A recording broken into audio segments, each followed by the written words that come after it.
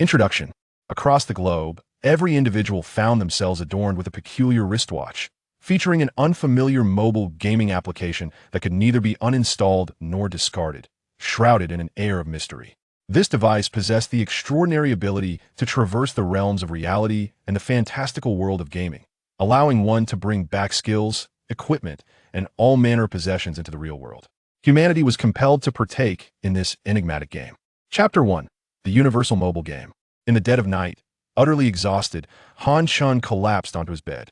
The day's work had finally reached its conclusion. Sigh, when will this monotonous existence come to an end? Han Chun lamented deeply. Since graduating, his life had been consumed entirely by work. The tasks at the company seemed never-ending. Daily overtime had become a norm, leaving him no time to pursue a romantic relationship, let alone gather with friends or indulge in a game. He yearned to boldly submit a resignation letter proclaiming, "The world is vast, I wish to explore it," yet circumstances tethered him. With no car, no house, no wealth, and no romantic partner, he epitomized the so-called youth of four voids. After considerable effort, he finally managed to rise from his bed, intent on enjoying a soothing hot shower before resting. However, the room was suddenly engulfed in darkness. Damn it, a power outage. In this age dominated by information, a blackout felt akin to a death sentence. Just as Han Shan resigned himself to the misfortune and prepared to call for repairs, a sharp pain pierced his wrist, akin to a needle's sting. Holy crap! Startled by the pain, Han Shan sprang to his feet. Upon glancing at his wrist, he was taken aback to find an oddly shaped black watch adorning his arm. Where did he buy this watch? Even if he had the means, he scarcely had the time. Han Chun fumbled with the watch, attempting to remove it for quite some time, only to discover it was firmly affixed, and the display was unresponsive. Sitting back down on the bed, he felt a wave of frustration. What on earth was happening? This watch felt akin to a shackle.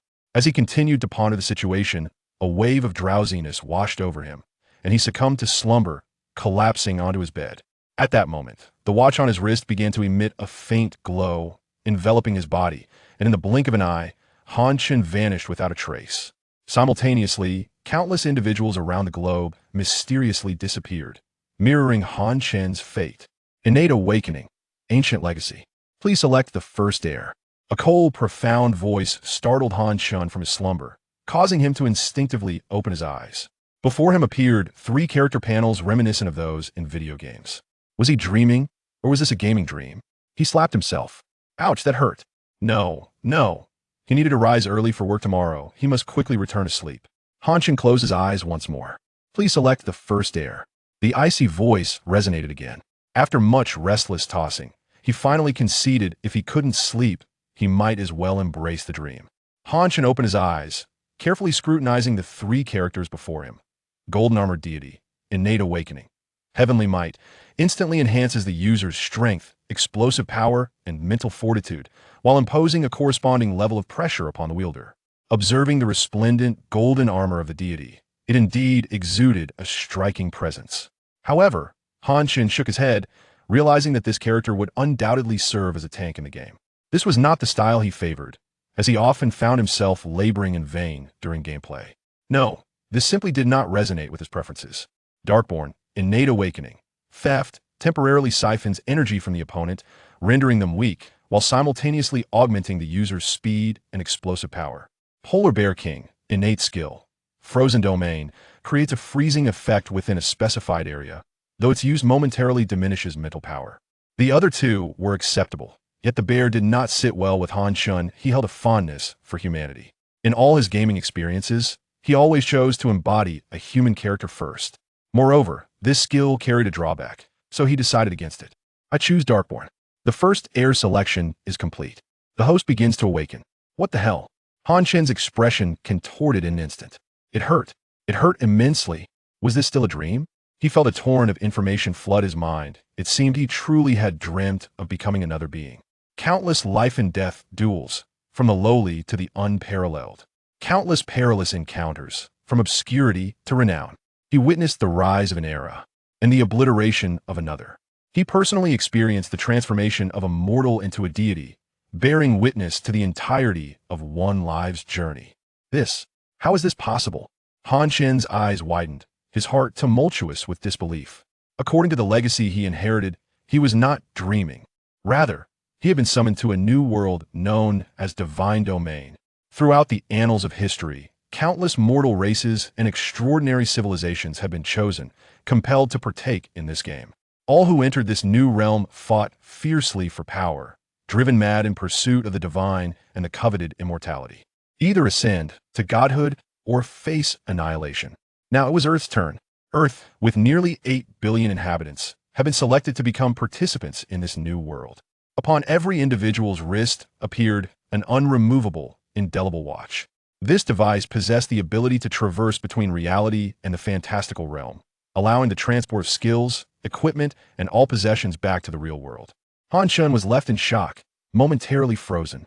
It took him an entire hour to process this overwhelming revelation. If the memories within his mind were indeed authentic, he comprehended that from this moment forth, the entire world would undergo an irrevocable transformation. Regardless of one's strength or wealth in the real world, all would become irrelevant from this point onward. All of humanity stood at the same starting line. Wealth, status, beauty, none would hold significance. This marked an unequivocally fair beginning for all of humankind. From this moment forth, the new world shall entirely upend the original realm. A chilling voice resonated once more. New world initiating 10, 9, 8, 7, 1. The surrounding space contorted, gradually reconstructing itself, and by the time Han Shun regained his senses, the scenery had transformed completely. Towering, lush thickets and undulating mountains stretched before him. To his dismay, the nightgown he had worn had vanished, leaving him bare-chested, adorned only with a skirt of animal hide that modestly covered his private areas. This restoration was rather thorough. One would expect at least a semblance of proper clothing. Han Shun found himself at a loss for words. This was akin to a primitive society. Simultaneously, he noted that the peculiar watch on his wrist remained intact. Could this be the reason? Han Shun gave it a firm tap, and suddenly the dial illuminated, startling him. A three-dimensional information panel materialized before him, displaying his personal details, dimensional space, and an option to exit the new world. Han Shun clicked on Personal Information. Level 1 unclassed. Life 10. Strength 10. Speed 10. Mental Power 10. Equipment. Animal Hide Skirt Level 1. Physical Defense 1. Black Load-Ear Item. Requires 2 Load-Ear Black Crystal Coins to return to the real world. Innate Awakening. Ancient Heritage. Skill. Dark Affinity. Han Shun then examined the dimensional space, which was approximately the size of a wardrobe.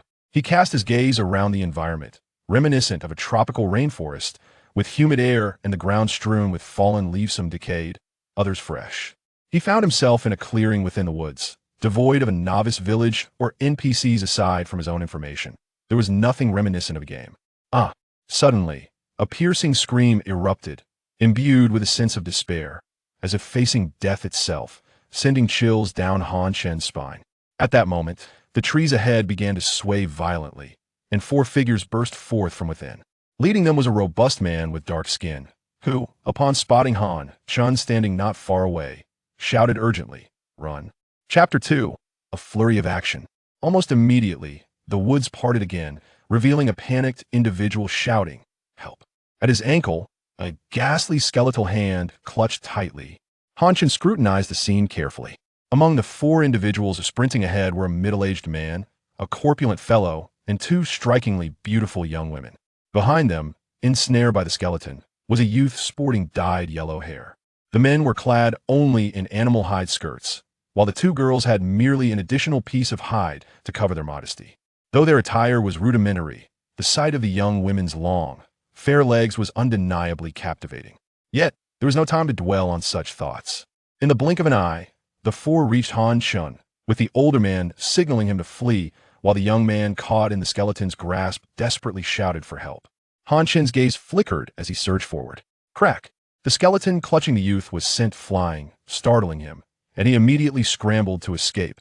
The onlookers were taken aback, their spirits quaking since their arrival in this bizarre realm, confronted with such peculiar entities, leaving no room for defiance. In the next moment, everyone stood in stunned silence. Han Shun unexpectedly charged once more towards the skeleton. He intended to slay it. His hands suddenly emanated an eerie, dark glow, pressing the skeleton forcefully into the ground once again. All present were left in astonishment. Could this individual be a Special Forces soldier? Suddenly, the nearby forest began to shake violently, and two young men, their faces etched with terror, burst forth from the thicket. One of them, a scholarly young man clad in gold-rimmed glasses, upon seeing the crowd, hardened his gaze, rushing towards the nearest beauty and forcefully pushing her backward. Two more skeletons emerged from the woods, colliding directly with the woman. "You scoundrel!" A burly man, his eyes aflame, seized the bespectacled youth attempting to flee, hurling him violently to the ground. This seemingly refined individual displayed such reprehensible behavior. At that moment, Han Chun swiftly turned, seizing the bone knife from the skeleton's grasp, and with a powerful strike, shattered the skull of the creature, sending it crashing to the earth. Then his gaze fell upon the beauty being thrust away. Unable to contain his ire, Han Chun exclaimed, "A bunch of cowards. How can mere skeletons instill such terror in you? I am utterly astounded." Han Chun recognized these creatures. According to the memories he had inherited, these beings, referred to as skeletal monsters, were the most rudimentary of foes within this new world.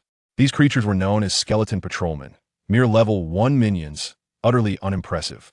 After being pushed away, Sui found herself ensnared by the skeletal monster, and as she beheld the creature raise its bone knife, despair washed over her. Suddenly, she witnessed an astonishing sight.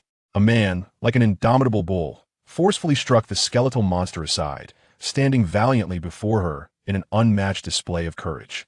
In that fleeting moment, thoughts of death vanished from her mind, her consciousness solely consumed by the presence of that man. After colliding with the skeletal monster, Han Shin aimed to press his advantage, leaping onto the creature, ready to deliver a decisive blow. But then, a sudden pain pierced his back. The beauty behind him screamed, and as he instinctively dodged, he discovered another skeletal monster looming nearby. Damn, the attack was ruthless. Han Shan cursed under his breath. These lowly creatures boasted limited intelligence and clumsy movements, making it easy to evade their strikes. Yet his focus had been diverted to the other skeletal monster, leaving him vulnerable. Both skeletal creatures charged at him, and Han Shin narrowly evaded the descending bone knife with a swift sidestep. He retaliated with a flying kick, sending one of the skeletal monsters sprawling. The other skeleton seized the opportunity to strike, but Han Shin's hands once again glowed with an ominous light, activating a shadowy skill that slowed the monster's movements. A prime opportunity. With a glint of determination in his eyes, he swung his blade, severing the creature's arm. The skeletal monster, now frenzied, charged towards Han Shun. With a disdainful smirk, Han Shun thought to himself, how audacious to face him unarmed. Did they truly believe him to be an easy target? With a swift lunge, the bone dagger pierced through the skeletal creature's body. A twist of the blade caused the skeleton to disintegrate. The fallen skeletal patrolman transformed into radiant crystals that surged into Han Chen's body, invigorating his spirit. At that moment, another skeletal creature charged forward. Han Chun deftly sidestepped the bone dagger, slicing past him. Damn it, that was close. Han Chun inhaled sharply before delivering a powerful kick that sent the skeleton sprawling to the ground. He then leaped over it, raising the bone dagger to strike down upon the skeletal fiend. 1 hit, 2 hits, 3 hits. The skeleton was crushed beneath Han Chen's relentless assault. The bone dagger abruptly vanished from his grasp, and another surge of radiant energy was absorbed into him, leaving him feeling rejuvenated. Finally, it was vanquished. Han Chun exhaled with relief, observing 3 black orbs of light hovering over the spots where the skeletal creatures had perished. He reached for the nearest orb, and a bone dagger materialized in his hand, nearly identical to the one he had just wielded, with a commendable feel to it. Low-tier bone dagger of the skeletal patrolman, a black low-tier weapon, physical attack 1, durability 10, requires 2 black crystal coins to bring back to the real world. What a delight. Indeed, defeating monsters yields equipment. This realm resembles a game in that respect. Han Chun casually swung the bone dagger, feeling satisfied it was at least a weapon he could rely on. He then collected the other 2 fallen black orbs. To his great joy, the other 2 skeletal creatures had dropped 5 black crystal coins, which was simply exhilarating. After all, black crystal coins were the currency of this new world, far more tangible than mere items. And they could also be taken back to the real world. How practical. Han Chun stashed his spoils away, feeling a wave of relief wash over him. At that moment, the onlookers regarded Han Chun as if he were a monster himself. This fellow was astonishingly fierce. While they had nearly wet themselves at the sight of the skeletons, he had battled them with the ferocity of a tiger, dispatching them as effortlessly as chopping vegetables. Now, However, he could finally relax. After collecting his rewards, Han Shun helped the beautiful woman still lying on the ground to her feet. He marveled inwardly at how this young lady, in her 20s, radiated vitality. Her skin was so supple, far surpassing that of any soft rubber he had ever encountered. Suhi appeared pale, rendered speechless by fright. At that moment, the bespectacled youth who had previously pushed her aside suddenly called out, "Hey, you there!" Han Shun paused. Taken aback, was he referring to me? The others looked at the youth in confusion, and upon seeing Han Shun ignore him, his expression darkened. "Hey, you there! Didn't you hear me calling you?" The youth's tone grew more insistent. "What do you want?" Han Shun replied, momentarily bewildered. "This monster was obviously attracted by us. What gives you the right to claim all the loot? Hand it over." The youth, sensing Han Shun's response, grew increasingly self-satisfied, believing that as a person of stature, acquiring these treasures would be effortless. He had witnessed Han Shun wielding the bone dagger with great prowess, and those dark crystal stones must surely be valuable. Chapter 3. The rising star. The surrounding individuals regarded the young man with gold-rimmed glasses as if he were a fool. Just moments ago, he had rescued them. Yet now he turned hostile and sought to seize another's possessions. How utterly unreasonable. Nevertheless, a few gazes flickered with intrigue.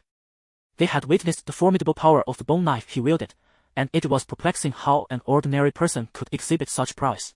Upon hearing this, Han Cheng felt a surge of amusement. It appeared they were brazenly attempting to commit robbery. "Hey! Are you out of your mind? If it weren't for him, we would all be dead here. Truly heartless!" Su He exclaimed, growing increasingly agitated. Not only had he used himself as a human shield, but now he was repaying kindness with malice. The expression on the young man with the glasses darkened, and he glared at Su He, bellowing, "Do you know who I am?" At his words, several individuals exchanged glances, scrutinizing the youth with newfound suspicion, one of them incredulously murmuring, "He seems to be." Another girl, brimming with excitement, quickly tidied her hair and adjusted her posture, her excitement palpable as she declared, "You are Su Jing, Master Su." "Su Jing!" The crowd gasped in astonishment.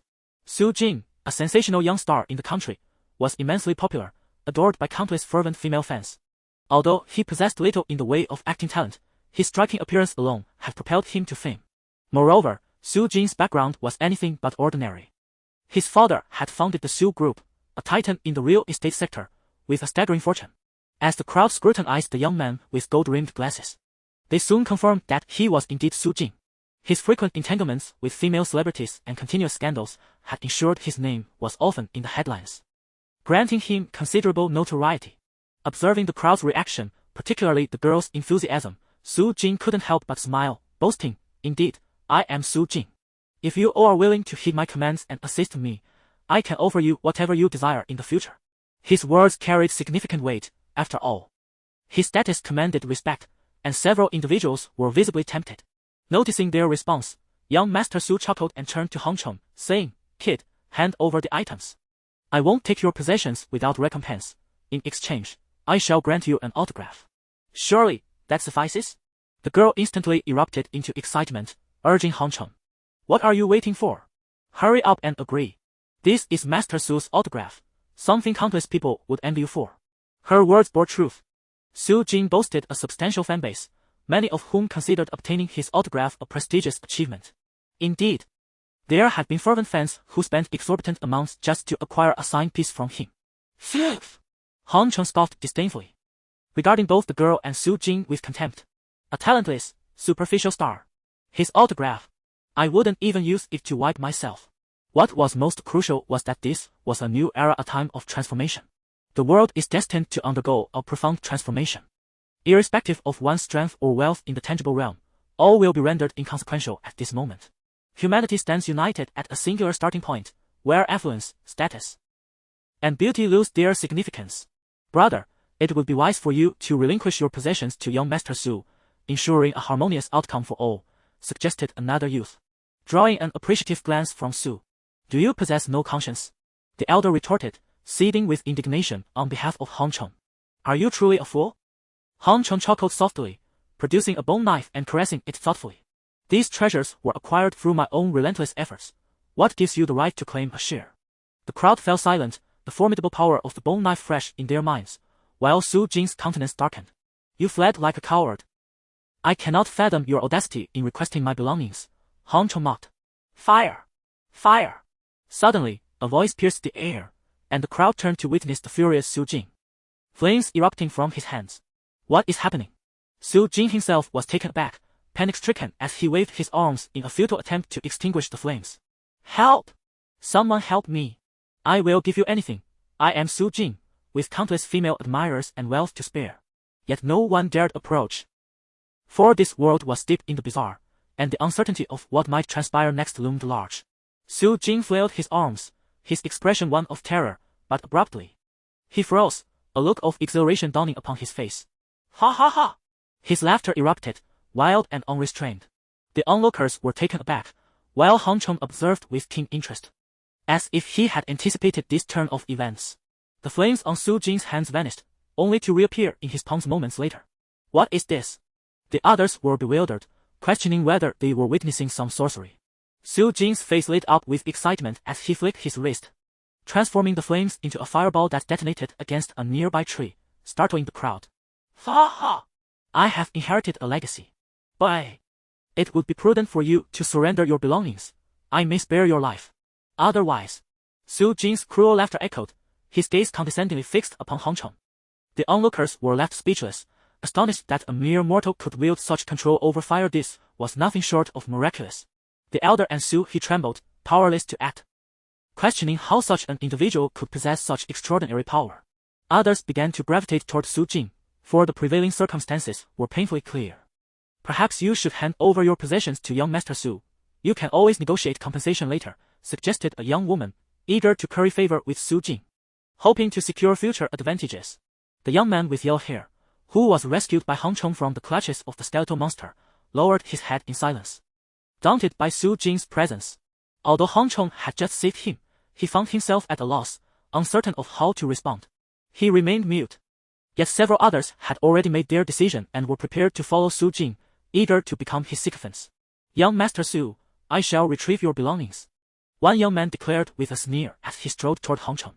Su he attempted to rush forward, but an older man grasped her arm, shaking his head in disapproval.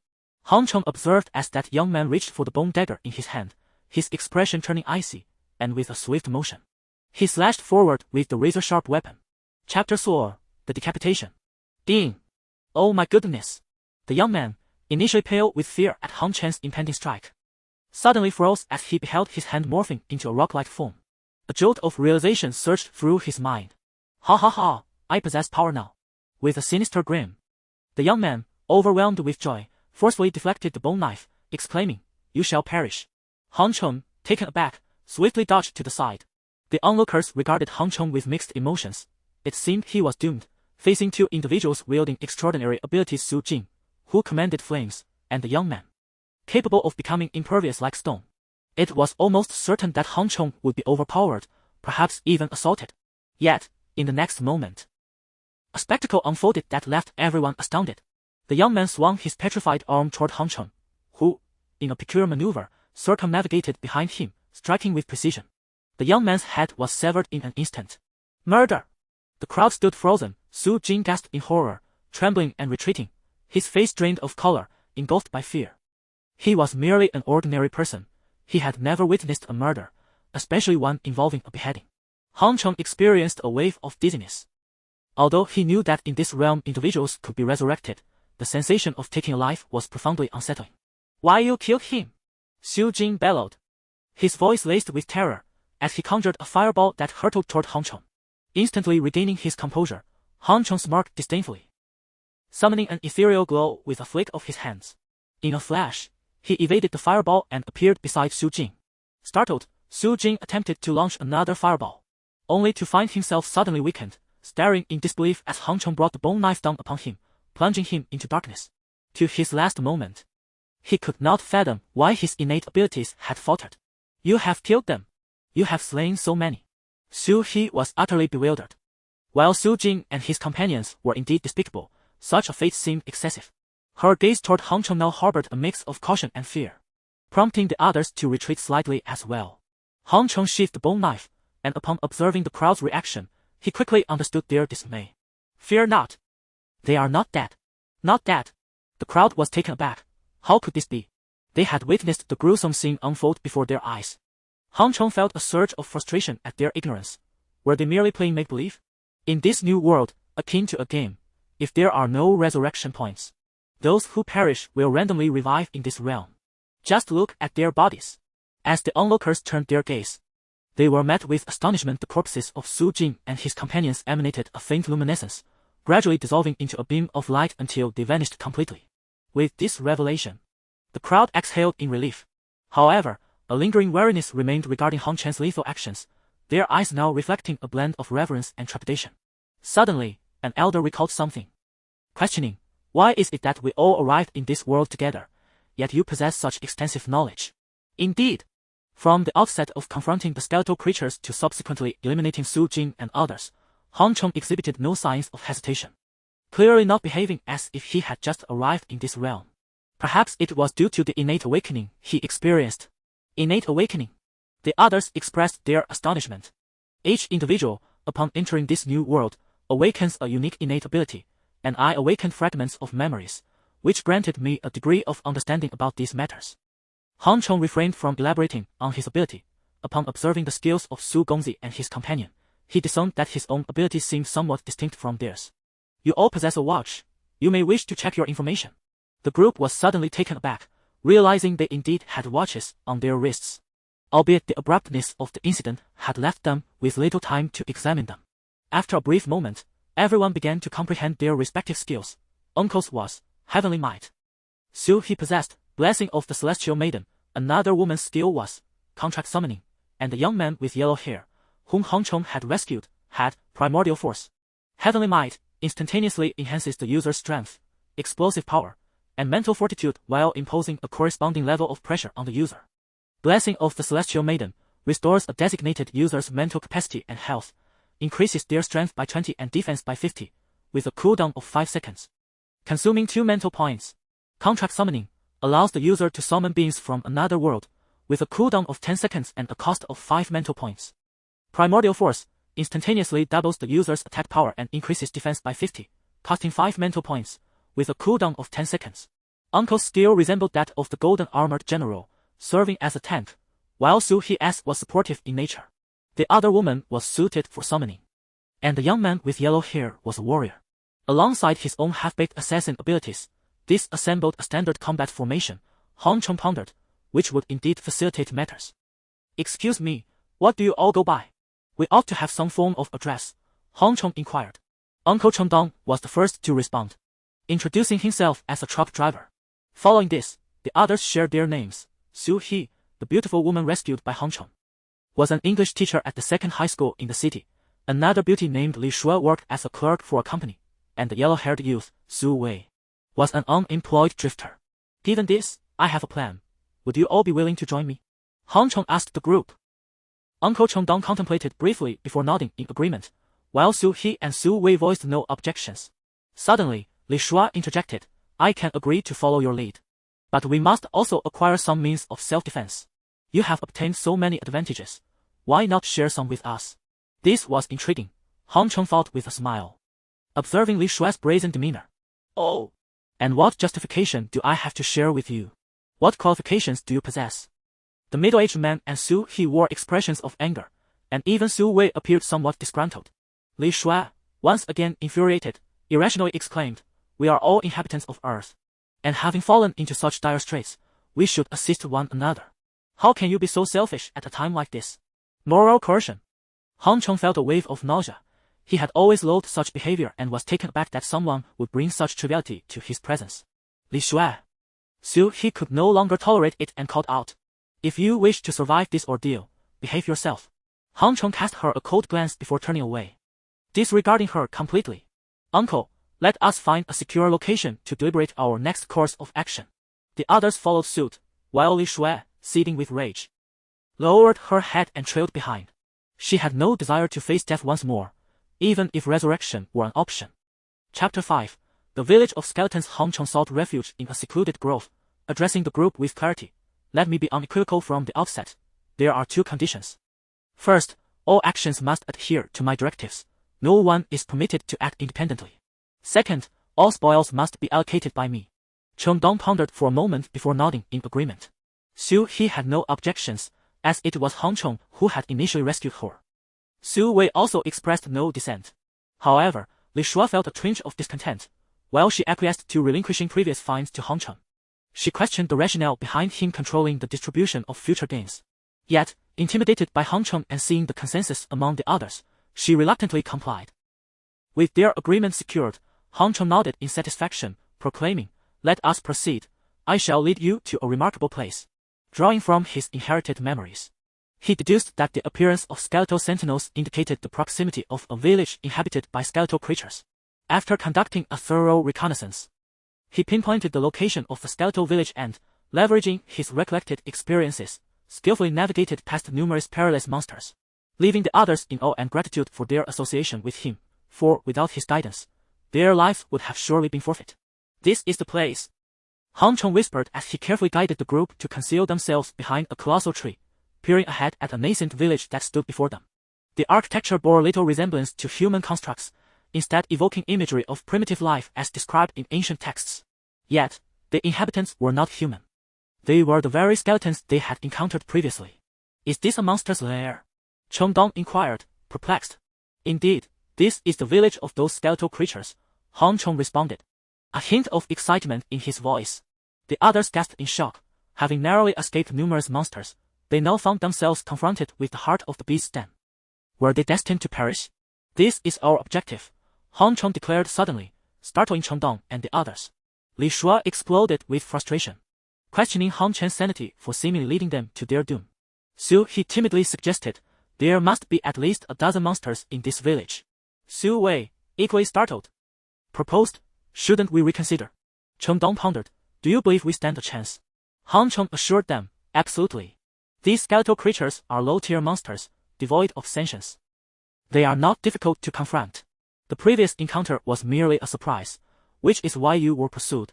Now that you understand your abilities, taking down this village should pose little challenge." Li Shua retorted, "On what grounds do you make that assurance?" Ignoring her, Han Chong turned to Chengdong, saying, "Uncle, we will need your assistance. Follow my lead. You will initiate the engagement. Xu Wei, stay close to him. Xu He, await the opportune moment to unleash your skills, and I shall handle the rest." As Chengdong and the others nodded in agreement, Li Shua, feeling sidelined, exclaimed, "What about me? Why am I not included?" Han Chong cast a fleeting glance at her and casually remarked, "Handle it as you see fit." This left Li Shua momentarily speechless. Subsequently, Han Chong focused on the patrolling soldiers around the perimeter of the village, patted Chengdong on the shoulder, and said, "It's your turn, uncle." Chengdong clenched his fists, filled with determination as he gazed at the skeletal monster ahead. Taking a deep breath, he mused that death was not absolute, and fate dictated life and wealth. He steeled himself for the confrontation. With a burst of resolve, Chengdong pushed through the thicket and charged towards the skeletal creature in righteous anger. In that moment, he felt as though he had returned to the days spent in the internet CF with his comrades battling through dungeons. "Come forth, you wretched fiends!" Chengdong bellowed, instantly drawing the attention of the 4 patrolling skeletons. The skeletal beings brandished their bone swords and rushed at him. Without hesitation, Chengdong unleashed his skill, causing the skeletal monsters to slow their movements under the influence of divine might. Following closely behind, Xu Wei managed to send one of the skeletons flying. However, the remaining 3 continued their advance towards Chengdong. "Blast it!" Chengdong exclaimed, dodging the bone swords with the agility of a street brawler. But ultimately overwhelmed by their numbers, he was struck twice, causing his health to drop by 2 points. "Ouch! That hurts like hell!" Chengdong found himself in a dire predicament but pressed on, engaging in a fierce struggle with the skeletons. Han Chong soon joined the fray, activating his skill to deliver a fatal blow to the skeleton that Xu Wei had sent flying, its essence transforming into shimmering light that was absorbed into Han Chen's being. At that moment, Chengdong's health dwindled to 5 points, having endured 5 strikes, while the health of the 3 skeletons had also been significantly reduced.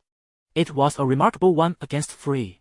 "Impressive, uncle," Han Chong teased, then called out to Xu He, "Quick, use your skill on uncle." Yet, Xu He and Li Shua appeared somewhat at a loss. After considerable effort, Xu He finally managed to release her skill just as Chengdong was left with 3 health points.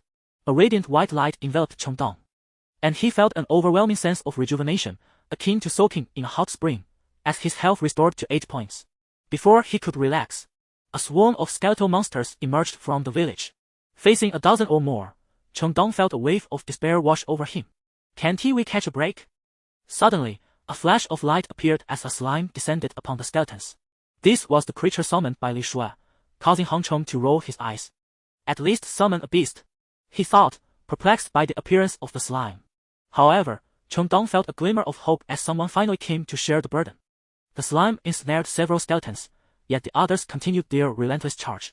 Hang Cheng was the first to spring into action, executing a low dash while wielding his bone sword to sever the leg bone of a skeleton, then swiftly retaliating with a crushing blow that shattered its skull, leading to the skeleton's demise.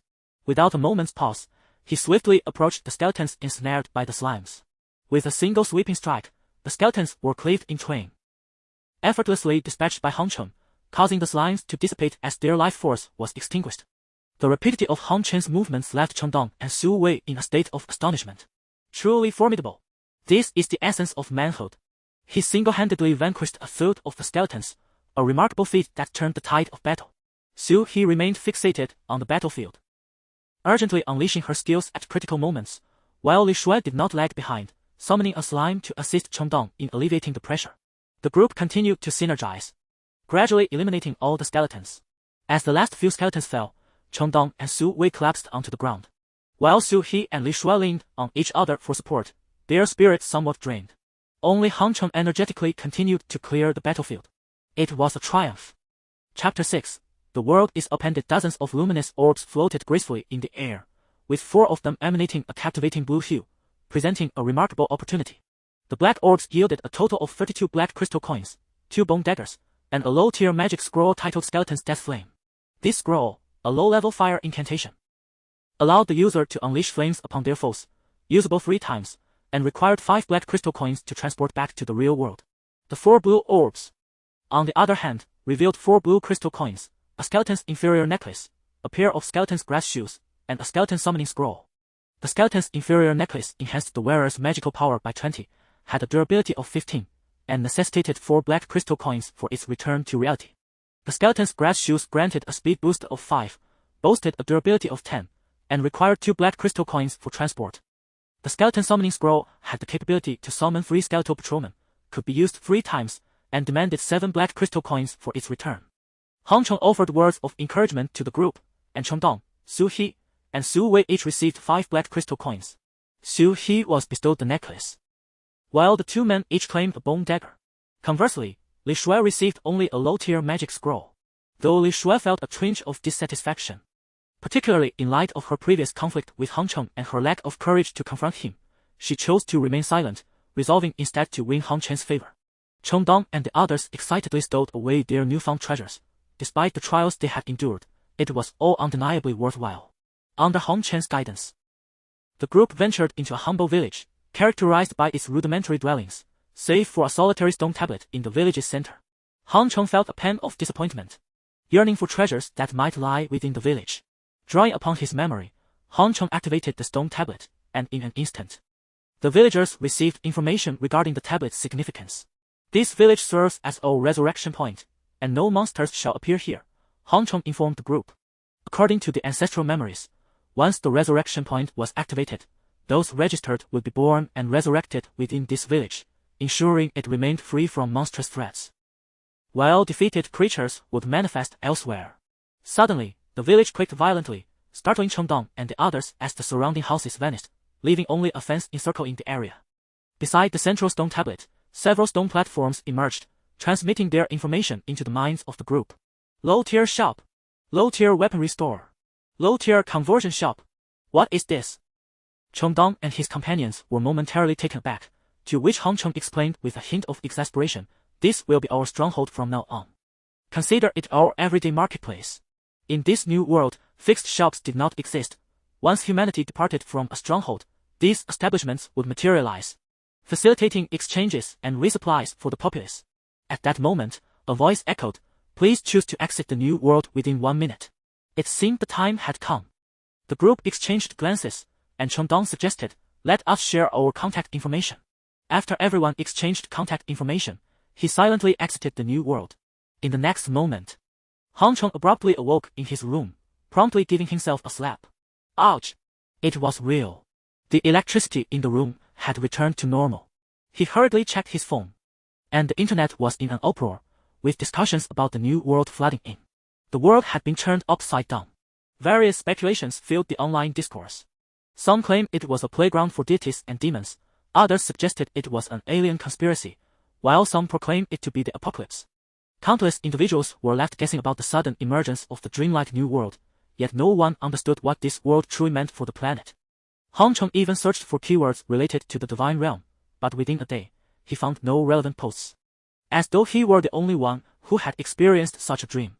While many reveled in the realization that their attempts to bring skills and even weapons into reality were not mere dreams but indeed reality. Only Hong Cheng was aware of the arduous trials that lay ahead. The divine beings did not create the divine realm to provide free enlightenment to the 8 billion people on the planet. 7 calamities and 3 tribulations awaited them. If humanity could not unite and swiftly harness the power of the divine realm, all of civilization would crumble to ashes before these calamities, just like countless races before them. In Han Chen's memory, the civilization of that individual had teetered on the brink of extinction for centuries, and though he had barely ascended to divinity, he ultimately could not withstand the final tribulation, leaving behind a legacy that had now reached Hong Cheng. That civilization was called Water Blue Star, which, before the arrival of the divine realm, was no different from the earth where Hong Cheng resided. Goodness, even the great ones failed to transcend. Hong Cheng gripped the mouse in his right hand, staring blankly at the computer screen, his mind replaying the memories of that individual, a chill running through him.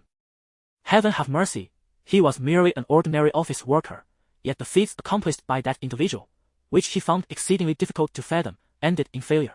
The difficulty of transcending was truly akin to ascending to the heavens. Ding ding ding. The phone startled Hong Cheng from his reverie. He took out his phone to see that it was a call from his parents, who were miles away. Hello, son. Did you have that strange dream? As soon as he answered, his mother's slightly anxious voice came through the line. Mom, you had the dream too, right? Listen to me, don't worry. Haven't you harvested a good amount of grain this year? Just hold on to it for now and don't sell it. Also, try not to go out in the next few days until I return. Hong Cheng advised. He had considered that the initial arrival of the divine realm would surely cause chaos. The internet was already a whirlwind of confusion. There were even reports of individuals brandishing exchanged bone knives in the streets, and when apprehended by the police, one attempted to resist by conjuring flames from both hands, only to have the flames extinguished on the spot by a bucket of water, leading to their arrest. Such occurrences are far from rare. And in the land of xianxia, they are regarded favorably, as the populace possesses a relatively high awareness of the law and is generally able to maintain control.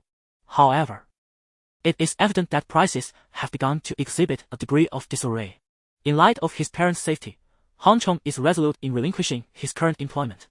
He intends to resign today and return home tomorrow.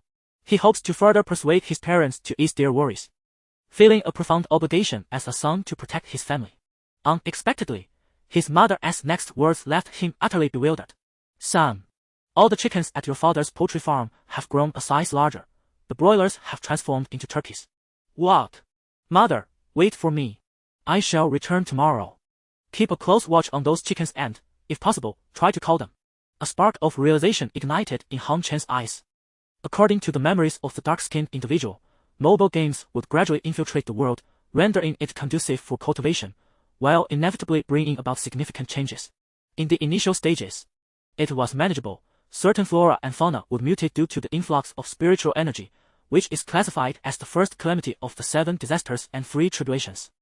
As the first tribulation approaches, a faction of monsters from the games would establish a connection with the real world, unleashing catastrophic consequences upon Earth. Hong Cheng recalled the dark-skinned individual as memories with a throbbing headache. Meanwhile, his mother continued, Son, rest assured, these chickens are currently trapped in their cages and cannot escape. You have no idea how imposing your father is. With a mere wave of his hand, a dog appeared, scaring the chickens so much that they dared not come out. Amidst his astonishment, Hong Cheng also felt a twinge of frustration. His mother's tone, when mentioning both son and dog, was strikingly similar. Could it be that this call was merely to boast about her new canine companion? Chapter 7. The altered reality. Shaking his head to dispel frivolous thoughts, Hong Cheng spoke. Mom, just take care of yourself. I'll be back tomorrow. I'll hang up now. Hey, my son. I haven't even told you about that dog yet. You won't believe it, this dog. Before she could finish, Hong Chong ended the call, a bittersweet smile fading into a knowing grin. It was a relief that his family was safe. After hanging up, Hong Chong noticed several WeChat invitations from the people he had met in the game. Upon seeing Hong Chong finally join the group, the others erupted with excitement, suggesting they meet in reality, while some recounted their earlier boastful tales of conquering a village together. Not just Hong Chen's small group of 5, but various other groups were brimming with discussions about the game. The impact of this game on the world was profound. And the emergence of mutated animals was not confined to Hong Chen's parents' chicken farm. Many were beginning to realize that the game would bring about significant changes to reality. Hong Chong quietly observed, successfully integrating himself into the fervent discussions surrounding the game. Upon arriving at the office, he found that everywhere he went, whether on the street or within the company, people were engrossed in conversations about the wristwatch game. After bidding farewell to a few colleagues he had grown close to, he lightly handed his resignation letter to his boss. Returning home, he meticulously organized his belongings, packing everything he needed for the next day. He had already coordinated with Chengdong, who worked as a driver, to give him a ride. The future was far too daunting for Hong Chong to face alone. Chengdong was a decent fellow, having shared a hometown with him, making him a valuable ally. The following afternoon, Hong Chong arrived at his rural family home. Upon his arrival, he discovered that his parents had already begun their meal. A large soup pot brimmed with a chicken the size of a turkey, emitting an irresistible aroma that wafted through 2 walls. "Mom, did you kill a chicken?" Hong Chong rushed over, neglecting his luggage. "Yes. He and your dad worked together to do it." His mother, Lu Linghua, beamed with pride. Noticing no one was around, Lu Linghua leaned in closer to Hong Chong and whispered, "Let me share a secret with you. These chickens are incredibly filling. Ever since we emerged from the game, our appetites have increased dramatically. With these chickens, we no longer need to worry about not being full after a big meal.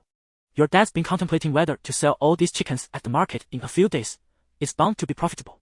Hong Chong couldn't help but chuckle at his mother's enthusiasm. "Mom, let us not think about selling just yet. I'll work on a gathering technique that can transform the chicken carcasses into essence ingredients, which we can use as our sustenance." For now, in Hong Chen's view, the allure of money in the real world held little significance. As long as he had enough, that was sufficient. Looking ahead, as the world continued to mutate and the game's influence deepened, crystal coins would undoubtedly become a universal currency. "You're right, son. You don't know this, but your mother has inherited the talent of a spiritual chef, capable of imbuing cooked food with attributes. Just take a look at the dishes on the table with your wristwatch." Father Hong Chiu gestured for Hong Chong to take a look at the dishes on the table. Upon glancing at his watch, Hong Chong indeed saw a clear attribute emerge: Level 1 chicken soup. A black item that restores 2 points of health for a duration of 10 seconds, with no cooldown period. He then turned his attention to the fried chicken leg beside it. Hong Chiu signaled once more. Level E fried chicken leg. A black item that instantly restores 3 points of health upon consumption. Hong Chong, taken aback, involuntarily exclaimed, "Mom and Dad, have you inherited the memories of the great powers as well?" "What memories of great powers? Is this not something one could easily uncover with a bit of exploration? Besides, your parents are internet savvy, the wisdom of netizens is boundless." Hong Chiu replied with a knowing look. "In Hong Chen's heart, you are my father. Your words hold authority." Ultimately, Hong Chong decided to remain in the countryside to develop his life, focusing solely on tending to his modest plot of land. He believed that achieving success meant benefiting the world, though he was currently neither inclined nor equipped for such ambitions. For now, witnessing his parents safe and sound was his greatest accomplishment. After resolving to finish the chicken soup, Hong Chong examined the gaming interface on his watch, accessing the stronghold. He first spent 2 black crystal coins in the low-level conversion shop to transform 20 black crystal coins into 2 blue crystal coins. Coupled with the previous 6 blue crystal coins he had acquired, he exchanged them for 2 skill books, one on gathering techniques valued at 3 blue crystal coins, and another on cooking skills intended for Lu Linghua. The cooking skill, as one might expect, would greatly enhance Lu Linghua's culinary prowess, especially with her innate talent as a spiritual chef, allowing her to prepare dishes with superior attributes. The gathering technique, on the other hand, was truly remarkable. Consistent use would lead to continuous upgrades, and only with the appropriate level could one process corresponding ingredients. To illustrate, the earlier chicken soup required consuming an entire mutated chicken to obtain its full attributes, whereas the gathering technique could condense the essence of the entire chicken into a single chicken leg. This not only made usage convenient but also ensured that the cooked dishes possessed far greater qualities. Han Cheng noted the announcement on his watch, stating that access to the game would only be available in the evening. With nothing else to occupy his time, he decided to seize the opportunity to slaughter and cook all the chickens. Both the gathering technique and cooking skills required energy, prompting him to purchase 300 level 1 recovery pills at the price of 1 black crystal coin for 5 pills, ultimately spending 30 black crystal coins to bring them into reality, leaving him with only 3 black crystal coins. Nonetheless, despite this extravagance, the chicken farm still housed over 1,000 live chickens. Even with the ability to instantaneously transform ingredients into gourmet dishes through the cooking skill, the workload remained substantial. This won't do. I must find a few helpers. Han Chiu wiped the sweat from his brow. After years of raising chickens, he never imagined there would come a day when he would lament the abundance of his flock and the exhaustion of butchering them. Perhaps I should invite the Lu family next door, whose daughter plays the game with us, to come over and lend a hand. While Lu Liwa busily showcased her culinary skills, she looked up and remarked, "No, you are well aware of the character of old Lu's daughter. Sam, take a few chicken wings and drumsticks over there to invite the 2 young men from Uncle Jane's house." Nearby, Han Chiu called out to Han Cheng, who was about to leave. Han Cheng nodded, as he had no recollection of old Lu's daughter. After all, since attending school, he had seldom lived in the countryside and had little interaction with the villagers. His memory of the 2 young men from Uncle Jane's house was limited to a passing glance at the intriguing pair of twins when he walked through the village. However, he trusted his father's words implicitly. Thus, Han Cheng retrieved 5 drumsticks and 5 wings, placed them in a plastic bag, and set off. Upon arriving at Uncle Jane's home, after a brief chat, the chicken legs and wings persuaded them, and he successfully invited the 2 young men to his chicken farm. Upon hearing that Han Cheng had already conquered a village and could even produce such extraordinary culinary delights, the 2 young men felt a deep admiration for him. They were neither foolish nor naive, recognizing the potential of this opportunity. They were more than willing to work for free. Han Cheng, however, said nothing further and quietly led the 2 into the grand endeavor of chicken slaughtering. Chapter 8. Re-entering the game that evening. In the wristwatch space shared by Han Cheng and his parents, an array of level 1 chicken wings and level 1 chicken legs was displayed. The consumption of level 1 chicken wings could instantly restore 10 points of energy with a cooldown period of 10 seconds.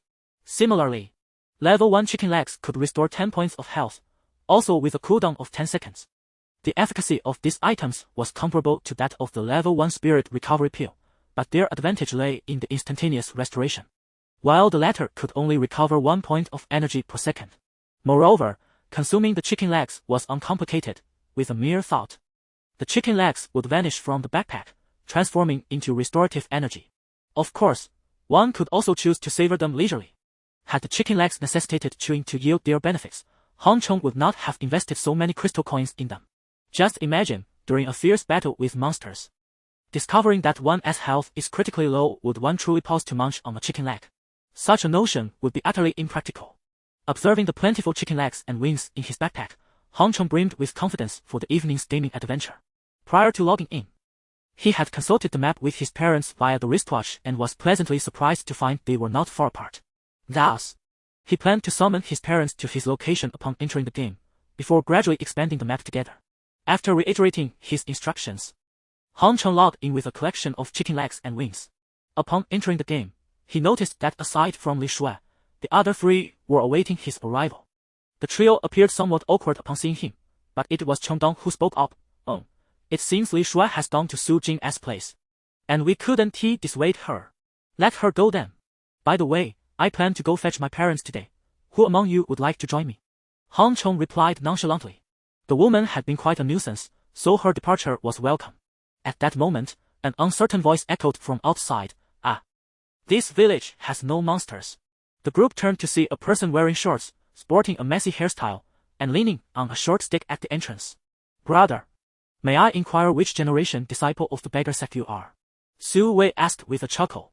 Having exited the game 2 days prior, he was aware that many in this world fared worse than himself, yet he was taken aback to encounter someone in such dire straits upon logging back in. "You are the beggar here. Must I remind you that at my young age, I already possess several companies and buildings?" The newcomer, having been jested as a beggar, was not angered by the light-hearted banter. As he approached the quartet, his eyes gleamed with excitement. "It appears you fellows are doing quite well. I now offer you an opportunity. Would you care to follow me? Pah! Who do you think you are? We are not interested. Su Wei scoffed, abandoning their own ambitions to follow a beggar. That would be sheer folly. However, Cheng Dong turned his head, scrutinizing this beggar, and suddenly inquired, Are you Song Jian, the son of the health pharmaceuticals company? Ah, I can't believe someone here recognizes me. Yes, I am Song Jian, the one behind the health elixirs. Jing Jian, feeling quite pleased to be acknowledged, swaggered over and threw an arm around Cheng Dong's shoulder. How did you recognize me, uncle? Cheng Dong's expression turned awkward as he glanced at the four pairs of curious eyes. Ultimately responding truthfully, I once delivered goods to his family and saw his photograph at the company's entrance. It was enormous. Cheng Dong gestured with his arms to illustrate just how large it was. Well, it was simply very large. The faces of the onlookers darkened. After all, who would dare to display their own photograph at the entrance of their company? Now that you are all aware of my identity, let us simplify matters. Who among you wishes to join me? I will provide accommodation and a monthly base salary of at least 100,000, along with various commissions. Jin Jian declared, tilting his chin upward. At that moment, he envisioned his disheveled appearance as a regal crown, holding the short stick in his hand like a scepter of power. However, after a prolonged silence, no one responded to his call. Only Su Wei, considering his feelings, ventured, Oh, let us not, that's a bit too little.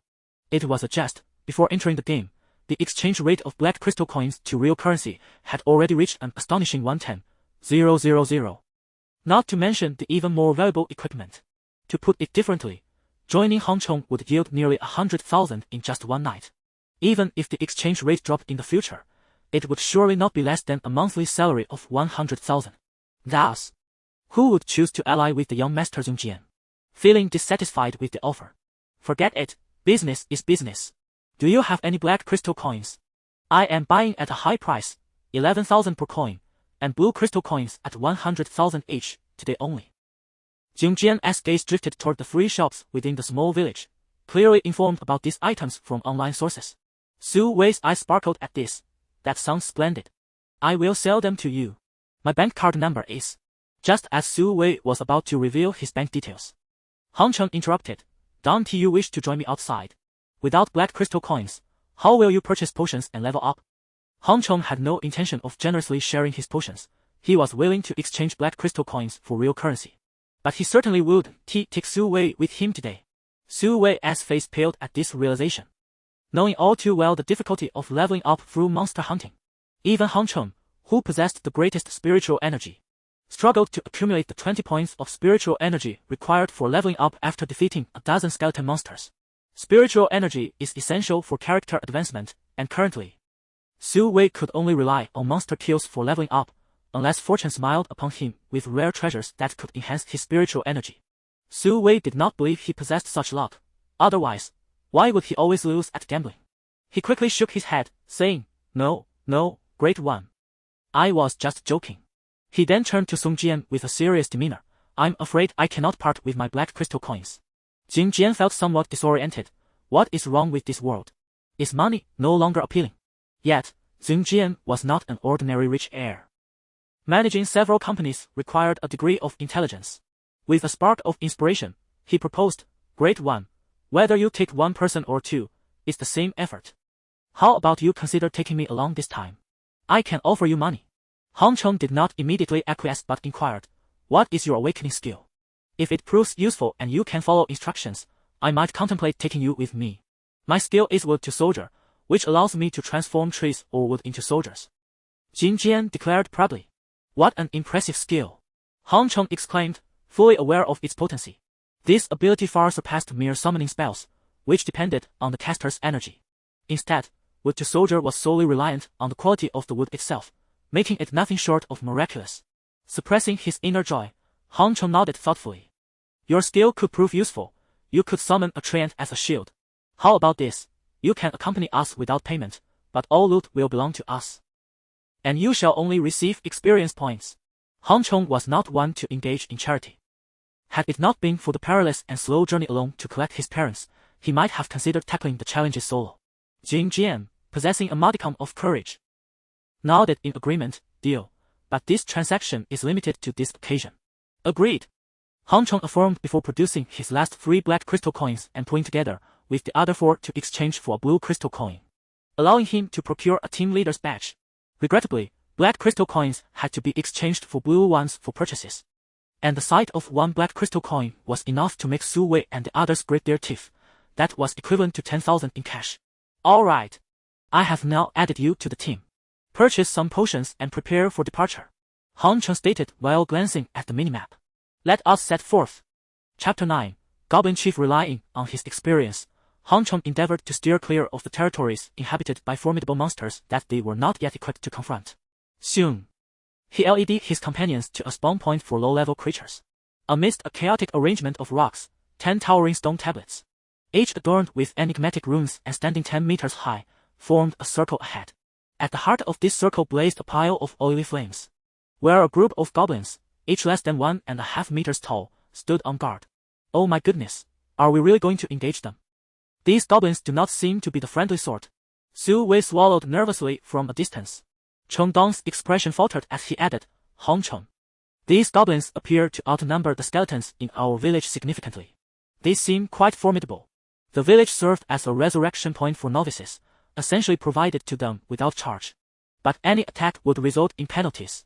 Han Cheng offered a brief explanation, glancing at Su Wei's distressed face, and asserted, enough talk. Following my lead, we shall methodically clear out this goblin tribe. Seeing Han Chen's resolve, Cheng Dong refrained from further debate and clenched his teeth. What would you have me do? Should I charge in to draw their attention? Han Cheng shook his head. These goblins possess intelligence and strength far superior to those skeletons. If you rush in, you would likely be overwhelmed within a second. How intelligent could these little green-skinned creatures possibly be? Jin Jian scoffed.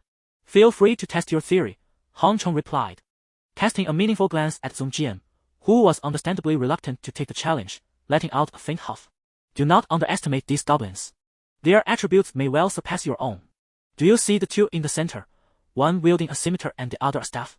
Engaging them one-on-one would be unwise. Han Cheng pointed out the 2 goblins, whose sizes were noticeably larger than their kin. Monsters are categorized by level. The skeletons we previously encountered were merely common black-tier creatures, possessing only 70% of our attributes. In contrast, those 2 goblins might very well be blue-tier elite monsters. Should they be of a higher level than us, their weaponry could easily overpower our entire team. Then why have you brought us here? Jing Jian inquired, puzzled. As long as I have brought you here, I possess a strategy to defeat them. Come, I shall guide you in defeating these creatures, Han Cheng declared, gesturing grandly as he approached a large stone pit. The terrain was low-lying, with 2 massive stones obstructing the view of what lay within the pit. Han Cheng surveyed the area with satisfaction and produced a skeleton summoning scroll, summoning 3 skeletal patrolmen. Jing Jian was taken aback by this display, his eyes gleaming as he gazed at the scroll in Han Chen's hand. Brother, you have quite the collection. Name your price. I may consider selling you some good items later, Han Cheng replied, not dismissing Jing Jian outright. He then directed one of the skeletal patrolmen to stumble forth into the unknown. The surrounding goblins, upon witnessing a diminutive skeleton soldier daring to provoke them, erupted in raucous cries as they charged forward, brandishing their wooden clubs. Prepare yourselves, we shall confront them just as we dealt with the skeletons before, Han Cheng declared. What about me? Jing Jian, feeling anxious at not being assigned a task, contemplated summoning a treant, yet found himself surrounded by stone, with not a single tree in sight. Do as you wish, just ensure you remain unscathed, Han Cheng replied casually, then focused intently on awaiting the arrival of the goblin patrol. The 3 goblins, still clamoring, followed closely behind the skeleton soldier, only to step directly into a pit, where they were met with Cheng Dong's poised might. Although the goblins were momentarily unfazed, they felt a sense of indignation and shifted their focus toward Cheng Dong. Su He, be ready to heal at all times. We must eliminate them swiftly, otherwise, the goblins will send reinforcements, Han Cheng shouted. Without delay, Han Cheng surged forward, employing a stealthy maneuver to weaken one of the goblins, then swung his bone blade fiercely toward its neck. At the same instant, Su Wei unleashed his primal power, delivering a blow that left the goblin momentarily dazed. Jing Jian observed from the sidelines, realizing the situation was not as perilous as he had imagined. Yet, when he grasped his club and saw a goblin turning to strike him, he became frightened and retreated, even dropping his weapon to the ground. Before Zong Jian could retrieve his short club, the 3 goblins had already disintegrated into motes of light under the onslaught of their combined might. Hong Chong felt a jolt of exhilaration, akin to the refreshing sensation of a cool summer bath. A hazy white light began to emanate from his forehead as he finally leveled up after vanquishing the last goblin. In the realm of the divine, each advancement in level grants an increase of 10 points in health, 5 points each in strength, spirit, and speed, along with an additional 10 points in free attributes. Thus, ascending from level 1 to level 2 effectively doubled Hong Chen's attributes. With the memories of the Dark Progenitor at his disposal, Hong Chong allocated 5 points each to speed and strength. His current status read, level 1, unclassed, health 20, strength 20, speed 20, spirit 15, equipment, omitted. Innate awakening, ancient heritage, skill, Dark Progenitor theft. The Dark Progenitor, akin to an assassin, suffers from slow speed and weak strength, both of which are indispensable. Have you leveled up, esteemed one? Su Wei remarked with envy as he gazed at Hong Chong. In high spirits, Hong Chong surveyed the goblin tribe, blissfully unaware of the absence of three of their members, and remarked, "Fear not, there are still dozens of goblins within, enough for all of you to reach level 2.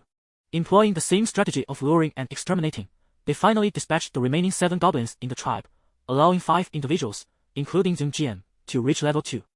The requirements for advancing from level 2 to 3 necessitate 100 spirit points, 5 times the amount needed for the previous level. Hence Hong Chong was not in a hurry to level up. After advising them on how to allocate their points, he also distributed the loot that had been collected.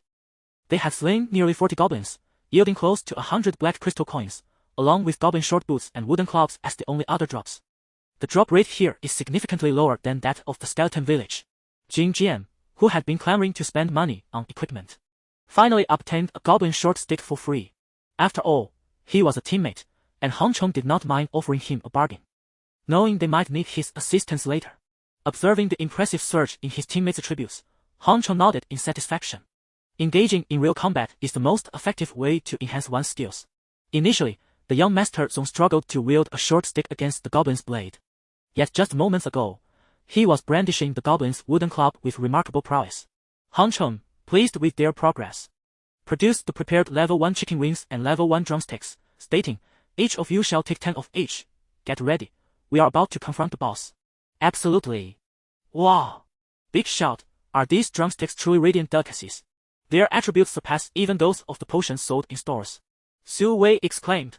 Do your best to conserve these drumsticks. Any leftovers can be taken back into reality. Have you noticed an increase in your appetite in the real world? These drumsticks can stave off hunger, Hong Chong elaborated. The raw materials were not particularly precious, merely a flock of ordinary mutated chickens. Now, he required their assistance to navigate this area for greater profit. Thus he was generous with his gifts. Alright, it's time to confront the monsters, Hong Chong declared, sensing it was time to proceed. And led the group out of the pit. Upon spotting Hong Chong and his companions, the goblin in the center realized the fate of its subordinates, and was instantly consumed by rage, charging towards them with 5 goblin patrollers. Be cautious, this is an elite monster. After establishing a hostile relationship, Hong Chong clearly observed the blue text above the goblin leader wielding a curved knife. Goblin Commander, Level 2. Chapter 10. The skill book. The goblin leader did not disappoint its level.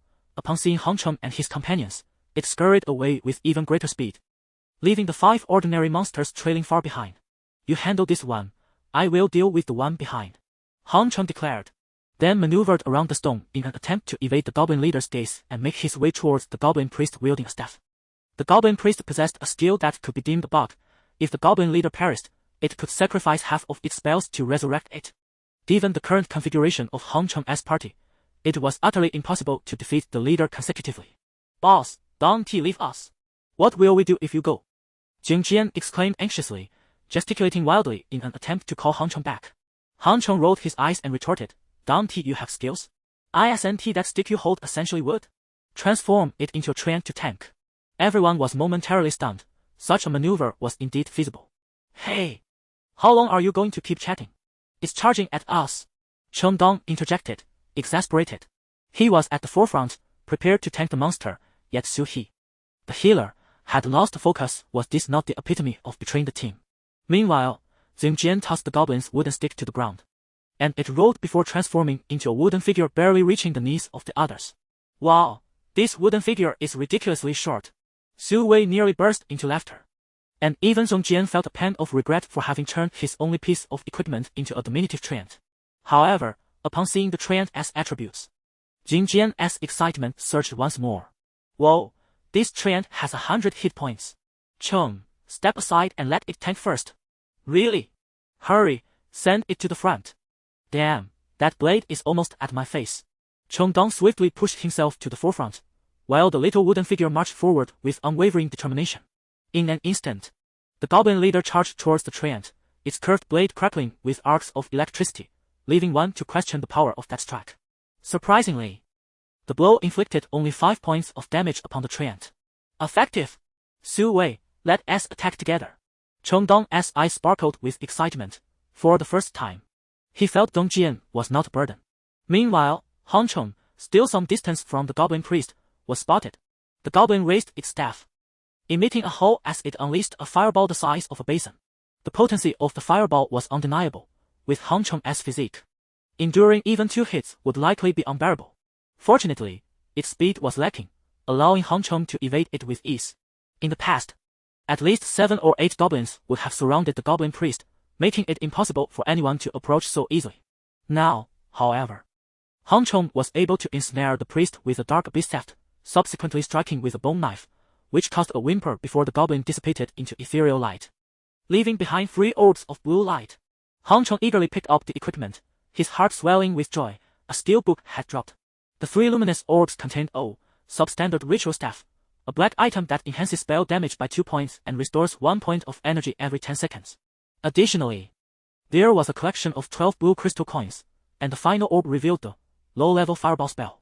In the divine realm, the grading of equipment parallels that of monsters, and the crystal coins adhere to a similar exchange rate of 1 to 10. However, skill books differ. They are categorized into basic skills and growth skills. Basic skills are characterized by fixed damage. For instance, the low-level fireball spell explicitly states the energy required for its casting and the exact damage it inflicts, which remains constant. In contrast, growth skills are contingent upon the character's attributes. For example, Su Wei's innate skill, Primal Power, doubles his next attack's damage, which hinges on the potency of his subsequent strike. The Divine Realm is a semi-realistic world devoid of traditional novice villages or factions to guide players. And there are no rigid class restrictions. Skill acquisition is largely unencumbered, provided one possesses the corresponding skill book. The low-level shop in the skeleton village captured by Han Cheng only offers auxiliary skills, lacking offensive spells like Fireball, rendering this skill book exceedingly valuable at present. However, there was no time for idle conversation. After defeating the goblin priest, Han Cheng rushed behind the goblin leader, dispatching the 5 level 1 goblins surrounding him one by one. Simultaneously, the other 4 managed to use a wooden figure as a shield, successfully vanquishing the leader. As the goblin leader disintegrated into luminous particles, Su Wei, with only 3 health points remaining, plopped down on the ground and chuckled at the 5 spheres of blue light, exclaiming, "How! I thought this pompous creature was formidable. Yet here we are, having bested it. Well done." Han Cheng approached with an appreciative smile. "There are 5 blue items on the ground, let's each choose one by chance. Jin Jian, you may also take one. Consider it a recompense for your equipment. Is there any dissent?" Han Cheng was not a miser and was willing to reciprocate goodwill. No, Cheng Dong immediately affirmed. Were it not for Zong Jian's wooden figure taking the brunt of the assault, he would likely have been the one facing the brunt of the attack, and he might not have endured. After all, the wooden figure, boasting 100 health points, had nearly met its end. Su Wei sought to flatter this wealthy individual and nodded in agreement, while he felt no objection either. Jin Jian, feeling somewhat touched, recognized that in this realm, equipment and crystal coins equated to cash. Gifting an item was akin to bestowing a small fortune. Come now, let us choose swiftly. Once you've selected, we can proceed further, or you may opt to return, Han Cheng urged. He picked up an orb close to him and upon inspection, found it to be a fortunate discovery, a blue piece of equipment. Goblin curved blade, a blue item with usage restrictions requiring a strength of 20 points, which adds 3 points of strength to the wielder, inflicting an additional 3 points of lightning damage upon attack, and boasting a 1% chance to paralyze the enemy for 1 second. A splendid treasure. Han Cheng smiled faintly. After acquiring the curved blade, his attack power surged significantly. The other 4 individuals were equally jubilant, evidently having acquired impressive items. Su Wei, fortunate in his endeavors, unveiled the goblin leader's powerful cleave skill, which drew the attention of the remaining 3. You are indeed lucky. This skill is perfectly suited for you, they remarked. Han Cheng approached with a smile to offer his congratulations, and then, struck by a sudden inspiration, produced the recently obtained, inferior ritual staff, and, low-level fireball spell. Presenting them to Song Jian, I'll let you have both for 1.5 million. What do you say? Absolutely. How could I refuse? I, Jing Jian, may lack in many aspects, but I am certainly not short on wealth. Jing Jian exclaimed with delight. Though he was ostensibly a summoner, he could not bear the thought of merely striking monsters with a wooden stick. He, Jing Jian, was a summoner. Chapter 11, The 7 Calamities and 3 Tribulations. Without further ado, Han Cheng tossed the 2 items in his hand to Song Jian and led the group towards the location of his parents. An hour later, he arrived at the place where his parents were staying, finding them amusingly engrossed in devouring chicken legs. Upon noticing Han Cheng approaching with several unfamiliar faces, they hastily discarded their half-eaten chicken legs into the bushes. Son, you're finally here. Your father has been waiting for you and is starving. The realm of the divine has strict time constraints for entry. Each individual is permitted a maximum of 8 hours within it daily. Furthermore, one cannot re-enter the divine realm until a full 24 hours have elapsed, with mandatory participation required for everyone. Each person must spend at least 8 hours immersed in this world, and as the game progresses, the divine realm will gradually extend players' time eventually, after a century. It will enforce a continuous 24-hour presence without logout. The consequence of losing one's spirit while the physical body remains in the real world is dire, as it will soon be slaughtered by monsters. This constitutes the final tribulation of the 7 calamities and 3 tribulations. Daily forced logins ensure that while one's soul is engaged in the divine realm, their physical form remains vulnerable to invasion and destruction by creatures of reality. This represents the 2nd tribulation. The first calamity is the very incursion of divine monsters into the realm of reality. Each tribulation grows more formidable than the last, having obliterated countless civilizations. Returning to the matter at hand, Han Cheng had spent over 4 hours since logging in, and he needed to escort his parents back to the skeleton village before the 8-hour limit was reached. The divine realm is merciless. It grants neither an extra moment nor a moment less. Yet, upon his return to the village, Han Cheng was taken aback by the scene before him. The already small village, with merely 7 or 8 houses, was now overcrowded with over 100 individuals. Most appeared disheveled, while a select few exuded an air of arrogance. Surrounded by the crowd, likely those brave enough to hunt monsters. What on earth is happening? Su Wei instinctively inquired. They must have seen the glowing markers on the map. Just like me, Jing Jian responded, shaking his wrist. I found this place initially by noticing the save point on my wristwatch map. By the way, Han, are you considering establishing affection? Not at the moment, Han Cheng shook his head. It was not that he lacked the desire to form affection, but rather that the current mix of people made it difficult to recruit reliable allies. Most importantly, Han Cheng was financially constrained and unable to offer a monthly salary of 200,000. However, establishing affection would undoubtedly become imperative in the future. The 3 tribulations unequivocally convey the necessity of unity to surmount challenges. Take the 2nd tribulation as an example. While your soul resides in the divine realm, your corporeal form may be easily slain in reality, either by monsters or by others. Upon hearing Han Chen's lack of ambition to form affection, a glimmer of excitement flashed in Song Jian's eyes as he dashed into the crowd, proclaiming, "Everyone, I am Song Jian. In reality, I possess assets worth billions. Do you see the name of this skeleton village? We have conquered it. Just moments ago, we effortlessly annihilated a goblin tribe. Ahem. I wish to express that I am earnestly seeking a group of like-minded friends. Those interested are welcome to join. In reality, the base salary is 200,000. With meals and accommodation provided." Jing Jian, undeterred by the reactions of those around him, fervently recruits for himself, recognizing this as a prime opportunity. Han Cheng, you ought to recruit as well. Cheng Dong, defending Han Cheng, harbored some disdain for Song Jian, feeling that it was they who had laid the groundwork. Yet Song Jian basked in the glory. Han Cheng merely chuckled, dismissing the matter. Afterward, he produced a batch of level 1 recovery pills, setting up a small stall. Passers-by should not miss out. The level 1 recovery pills are available for just 1 black crystal coin each, a bargain that guarantees no loss or deceit. He had already cleared out the level 1 recovery pills from the low-tier shop, and to restock, he would have to wait until the next day, with no assurance of their reappearance. Rarity confers value, and Han Cheng intended to exploit the naivety of newcomers in this new realm. 8 hours swiftly passed, and it was now deep into the night, with everyone waking up. The world erupted once more. Following a frenzy of online activity over the past 2 days, this time, upon entering the Divine Realm, people found themselves faring better than during their initial foray. At worst, they merely struggled against level 1 common monsters, getting killed and respawning. However, respawning was not without its costs. Each revival randomly caused a loss of spiritual energy. For some, without guidance, it could take half a year to level up even slightly. Imagine having just slain a few monsters to earn a modicum of spiritual energy, only to be inadvertently wiped out and lose all that hard-earned energy. How could one possibly level up under such circumstances? Indeed, this led to a gradual calm and adaptation among the players, who began to uncover more secrets of the Divine Realm. In addition to this, several renowned companies publicly sought new members.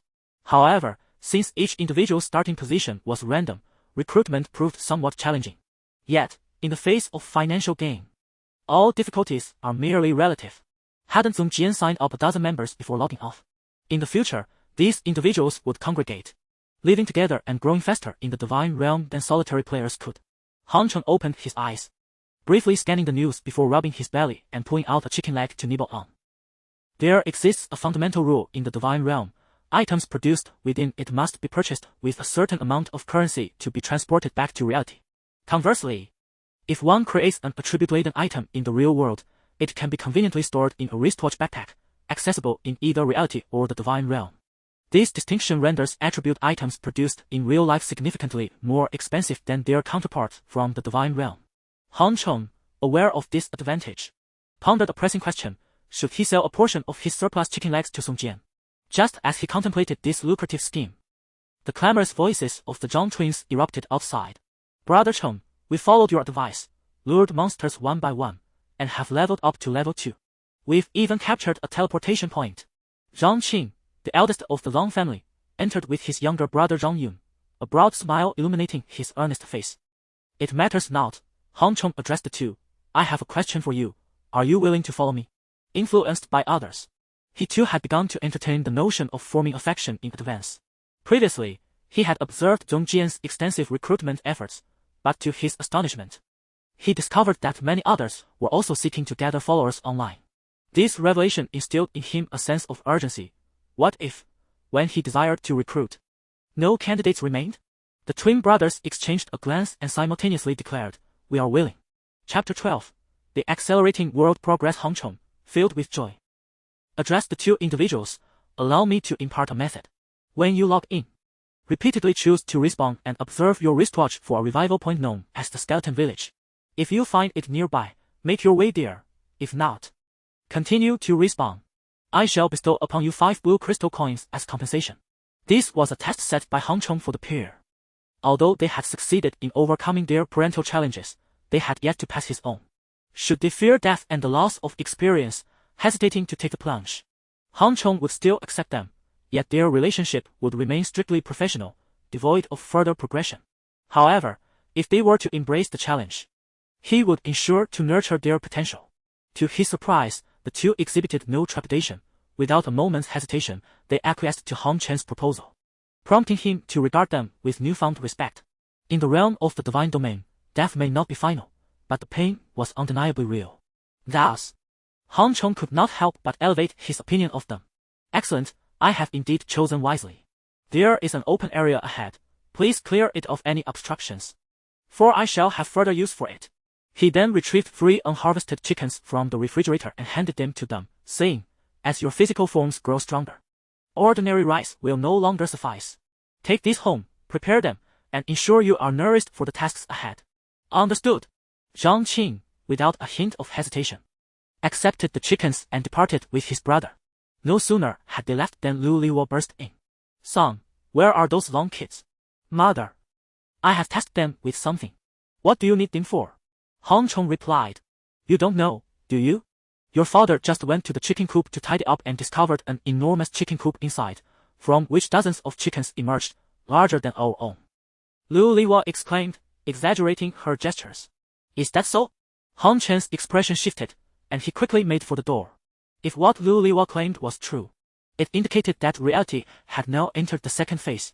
The first phase saw the revival of spiritual energy within civilization, leading to the mutation of flora and fauna and the enhancement of human capabilities.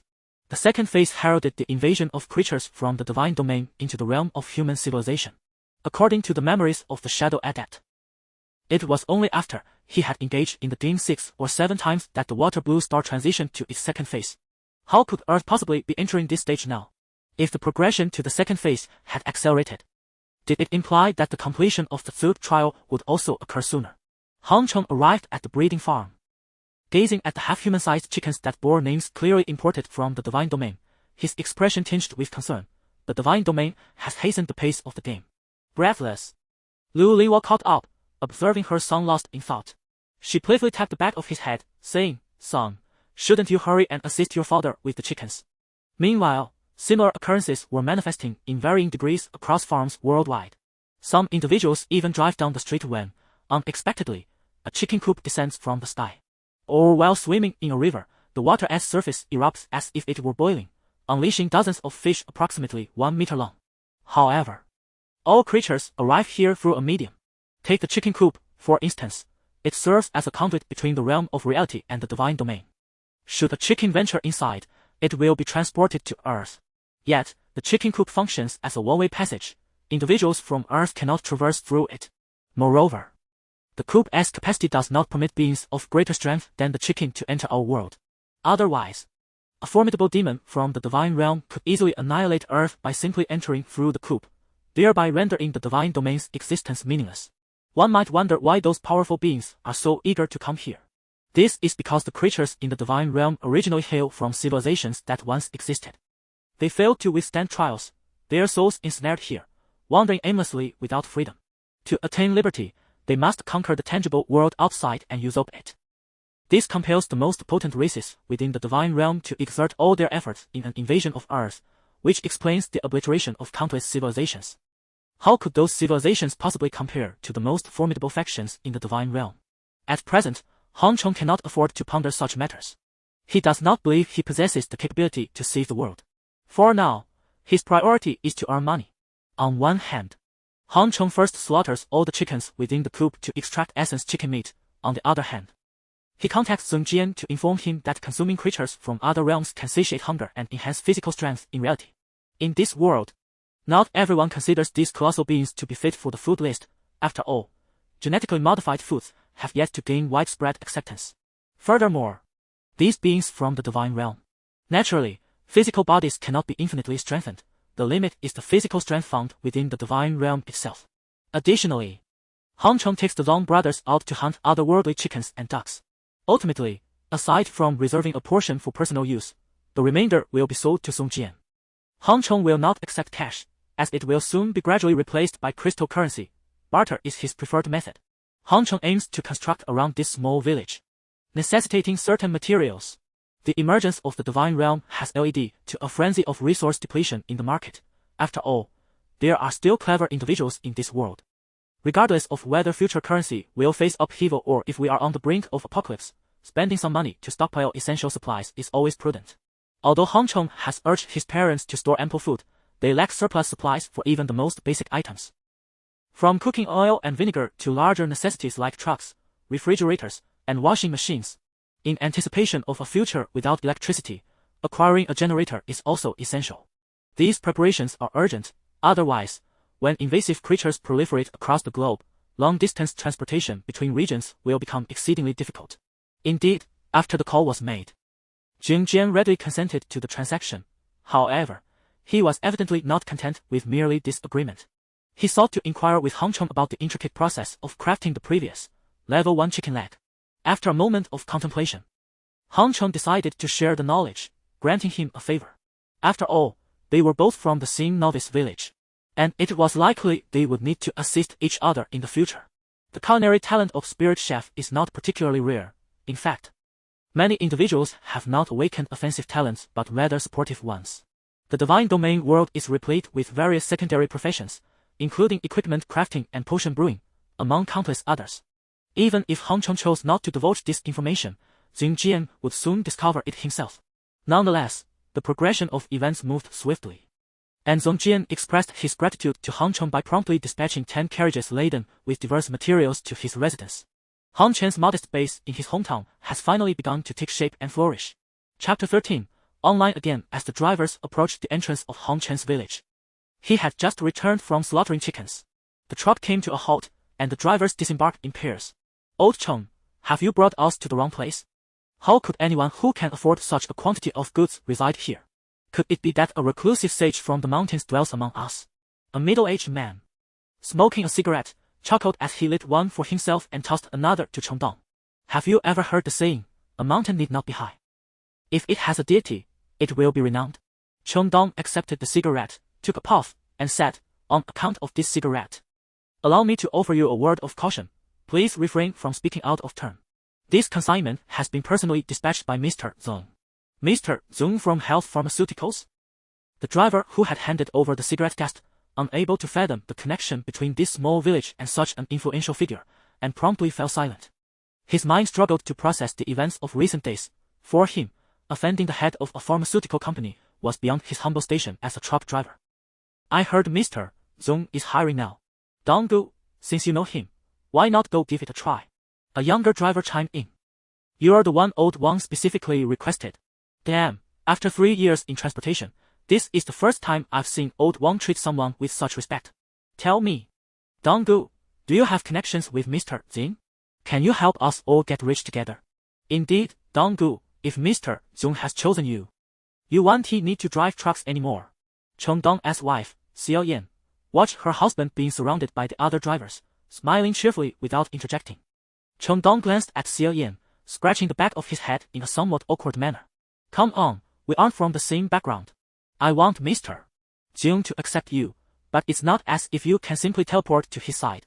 True, sigh. Why is there no wealthy patron in our village? Damn.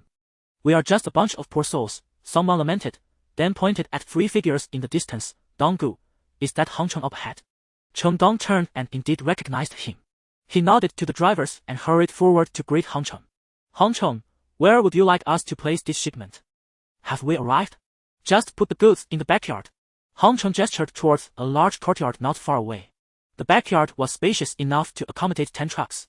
Cheng Dong nodded and called out, brothers, follow me and drive the trucks into the backyard. The road is quite rough. It will be difficult to exit once we're inside. A young man frowned, observing the uneven pathway with reluctance. Don't worry. This is what I wanted to discuss with you all. I intend to purchase your trucks. I hope you would consider parting with them. Rest assured, I will pay market price. You will not incur any losses. I can buy them at the original price you paid. What on earth do you want with so many trucks?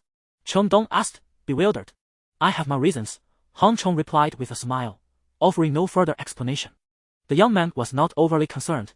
He had purchased this truck from the second-hand market for 180,000 and had driven it for 3 years. Now, he would likely sell it for merely 110,000 or 120,000. When someone offered the original price of 250,000, he was more than willing to make a profit. He stepped forward decisively, stating, to be frank, I originally bought this vehicle for 250,000. It has been less than 2 years since I refurbished it before coming here. So rest assured, you will not regret this purchase. 250,000. No problem, consider it yours. Hong Chen's words not only thrilled the young man, but also led the other owners to perceive him as somewhat foolish. One by one, they agreed to sell their trucks. Little did they know Hong Chen's true intentions.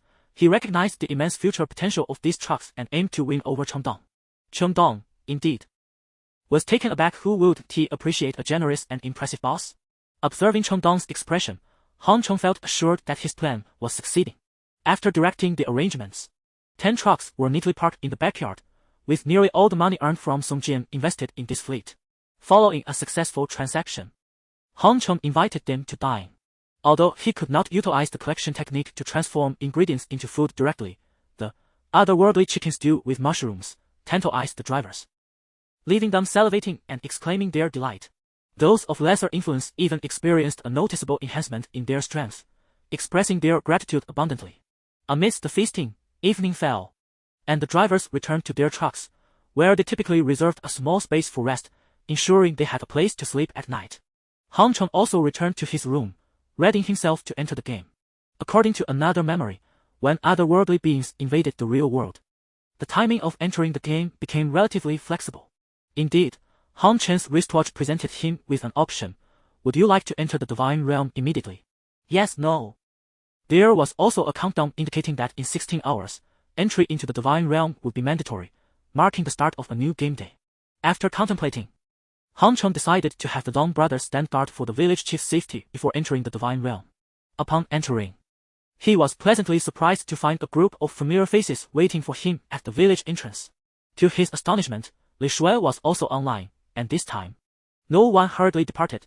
Instead, she mingled within Zhong Jian's Zhong family army, captivating those around her with laughter.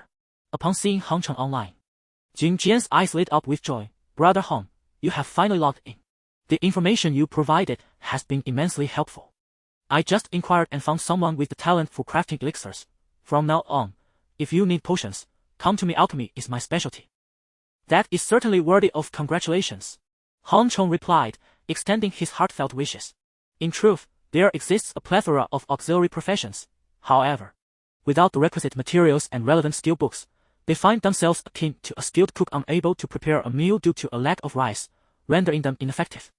At present, a proficient alchemist pales in comparison to a talented chef, for the latter can indeed manifest their skills in the tangible world, cannot they? Of course, every role possesses the potential to shine brightly, and thus Han Chen refrains from disheartening his companion. After exchanging a few pleasantries, he discerned that the other party had no intention of accompanying him on this journey. With no prospect of profit, he returned to his parents. Xu Wei, aware that their cordial exchange signaled the commencement of hunting, appeared quite exuberant and inquired, Boss, where shall we venture to vanquish monsters today?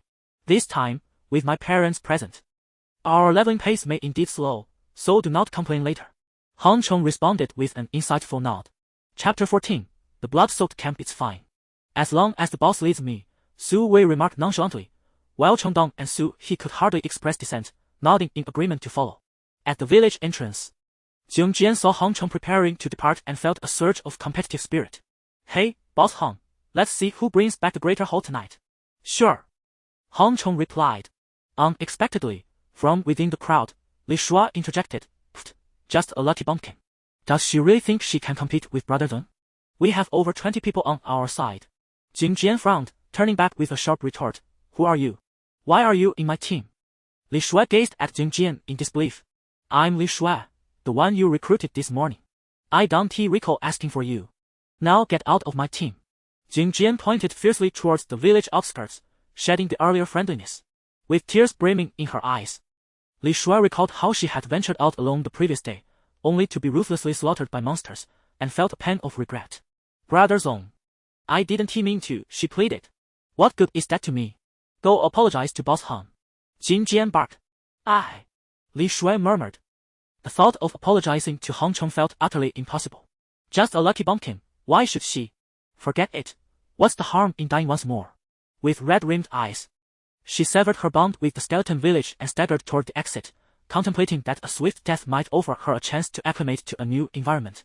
The internet suggested that if one's beginnings were too harsh, one should end it all.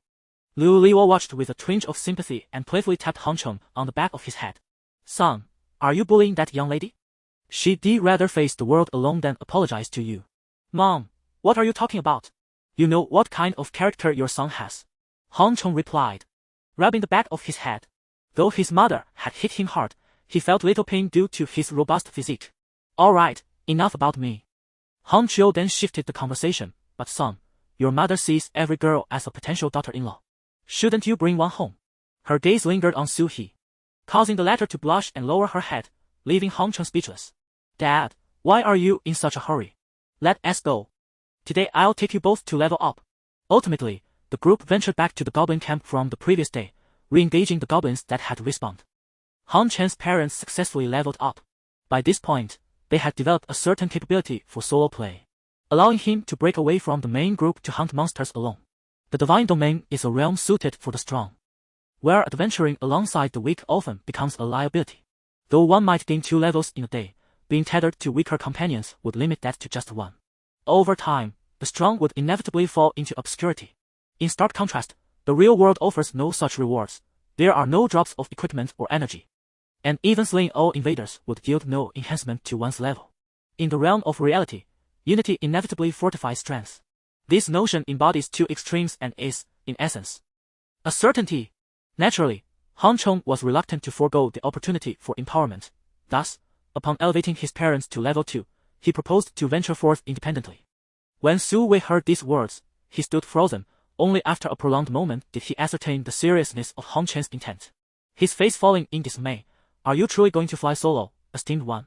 Yet, Han Chong felt no twinge of nostalgia for them. Even asserting that they were now capable of tackling goblins alone and had recently acquired a plethora of equipment, without him, they could claim an even greater share. Was that not advantageous? Su Wei blinked, rendered speechless, clearly tempted by the idea. Very well, my son, go forth and explore. I shall return shortly to learn a gathering skill to provide you with support. Han Chiu said with an open-minded demeanor. Thank you, Dad, for your understanding. Mom, I'm off. Han Chong waved to Lu Liwa and set off resolutely towards the left of the map. Before long, Han Chong found himself stepping into a blood-soaked land, the blood-color territory. This expanse, shrouded in crimson, spanned 100 miles. At its heart lay a vast encampment reminiscent of a skeletal village, yet significantly larger. To draw a comparison, one might liken the two to a small city and a mere apartment building. If he could successfully reach the blood-soaked encampment, he would gain access to its advanced shop. The wares there would surpass those of the skeletal village, offering foundational combat skills like the fireball spell, albeit at a steep price.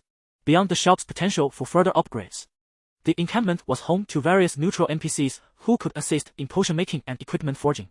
Should one possess sufficient crystal coins, they could even hire these allies for adventures. However, the encampment was teeming with monsters for 100 miles around, reminiscent of the earlier goblin tribes, now ubiquitous. Among them roamed the hard-skinned zombies, poisonous moths that could petrify with their toxic powder, shadowy creatures that could shoot their spines like arrows, massive bull-headed beasts wielding iron hammers, and numerous caverns concealing bizarre creatures. The perils were countless. Most daunting was a blood-colored abbey, where the vampire countess resided on the lowest level, a formidable foe Hong Chong would face alone at level 10. With a high likelihood of being slain by her. Generally, Hong Chong would not venture into such a perilous locale. In the blood-color territory, the most formidable monsters inhabited the outskirts, with the creatures growing weaker as one approached the central encampment. Thus, he aimed to stealthily navigate toward the encampment, training from within while avoiding the notice of the monsters outside. The Shadowborn had traversed this ground before, and he knew of a hidden passage that led directly to the encampment's entrance from the periphery. Han Chen's purpose for this visit was to uncover that entrance. Once discovered, he could enter, acquire skills, and gradually push outward. Fortuitously, his spawn point mirrored that of the Shadowborns from years past, and astonishingly, the passage still existed. Han Cheng ignited a simple torch, holding it aloft as he cautiously navigated through the rubble, advancing with deliberate care. Fortunately, the realm of the divine maintains a stringent control over the distribution of monsters, and this tunnel, which has existed for countless years, remains unoccupied by any beasts. The terrain here is perilous. Should a creature obstruct the passage, it would indeed be a formidable barrier, requiring one to engage in a fierce battle to proceed. Thankfully, the fierce scenario did not unfold, allowing Han Cheng to gradually quicken his pace, though he was merely at level 2. His speed was far beyond that of an athlete sprinting on a track, especially aided by the consumption of numerous chicken legs to replenish his stamina. At last, half an hour before logging out of the game, he arrived at the entrance of the Blood Red camp. As he stepped out of the tunnel, an aged voice resonated in his ear. Welcome, adventurer.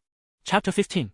A fresh start. As Han Cheng lifted his gaze, he beheld a man adorned with a grayish-white emblem of peace, known as a llama, who approached him with a cane.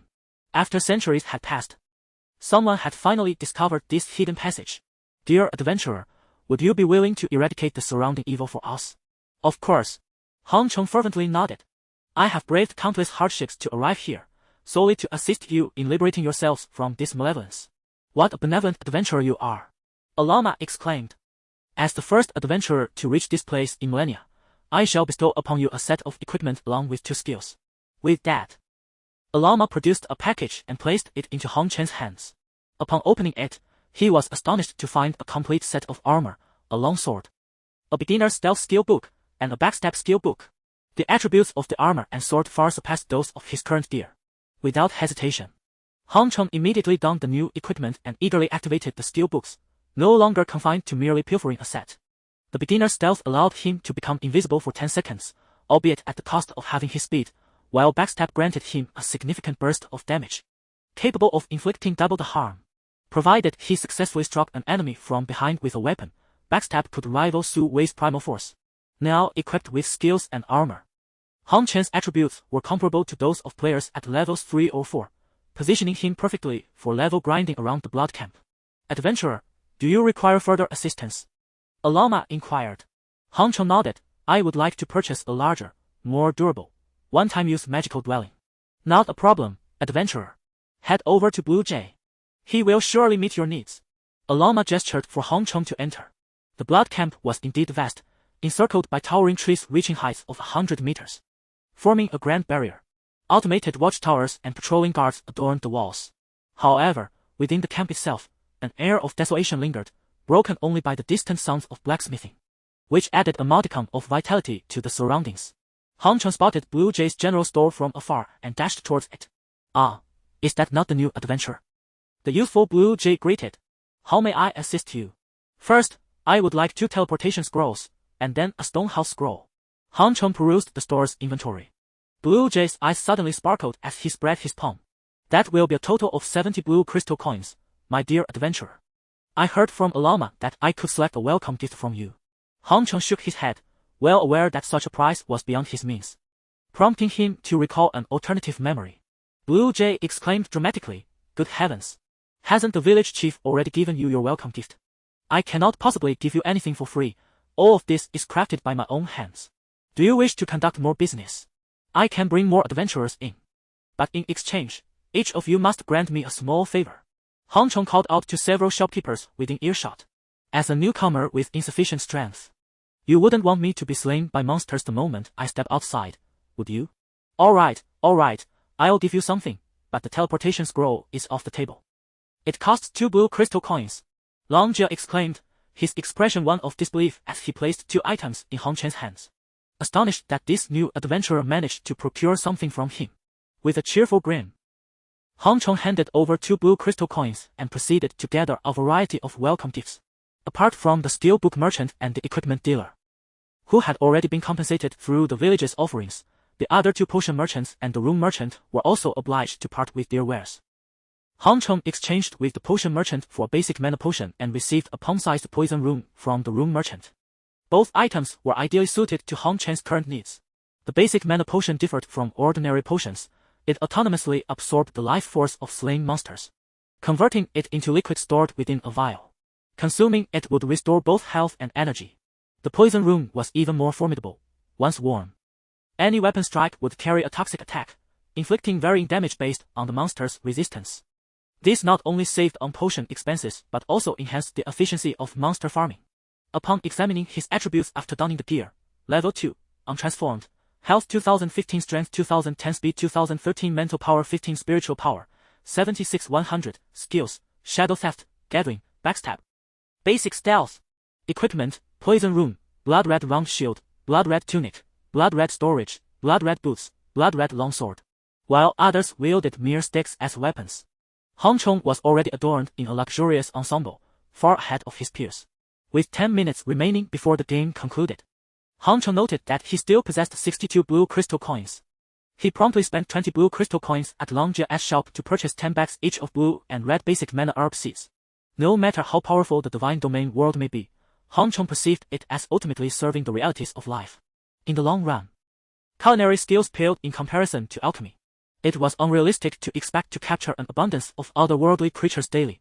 As time passed, only formidable beings would emerge, most of which would be unsuitable for culinary use. Thus, alchemy would reign supreme. Moreover, the primary ingredients for both the basic spirit replenishing potion and the basic health replenishing potion were the blue and red basic mana herbs.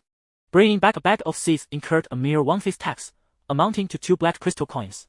But cultivating all 500 seeds into potions could yield at least 20 to 30 blue crystal coins. This represented a substantial business opportunity. Although the value of crystal coins had declined, 1 blue crystal coin could still be easily exchanged for 50 to 60,000 in cash. However, lacking the talent for potion making and the manpower to manage the operations, Hong Chen decided to sell them to Song Jian at 10 times the price. As long as Song Jian possesses a modicum of intellect, he would not let this lucrative opportunity slip away. Thus far, He is the only one able to enter this place, and Hong Chong is unperturbed by the prospect of his non-participation. In comparison to the skeleton village, the Blood Red Camp truly embodies a novice village, albeit one that is not accessible to just anyone. The realm of the divine domain has afforded new civilizations a measure of developmental space, yet it also occasionally bestows upon them a sense of despair. Hong Chong carefully stored the seeds, bound his resurrection point to the Blood Red Camp, and set his return scroll to this location before logging out. Upon logging out, Hong Chong gradually awakened, finding his parents anxiously gathered around his bedside. "Son, why haven't you returned to Skeleton Village? Has something happened?" Chapter 16. I shed blood for the Hong family. Hong Chong shook his head, assuring them he was fine. He had merely found a new safe spot inside and planned to bring them in a few days for an upgrade. So far, the blood camp was not a suitable environment for his parents or the soon-to-arrive Zhong brothers to level up, and he had not suggested moving them there. Nevertheless, he handed his parents a teleportation scroll, purchased for 2 black crystal coins. "This is the teleportation scroll for my safe zone. Mom, please keep it safe. You and Dad can come over once you both reach level 3. "Alright, dear." Lu Liwa nonchalantly stored the scroll in her wristwatch space. To her, a new leveling point paled in comparison to Hong Chen's personal safety, even though she knew that one could not truly die in the divine domain. However, Chong Dong's eyes lit up, contemplating the implications of Hong Chen's words. After their conversation, he asked, "Hong Chong, will you return to Skeleton Village?" "It's unlikely I will ever return to Skeleton Village," Hong Chong replied. Chong Dong, looking anxious, inquired, "Can I go with your parents to your place then?" "Don't worry. Just mention in the WeChat group that anyone willing to follow me should use the next week to level up to level 4. My mom will take you all together. But let me clarify, if you choose to follow me, you must relocate here. Once I finish handling my other matters, I will explain everything in detail in the group." Chong Dong, resolute in his decision, determined that to cling to Hong Chen's coattails, he must move. It became evident that without Hong Chong, even with the addition of Hong Chiu and Lu Liwa, who had upgraded several pieces of equipment and skills, their progress remained slower than when Hong Chong was present. In Chong Dong's heart, Hong Chong was simply formidable, a legendary figure. Hearing Hong Chen's words felt like receiving a royal decree to Chong Dong, who resolutely declared, "Rest assured. I will persuade them to come." Hong Chong nodded and instructed the Zhong brothers to enter the divine domain and commit suicide until they could see the locations of Skeleton Village or the Blood Camp. Due to its activation, the Blood Camp appeared on the wristwatch map as a large luminous mark, visible within a radius of 500 miles. It was foreseeable that a massive influx of people would head toward this safe point in the coming days. Yet they would be obstructed by the powerful monsters on the periphery. Without extraordinary luck, it would be nearly impossible to find the concealed passage. The Dark Ones would only discover a route to the outside after the entire Bloodland was thoroughly breached. After instructing the Zhong brothers, Hong Chong leaned against an old locust tree at the courtyard entrance and called Ding Jian. "Boss Xing, today should yield good results." Jing Jian's somewhat agitated voice came through the phone. "Don't even mention it. Over 20 of us discovered a cave, and we spent the entire day inside. In the end, we only found basic pharmacology, skill book. Isn't that good?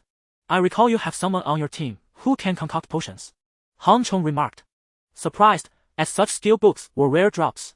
Elementary pharmacology encompasses not only basic concoctions such as the primary healing potions, but also serves to enhance one's alchemical proficiency and speed. It is a skill book that is rare and hard to come by. What a farce. I am indeed eager to practice alchemy, yet the materials listed are completely foreign to me. Are they merely for show? Jin Jian lamented, feeling that this tantalizing display was more aggravating than having nothing at all. "Consider yourself fortunate, for I have discovered a shop that offers seeds of the basic magical herb. A single bag contains 500 seeds. If you plant them in a location rich in spiritual energy, they will mature in just a few days. Are you interested? Is such a thing possible? How much do you sell them for?" Jing Jian inquired. "We are friends, and I have no intention of deceiving you. The market is currently tense, with monsters invading the real world. The potions you craft could fetch at least 25 blue crystal coins. Calculated at 2 pills per black crystal coin. I can sell you a bag of seeds for 10 blue crystal coins, totaling 18. Will you take them?" "Absolutely. Why would I refuse? I, then, will take them all," Jing Jian declared with exuberance. "I will hand the seeds to my father, Hong Chiu. And you two can transact directly. If you lack sufficient blue crystal coins, you may barter with other items, though I will set the price." "That sounds fair." Doing business with you is always a pleasure. Ha, I must attend to other matters now. My brothers are gathering for a celebratory feast. All right, goodbye. Hong Cheng said as he ended the call, knowing that this deal was secured. After hanging up, he spent 8 blue crystal coins to exchange for the stonehouse scroll, bringing it into the real world. Once the scroll was crashed, a stonehouse would materialize before him. To describe it as merely a stonehouse would be an understatement. It spanned over 1,000 square meters, with walls towering 8 meters high and half a meter thick, truly resembling a fortress built of stone. The only complication was that the materials for the stonehouse could not be conjured out of thin air. They had to be supplied by him. However, before that, he needed to expand the backyard space. It seemed the trees would have to be felled. As soon as Hong Cheng spoke, he felt the locust tree tremble beneath him. An earthquake. Upon looking closer, he was astonished to see an ancient face emerge from the trunk of the tree. Hong Cheng, I have watched you grow. You cannot possibly chop me down. Hong Cheng was left utterly bewildered. What in the world? The old locust tree had come to life. Could the tales of ghostly trees hold some truth? You absolutely must not cut me. I have made significant contributions to this family. The locust tree cried out again as its roots trembled, several strong roots riding like worms above the soil, seemingly ready to flee at any moment. You ate my flowers when you were little. I have bled for the Hong family. The old locust tree continued to plead with nonsensical words of mercy. All right. You need not worry. I have no intention of cutting you down. Hong Cheng chuckled. He remembered the days when the locust flowers bloomed, often tying bamboo rods with iron wires to pluck the flowers, returning home to salt them with a sprinkle of salt, their fragrance wafting outside the house.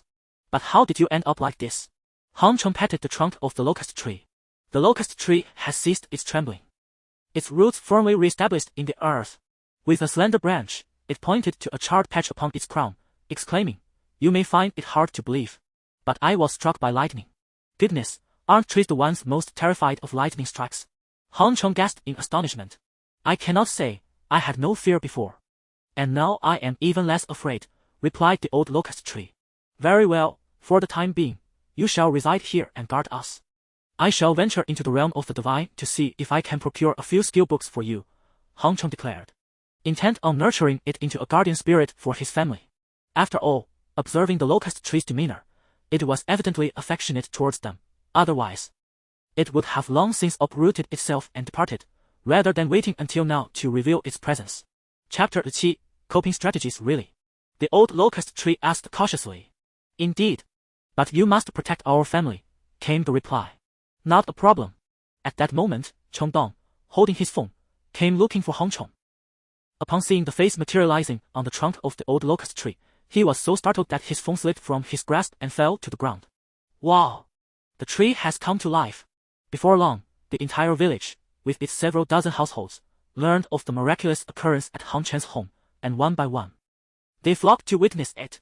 Having experienced the trials of the divine realm on 3 separate occasions, some had encountered beings even more extraordinary than the old locust tree. Yet this was their first encounter with such a phenomenon in reality. They began to engage in animated discussions in the yard. Hong Cheng felt somewhat out of place in this atmosphere and sought an excuse to attend to matters in the WeChat group. To his surprise, he had expected the other two to join him, but neither was inclined to accompany him.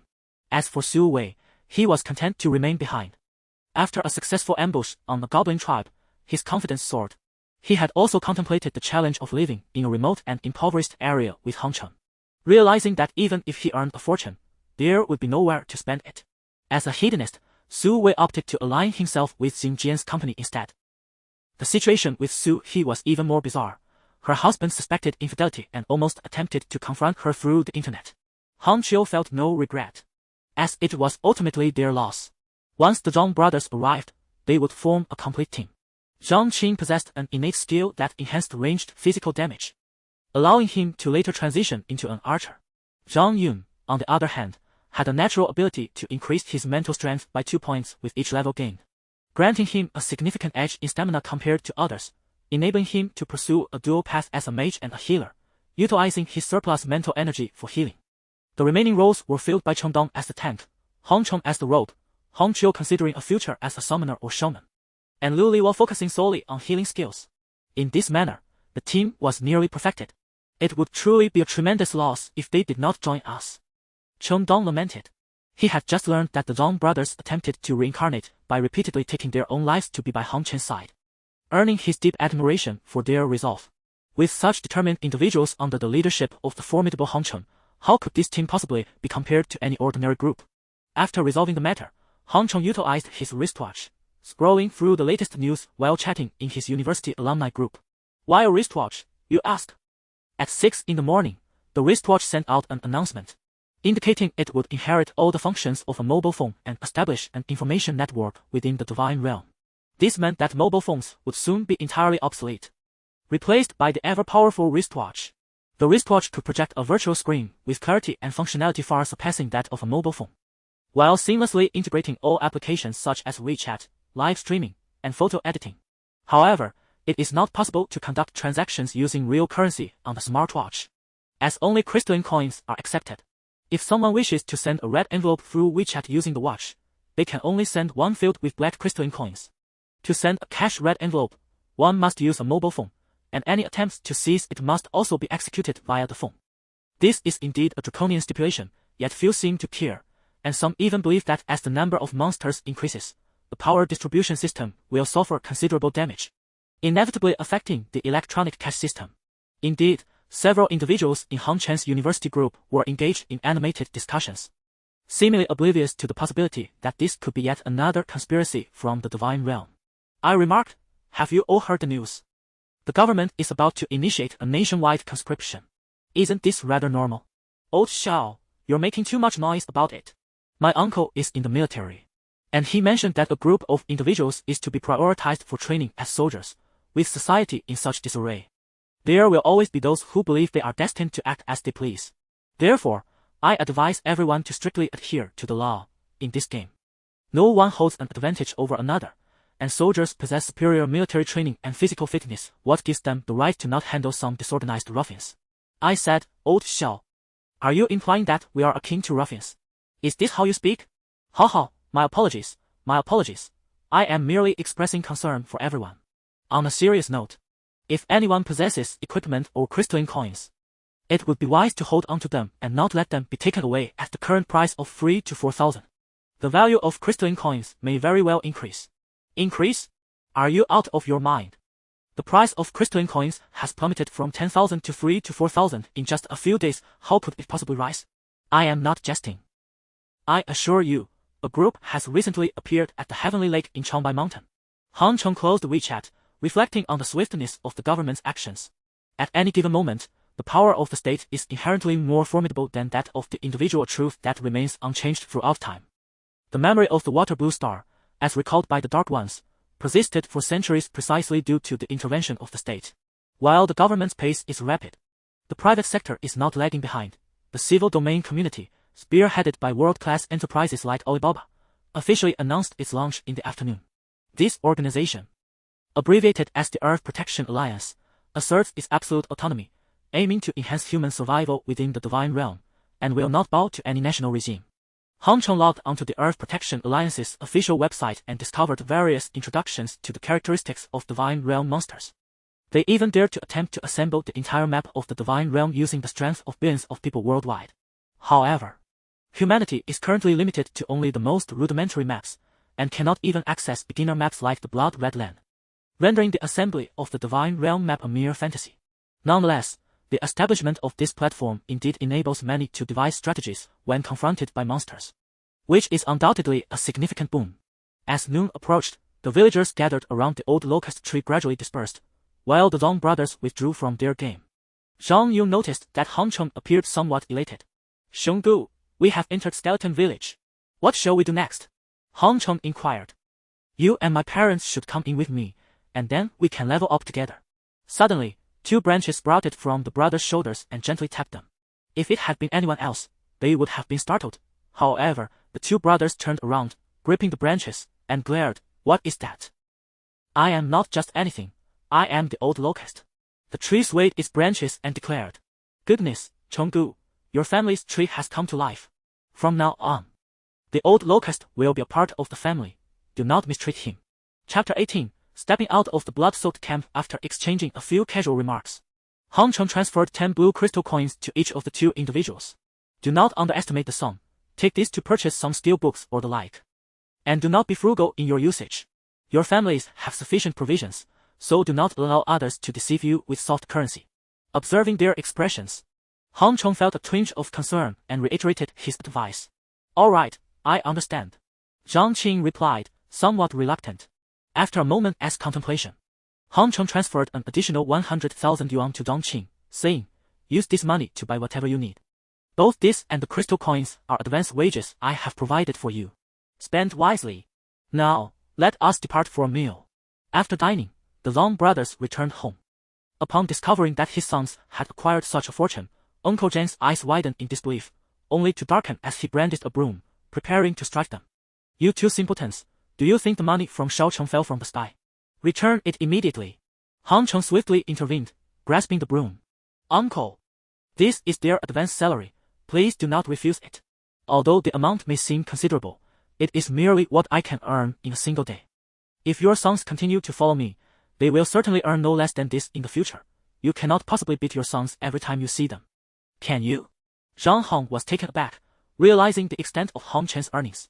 He had not anticipated that one could earn so much in a single day. Are you telling the truth? Zhang Hong asked, still incredulous. Brother, Chenggu gave us each 10 blue crystal coins. And the current market price is around 30 to 40,000 per coin. Zhang Yun chimed in, unable to contain himself. What? You two little rascals have received something else as well. Zhang Hong brandished the broom again menacingly. Hong Chong, exasperated yet amused, said, Uncle, allow them to keep it. As long as they are with me, I assure you they will not suffer any losses. Those two rascals, should I let them keep it then? You both ought to express your gratitude. How have I taught you? Lang Hong glared at them before turning back to Hong Chong, saying, from now on, I entrust my two sons to you. They may be a bit simple-minded, so if they err, feel free to discipline them. Such words are unnecessary, Uncle. After departing from the Long household, Hong Chong led the two brothers to check near the chicken farm for any new invaders. Regrettably, the surroundings were calm and devoid of any otherworldly creatures. Upon returning home, Hong Chong realized he had an hour to wait before entering the game. So he prepared a meal and then watched a live broadcast on his wristwatch.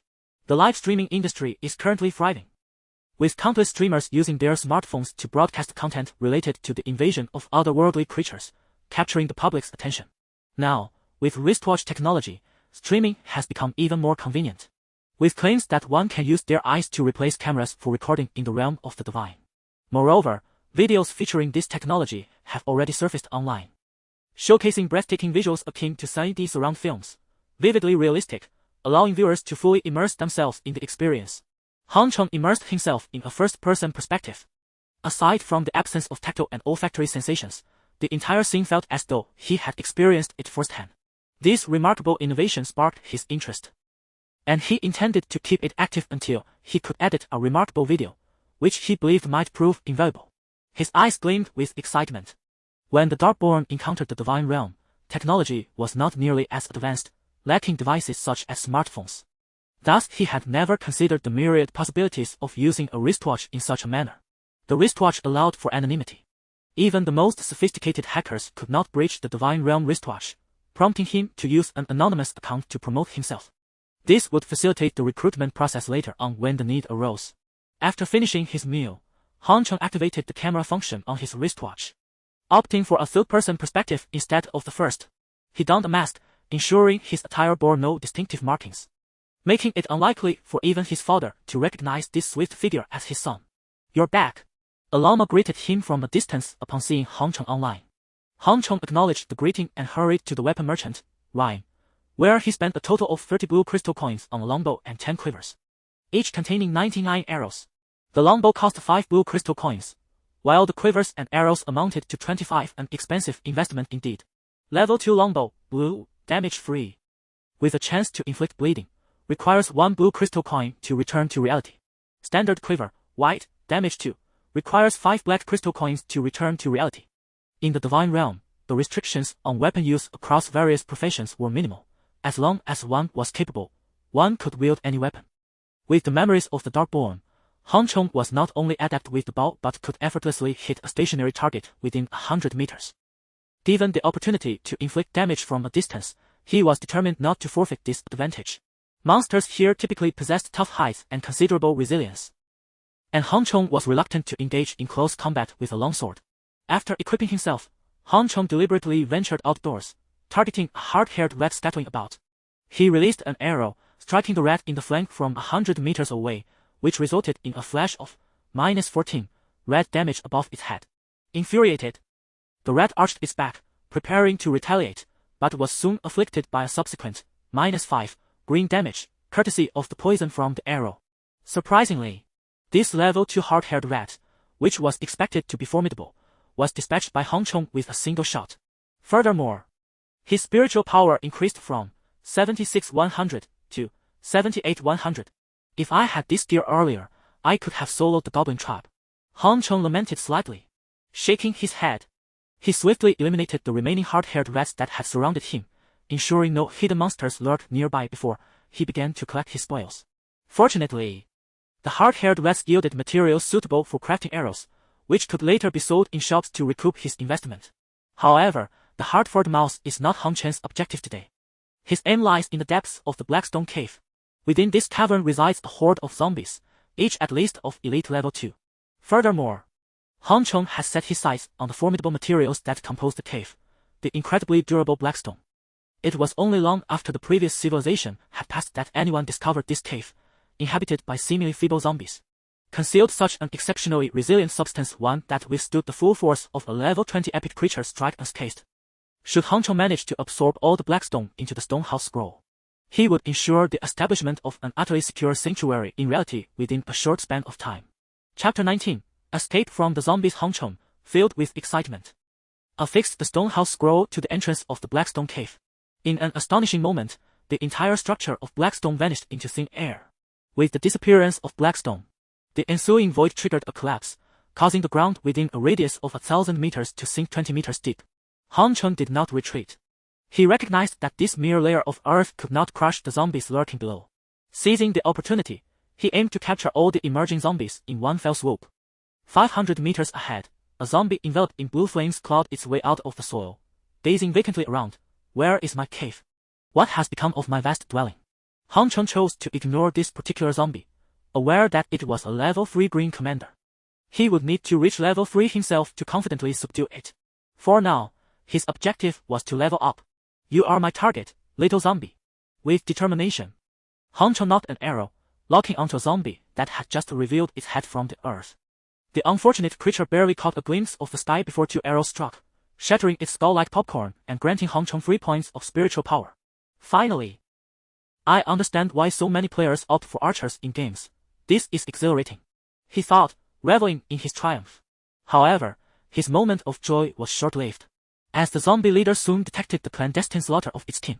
With a deafening roar, it summoned the other zombies from the earth, who rose en masse. Their movements unsteady yet surprisingly swift, matching the speed of a human sprinting 100 meters. Goodness, these zombies possess intelligence surpassing that of goblins. Even at just a 2-level difference. Han Chong cursed quietly, retreating to maintain distance while calmly drawing his bow to shoot. Human, do not flee, bellowed the zombie leader, flames radiating outward from its form. All zombies touched by the fiery aura ignited a small flame atop their heads, increasing their speed to match Han Chong's maximum pace. To avoid being caught, Han Chong was compelled to sheath his bow and sprint at full speed, simultaneously adjusting his wristwatch to elevate the camera, capturing this scene in perfect detail. As he covered 2 kilometers, the flames atop the zombies' heads extinguished one by one. Yet the zombie leader showed no signs of relinquishing its pursuit. It paid no heed to its comrades being felled by Han Chong's arrows, continuing to command the relentless chase. Ahead lay the territory of the goat-headed demon, and Han Chong felt a glimmer of hope. Monsters in the divine realm possess a strong sense of territoriality. Unless engaged in a fight to the death, they would never cross boundaries. If Han Chong could enter the goat-headed demon's domain, he would escape the zombies' pursuit. Human, you have destroyed my home. You deserve to die 1,000 deaths. Do not flee. The zombie leader roared once more, then executed an unexpected move, disregarding the goat-headed demon and charging forward. Stand down. I mean no offense. I seek only to slay this human, the zombie leader shouted furiously. From the depths of the realm of the goat-headed demon emerged a creature that appeared to be its leader, pointing menacingly at Han Chong, declaring, "This is my prey. My territory, you shall leave." The zombie chief, resigned and frustrated, let out a roar, seemingly abandoning the pursuit of Hong Chong. However, Hong Chong was not one to allow his pursuers to transform from zombies into goat-headed demons. The speed of the goat-headed demon far exceeded his own. Thus he took advantage of the moment when both factions of monsters were distracted and retreated back into the zombie territory, executing a strategic reverse escape. Chase! The zombies exclaimed with glee, turning back to pursue Hong Chong once more. Unbeknownst to them, the number of zombies chasing Hong Chong had dwindled to half. While he had already reached level 3, with the possibility of advancing to level 4 by eliminating all the zombies present. While this may sound straightforward, the execution proved challenging.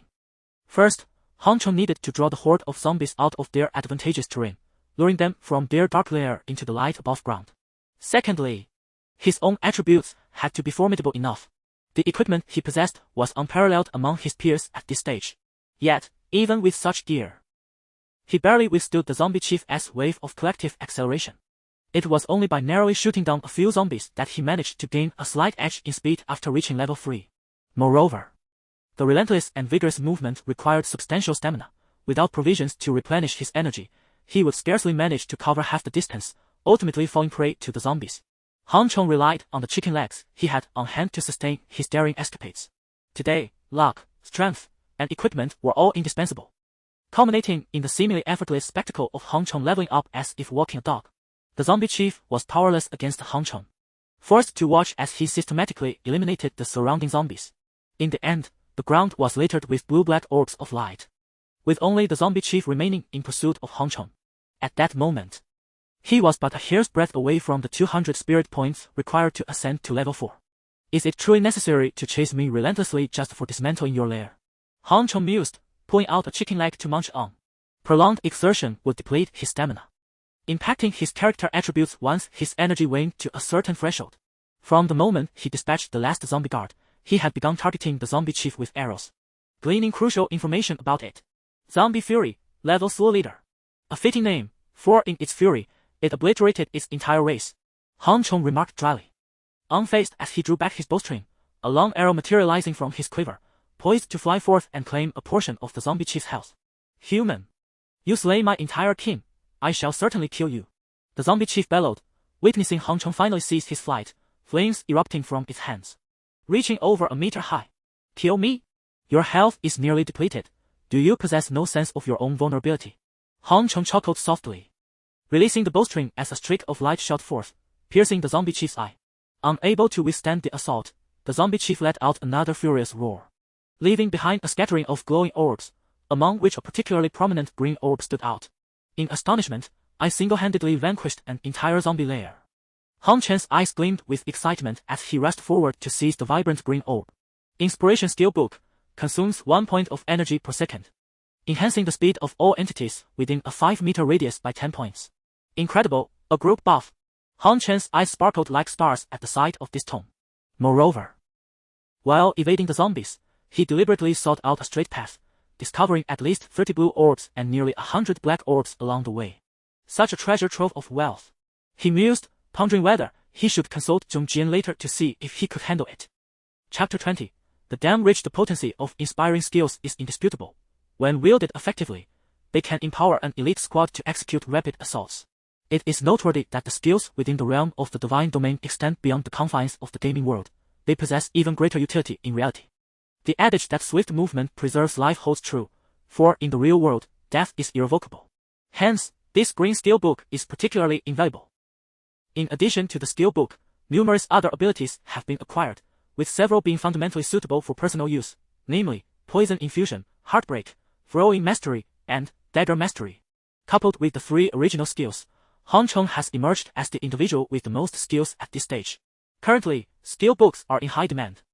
Locations akin to the Skeleton Manor Resurrection Point rarely yield steelbooks, and the creatures in the wild are even less bountiful, making the discovery of exceptional items increasingly challenging.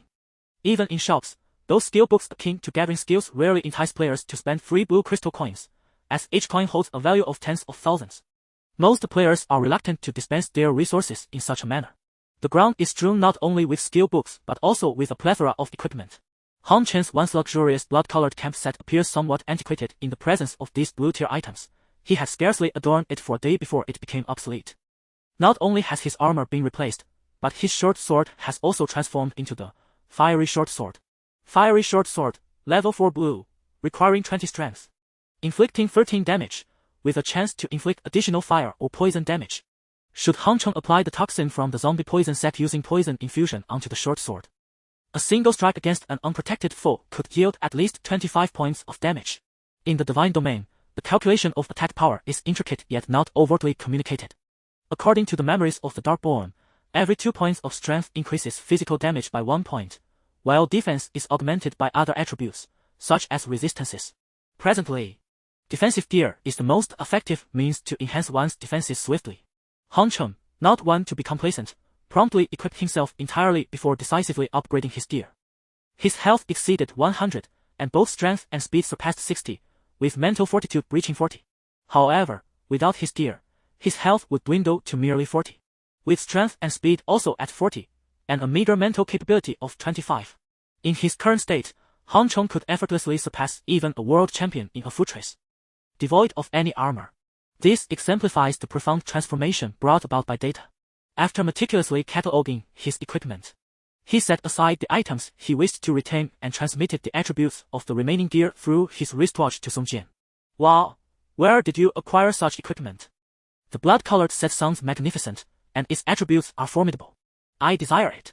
And this steelbook, in green, my goodness. There isn't a single green steelbook available online. Song Jian's exuberant voice resonated through the wristwatch. Han Cheng squinted, relishing the sight of Song Jian's awe, reveling in the notion that his surplus equipment was being regarded as treasure. Having been old friends for some time, I thought to reserve these fine items for you at the earliest opportunity. Surely, these provisions are sufficient to equip your team. With the right gear, you shall conquer higher-level monsters and acquire even better equipment. Han Cheng cast a glance at Song Jian's virtual avatar, his expression akin to that of a predator eyeing its prey. As per our usual arrangement, all equipment will be priced at 10 times the value in reality. If you desire it, I shall set it aside for you. But I can't afford it. Song Jian's mouth watered at the sight. Yet his pockets were devoid of crystal coins. You, a wealthy magnate, surely have 1 or 2 affluent friends in the real world. Perhaps you could borrow some money or recruit others to join in. I assure you, this batch will not be a rip-off. It's definitely cheaper than what others are selling. Han Cheng patiently twirled the poisoned short sword in his hand, entirely unfazed by the risk of accidentally cutting himself. After all, having wielded such a blade for centuries in his past life, he was more than adept. Fine, I will take this batch of equipment. I will provide you with an additional 10% as a deposit. Ensure you convert them to reality, and I shall send someone to collect them. Song Jian gritted his teeth in determination. I can deliver it to you directly within the game. Why waste the money? Han Cheng interjected. Boss, someone just logged in and informed me that there's trouble in the real world, Song Jian replied, his expression growing serious as he recalled the recent message. Our wristwatches now allow for communication with the outside world. Check the news on your watch. Many underground projects, including subways, have encountered monsters not mutated animals, but creatures akin to goblins. Han Cheng was taken aback, beginning to grasp the gravity of the situation. My father mentioned that in areas where monsters appear, spiritual energy increases, along with the presence of otherworldly materials. We have several such locations here, hence my desire to venture out with the team. Song Jian revealed his intentions. Han Cheng promptly accessed the news and discovered that indeed, a monster tribe had emerged in his city, a significant tribe this time, not the minor skirmishes of the past. The government acted swiftly, dispatching military police to secure dangerous locations, preventing monsters from escaping while also barring entry to others. Are you able to enter? Han Cheng inquired. I am. My father is one of the founding members of the Earth Protection Alliance, so we collaborate with the police. Song Jian's face beamed with pride. Han Chen's expression twitched. Curse this wealthy individual. I had intended to give you some time to gather the funds, but now it seems futile. Hey, boss. What's with that look? Don't you worry, with my presence, those monsters will surely not escape. Song Jian exclaimed. Hurry over to collect the equipment soon. I shall waive the cost incurred to bring it back to reality, but I have one condition. Wonderful, boss. What is your condition? Speak freely, I shall see to it. After negotiating with Song Jian, Han Cheng gathered his supplies, restocking on potions and arrows before hastily being ejected back into the real world by the system. Upon opening his eyes, he promptly exited his dwelling, ensuring no unforeseen incidents had occurred. He then invited the neighboring families to join him with utmost courtesy. As the crowd began to gather, Han Chong wasted no time and directly addressed the assembly. Esteemed elders and fellow villagers, it brings me great joy to see you all here. As you may have heard, a monstrous invasion has emerged outside, and it is likely that our entire transportation system may soon be rendered inoperative. Speak your mind quickly, lad. We have all watched you grow. A senior gentleman, clutching his pipe, jested. Han Chong, undeterred, scratched his head and continued, in all honesty. The city is fortified with military protection and is home to millions. Its safety is undoubtedly far superior to our own. If you wish to relocate there, I can assist you in finding a resettlement site, which will assuredly provide a much safer environment than we currently inhabit. Chapter 21. A profound love for this land. As Han Chong observed the silence among the group, he continued, of course. I do not mind if any of you wish to remain. However, should any monsters emerge here in the future, it will be upon us few families to defend this place, and everyone must contribute. The elderly man took a deep drag from his pipe, releasing a smoke ring while furrowing his brow. He had seen the reports online and felt a growing sense of unease. Once, this village had a considerable population. But after the recent events, those who could leave had already departed. His son and daughter-in-law had called to urge him to relocate. But he was reluctant to part with his few acres of land. After much contemplation, the elder finally resolved to inquire, Shuttling, speak truthfully with me, does the city truly offer greater safety than our countryside? Can Shuttling deceive you? The government is urging us all to move to the city. A plump ant interjected eagerly. Unlike the elder's concern for his land, she was anxious about her own future housing arrangements. Shuttling, tell us, will each of us receive a home? A good location, no less. Han Chen's expression stiffened. And, I believe this place suits you quite well. Why not stay and fight alongside us? What sort of nonsense is that? The ant retorted, her face stern. I am too old to become a burden to you all. Han Chong projected a message from his watch into the air, addressing the villagers. Dear friends, I am not trying to deceive you. The reality is that this area is indeed far more perilous than the city. Although the resettlement homes I offer are modest, they are surrounded by people, ensuring safety. If you choose not to leave, you must be prepared to stand and defend yourselves. Though property prices have plummeted, they have not yet reached the point where one could acquire land for under 100,000. This resettlement housing is priced at 100,000. If you find it worthwhile, then go. If not, then do not. If I have said too much, consider it unspoken. Han Chong shook his head, realizing that today's purpose was to divide the villagers into two groups. One group capable of leadership would remain to serve as a labor force, while the other, the more obstinate individuals, should distance themselves for their own safety. 100,000 was an investment he was willing to make for long-term development. Why do you not leave? The ant seemed to perceive something significant, her eyes brightening as she pointed a chubby finger at Han Chong. If the city is safe, why are you still here? There must be something valuable here. I have heard that you and the Long brothers have procured quite a lot of treasures lately. Han Chong rolled his eyes. And, if you wish to stay, you may do so. No one is stopping you. I have made my position clear today. Those who wish to leave should leave their names with Zhang Qing, and those unwilling to depart but willing to follow me should sign with Zhang Yun. If none of you wish to leave, then we shall each go our separate ways, and I will save my 100,000. The elder pondered deeply, ultimately concluding that he could not leave. In his simple understanding, land equated to sustenance, it was life itself. Even in the face of an apocalypse, would humanity cease to require food? Yunzi, write my name down, I want to stay. All right, uncle. 10 minutes later, only 3 families chose to remain. One household belongs to Zhang Hong, while the other 2 are those of Uncle Zhang Liang and Wang Po, along with her granddaughter, Zhang Ye. Aside from these, no other families are willing to remain in this small village. The disgruntled aunt, despite her complaints, went to Zhang Qing to sign the agreement. After all, a free house is an opportunity not to be missed. Let me tell you, you must not meddle with my house and land. I plan to return to cultivate it in the future. The aunt asserted emphatically. All right, we won't touch it. Han Chong felt somewhat weary. After dispatching these individuals, he called upon Zhang Liang, Wang Po, and the others who stayed in the village together in his backyard. Even Han Chiu was unaware of his intentions, as were those who had received houses, all craning their necks in curiosity. Upon reaching the back door, Han Chong instructed them to remain where they were while he ran out about 300 meters. When he felt the distance was sufficient, he gently tore the stone house scroll, and a castle-like stone fortress rose dramatically from the ground, astonishing all onlookers. What in the world is this? Han Cheng ascended the towering walls and proclaimed, "This shall be our future dwelling." The ant, blinking in disbelief at the stone fortress, suddenly rushed to Han Cheng and pleaded, "Nephew, I have changed my mind. I wish to stay. I cannot bear to part with this land. My eyes often brim with tears because my love for this land runs deep." 2 hours later, Han Cheng appeared at a subway entrance outside the city. The subway had been rendered inoperable due to the invasion of monsters, even if one could exert great effort to clear the creatures within. Many critical machines had already been damaged. Moreover, who could say whether monsters lurked on the tracks? Military and police forces surrounded the area, prohibiting ordinary individuals from approaching. Han Cheng was able to gain access through his connection with Xinjian. The closure of the subway entrance was not to prevent ordinary people from seeking fortune, but rather to protect them from the ruthless monsters within. Allowing them entry would be an act of irresponsibility. Of course, those with the assurance of the Earth Protection Alliance were exceptions.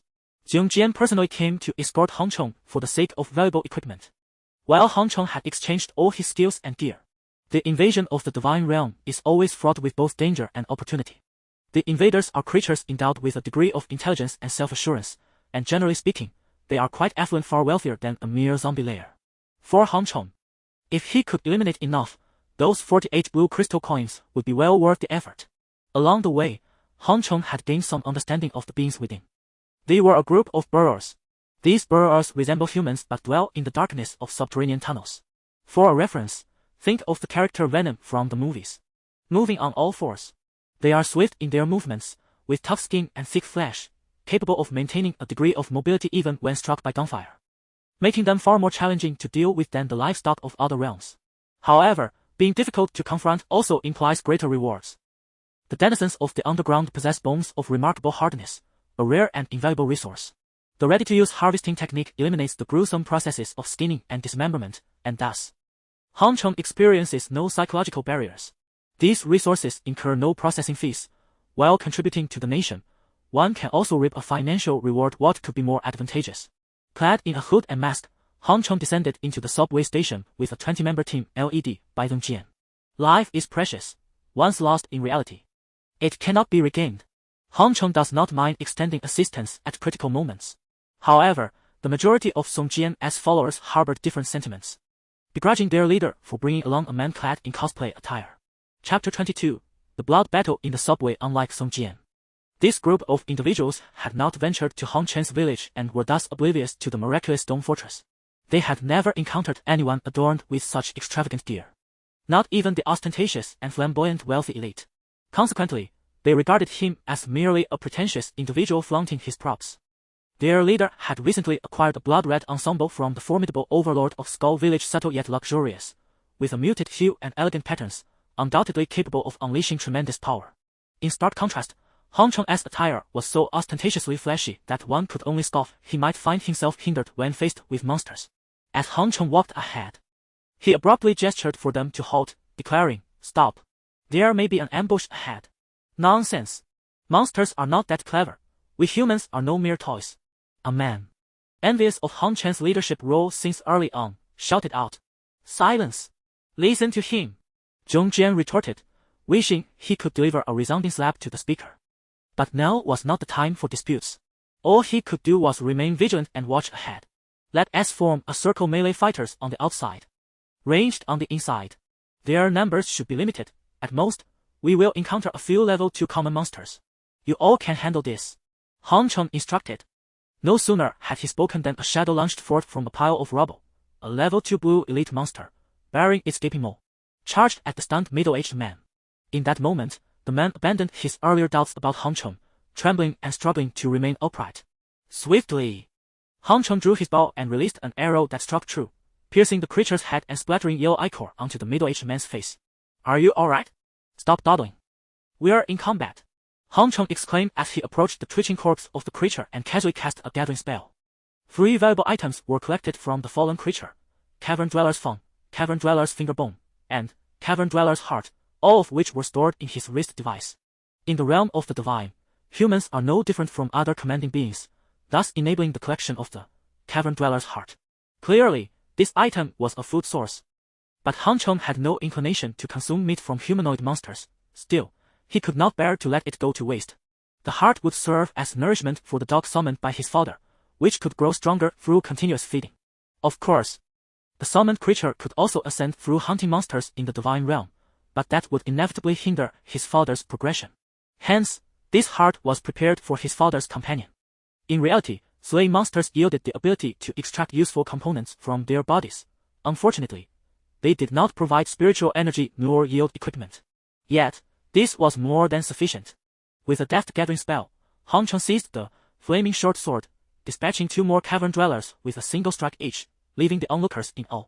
The middle-aged man, flushed with excitement, picked up a massive sword and, with a cry of dementia, leapt to deliver a blow to one of the cavern dwellers. Only for the creature to fall to the ground, momentarily dazed, before dragging itself forward with its severed arm. As the middle-aged man witnessed the scene, it seemed that he had regained his composure reminiscent of his days in the divine realm. With a mighty roar, he struck down the cavern dweller with a sword, followed by a flurry of 4 or 5 additional strikes, until the creature was finally vanquished. In contrast, Han Cheng had single-handedly dispatched 4 of the cavern dwellers, one of which was notably larger and evidently a level 3 or 4 beast. Observing the others, it was apparent that several individuals working together could barely defeat a single cavern dweller. The older gentleman had merely been fortunate. The creature, swift as it was, could not change directions mid-air and fortuitously collided with his blade, or else he would have required Han Chen's assistance once more. Indeed, this was a seasoned team that had undergone numerous trials and acquired new equipment and skills. Thus, after 3 minutes, the team, having adapted to the rhythm of battle, effortlessly eradicated the entire ambush squad of cavern dwellers. However, despite Han Chen's protection, a few individuals unfortunately sustained injuries. Fortunately, the team was not lacking in healers, and they quickly recovered. At this moment, the gazes of the others toward Han Cheng were filled with admiration and gratitude. My apologies for doubting you earlier. That was my mistake. The middle-aged man approached Han Cheng, his face flushed, and grasped his hand. That smile bore an uncanny resemblance to something less than platonic. Han Cheng, feeling a chill, withdrew his hand and replied, "No need for thanks. We are all comrades. It is only right that we look out for one another." Indeed, indeed. The older gentleman showed no offense, his expression gradually morphing into an unsettling grin.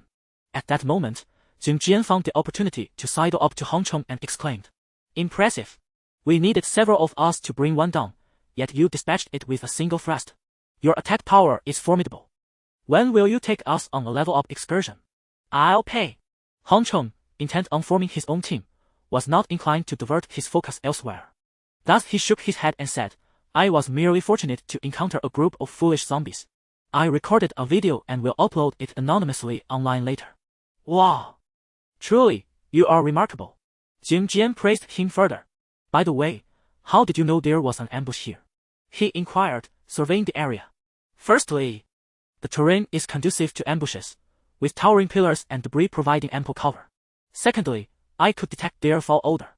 Han Cheng indicated towards a cavern dweller yet to be disassembled into particles by the collection technique. "Perhaps you might consider recruiting a few retired soldiers for your team." "That's an excellent idea." Jian's eyes sparkled with the prospect of enlisting former military personnel. Han Cheng, unwilling to linger, pointed towards the dark tunnel ahead and declared, "That is the lair of the cavern dwellers. There will be no light within. I advise you to refrain from entering and hunt from outside instead." "And you?" "I shall enter alone." With that, Han Cheng strode forward with determination. Am I to divulge that treasures may only be found deep within the caverns? He was resolute in his pursuit of this treasure. 2 minutes later, unencumbered by Jian's team, Han Cheng was free to unleash his prowess. Adorned with a hard hat equipped with a flashlight, he utilized the meager illumination to discern the surroundings in the enveloping darkness. One by one, the cave dwellers surged toward Han Cheng like moths drawn to a flame. In another part of the cavern, a small enclave housed 5 or 6 individuals, all clad in military uniforms, taking refuge behind the narrow entrance as they repelled the onslaught of the cave dwellers.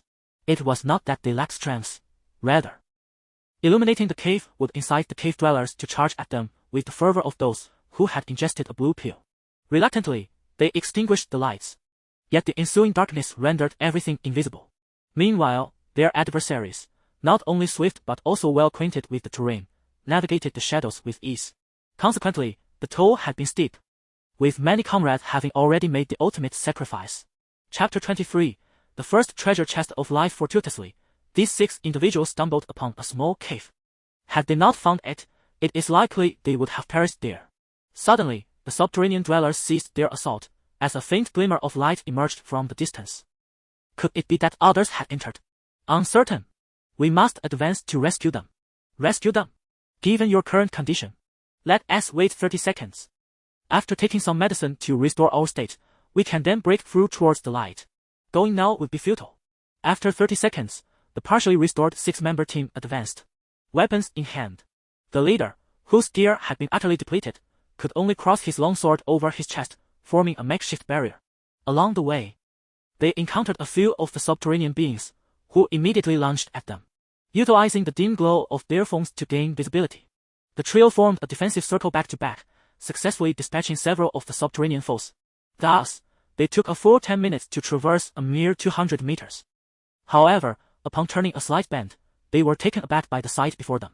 Before them loomed a towering mound of flesh, atop which stood a man with a flashlight affixed to his forehead, 1 foot planted upon a twitching subterranean creature. In his right hand, he held a blade, adorned with the severed head of another subterranean being that had just pounced. Han Chong, having dealt with the last of the subterranean foes, was about to discard the head and take a moment's respite when 6 soldiers emerged from around the corner. Han Chong flashed them a smile and then gestured towards the mound of flesh, declaring, "That is mine." Alas! Han Chen's lofty demeanor was swiftly shattered by the scene. "We shall not covet your spoils. May I inquire your esteemed name and whether you might consider joining our military?" asked the leading man, clad in minimal attire. With a grin. "No interest." Han Chong waved dismissively, proceeding to employ his harvesting skill on the mound. Previously, he had been too preoccupied to divert his attention, and he had sought to use the corpses to construct a barrier of flesh, preventing the surrounding emptiness from allowing any breaches. Now that the foes had been vanquished, he aimed to harvest them one by one. In due course, he would present them to Dong Hong, who could forge a plethora of fine items from the materials. "Rest assured, our benefits will far exceed those offered by the corporations safeguarding the Earth Alliance. Please reconsider," the man persisted, unwilling to relent. "Should you join us, I could arrange for a suite in the city center and a monthly base salary of 10 blue crystals. I am not affiliated with the Earth Alliance. I genuinely have no interest in being beholden to anyone." "I apologize," Han Chong replied, having already unleashed nearly 100 harvesting spells, causing the corpses to vanish instantaneously. "May we reach out to you for assistance?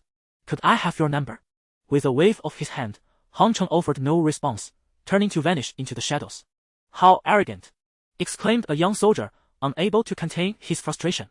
Just as his words left his lips, the leading man rebuked him. "He has aided us immensely. Even if he does not join our ranks, we must not speak ill of him. Let us go see if Xiao Lu and the others have left behind any remnants." As the man spoke, tears welled in his eyes. Having promised to venture out together and return in unison, the outcome was a rather unfortunate entanglement with a monstrous fate. "Let us proceed." Over there, Han Chong had once again vanquished a few scattered cave dwellers and successfully located their lair. Indeed, within this stronghold, he discovered a resplendent golden chest. In addition to the chest, there were numerous low-grade pieces of equipment. Initially intending to store the gear in his wristwatch, he was unexpectedly reminded of the military personnel he had encountered earlier. "Never mind, I shall leave those for you. I only desire this chest, for it is the first of its kind in my life," Han Chong whispered as he extended his hand towards the chest. The moment the chest made contact with Han Chong, it recognized him as a being from Earth and promptly sprang open, revealing a bag, a scroll of skill, and a crystal within. Upon inspection, Han Chong discovered a pouch containing seeds of the dark herb along with its cultivation method. The dark herb grants individuals a modicum of vision in darkness, effective only once per person. Simply consuming it suffices. If left unharvested upon maturity, it rapidly proliferates into a new generation of dark herb seeds. With an ample supply of fertile land, countless dark herbs could be cultivated, bearing significant strategic implications for the entire nation. After deliberating, Han Chong decided to retain 10 seeds for his personal use upon returning, while surrendering the remainder to the state. Such matters were not to be trifled with.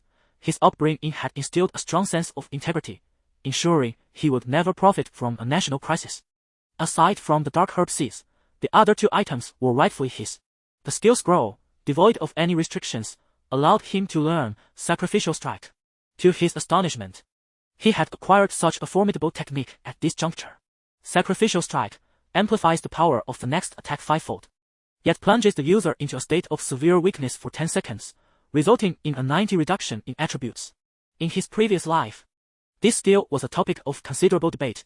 Those who wielded it adeptly could slay numerous high-level monsters, while the unskilled often found themselves as mere specters beneath the feet of beasts. When faced with formidable adversaries, what was once an evenly matched confrontation could turn dire. A single explosive maneuver failing to eliminate the opponent would leave one vulnerable, with a mere brush resulting in demise. It was indeed a skill of immense power tempered by significant drawbacks. However, Han Chong was different. Armed with centuries of experience regarding Sacrificial Strike, as a Darkborn and equipped with the skill, Darkborn Theft, his chances of survival were considerably enhanced. Thus, his delight was well-founded. As for the crystalline object, it was known as the Spirit Sphere, containing 1,000 points of mental energy. By grasping it, any amount of mental energy expended could be replenished instantaneously, a veritable treasure for any mage. Such a personalized artifact would never be relinquished. He promptly stored it in his wristwatch, anticipating its potential utility. After surveying his surroundings once more, he finally stumbled upon an equipment station, a locale for crafting gear. Satisfied, he stored the station in his wristwatch and departed with a sense of fulfillment. At that moment, had he not been restraining his emotions, he would have undoubtedly broken into song. By chance, he encountered several soldiers who had not yet departed to collect the bodies of their comrades. He inquired, "Are you a soldier? May I have your identification number?" The young soldier, visibly distressed by the sight of his fallen comrades, retorted angrily, "Why should I give it to you?" Ignoring the outburst, Han Chong tossed a seed of the dark grass to the soldier and stated, "I wish to deliver this to your military. Within a month, I hope to see it emerge in the outside world, and within a year, to see it widely adopted. If I do not hear any news about the dark grass online, I shall come looking for you. By the way, venture further inside. There are numerous weapons and equipment therein." With that, Han Chong snapped a photo of the soldier with his wristwatch before taking his leave. The soldier, astonished by the information he held regarding the dark grass, was oblivious to the moment of Han Chen's departure. Squad leader, why are you in a daze?" The squad leader, coming back to reality, hurriedly stored the information about the dark grass in his wristwatch. Noticing Han Chio's absence, he could only exclaim, "What a good person." Chapter 24. The controversial video. As Han Chong emerged from the underground cavern, he was swiftly surrounded by Zhong Jian, who exclaimed, "Boss, you have indeed emerged unscathed." Zhong Jian gazed at Han Chong with admiration. Han Chong waved his hand dismissively. "Oh, it was merely luck. I'm fortunate you didn't venture in earlier, or the outcome could have been far graver." Zhong Jian, aware of his own limitations, bore no resentment and inquired, "Did you come across anything of value inside? Perhaps something you no longer need that I could buy from you?" "Nothing left. It has all been given to others," Han Chong replied. "What? Given away?" "Indeed. It was voluntary and at no cost." After showcasing a moment of bravado before Song Jian, Han Chong felt an invigorating sense of elation. The mere thought of Song Jian's incredulous expression made him chuckle. Once he exited the subway station, the air felt refreshingly different. 10 minutes later, his thoughts began to wander. Although remnants of the subterranean dwellers remained within the subway, they should be easily dealt with under the military-esque pursuit. With the introduction of the dark grass, even in the depths of darkness, they would adapt, potentially reducing casualties. Recalling the early days on Water Blue Star, it was ignorance that allowed monsters to seize the opportunity. The pace of progress on Earth was even swifter, which left Han Chong feeling somewhat uneasy. Seated in the vehicle sent by Chongdong to retrieve him, he immersed himself in his wristwatch, editing the footage captured over the past 8 hours. First, he showcased the various shops and item attributes in the blood camp, followed by the segment of maneuvering around the zombies. Naturally, he ensured the entire video was obscured. This approach was designed to spark the imaginations of viewers, bolster their confidence, and most importantly, ignite their desires.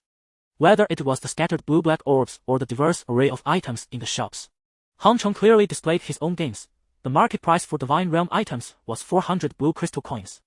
After deducting the earnings from selling his leftover gear to affluent buyers, he netted 480 blue crystal coins.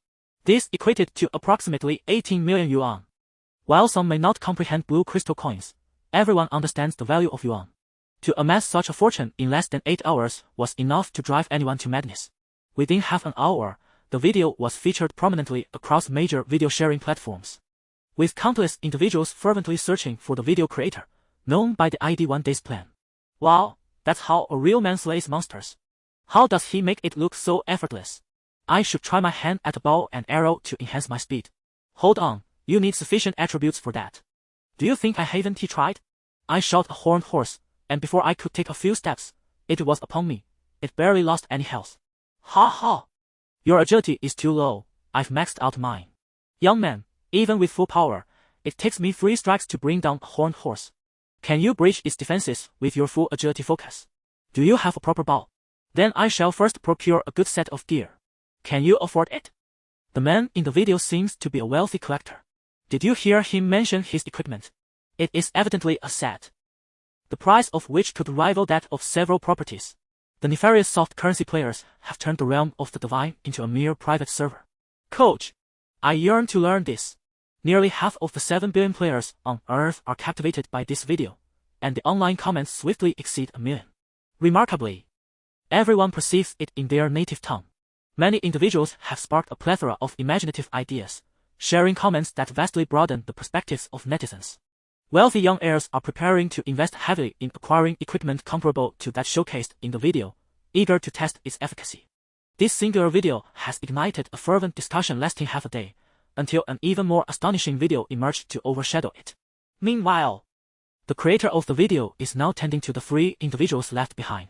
The world of the divine offers myriad choices, and certain auxiliary professions can be undertaken without requiring excessively high levels. Han Cheng is reluctant to let these 3 individuals perish until they can witness the skeletal village.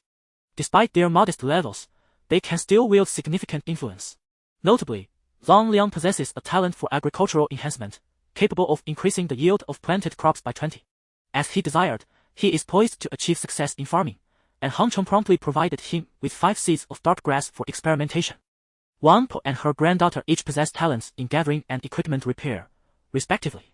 Ecstatic, Han Cheng hastily entrusted his deer to the granddaughter for mending. Of course, repairs necessitate materials. In the absence of corresponding raw materials, one must resort to using crystal coins of the appropriate color and level for repairs. For instance, a piece of equipment valued at 10 blue crystal coins with 0 durability will require 1 blue crystal coin to repair, a cost equivalent to half of its value in the real world. However, if the durability stands at 510, only 0.5 blue crystal coins would suffice. Thus, repairing equipment and transitioning it between realms is no trivial endeavor. Moreover, Han Cheng sought out the Zhang family, bestowing upon them several steel books, and subsequently gifted a blacksmithing table to Zhang Han. With this table, they could forge more powerful equipment while reducing crafting time.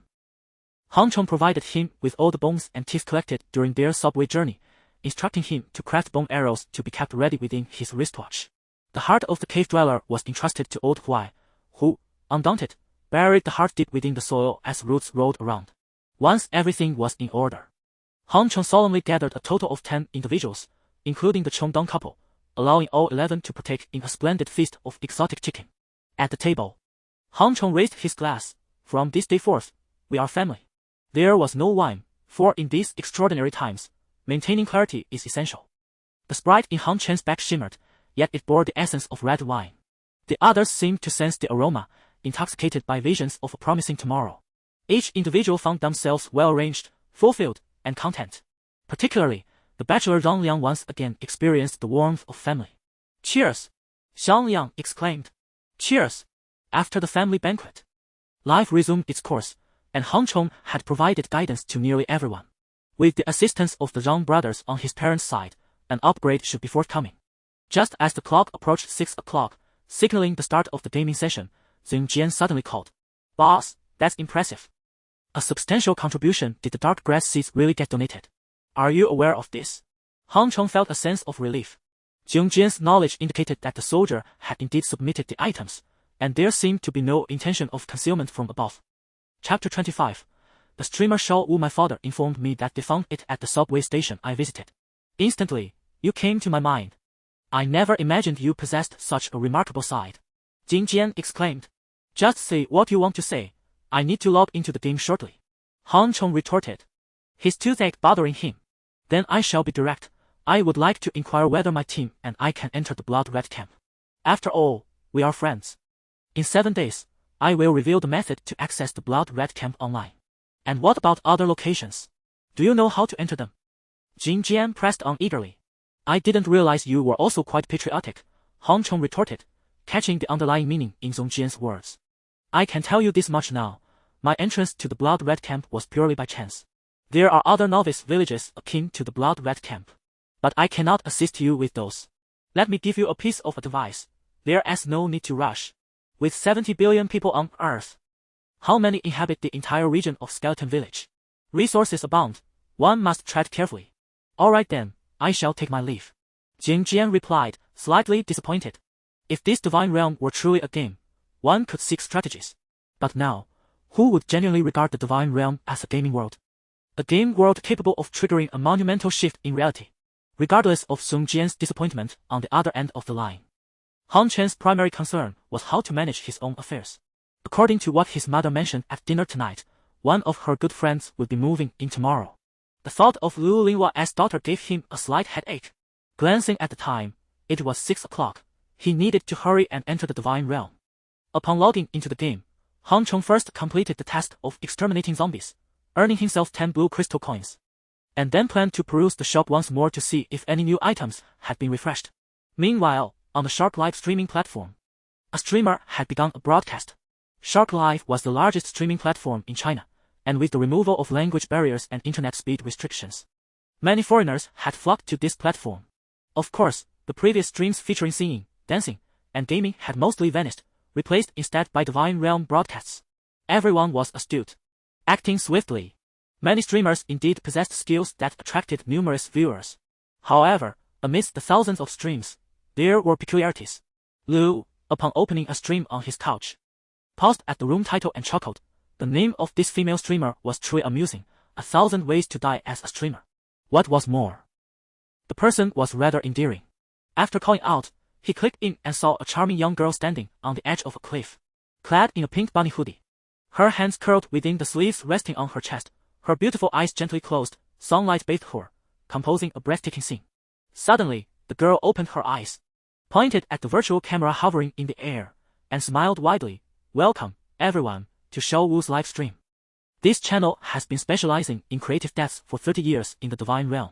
Here, there are no depths you can't imagine, only those I can achieve. Lu was momentarily stunned by the stark contrast before him, his cigarette falling to the ground, oblivious to the fact that it was now lit incorrectly. Oh dear! I've got my cigarette the wrong way round, it's burning me, he exclaimed. Xiao Mao, come and see if this streamer is the one who last year cooked herself in an iron pot. Good grief, indeed. With 2 exclamations, the streamer known as Xiao Wu leapt forward, plummeting off the cliff, meeting her end with remarkable tranquility. 3 seconds later, Xiao Wu was reborn, instantly addressing the virtual camera with a cheerful, "Hello, my dear friends. It's been a while. How did you find that spectacular demise? Did it give you a thrill? Perhaps a sensation reminiscent of nearly wetting your pants? Now, let's south explore this place together." Wait, what? Lao Lu. What Lu? The streamer issued a lawyer-esque warning. Do not joke about deceased streamers. I, Lu, have not cheated. Everyone can spit and move on. Strangely enough, the expression on the face of the man beside her upon the sudden appearance of a beautiful woman was quite amusing. Dan T stepped back. Our Xiao Wu isn't a monster that eats people, so why retreat? The audience erupted in laughter. However, an unsettling feeling began to permeate the atmosphere. What is going on? Do these two truly know each other? Is this even possible? The odds of encountering someone after committing suicide in the divine realm amidst 7 billion people must be slimmer than winning the lottery only to be struck by a comet. Your focus is misplaced. Do you not recognize the people here? If you had mentioned it, I would have noticed. Aren't those businessmen the ones from the one-day plan shoot? This expert-esque attire looks exactly like that of an online master. Incredible. But is this a bug? Was it said that one cannot respawn in the novice village?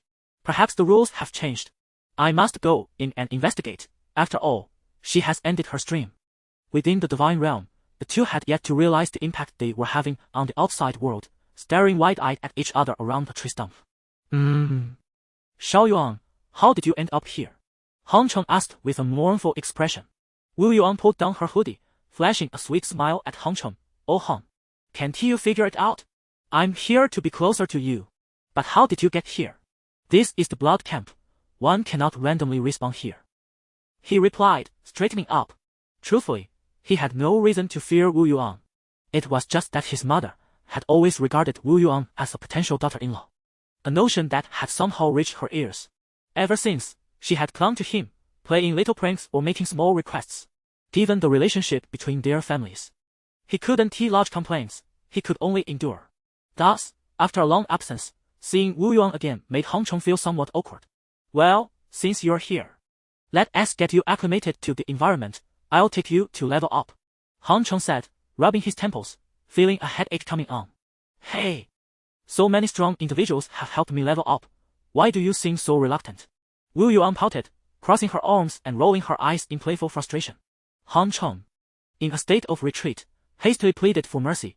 I would gladly do so, yearning to accompany you in leveling up every day. Humph, that's more like it. Lead the way, old Hong. Wu Yuan, with an air of pride, stepped forward to stand before Hong Chong. Their light-hearted banter, however, left the audience in the live stream anxious, as they were eager to inquire about the unfolding events. A well-informed individual returned with a statement. No need to wait any longer. Someone has confirmed that rebirth allows direct entry into major novice villages akin to the Blood Red Camp. Below is the video link. Yet, the number of those daring enough to end their lives was indeed scarce. Even fewer were those willing to mention the prospect of self-destruction, ready to forsake the effort and connections cultivated over the past few days to start anew. Those who were prepared to begin again realized that venturing alone into the novice village without levels or equipment would likely render them incapable of defeating even the level 2 common monsters outside the village. A rarity indeed. After all, gold will shine wherever it is found. Chapter 26.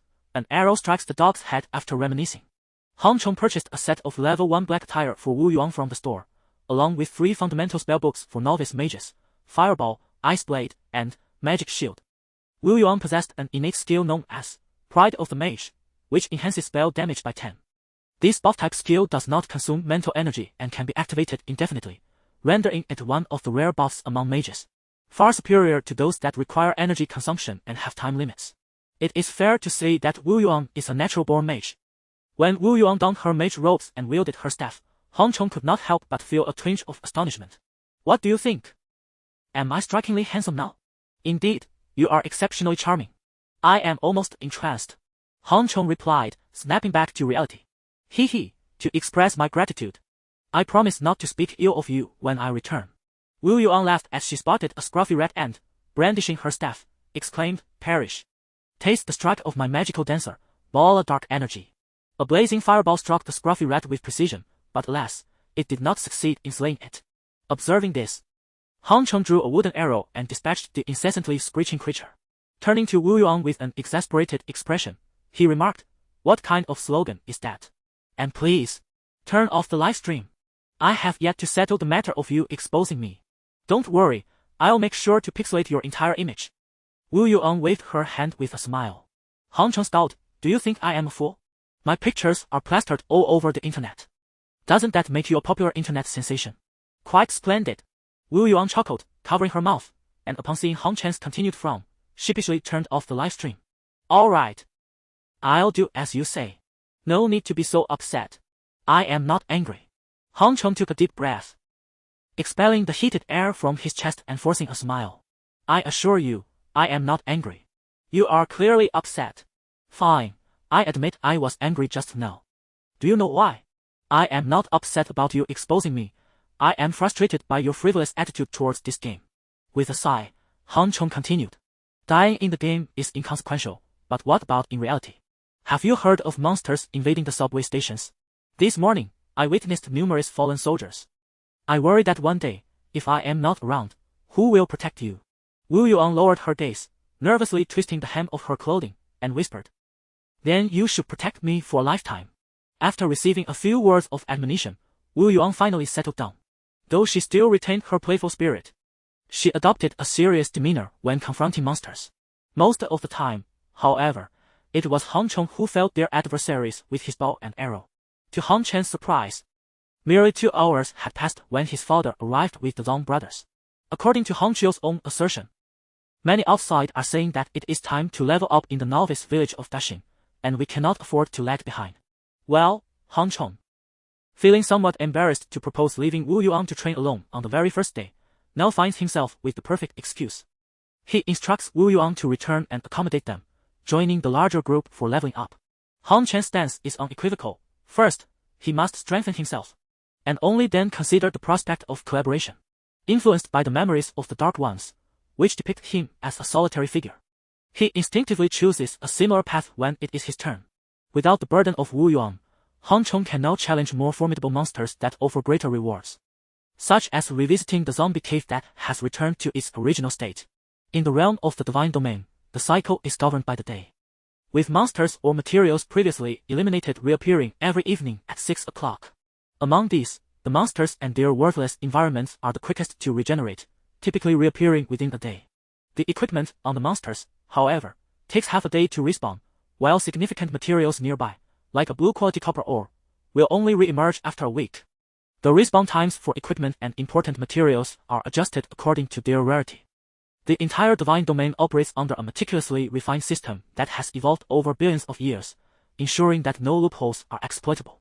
Thus, while the zombies within the cave have resurrected, Han Chong considers that these impoverished creatures are unlikely to possess any valuable gear, leading him to shift his focus to another group, the goblins. Clearly superior to the zombies, goblins are classified as level 4 elite creatures, their speed on par with Han Chen's. In response, Han Chong declares that he shall abandon cunning tactics in favor of a direct confrontation. The goblins, despite their canine heads, exhibit behaviors quite similar to humans. Consequently, every house appears to Han Chong as a potential treasure trove, harboring unknown riches. Of course, it is equally possible that they may contain nothing but barren walls. Approaching the goblins, Han Chong remains vigilant, initially taking the time to observe their distribution before starting from the periphery, positioned at the maximum range of his bow. Soon enough, an unsuspecting goblin on the edge is struck by an arrow. Previously, I had been oblivious to how my mother described the differences between humans and us until an arrow found its mark on my canine head. I glanced back to see an ugly creature with a sunken mouth and nose, and I realized that this was the human my mother spoke of. Enraged, I seized my beloved bone club and charged forth, believing I could effortlessly shatter its grotesque skull, only to find another arrow lodged in my own head. Han Chong, observing the fallen goblin before him, wipes the sweat from his brow and remarks, "Wow, that was surprisingly swift." I shot 2 arrows with old Jane's bone arrows before it perished. With Han Chen's current offensive prowess combined with the armor-piercing capability of the bone arrow, vanquishing lesser foes of the same level has become an effortless endeavor. At times, Han Chong questions whether he still truly embodies the essence of an assassin, pondering the possibility of transitioning to an archer instead. He chuckles softly, dismissing his juvenile musings, and resumes his previous hunting motions with bow and arrow. However, this time, the goblins react swiftly. After slaying merely 5 of their number, the entire tribe becomes aware of the anomaly, prompting several goblins to emerge from their dwellings and initiate patrols. Should Han Chong continue with his aggressive tactics, he risks being pursued by a throng of goblins. Chapter 27. The Hellhound. As Han Chong hesitated over whether to invest effort in flying a kite, his watch buzzed with a call request from Song Jian. Upon answering, Han Chong mused, "Why is the young master alone, who should be busy leveling his team, taking the time to call me? Ah, my esteemed friend. It seems fortune is smiling upon you. I was contemplating sending you a red envelope and asking for a small favor in return." "What favor? Have you seen the news? There are individuals entering your domain. Your resources can no longer be deemed exclusive. Why not allow your younger brother to join in? Could you possibly bring me a few teleportation scrolls?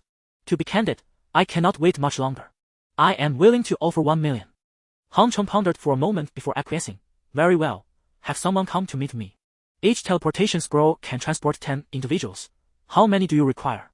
5 will suffice. "Thank you, my friend. Farewell." Astonished, Han Chong thought, "My, how swiftly things have developed. Just a short while ago, there were only 20 people." After hanging up, Han Chong lost interest in walking the dog-headed creatures.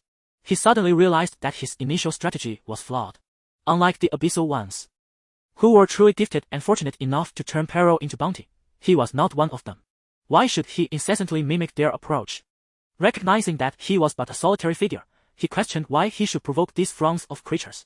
Instead, why not seek out isolated adversaries for one-on-one confrontations? Engaging a single commander might yield rewards that rival defeating a cluster of elite foes. Cursing himself for his earlier misjudgment, Han Chong recalled the locations of solitary monsters from his memory, preparing to eliminate them one by one. However, before embarking on this endeavor, he needed to locate and activate the small teleportation array in the wilderness. The reason Han Chong referred to the Blood Camp as a novice village was due to its well-structured system tailored for beginners, as well as the opportunity to change classes upon reaching level 10 at Aloma. Within the Blood Camp lay a grand teleportation array capable of transporting class changers to larger cities.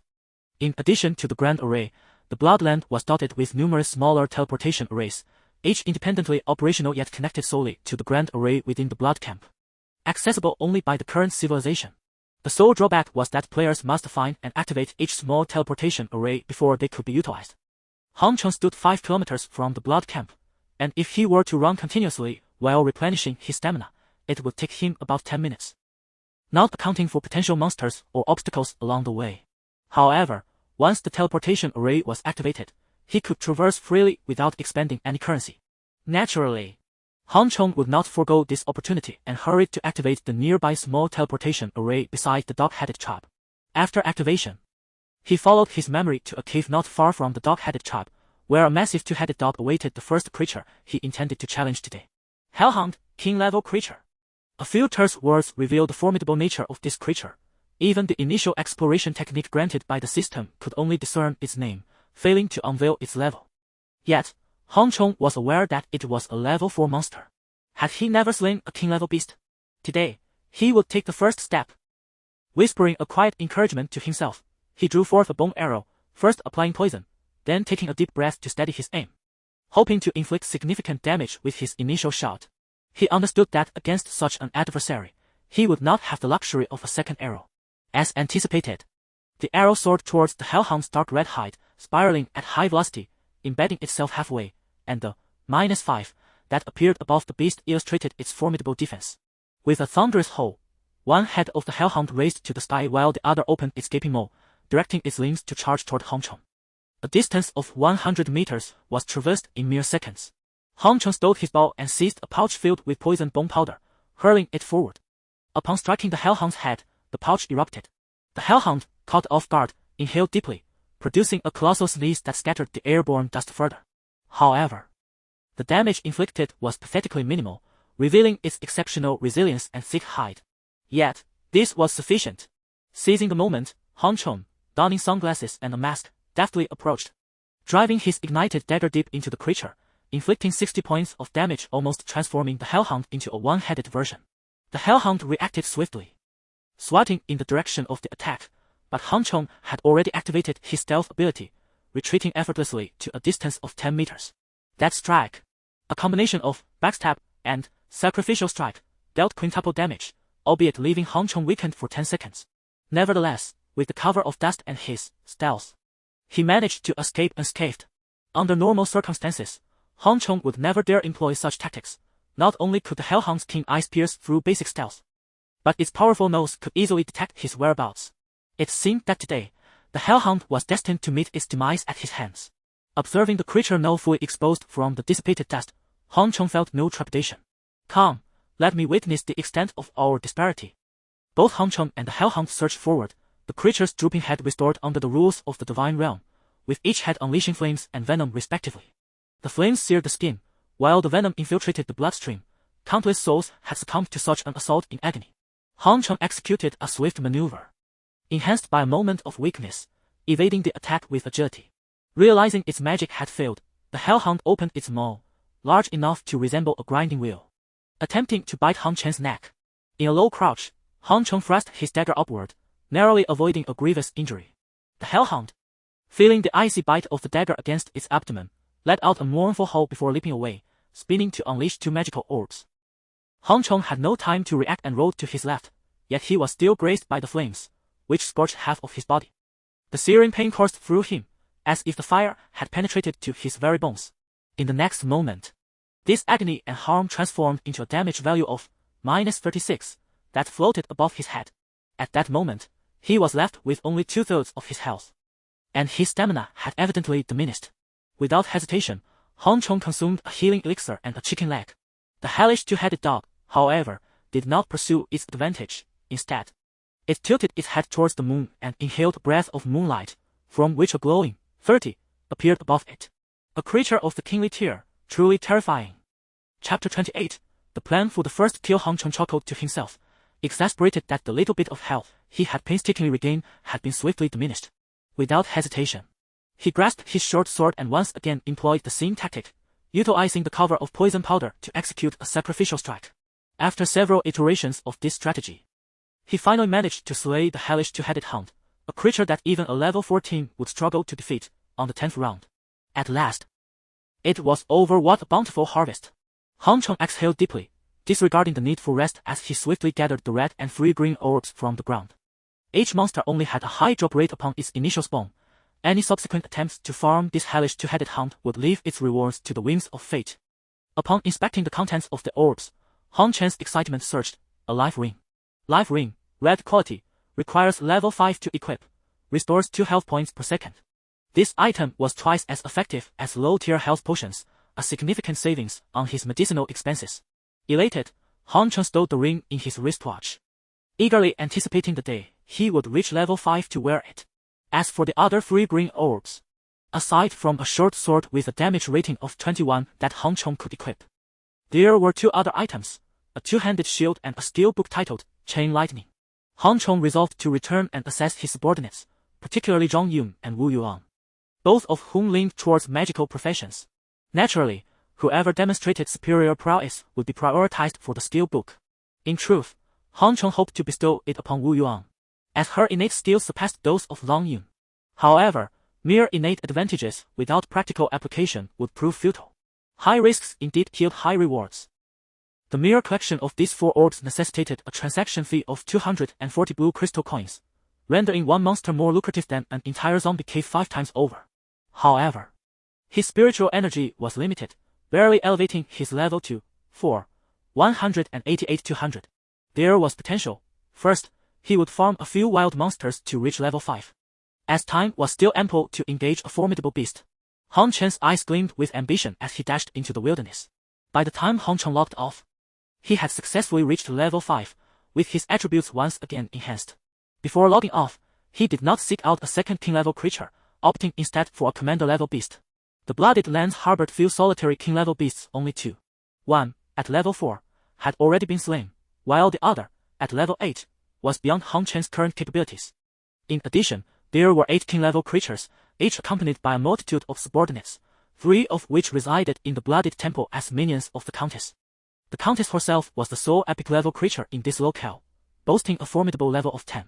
If there existed a place most likely to yield exceptional equipment, it would undoubtedly be these areas. Hong Chong knew he must secure the first kill. Trailing behind others would yield no valuable spoils. Consequently, he began to devise a short-term strategy that would enable him to rapidly cycle through all the king-level beasts before him. It was beyond the capabilities of a single individual. Consequently, he resolved to personally lead the team to combat the monsters 3 days hence. After contemplating for a while offline, he disseminated this news, while also perusing the latest updates regarding Nanxi City on the official website of the Earth Protection Alliance. An article entitled The Increasing Number of Wild Monsters, Should We Abandon the Lands Outside the City? Is There a Possibility of Monster Attacks on Humanity in the Future? Was prominently featured at the top. Hong Chong was not overly concerned about this. Strictly speaking, the wilderness was indeed far more perilous than the outskirts of the city. Yet it simultaneously presented opportunities. For Hong Chong, if he could not even manage the wild creatures in the vicinity, it would be better to end it all rather than wait for death. Furthermore, the number of wild monsters would not endlessly proliferate, as the external space was limited. Monsters would inevitably engage in mutual slaughter. They lacked the means for linguistic translation, unlike in the world of wristbands where territorial boundaries were enforced to prevent conflict. With no common language and not belonging to the same species, their arrival here established a competitive dynamic that made cooperation exceedingly difficult. However, Hong Chiu could not voice this perspective publicly.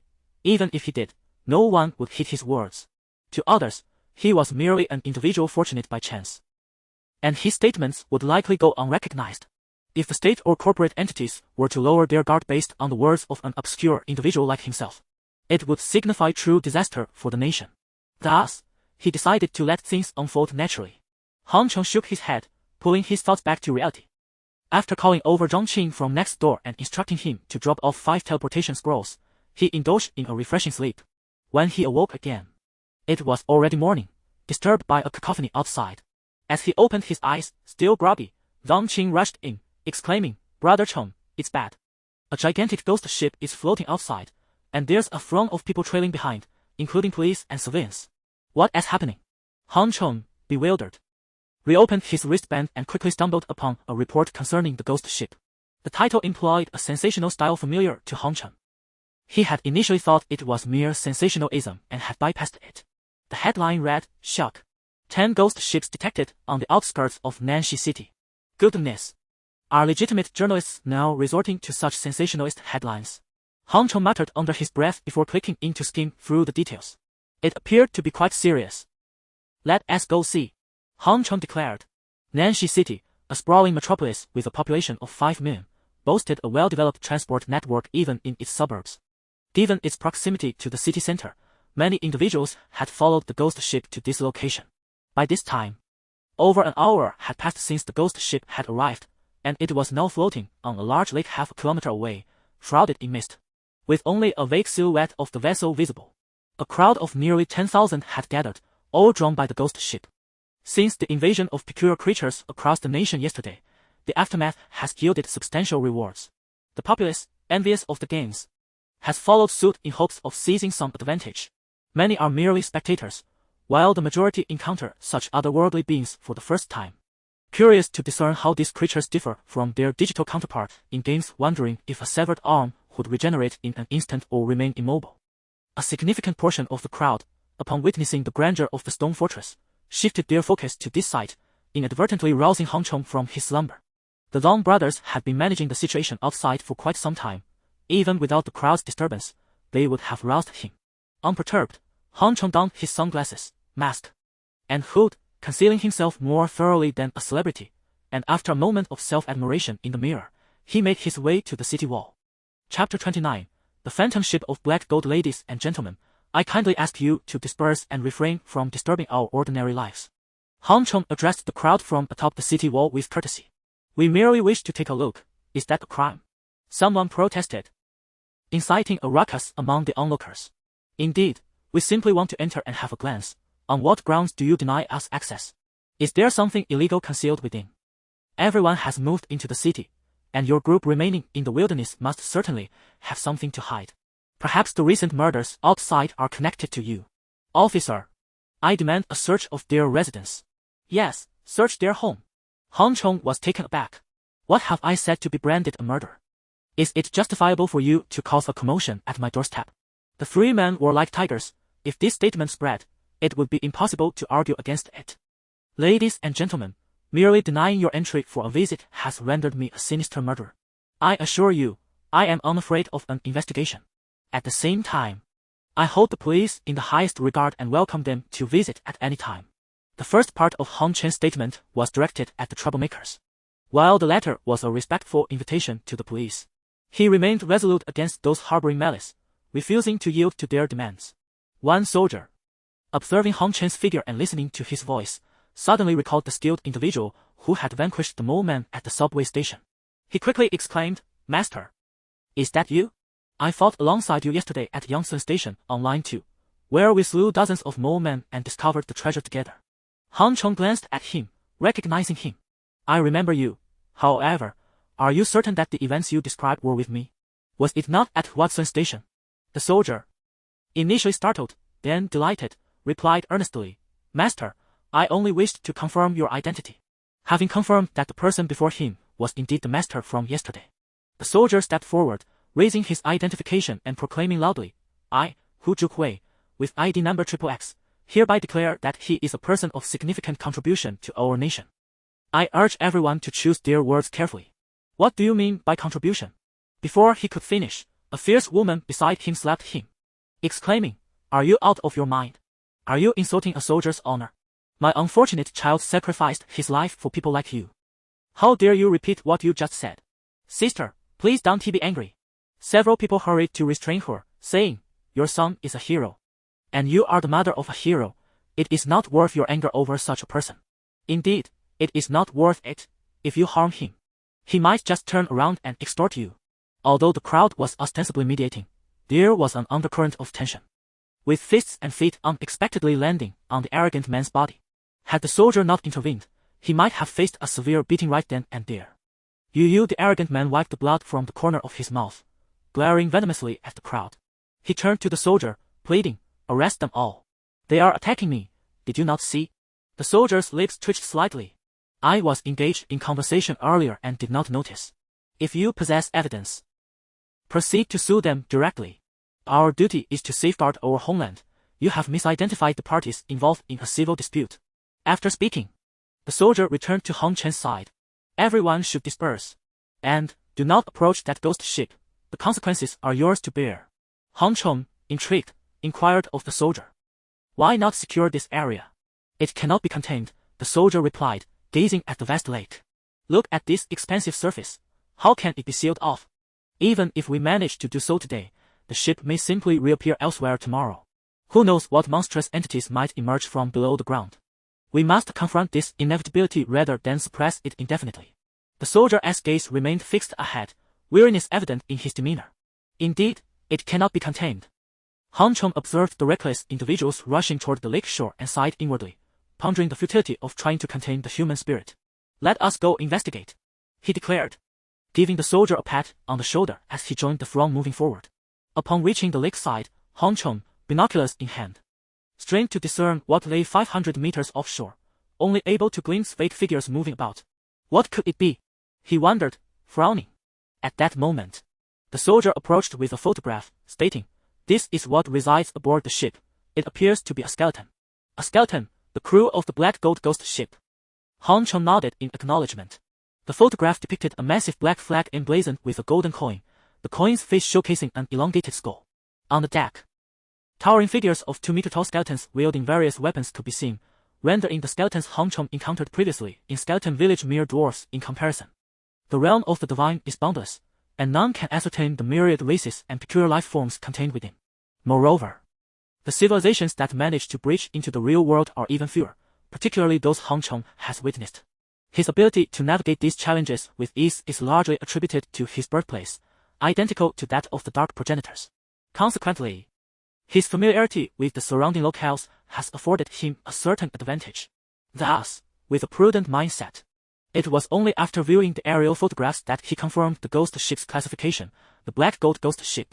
His recognition of this spectral vessel stemmed not from prior encounters, but from the fascinating lore surrounding it. Each ghost ship is said to guard a piece of black gold. When the black gold vanishes, the crew embarks on a quest to reclaim it. Although the legend is captivating, the crew members themselves are not particularly formidable, being only slightly stronger than the denizens of the underworld. Within the vast pantheon of the divine, they rank as mere cannon fodder, hardly qualifying even as servants. In the perception of the Dark Progenitors, the Black Gold Ghost Ship resembles a dog guarding a bone. When the master discards the black gold, the ghost ship eagerly scours the surroundings in search of it. Even so, these entities are not to be trifled with. At least those with a maximum level of 2 and lacking any equipment would undoubtedly meet their demise if they dared to confront them. Nevertheless, the scene below was undeniably lively.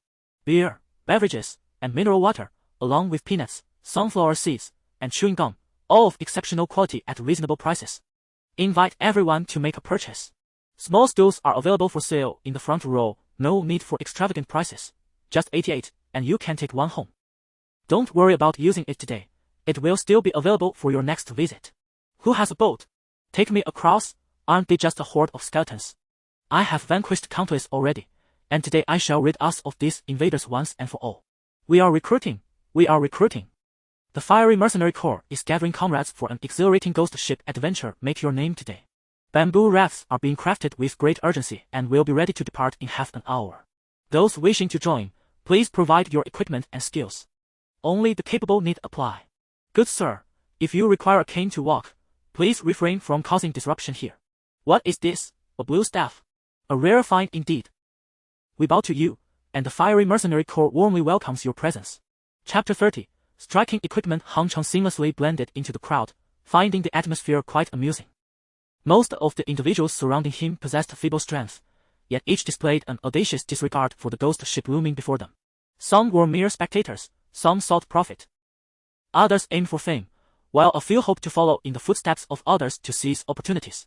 As Han Cheng pondered whether to board the ship alongside the military, 2 cargo vessels laden with people approached from the distance. At the forefront, clad in a dark red ensemble, was none other than Zong Jian. Han Cheng felt a twinge of embarrassment, not wishing to be singled out in public. Observing the chaotic scene aboard the ship, he couldn't shake off a sense of shame. Yet, as fate would have it, Zong Jian's keen eyes quickly recognized the tightly wrapped figure of Hong Qiu and called out from afar, "Big shout, you're here too. Come aboard." At Zong Jian's beckoning, the crowd around Han Cheng immediately dispersed, leaving him standing alone. With a sense of resignation, Han Cheng approached the gangway and inquired, "What brings you here?" "Hey, I heard things were perilous for you, so I immediately chartered 2 cargo ships and brought dozens of people to support you." Zong Jian replied cheerfully. "I truly appreciate it," Han Cheng said, placing one foot on the gangway while simultaneously sending a message to Cheng Dong via his wristwatch. Moments later, Han Cheng raised his head and stepped onto the gangway, stating, "Please wait a moment, I've called Cheng Dong over." "All right," Zong Jian responded, though it caused some dissatisfaction among the young men aboard the ship. "Are we all supposed to wait for just you?" One young man called out to Han Cheng. "You may go ahead." Han Cheng disregarded him and addressed Zong Jian directly. Zong Jian's expression soured slightly as he turned to the young man, saying, "Brother Chiu, I kindly ask you to wait a moment. My father sent you to ensure my safety, and I hope you can follow my lead." "Humph, suit yourself. I'm only responsible for keeping you alive." Brother Chiu huffed, falling silent thereafter. To him, not only was Hong Qiu worthless, but Zong Jian was as well. Along with everyone else aboard. If it weren't for repaying his father, he would have thought otherwise. Zong Jian, feeling somewhat awkward, turned back and said, "Yi Qiu, my father is concerned about me, which is why he sent a bodyguard. Your father is quite something, knowing the dangers yet still sending you here." Han Cheng remarked with surprise. If he had a son, he would never allow him to venture into such perilous territory. "Hey, I'm not one to simply bide my time. Now that I have such a formidable team and excellent equipment, if I can't survive until we disembark, wouldn't that mean I've wasted all these days?" Zong Jian grinned playfully. "Humph, if your father didn't care for you, he would have broken your legs and locked you at home." Yi Qiu couldn't help but interject with scorn once more. He was a proud individual, born with an inclination for sarcasm, inherently believing himself to be superior. At last, this provoked Zong Jian, who was a wealthy heir. Being ridiculed by a peer in such a manner was intolerable. Zong Jian's complexion shifted from a deep hue to a ghastly pallor, his expression darkened with palpable rage. "I remind you, you are merely a bodyguard. You safeguard my father's life, and I respect you for that. However, this does not grant you the liberty to utter nonsense. My father compensates you, and he even instructed me to share my skill book with you. Should you continue your reckless talk, I demand you disembark this vessel immediately." Zong Jian's voice resonated loudly, drawing the attention of numerous onlookers, some of whom recognized him and began capturing photographs. Regrettably, the wristwatch in the real world lacked the capability to activate a virtual camera, otherwise, recording would have been exceedingly swift and discreet.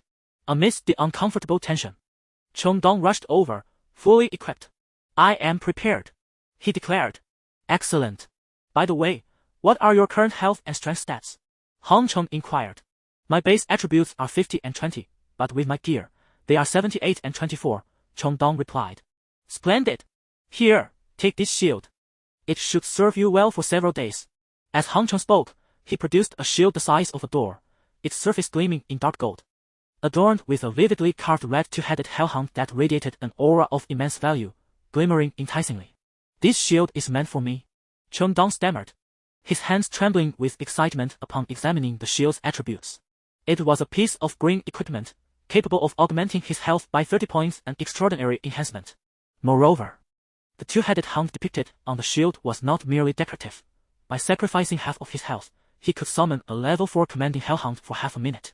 This creature was capable of battling Han Cheng for over 10 minutes, almost turning the tide of battle. Even a fleeting half-minute with a commanding level hellhound could dramatically alter the course of events. Is this for real? If it is, this shield must be green gear, right? Nonsense, I believe it is far more. The highest tier of equipment currently available was indeed green. What about the equipment above it? Are you blind? Have you not seen the neatly arranged colors on the wristwatch's red envelope? Black, blue, green, red, purple, gold, and rainbow. This should be red gear. The crowd surrounding the shield began to murmur, some even contemplating snatching it away. Red deer. How much would that cost? Surely over 100 million, at the very least. Yet, even if one succeeded in stealing it, no one was foolish enough to act aggressively in this setting. Is this truly red deer? Xianxia on the ship stared in disbelief, as did Yiqiu, who couldn't help but fixate on the shield, lost in thought. No, this is simply green deer. Han Cheng disclosed the equipment's name, Shield of the Hellhound, its green title confirming its classification. This revelation allowed Xianxia to exhale in relief. At last, the esteemed individual remained within a reachable realm. After a moment's contemplation, Han Cheng extended a simple ring to Chengdong. You may keep this ordinary ring for now. Return it to me once we disembark. If you wield the shield effectively, feel free to keep it for yourself after we leave the ship. Upon seeing the attributes, Chengdong felt as though his heart might cease. This was indeed the world's first red deer, surely capable of fetching a staggering price of 100 million. Regaining composure. It was merely a shield. Han Cheng deliberately chose to conceal the matter of the ring, casually uttering a few words before pulling Xianxia along. Stop staring. They won't sell it to you. Let's set off quickly. I have a brilliant idea to share with you. 10 minutes later, Han Cheng and his companions successfully ascended the ghost ship by climbing the ladder along its hull. The skeletons on deck were startled, all turning their heads in unison. Quickly! Over there! We must move swiftly. Han Cheng directed towards a small passage at the bow of the ship. The passage was just wide enough for 3 individuals to walk side by side, with the ship's railing on the left and the wall on the right. By positioning the shield horizontally in front, they could effectively block the enormous skeletons. This was the crux of Han Chen's strategy. Chapter 31. I will do the captain. In pursuit of this strategy, Han Cheng meticulously arranged for 4 healers to exclusively tend to Chengdong, while reserving 1 healer for unforeseen circumstances. Coupled with the inherent defensive capabilities of the shield, along with the regenerative ring and health potions, they employed a multifaceted approach. As long as Chengdong could withstand the onslaught from the initial few skeletons, he would be able to leverage the terrain's advantages to eliminate all the skeletons aboard the ship. To this end, Han Cheng assembled a team comprised solely of ranged attackers, leaving no space for melee fighters. Prior to their departure, Han Cheng had reiterated the ship's layout several times, enabling everyone to quickly take their positions. The 2 nearest skeletons wielding great swords struck before Chengdong could fully stabilize his shield, delivering a tremendous force that almost caused it to slip from his grasp. The success of their plan hinged on that very shield. Should it tumble into the sea, it would be nothing short of a comedic disaster. Steady now. Fortunately, Han Chen's quick reflexes saved the shield from falling. Once Chengdong regained his composure, Han Cheng released the shield and drew his bow, ready to unleash a volley. His bow had been upgraded to a robust blue bow purchased for 30 blue crystal coins from the Blood-Red camp, which augmented arrow damage by 9 points, proving immensely powerful at medium to close range. Upon releasing an arrow, half of its length embedded itself deeply into the eye socket of a level 3 elite skeleton, piercing through to the back of its skull. With another shout, the skeleton crumpled to the ground, motionless. The other archers stood in awe. Their arrows could hardly penetrate the bones, merely creating fissures upon impact. Typically, it took 7 or 8 arrows to bring down a single skeleton, and without close proximity, many arrows would miss entirely or simply pass through the gaps in the skeletal structure. Aiming for 1 or 2 seconds was often necessary for any semblance of accuracy, contrasting starkly with Han Chen's effortless precision drawing, knocking, and releasing in one fluid motion, devoid of the slightest hint of tension. Furthermore, the archers occasionally launched arrows imbued with magic, some igniting in flames upon contact, while others split into 3 upon release, showcasing remarkable enchantments. Yet, Han Cheng remained steadfastly conventional, employing a simple bow while inflicting damage that far surpassed that of their magical arrows. At long last, one archer could no longer contain his curiosity and inquired, "Master, do you not utilize any skills?" "What? I lack ranged skills," Han Cheng replied, his actions unwavering as he dispatched another Black Gold skeleton crew member. The archer assumed Han Cheng was dismissing him, incredulously thinking, surely, with such impressive gear, he must possess ranged skills. Truly, I am a melee fighter. Why would I learn ranged skills? Han Chen's matter-of-fact tone elicited gasps from those around him. No wonder he is a master, but that statement sounds rather infuriating. Beside him, Xianxia, also armed with a bow, glanced at the arrows ricocheting off the skeleton's bones, his head adorned with 3 question marks. As Han Cheng continued to shoot, he employed a gathering technique to collect the skeleton corpses. As previously agreed, the remains of the monsters were to be his alone. Han Cheng gazed at Cheng Dong's slightly deformed shield, suddenly pondering a grave matter. How much would it cost to repair equipment when its durability is completely depleted? It was a distinct possibility that he might incur a loss. Therefore, Han Cheng instinctively employed his gathering skills, hoping to recoup some of his expenses. 10 minutes elapsed, and the entire deck, along with the skeletons within the cabin, had been nearly cleared, leaving only the captain's quarters with its door firmly shut. Han Cheng was aware that a formidable foe awaited inside. Everyone, come up. Zhong Jian gestured for the melee fighters to join him, granting Cheng Dong the opportunity to catch his breath. The relentless, high-intensity collisions over the past 10 minutes had nearly given him a concussion. Are you alright? Hand me the ring and take a moment to rest. Han Cheng patted Cheng Dong's shoulder. The man who had steadfastly braced the shield with his head and shoulders, refusing to yield an inch, had earned Han Cheng's respect. Am I not needed down there? Cheng Dong hesitated but ultimately complied, relinquishing the ring. Why wouldn't we use Brother Cheng, who is holding up so well? Jing Jian questioned, equally perplexed. Han Cheng interlocked his fingers, producing a crisp crack. Not just me. None of you should intervene. I shall personally assess this creature's prowess. Engaging with monsters in reality was an inevitable occurrence. It would be prudent to practice while the monster was not overly formidable, ensuring that his skills did not grow rusty. The combat techniques of the Dark Ones, honed over centuries, required continual practice to be fully assimilated. Boss, please don't do anything reckless. I was instructed by your parents to look after you until they arrive. Seeing the resolute attitudes of the two, Han Cheng took a step back. The most this will yield is a level 5 green-named creature. If it were red-named, would you all join in? Don't look at me. I've slain red-named monsters before. Otherwise, where do you think this shield came from? Han Cheng, noticing their reluctance to step aside, pointed to the large shield. The designs on it took considerable effort. Alright, you're impressive, boss. Just let us know if you can't handle it. Do not worry about maintaining any facade. Jing Jian reluctantly cleared a path. In truth, he too was curious about Han Cheng's true strength. Han Cheng took a deep breath and kicked the captain's door. It swung open with a resounding thud, revealing a 3-meter-tall skeleton adorned with a pirate hat, which stiffly turned its head. A glimmer flickered in its eyes as it assessed the situation. It quickly deduced, this must be an enemy. It had once decreed that no one should disturb it. Now that it was disturbed, it could only mean that all of its subordinates had perished. With a series of clattering sounds, the skeletal captain's teeth clacked together, producing an eerie noise. It then rose, brandishing a 2-meter-long sword, and lunged at Han Cheng with lightning speed. The onlookers barely caught a glimpse of a shadow as the skeleton closed in on Han Cheng. This was a skill. A level 4 green-named creature could not possess such swiftness. A gasp erupted from the crowd, as the sword seemed to pierce through their own chests, rendering their breaths labored. Each person present pondered within themselves. Had they been in Han Cheng's position, there was no way they could have evaded that strike. Yet, Han Cheng achieved the extraordinary. He deftly twisted away from the sword strike and soared into the air, delivering a decisive blow that cleaved the pirate hat of the skeletal captain in twain. What remarkable skill! What swift reflexes! The onlookers, captivated yet unaware of the intricacies, held their breath, unwilling to miss even a fleeting moment amidst the dazzling display of blades. As the skeletal captain attempted to raise his long sword for an upward strike, Han Cheng seized the opportunity to unleash a theft.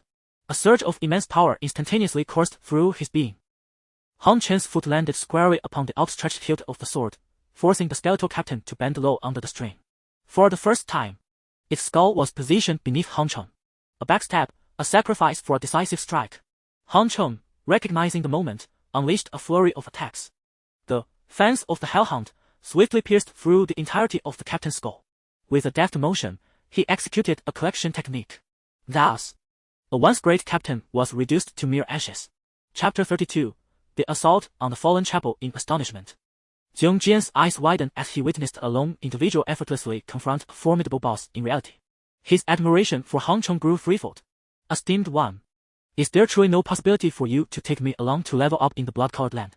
Jing Jian made one last desperate plea, extending a finger and declaring, I shall offer you 10 million for a level up. That is not feasible. I do not even take my own family members with me, let alone you. Jing Jian quickly quelled that thought, then reconsidered and raised a finger once more. What if I provided you with the most comprehensive guide to the blood-colored land for 1,000 black crystal coins? Would you be interested? Absolutely. Jing Jian nodded eagerly. Very well, This is not the place for discussion.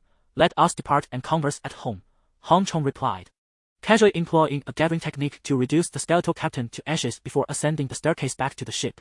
Upon returning to the shore, Hong Chong and his companions were encircled by a throng eager to uncover the events that transpired aboard the vessel, hoping to seize any advantageous opportunities. Jing Jian, embodying his privileged background, directed his subordinates to part the crowd, leading them to a vantage point where he proclaimed, "My friends, we have vanquished all the monsters aboard this ship. Rest assured, before humanity, these creatures are but trifles. Victory shall undoubtedly belong to us." His words resonated with those around him, improving their demeanor towards him as many clamored to join his party. After exchanging a few more words, Zhong Jian left his secretary to manage the inquiries while he followed Hong Chong back to the stone fortress. Upon his return, Liu Liwa's anxiety dissipated instantly. She rushed to grasp Hong Chen's hand, exclaiming, "You are back. Your father and I were terribly worried. Had I not intervened, he would have stormed onto the ship." "Humph. I was never worried." Hong Chiu, noticing Hong Chen's gaze, turned her head away in a haughty manner. "Hurry up, dinner is ready. We are merely waiting for you."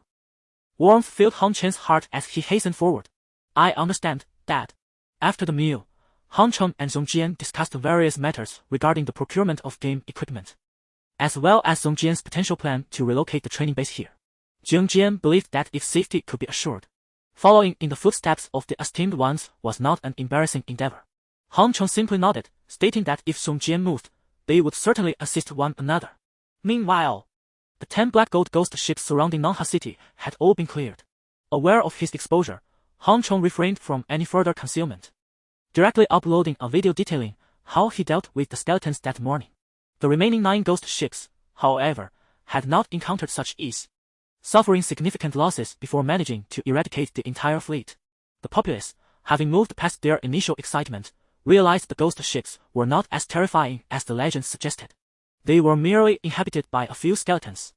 The imposing figure of Hong Chong and his stone fortress has garnered a certain level of popularity in the local area of South He City. Life continues as usual for those who have not gained any advantages. There is little that distinguishes the present from the past. The only notable difference is that people, eager to catch a glimpse of Hong Chen's charisma, would linger around if not for the constraints of daytime. Consequently, Hong Chong found himself compelled to seclude himself within the stone fortress during the afternoon, only to emerge online at 6 o'clock to embark on his quest for first kills. Unlike before, when Hong Chong was anxious about others snatching the first kills from formidable bosses, he now felt a sense of ease. Earlier that afternoon, he had reached an agreement with Zhong Jian, ensuring that the latter would refrain from pursuing solitary bosses that posed a disproportionate challenge relative to their rewards.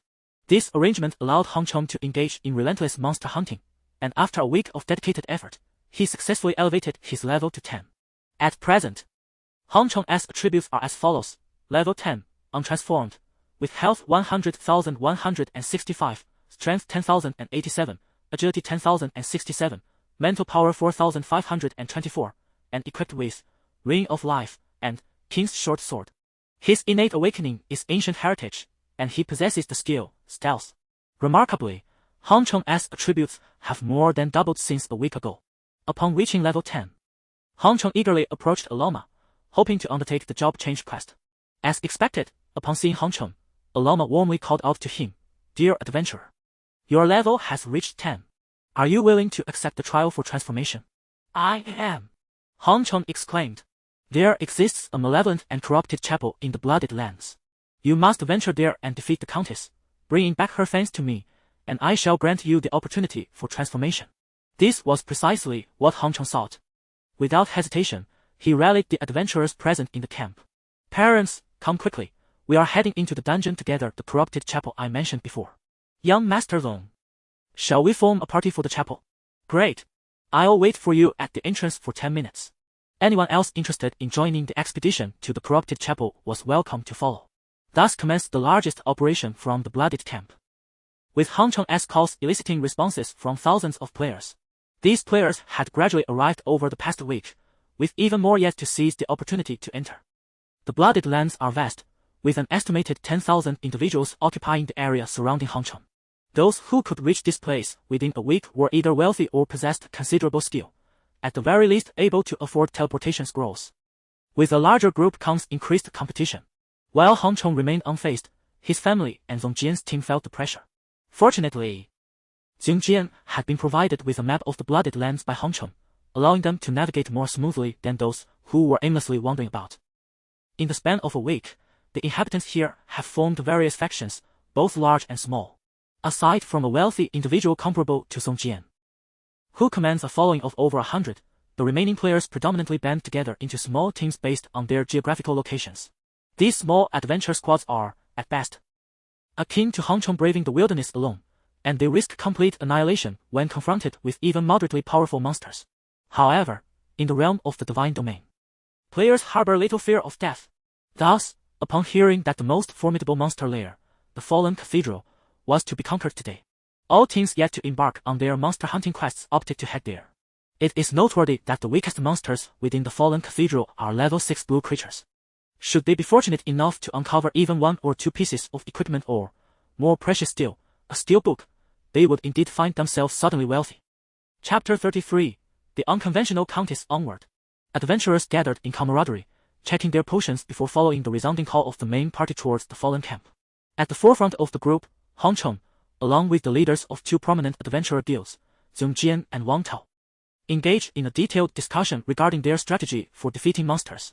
This time, they would rely heavily on the duo.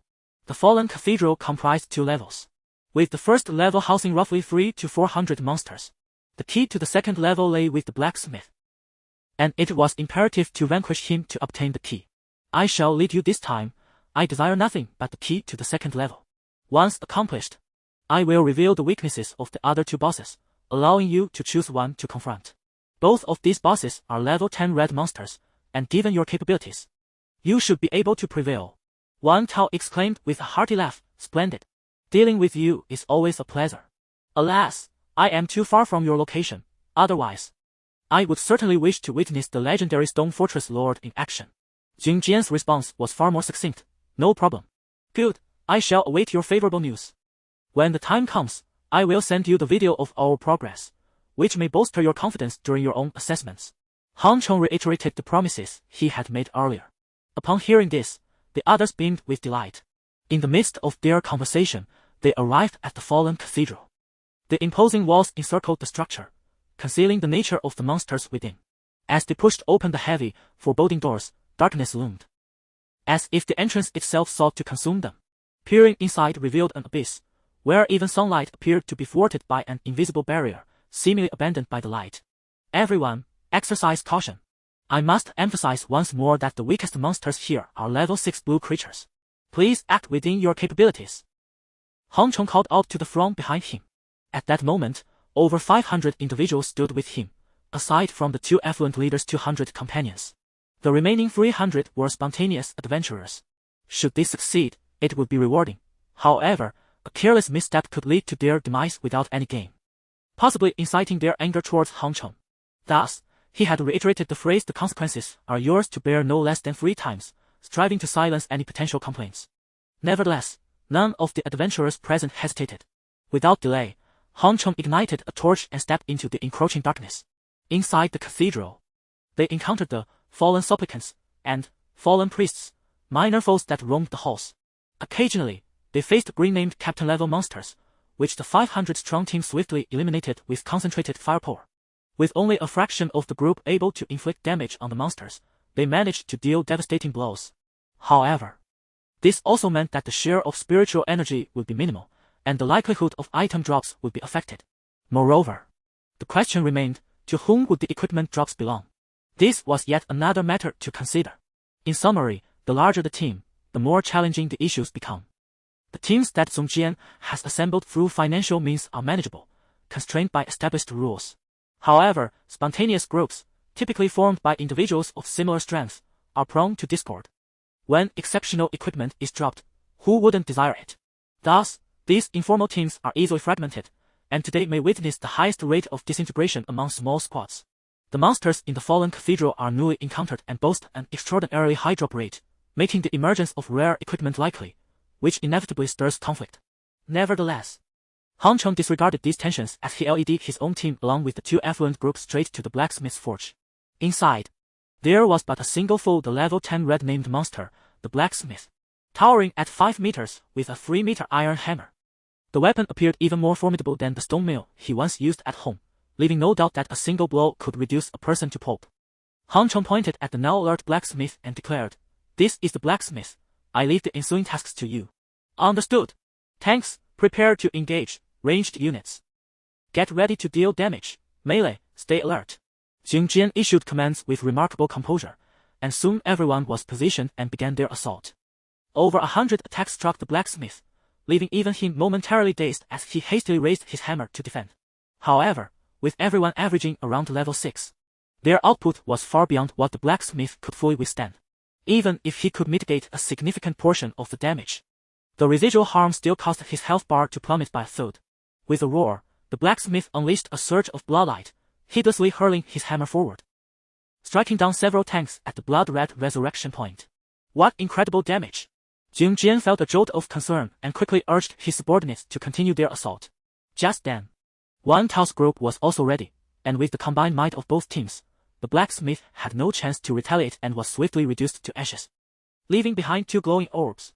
Jing Jian gazed at the equipment, suppressing his greed as he remarked, "As agreed, the gear will be split evenly." Just as the 2 leaders began to distribute the spoils, Han Chong had already retrieved the key to the 2nd floor. "Gentlemen, this first level is now yours. I shall proceed to challenge the Countess." With that, Han Chong entered a small room adjacent to the blacksmith's forge, where a blood-red magic circle adorned the walls, featuring a small eye at its center.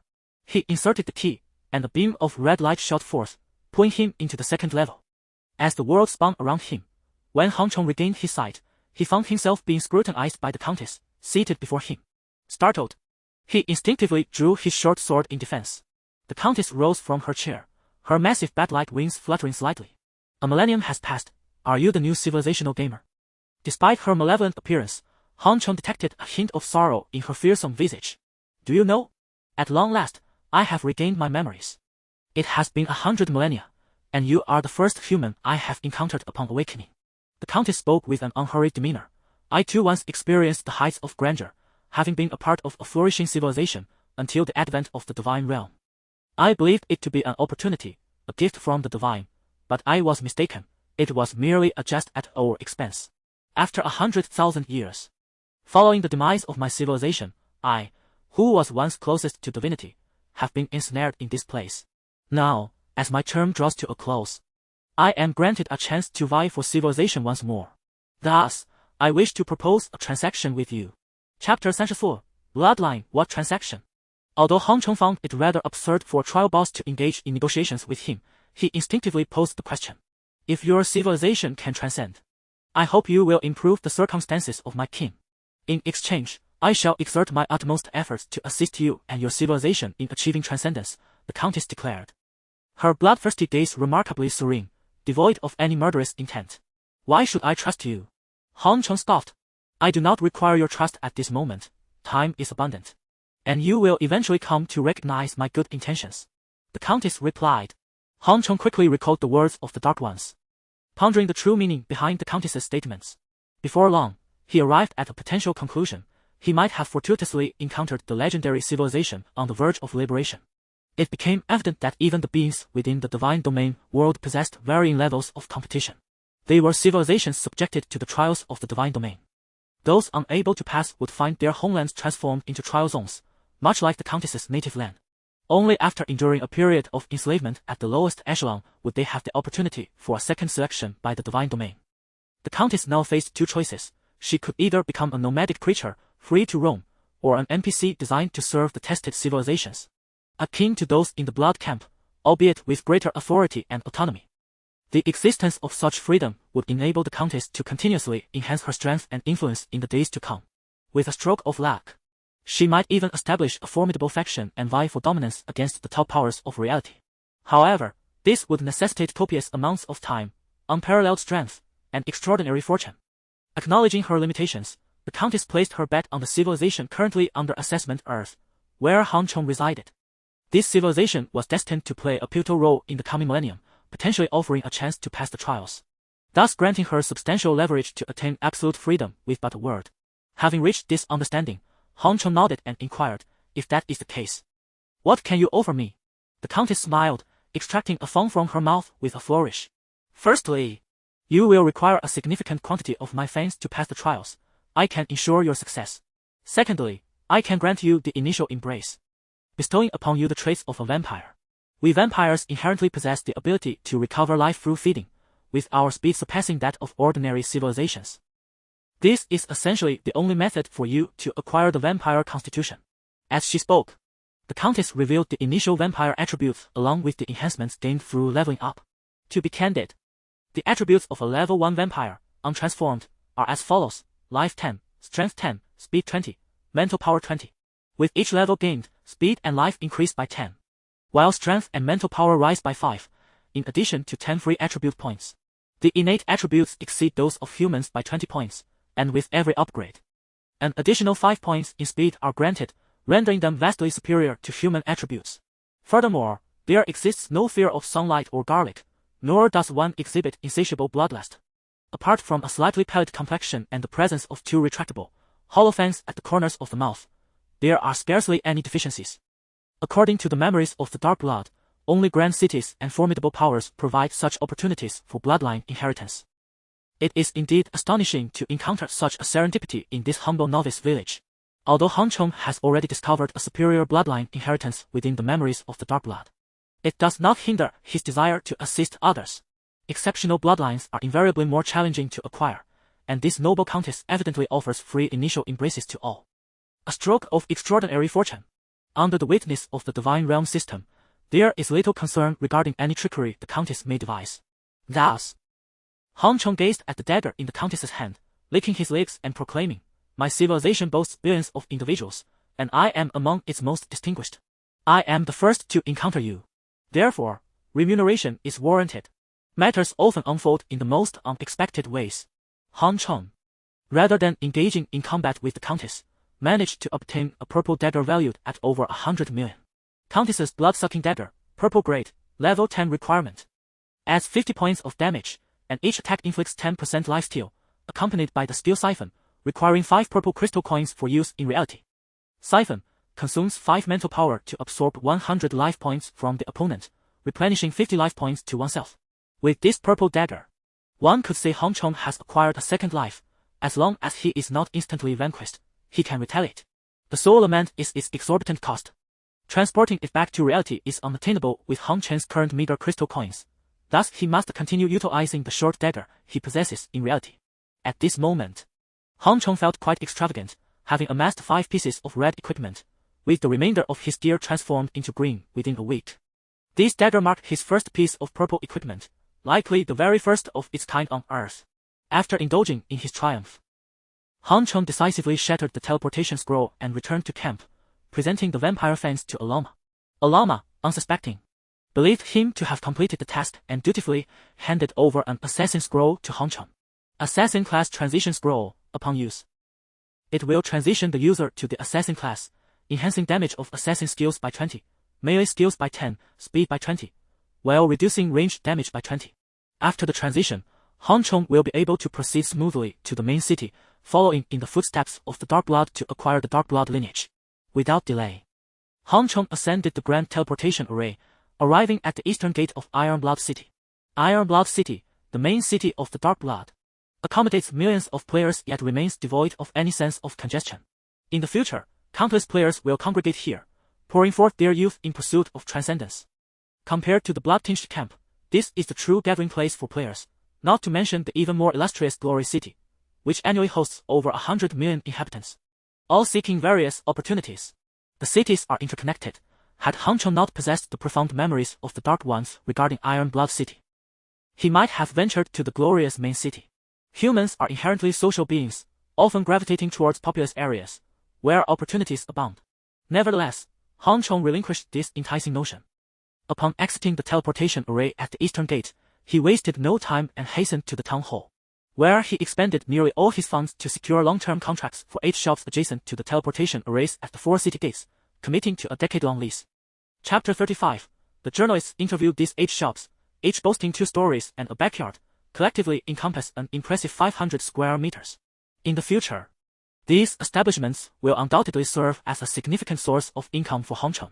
What constitutes a prime opportunity? This is it. Ha ha ha. Hong Cheng beamed with delight, clutching several delicate sheets of paper in his hands.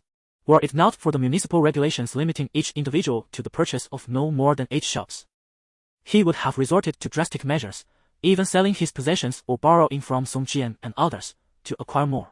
In the future, this place will be a bustling metropolis with a population of millions, as people venture out of the city for adventures. If one does not wish to rely solely on their own 2 legs, they must utilize the teleportation array at the city gates. And once one approaches the city gate as teleportation array, they cannot help but notice the adjacent shops, even if one does not engage in business themselves. Merely subletting to others could yield substantial profits. At this moment, it was time for Hong Cheng to log off. As soon as he did, he was surrounded by Wu Yuan. Hong Cheng, is what you said online truly the case? Do we all have the chance to transform into vampires? Wu Yuan clung to Hong Cheng's shoulders, her eyes shimmering with anticipation. Yes. Hong Cheng shivered, shaking off her hands. Stop with the cute act. The gateway to the 2nd level is permanently opened now. You'll see for yourself when you go in. Are there really no side effects to becoming a vampire? Will I become fairer and more delicate? Wu Yuan's eyes sparkled with excitement. Hong Cheng scrutinized her delicate cheeks and, almost instinctively, reached out to pinch them. Wu Yuan widened her eyes in surprise at Hong Cheng's boldness, puffing her cheeks as she glowered at him. Is my face really that smooth? Hong Cheng took a step back, his eyes darting. Well, I was thinking of a bloodline that suits you even better, but it's somewhat challenging to obtain. Have you heard of elves? Elven bloodline. I want that. Observing her fascination with the mere mention of elves, Hong Cheng silently commended himself. How clever of me. When you class change and arrive in Iron Blood City, I'll tell you how to inherit the elven bloodline. Pinky swear. A fear. Delicate Pinky wiggled in front of Hong Cheng. Amused, Hong Cheng feigned seriousness as he extended his own pinky to link with hers. This scene was witnessed by Wu Yuan's mother, Wu Meili, who, like Hong Cheng's parents, wished to see the two together, reveling in the moment. Oh. The young couple has made a lifelong commitment. Hong Cheng, you must take good care of our Yuan from now on. Wu Meili's sudden voice startled both of them. Wu Yuan, feeling guilty, withdrew her finger, casting a displeased glance at her mother. Mom, when did you arrive? I've been here for quite some time.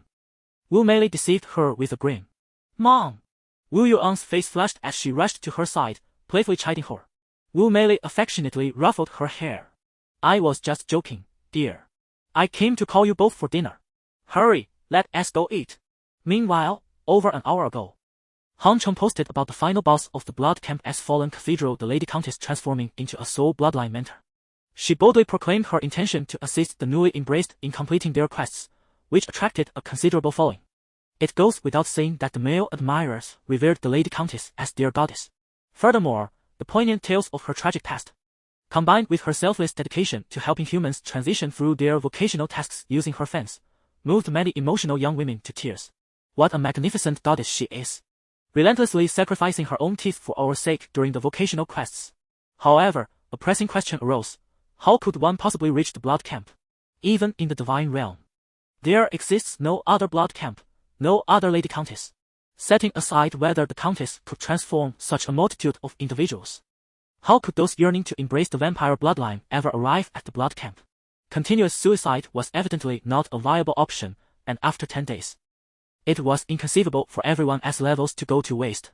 Beyond the notion of self-harm, various possibilities were proposed in the comments beneath the incessant videos. After finishing his meal, Hong Cheng perused the comments on his video and decided to upload a clarifying message from his account. Dear friends, please do not be concerned. As far as I know, the Divine Realm offers more than just this single bloodline for inheritance. Once you reach level 10 and transition to the main city, you can pursue other bloodline inheritances. If you find the bloodlines in the main city unsuitable or unsatisfactory, you can utilize the teleportation array between the cities to arrive at the main city of the Blood Camp, and from there, teleport to the Blood Camp itself. At that point, you will be able to accept the vampire bloodline. Hong Cheng's statement elucidated the solution clearly, leading to an explosion of comments below. He even took the time to respond to a few meaningful inquiries. Netizen, big shout, do you know this so well because you've already transitioned to the main city? Hong Cheng, indeed, I have entered Iron Blood City. Netizen, big shout, is the vocational task difficult? Hong Cheng, let us put it this way, level 10 is merely the threshold to accept the vocational task.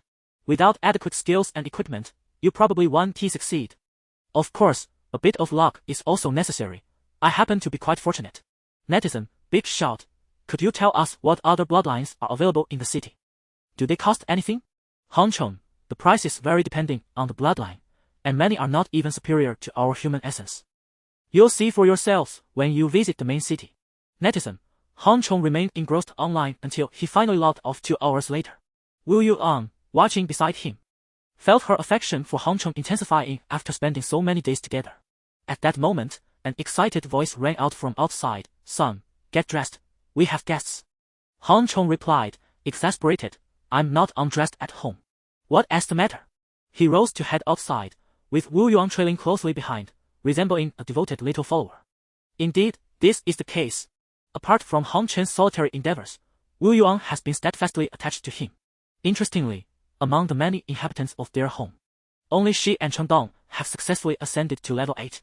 In just 2 days, they will be able to transition into Iron Blood City. Hongchong believes that Wu Yuan's progress is solely a result of her diligence, unaware that her motivation stems from a desire to keep pace with him. As Wu Yuan followed Hongchong outside, she encountered a graceful woman clad in a blue professional outfit, adorned with a press badge around her neck. "Excuse me. Who is this lady?" she inquired. The woman, a reporter from the city television station, expressed her intention to conduct an interview with Hongchong, aiming to establish him as a role model. Liu Liwa, pointing to the two of them, introduced, "This is my son, Hongchong, and this is Yuan Yuan." The woman smiled and extended her hand toward Hongchong, saying, "Hello, I am Zhang Yu. May I interview you?" Chapter 36, Embracing a high-end boutique approach. What is there for me to be interviewed about? Hongchong instinctively felt inclined to decline. Although he had become accustomed to appearing in videos, this was his first encounter with an interview. "Do not fret, it is merely a few straightforward questions. I am not conducting a direct interview. We can first rehearse and go through the questions I intend to ask. Once you feel prepared, we shall proceed." Zhang Yu assured him, resolute in overcoming this minor obstacle. As a young host from the city's television station, this prestigious opportunity to interview a hero was not originally hers. However, the veteran hosts at the station were either preoccupied or unwilling to venture into the wilderness, thus leaving this chance to her. Even the cameraman was reluctant to attend, yet she persevered, armed with the determination to secure the interview script. She was resolute in her intent to not leave easily. Hongchong gazed into her bright, steadfast eyes and, after a moment of contemplation, relented. "All right. But let us rehearse first. Thank you for your valuable time. Without further ado, let us commence." Zhang Yu exclaimed joyfully as she settled onto a small stool, directing the microphone towards Hongchong. "Now everyone knows you are the first to reach the main city of Nanha. What motivated you to disclose information regarding your transformation and your vampire lineage?" One question followed another. Many had been posed by netizens previously, and he merely reiterated them. Naturally, discussions of racial duty and such were not omitted. After a strenuous 2 hours, Zhang Yu left, her face flushed with excitement, while Hongchong collapsed onto his bed, utterly exhausted. "Brother Cheng, you're going to be on television," Wu Yuan exclaimed as she plopped down beside him. Hongchong cast a sidelong glance at her, responding, "Yes. This is indeed my first television appearance. It feels rather delightful." "Hehe, brother, you were truly impressive just now," Wu Yuan complimented, then, mimicking his previous speech with a clenched fist to her mouth, she coughed lightly. "Ahem, I am no hero, I merely spoke the truth as I know it. Compared to those soldiers bravely battling the invaders in reality, I appear insignificant." "Brother Cheng, when you said that, it was incredibly cool. Was it?" Hongchong felt a bit bashful at her praise. "Indeed." Wu Yuan suddenly grew quiet, her eyes glimmering with emotion. "Wait for me. I will soon be able to join you in Iron Blood City. When that time comes, you shall not be alone." This time, Hongchong did not shy away from Wu Yuan's gaze. He reached out to grasp her hand beside him. "All right, once you arrive, I'll take you leveling up." At the doorway, Liu Liwa, who had intended to call the two out for dinner, glanced up just as she was about to speak. Witnessing the scene of their intertwined hands, a smile reminiscent of an affectionate aunt spread across her face. "Well done. My pig, raised for over 20 years, has finally learned to nudge the young cabbage." In the afternoon, Zhang Lian's second batch of dark grass finally matured, marking the commencement of the first wave of sales. The previously cultivated spiritual plants also began to ripen gradually.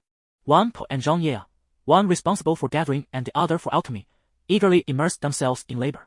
Of course, the territory of Shurbao is limited, and the variety of crops that can be cultivated is scant, resulting in a modest selection for sale and consequently a meager income. Currently, the primary revenue for Shurbao stems from Hong Chen's sale of equipment and skill books, through which he has amassed a considerable fortune. Although everyone's levels have generally risen, there has been no decline in the prices of green gear and above over the course of a week. In fact, due to the rapid devaluation of crystal coins, these items have become even more expensive. The prices of black and blue equipment have, however, seen a noticeable decrease. Within 10 days, any diligent player participating in monster hunts could acquire a fair amount of equipment, with some leaders of major factions possessing gear that is hardly inferior to Hong Chen's. Take, for instance, the earlier venture into the Fallen Cathedral, where Zongjian and his team successfully defeated 3 red-named bosses. Surely, they must have obtained several pieces of red gear. Currently, transportation is not yet well developed. But in the future, as everyone transitions to the main city, it will be easy to gather players from the real world, forming a power far greater than before. Hong Cheng harbors no concerns regarding internal conflicts among these factions, nor does he envy the affluent leaders of powerful groups. It is quite simple. In the reality where monsters are constantly invading, internal strife would equate to self-destruction. As for those wealthy leaders, Hong Cheng feels no jealousy. Their riches and resources are what have forged their power. Unlike Hong Cheng, who lacks substantial wealth and is powerless to form a large team, joining those factions seems utterly absurd. With numerous restrictions and the requirement to surrender crafted equipment, how could Hong Cheng allow himself to be constrained? Thus, he must persist on the solitary path. Regarding the military and the various factions of the Earth Protection Alliance, Hong Cheng will only opt for a cooperative approach. In essence, he is merely an individual, not a deity capable of rallying countless followers with a mere wave of his hand. Nor does he possess the capacity to expand territories in reality. He can only safeguard his own small domain. He yearns to contend with those formidable factions. But by what means? The only viable strategy is to pursue a path of high-end, exquisite offerings. For the time being, Hong Cheng is quite content as long as Shurbao can sustain itself. After surveying his modest territory in the afternoon, he felt a sense of satisfaction, at least surpassing his initial expectations. As he passed by the old locust tree, it suddenly extended a branch to block his path, saying, "Master, I wish to explore the divine realm as well. The pace of power enhancement here is simply too slow." Hong Cheng tilted his head to scrutinize the old locust, which had consumed a considerable amount of his resources over the past week, and asked, "What special abilities do you possess?" "My tendrils can appear anywhere within 100 meters. The old locust replied proudly. "Oh, well then, you shall remain in the realm of reality from now on, for I have significant tasks to entrust to you." Hong Chen's eyes suddenly radiated a golden light, a shimmer akin to that of a crystal coin. What? Lao Huai was taken aback, never imagining that he had inadvertently trapped himself from entering the divine realm. "Rest assured, if you perform well, I shall procure a spirit beast contract, and at that time, I will bind you as my contracted beast, thereby allowing you to accompany me." Hong Cheng gently stroked the trunk of the ancient tree. "Really? Indeed. Once I return from the divine realm tomorrow, I shall take you out to work." Chapter 37. The 3 major forces in the main city after his class change. Hong Cheng gained a greater mastery over time. The selection interval transformed from a mere day to 2 days. In other words, where one previously needed to dedicate 8 hours each day, it has now been extended to a mere 16 hours over 2 days, which can be utilized either consecutively or separately. Do not underestimate this distinction. The latter allows one to exhaust the mandatory online time within a single day. Thus, if one were to allocate time over 4 consecutive days, it could amount to a staggering 64 hours of real-world time, nearly 3 days absent from the divine realm. Ample for numerous endeavors, such as engaging in time-consuming dungeons. Hong Cheng certainly intended to capitalize on this advantage, planning to invest the entirety of his 16 hours upon entering the game at 6 in the evening. Prior to diving into the game, Hong Cheng meticulously reviewed his memories and devised a short-term strategy based on the circumstances at hand. Although this was the main city, it lacked professional mentors. Acquiring skills still necessitated obtaining the respective skill books independently. Of course, for those with wealth, the myriad shops and auction houses within the city would readily provide skill books and other resources. All resources available were unrestricted by level, as long as one could afford them. The auction house boasted not only purple gear but also equipment of even higher tiers.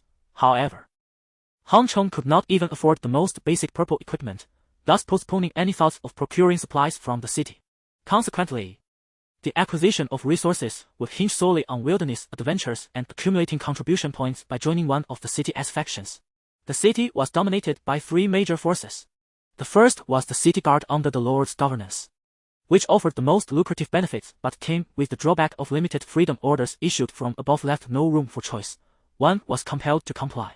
The second was the Mercenary Association, which governed various mercenary groups. This organization afforded considerable freedom, with a monetary investment. One could gradually form a mercenary band and freely accept various tasks. The third was the Merchant Guild, a collective dedicated to commercial activities, possessing substantial wealth and nurturing formidable warriors and mages. However, their missions primarily revolved around safeguarding merchants' goods, and the guild predominantly recruited individuals of livelihoods, such as alchemists, making it an excellent haven for practitioners of life skills. From the outset, Han Chong had no intention of training every individual in Stone Fortress to become exceptional warriors. For instance, Wang Ye, who excelled in alchemy, should not be burdened with the arduous task of wielding a greatsword and battling grotesque monsters. Such an expectation would be excessively burdensome. Each profession has its specialization. In Han Chen's recollections, these life skills would prove invaluable in the later stages. As everyone's strength grew, the efficacy of those lower-tier potions would wane, necessitating reliance on life skills. One should not anticipate endless loot from monsters. As they cease to drop items after the initial defeat, in due time, self-reliance becomes paramount. The shops of the indigenous people in Iron Blood City do not display their artifacts for sale daily. Such treasures are limited in number, and each sale diminishes their stock. Han Chong, standing upon the shoulders of the Dark Ones, possesses a clear understanding of the forthcoming developments. However, for the time being, he must remain silent. The more he divulges, the more difficult it becomes to clarify certain matters. Let us proceed to the mercenary hall. That is where I belong. Han Chong silently urged himself as he stepped out of his shop, named Worldly Affairs, and prepared to head towards the mercenary hall. Just as he exited, three figures unexpectedly emerged at the entrance, blocking his path. From left to right, there stood a knight clad in armor, a rugged man wielding a long knife with a scar across his face, and a voluptuous woman. The knight spoke first. I heard that adventurers from new civilizations arrived here yesterday. Indeed, it is rare to encounter such youthful talent. You must have explored our Iron Blood City yesterday. What do you think? Isn't it magnificent? I suggest you join my Iron Blood Guard and help protect this place. Humph, did they journey here just to shackle themselves to work for you? Scoffed the scarred man, planting his knife firmly into the ground. Brother, why not join our mercenary group? I am the deputy leader of the Wolf Fang Mercenary Corps, the largest in Iron Blood City. Joining us offers you not only greater freedom but also the chance to be assigned a lovely wife. How crass! The woman exclaimed, spitting on the ground before turning to Han Chong with a charming smile. Little brother, why not join our trading association? We possess countless crystals and rare items, and we can swiftly arm you as a formidable warrior. Are they already vying for recruits? Han Chong was momentarily taken aback, then promptly replied, I appreciate your kind offers, but I have already set my sights on a different path. I intend to register my own mercenary group at the Mercenary Association. What? You wish to establish your own mercenary group? Do you have any subordinates? The scarred man nearly burst into laughter.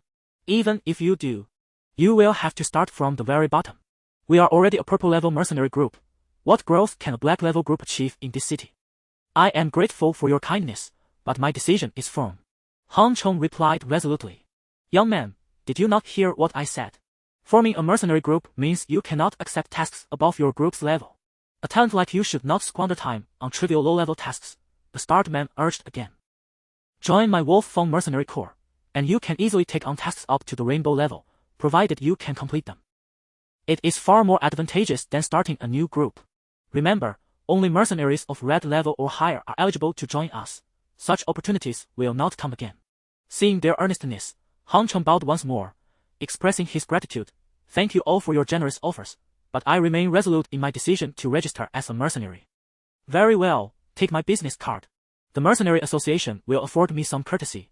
If you find yourself struggling in the future, do seek me out. The scarred man spoke as he tossed a business card, inscribed with the name of the vice commander of the Wolf Fang, Wei Batian. Since you, young brother, have made your decision, we shall take our leave first. Should anything arise, do not hesitate to reach out to me," the armored warrior concluded, turning away without leaving any card behind. However, the enchanting lady smiled as she handed him a card, expressing her confidence in him and encouraging him to seek her assistance should the need arise. Han Chong accepted the card with a grin, assuring her that he would not hesitate to impose upon her in the future. These three individuals held a notable reputation within the Iron Blood City, and it was indeed surprising for him that they had come here solely for his sake. Chapter 38. Planning for the future upon reflection. It seemed only natural that the top performer would receive certain privileges. Han Chong shook his head, mentally editing the scene of himself being courted by the three major factions, while also briefly mentioning his insights on how to choose among them in the accompanying video, which he subsequently uploaded. Now, with an authenticated ID boasting over 1 million followers, any news he shared would swiftly resonate across the globe. This could be considered a modest contribution of Han Chong to the world. After uploading the video, he made his way to the mercenary hall. Presenting the business card of the starred man, it was evident that the receptionist's demeanor towards him improved markedly. What would typically require a wait of 3 to 4 minutes was resolved in less than a minute. Moments later, Han Chong successfully registered a mercenary group named World of Dust, aptly mirroring the name of the establishment he had acquired. Although the name was somewhat unconventional for a mercenary group, Han Chong did not envision expanding it to a large scale, allowing for a more casual choice. While the name could be whimsical, the emblem was of utmost importance.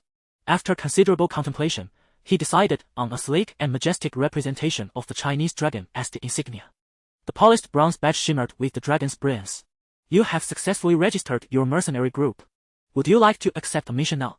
A 5 commission must be paid as a deposit for each mission, and only tasks befitting your current group level or lower may be undertaken. The receptionist interrupted Han Chen's moment of self-admiration regarding the badge. You can also accept missions directly through the badge, with the deposit deducted automatically. The mercenary badge was not merely a token of identity. It resembled the watch on Han Chen's wrist, serving as a medium for communication among mercenaries. Within the badge, one could share insights and post or accept missions, provided there were sufficient crystal coins loaded onto it. As Han Chen's badge contained not a single crystal coin, he could not accept any missions through it. Thus, he waved his hand and instructed, "Please recharge my account with 1,000 black crystal coins and 100 blue crystal coins." "Certainly," the receptionist replied with a smile, expertly counting the coins Han Chong produced from his wristwatch and promptly recharging them to his badge. Han Chong preferred simplicity.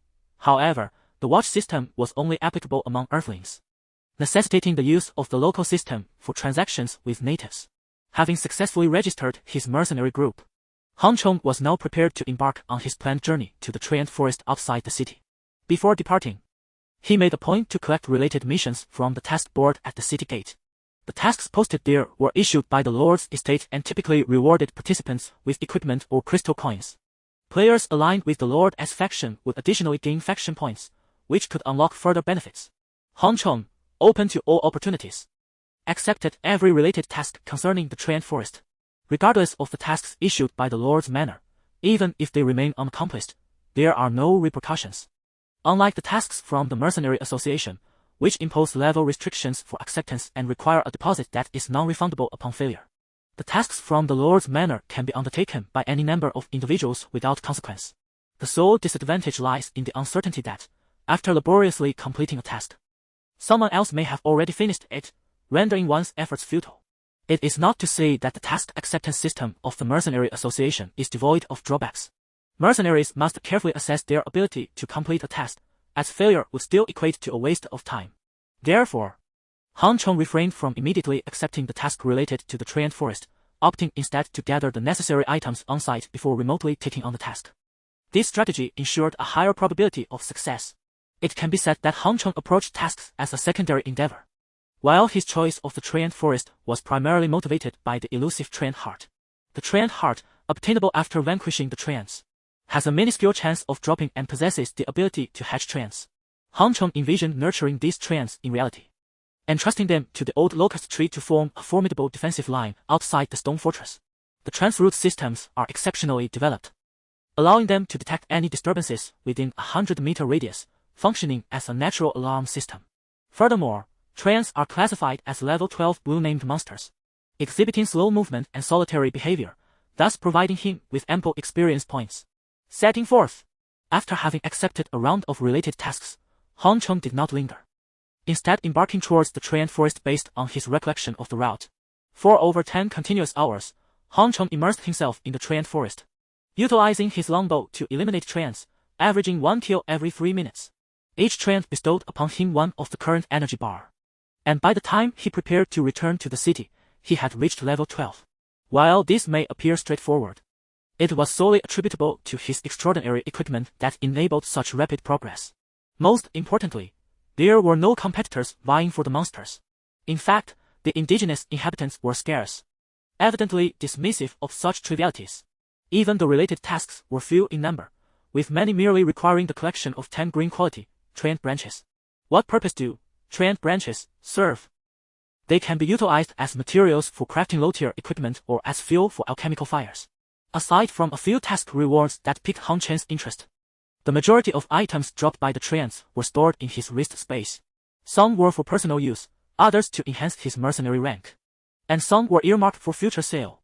In the future, any ambitious factions on Earth would likely establish mercenary groups, and should they wish to rapidly elevate their ranks, simply completing tasks as Hong Chong did is not the only method available.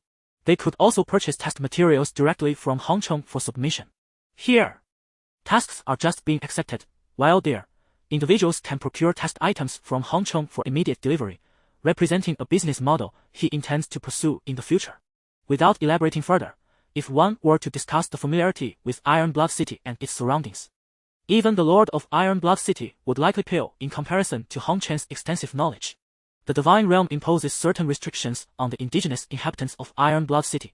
Otherwise, how could one explain the profound understanding of the surroundings accumulated over the years, along with the well-established systems in place? If that were not the case, what chance would an Earthling have to thrive here? Thus, Hong Chong possesses a wealth of exclusive secrets. At times, having an abundance of hidden knowledge without the opportunity to explore it can be a squandered resource. It would be far more prudent to sell this information. Even a mere 10% commission on task rewards would amount to a significant sum. Consequently, Hong Chong found it necessary to strategize early on. Chapter 39, Recruitment. Returning to the eastern part of the city, Hong Chong utilized the teleportation array to the Mercenary Association, where he successfully submitted all the tasks he could, elevating his mercenary rank to blue.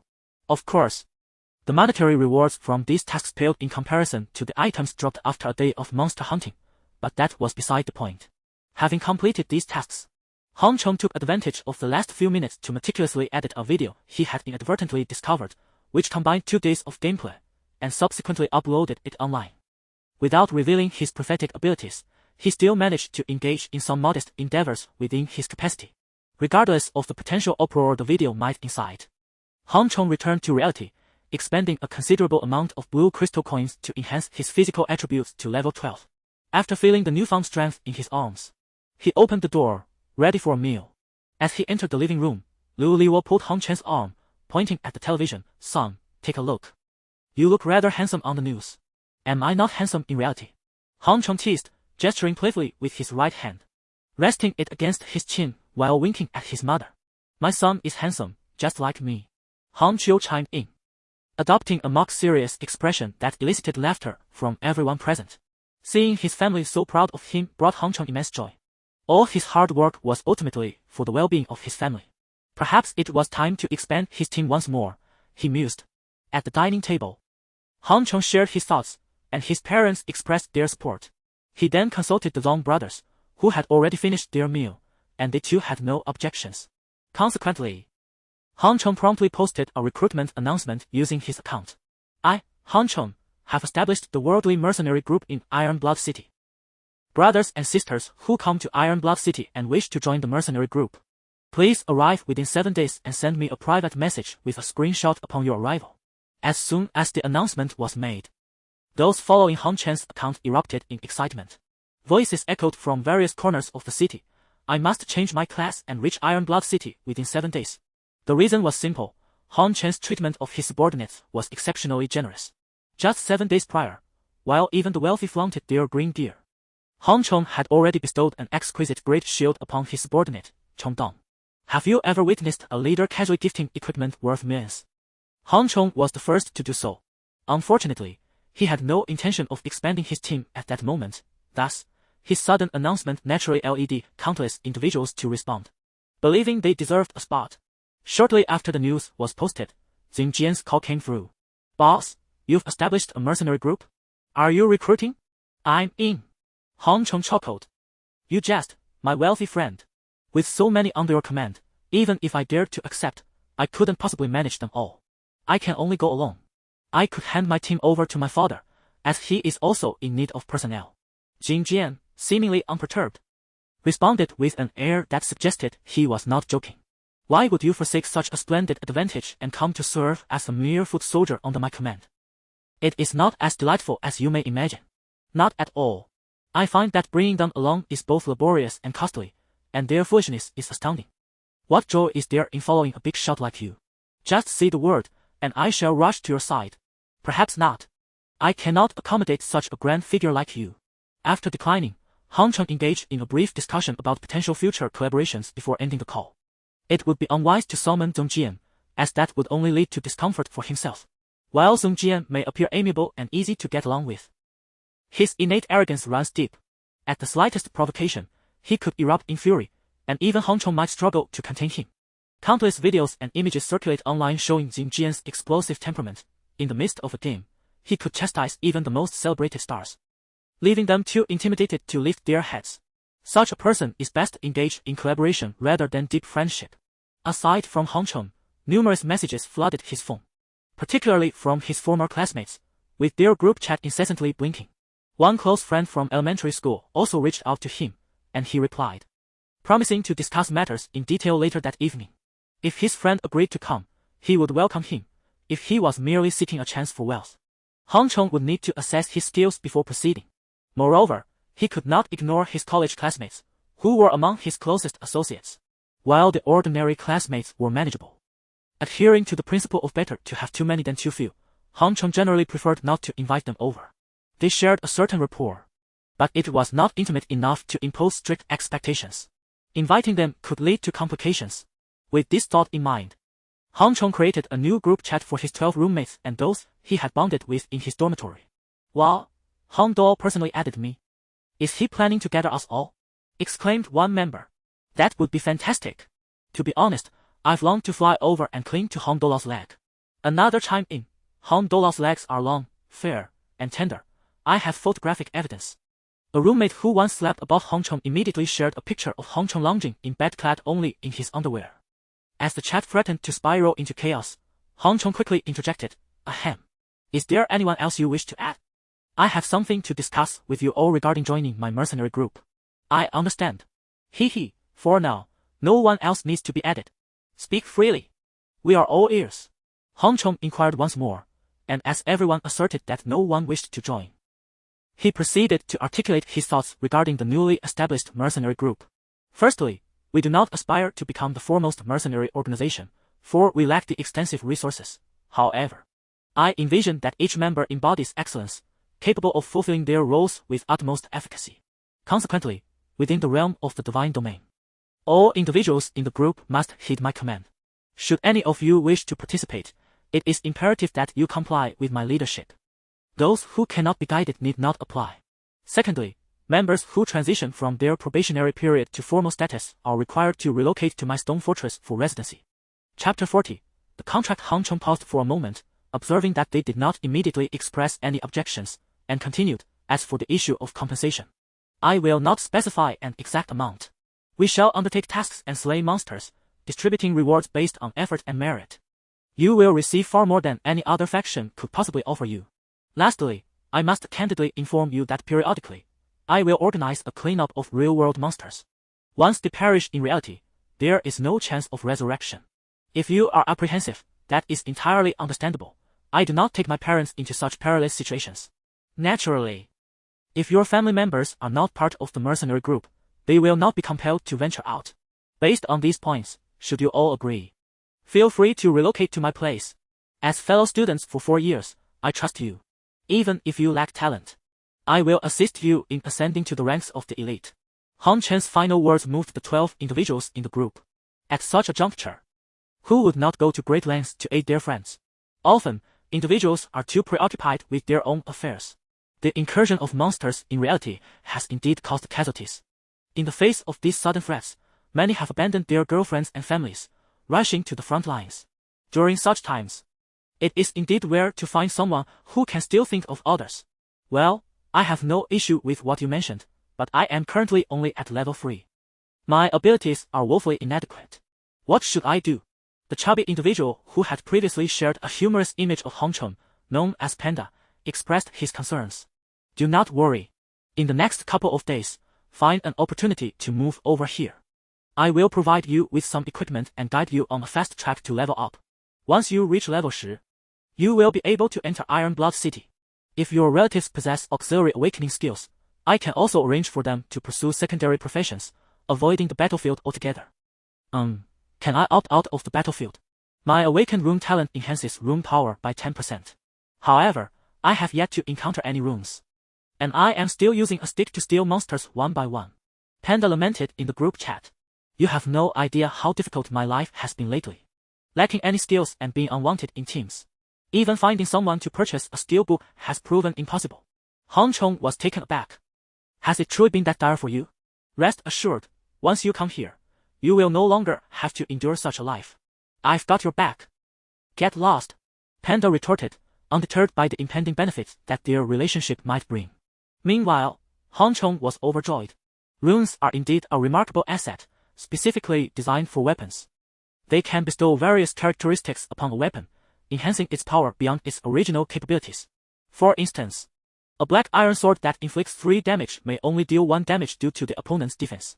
However, if a sharp rune is inscribed upon it, it could very well deal the full 3 damage. Hong Chong understood well the significant role that runes would play in the future. At present, the low levels of the populace render them unable to access certain advancements within the memories of the Dark Ones. It is recorded that their civilization only began to engage in rudimentary research on runes 50 years after the game's inception. 50 years. Hong Chong cannot afford to wait that long, given the fortuitous arrival of an individual endowed with rune talent before him. He is determined to make full use of this opportunity. In his recollections, there existed a rune master in Iron Blood City, the sole master of runes, whose apprenticeship requirements were exceedingly stringent. Not only did one need to contribute a substantial sum of wealth, but also possess a talent for runes, as well as attain a minimum level of 30. Naturally, Hong Chong would not allow Panda to seek his mentorship. He remembered that 3 kilometers outside Iron Blood City lay a dilapidated temple, within which resided a mad beggar. If a person with rune talent consistently delivered food to him for an entire week, he would impart a comprehensive tome on runes before vanishing. It was said that this old beggar was a disciple of the city's master, a claim made by the fortunate individual who had inherited the rune legacy. The Dark Ones had regarded this tale merely as an amusing anecdote, unaware that it would prove significant for Hong Chong. Perhaps it was the fact that even a neophyte like Panda was willing to accept him that made the others feel more at ease. After a round of discussions, apart from the 3 who were on the verge of starting families or already affiliated with military factions, the remaining 9 expressed their interest in joining. However, relocating under such circumstances was no simple task. They first needed to persuade their families and subsequently handle their possessions before they could initiate the move. Hong Chong, unwilling to remain idle while they deliberated, took the 10 trained hearts he had acquired and planted them around the stone fortress. The roots of the trained hearts encircled the entire perimeter of the fortress, alerting whenever any large non-human creatures approached, and would ensnare them with their robust roots. Executing a lethal constriction, each trained could exert a combat power equivalent to level 10, which was sufficient for the current phase. Old Y. I have found you 10 little brothers. ISNT, that's splendid. Hong Chong exclaimed joyfully as he approached the old locust tree, producing a contract. As a non-summoner class, he could only contract 1 summoned creature in a lifetime. In contrast, his father could increase his summoning slots by 1 for every 10 levels he ascended. This did not even account for the summoner spells, which could temporarily call forth powerful beings to fight on their behalf without occupying a summoning slot. Of course, prior to his class transition, his father was also unable to contract a summoned creature, but Hong Chong had resolved that once he transitioned, he would immediately contract the husky that had accompanied him for over 10 days as his permanent summoned creature. This way, he would no longer need to invoke spells merely to summon it for a few minutes. As for this matter, Hong Chong felt powerless. He would let his father indulge in his whims, for he had no intention of training him to become a combatant. After all, what would it be like if they both found themselves on the battlefield, with his father exclaiming, "Quick, come here. My dog has the monster pinned down. You must go slay it." Would he retain any semblance of dignity or authority in such a scenario? Thus, Han Chong had approached Han Chiu regarding this matter, consciously cultivating him to become an auxiliary summoner. In due time, the responsibility of safeguarding the rear of reality would be entrusted to him. According to the memories of the Shadowed One, the most formidable summoner had once contracted a burrowing catfish, which he then swallowed to protect it, retreating deep underground and frequently changing locations. Not only did this prevent monsters from troubling him, but even his own king had to schedule appointments in advance to see him. Alas, even under such circumstances, he was unable to escape the fate of perishing alongside that advanced civilization. It is possible that he had succumbed to death even before the civilization's fall, at the very least, 450 years prior to the demise of the Shadowed One. No tidings of him had surfaced. "Old Huai, you must perform well the day after tomorrow, otherwise, I might just give you to my father," Han Chong remarked with a mischievous grin at Old Huai. The newly contracted treant, freshly separated from the tree body, nearly recoiled at the sight of his wicked smile, exclaiming, "Do not smile so malevolently." Chapter 41, Intermediate Member of the Earth Protection Alliance. After completing all manageable tasks around him, Han Chong began to contemplate matters for continued development in the real world. His emphasis on reality stemmed not only from the fact that it serves as the foundation of all existence, but also due to the immense potential of production within it. Unreservedly, in an era where most individuals struggle to obtain stable sources of spiritual sustenance, merely engaging in the food industry could yield substantial profits. After all, if one's physical growth in reality fails to keep pace with their virtual prowess, there arises a pressing need for external nourishment in the form of spiritual energy. Relying solely on the body's natural absorption of ambient spiritual energy is an inherently sluggish process, and the side effects often manifest as overwhelming hunger. While everyone possesses a modest amount of crystal coins to purchase spiritual items, attributes of food are typically reserved for critical situations or for replenishing mental strength in games, rendering their consumption as ordinary sustenance an extravagant folly. In such a context, establishing a spiritual material store with prices lower than those exchanged from the divine realm, yet superior in quality, would undoubtedly lead to significant profits. Moreover, the required spiritual materials need not be extravagant. The mutated creatures that previously invaded the real world would suffice. For instance, the chicken coop that Han Chong relocated to the stone fortress continues to yield a steady supply of otherworldly chickens daily, providing a constant source of fresh ingredients for the fortress. However, the challenge lies in the fact that, despite the high demand and versatility of these ingredients, the human resources available are entirely insufficient, and Han Chong dismisses the prospect of profits that are likely to plummet in the future. Only by mastering the most advanced resources can Han Chong hope to enhance his strength and economic standing. In the divine realm, Han Chong possesses the memories of the Darkborn, which aid him in overcoming numerous challenges. However, in the real world, these memories are significantly diminished, and only the most powerful local factions can offer him assistance. Consequently, Han Chong reached out to Song Jian again and, after providing a piece of intelligence, successfully acquired the status of an intermediate member of the Earth Protection Alliance. Although the Earth Protection Alliance is a grassroots organization, claiming to assist every inhabitant of the planet, much of its information remains confidential to the general populace. One must consider that the most advanced data is painstakingly gathered by high-ranking members and even the founders themselves. Why should ordinary individuals reap the benefits without any effort? In pursuit of advanced intelligence, Han Chong naturally needed to engage with the Earth Protection Alliance. Fortunately, bolstered by a modest reputation he had previously accumulated, along with Song Jian's assistance, he successfully attained the title of intermediate member. Upon accessing the pages exclusive to intermediate members, Han Chong was dismayed to discover that the current state of the Earth was far more dire than he had previously imagined. Huaxiao can be considered a favorable place. However, some foreign nations tell a different tale, particularly those engulfed in turmoil. The moment these war-torn lands are impacted by the divine realm, various factions promptly seize control, plunging the region into a state reminiscent of anarchy. Under such circumstances, Han Chong can assert with certainty that within a decade, the entire nation will transform into a veritable haven for otherworldly creatures. Having surveyed the international landscape, Han Chong hastily sought the item of his desire, the classification chart of otherworldly beings.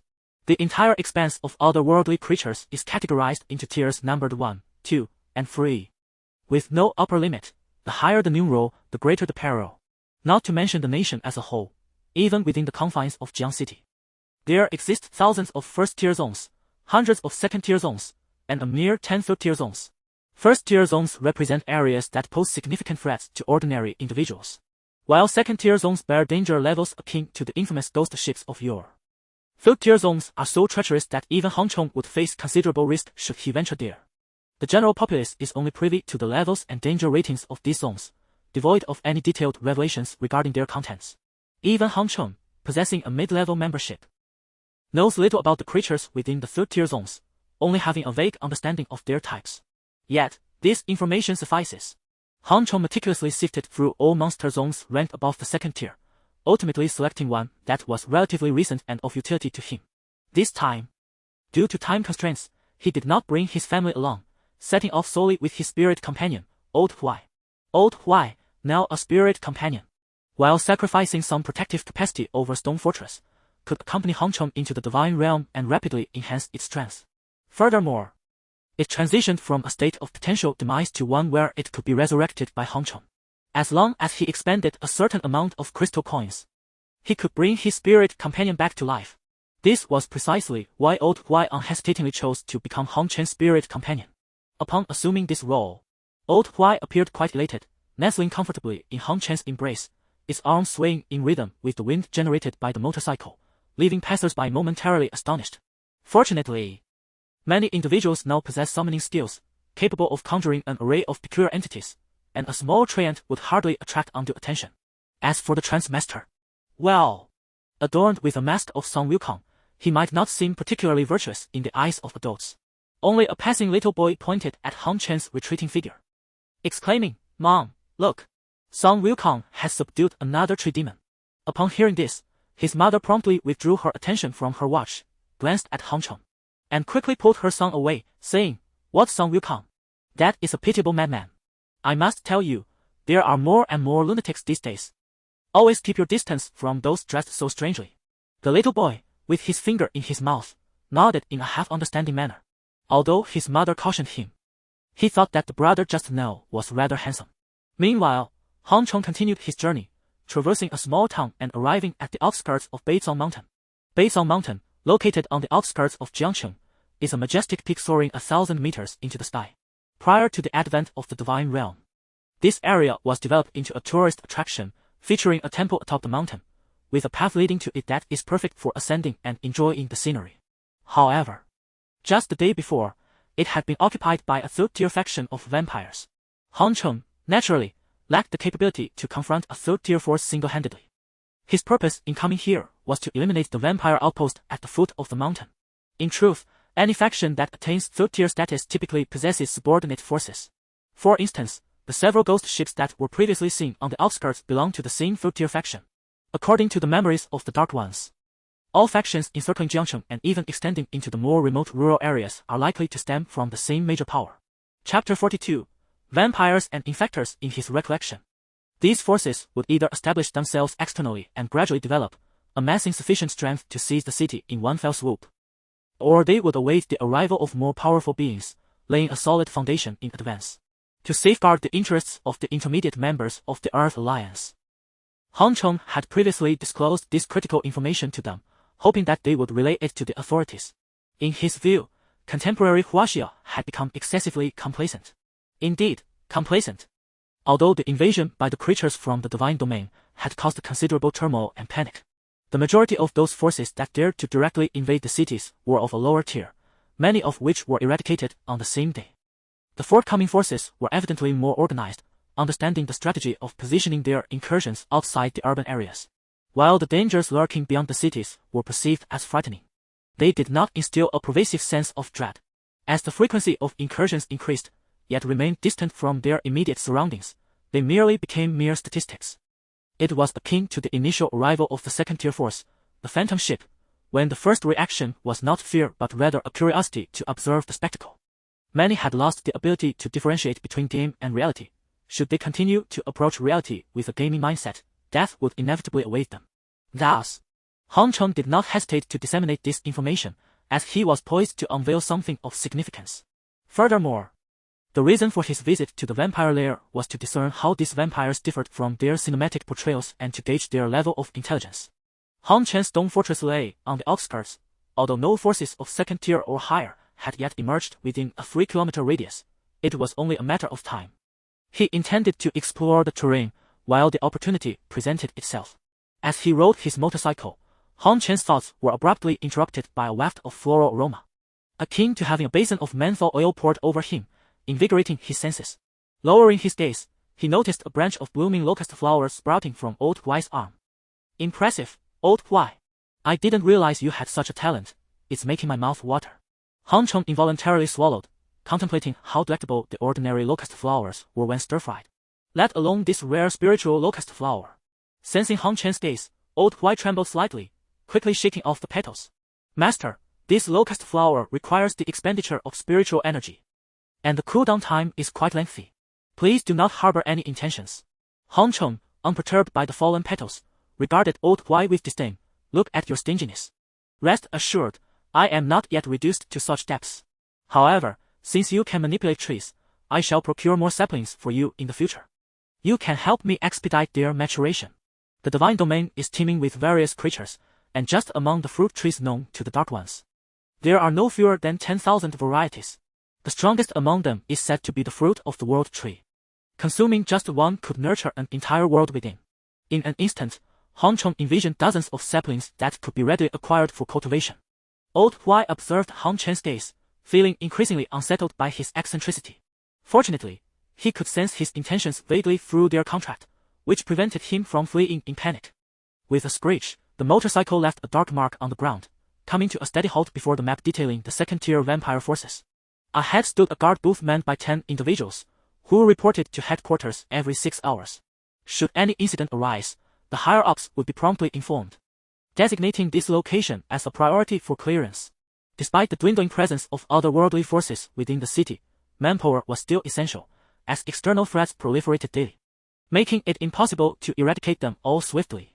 Deploying 10 personnel to remain here was already a considerable effort. Are you Han Cheng? Called a middle-aged man with a crew cut from the guard post. Yes, I am. The higher-ups must have notified you, Han Cheng replied, dismounting and removing the Sun Wukong mask he had worn all the way. After confirming Han Chen's identity against a photograph, the man relaxed his stance and approached. Well, young man, you are quite intriguing, not only bold but also a fan of the Monkey King. Feeling a bit awkward, Han Cheng nonchalantly placed the mask on the motorcycle. I wore it to avoid drawing attention, he explained.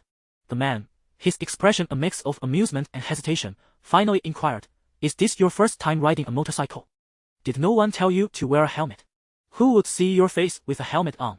Han Cheng was momentarily taken aback. What the? No one told me I needed a helmet. I thought it was just like riding an electric bike. I don't wear a helmet on that either. Deciding to steer the conversation away from the topic, he asked, could you inform me about the situation inside? The man's expression turned serious as he produced his phone, offering it to Han Cheng. These are photos I captured through the surveillance cameras. There are humans mixed in, and I suspect they have been infected. Now entirely at the mercy of the infected. You're mistaken. They are merely poisoned. I will rescue them all. A clear voice interjected from behind the man. It belonged to a short-haired girl clad in leather, a long knife hanging from her waist. Behind her stood a young man, arms raised in a gesture of indecision. Huang Yu, I've told you, they are beyond saving. I've already informed your mother. She will be here shortly to take you home. The man replied with a hint of resignation. Who is she? Han Cheng asked. Her father is one of the administrators here. When the vampires descended, he didn't come out, the man explained. Han Cheng nodded, understanding Huang Yu's fervent demeanor. If anyone claimed that her father had been turned into a vampire thrall, she would do everything in her power to rescue him. Suddenly, Wang Yu rushed to Han Cheng, grasping his arm. You are Han Cheng. Are you here to help me rescue my father? I'm not. I'm here to exterminate vampires, Han Chengru remarked, observing the flickering light in Huang Yu's eyes gradually extinguishing. He added, however, I can assist in incapacitating your father and his companions. Whether I can save them remains uncertain. The world is governed by the interplay of opposing forces, and he harbored skepticism regarding the notion that the venom of vampires was incurable. Perhaps by eliminating this layer, some fortune might yet be achieved. Let us embark together. I possess sufficient strength. I have attained level 8 within the divine realm. Huang Yu grasped the long knife at her waist, indicating her determination to accompany him regardless of his wishes. The dangers within are considerable. Even I cannot guarantee your safety. It would be wiser for you to remain here and await my good news. No, if you do not permit me to go, I will still follow you in secret. Huang Yu, resolute yet aware that Han Chong was her sole hope of advancing, fixed her pleading gaze upon him. Chapter 43, Entering the Secondary Power Zone very well. Allow me to pose a few inquiries. You claim to possess an 8th level divine realm. Has your prowess in reality ascended to that level as well? Aside from the longsword you wield, what other equipment do you possess? How much strength can you truly summon against those grotesque vampires? Will you become my burden? Han Chong articulated each word deliberately, intending to dissuade her from her intentions. To his surprise, she appeared even more resolute, biting her lip as she replied. I am aware of my limitations, but if I do not venture inside to take a glimpse, I would never find peace in death. Permit me to enter. As a priestess, I can enhance your combat capabilities. If I am unable to fight, I shall remain at a distance and will not impede you. You cannot linger here with me indefinitely. I will enter regardless. In conclusion, Huan Yu added. Old Huai chimed in, Master, let her accompany you. I have the utmost respect for individuals of such loyalty and conviction. Mind your own business. Han Chong retorted, casting a sidelong glance, yet old Huai remained undeterred. Flailing his arms, eager to continue speaking. Silence. Han Chong delivered a faint kick, finally silencing old Huai. Ignoring him, Han Chong turned back to Huang Yu. You assert you are at the 8th level of the divine realm. I have a proposition. If I take you inside for a brief exploration, you must join my mercenary group and relocate to Stone Fortress. Should you agree, I shall lead you inside. That may be somewhat contrary to the rules. The elder interjected, attempting to dissuade the plan. Rest assured, I will not lead her to her demise, Han Chong assured. Since you insist on this course of action, very well.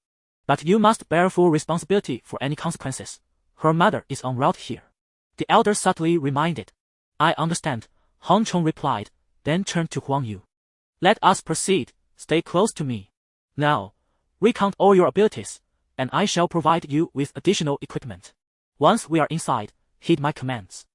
10 minutes later, Han Chong and Huang Yu arrived at the foot of the mountain, where the ticket booth, already desolate, appeared even more forlorn.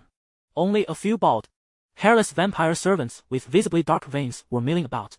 One of them methodically extracted chickens from a cage of another realm, methodically slaughtering them on a stone bench. With a swift stroke, a chicken's head was severed, and the body was held aloft by its wings, allowing the blood to drain into a wooden barrel below. This process repeated until the barrel was filled to the brim, destined to be offered as sustenance for the vampires. Should these things ever dominate Earth, it is easy to imagine that the victims upon that stone bench would not be limited to mere poultry. Han Chong halted at a distance. Addressing the vampire servant engaged in the grisly task, you vampires are truly indiscriminate in your consumption. You feast upon all manner of blood. Ah, no. When you were still human, that is when you were truly indiscriminate. Now, we consume only blood. Is our diet not more selective than yours?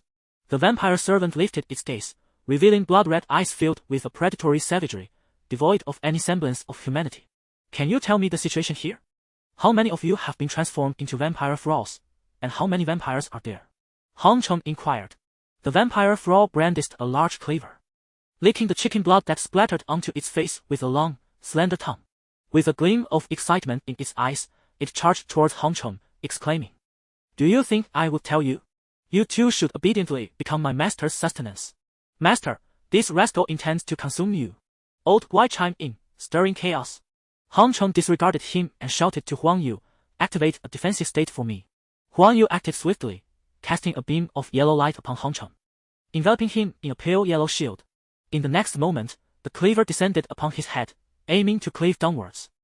Han Chong deftly evaded the strike with a nimble sidestep, then countered with a strike that shattered the thrall's spine, leaving a wound the size of a bull. Hiss! The vampire thrall writhed in agony upon the ground. Despite its grievous injury, it still exhibited a remarkable vitality. Han Chong swiftly approached and delivered a final blow to its neck, mercifully ending its brief and tormenting existence. While Han Chong felt a sense of relief, knowing that the vampire's strength was within his control, Wang Yu was elated, pointing to the corpse of the vampire thrall and exclaiming, They still possess intelligence. My father must still be saved. Perhaps, Han Chong replied, furrowing his brow, though he held little hope. Do not speak. Prepare for battle. In the next instant, wrestling sounds echoed around them as dozens of vampire thralls emerged from all directions. Despite facing a multitude of these 5th or 6th tier blue-named creatures, Hong Chong felt no pressure. He moved like a master swordsman, effortlessly dispatching each vampire thrall in his path. However, one vampire thrall, bearing a resemblance to Huang Yu's father, was not killed and was now bound to a massive rock, unable to move. Father! Huang Yu cried out, wanting to rush forward, but Hong Chong restrained her. You intend to approach like this? Hong Chong glanced at Huang Lei, whose eyes were filled with blood and fury, devoid of any familial affection. If Huang Yu charged in, she could easily be torn to shreds in the next moment. Step aside, I shall ask him a few questions. Hong Chong gently put Huang Yu behind him. Then turned to Huang Lei, asking, Tell me, what is the situation inside? Is there any possibility of your healing? What is the situation inside? Ha! Go in and see for yourself. Huang Lei laughed bitterly. Am I to be healed? Impossible. My master has granted me eternal life. What do you, an insignificant insect, understand? You, quickly slay this man and join me as a servant to our master, to attain endless life. Why doesn't your master come to save you? Hong Chong suddenly pondered aloud, intrigued as he gazed at Huang Lei. Could it be that your omnipotent master fears the sunlight? As Hong Chen's words echoed in the air, Huang Lei's previously arrogant smile faltered momentarily, only to be replaced by a defiant sneer as he spat out a stream of dark saliva. How could our master fear the shadows? We harbor no fear, so how could our master? It appears my intuition was correct. A smile graced Hong Chen's lips as he turned and commanded, You stay here and keep watch over your father. I shall venture down to investigate. Can you manage alone? Do you need me to accompany you? Huang Yu's gaze flitted between her father and Hong Chong, feeling that allowing him to embark on such a perilous journey alone felt somewhat ungrateful. There's no need. You are better off staying here. Hong Chong replied nonchalantly, not pausing for Huang Yu's response as he leaped boldly into the cavernous entrance. Chapter 44. Where have the vampires gone? As Hong Chong entered the cave, his foot slipped slightly. Glancing down, he discovered that the soles of his shoes were smeared with a dark, viscous substance, emanating a pungent stench. What could this be? Surely, it cannot be the excrement of a vampire. Old Huai wrinkled his nose in disgust. Clearly, this was not a civilization of high standing, otherwise, they would not allow their dwelling to become so filthy. The vampire's minions showed no inclination to clean, indicating that the vampires had grown accustomed to this environment. In that moment, Hong Chong felt a wave of reassurance wash over him. He had feared that the vampire's civilization would be akin to that of the fallen church. But it was evident they were leagues apart, entirely different beings. Can you see in the dark? Allow me to illuminate the way. Old White quacked. And to Hong Chen's astonishment, a soft green glow radiated from him, illuminating a 3-meter radius around them. You possess such an ability? Hong Chong exclaimed. His heart buoyed with joy. With this newfound, living source of illumination, the cavern appeared as bright as if bathed in sunlight, revealing every detail. Indeed, one should not forget who my master is.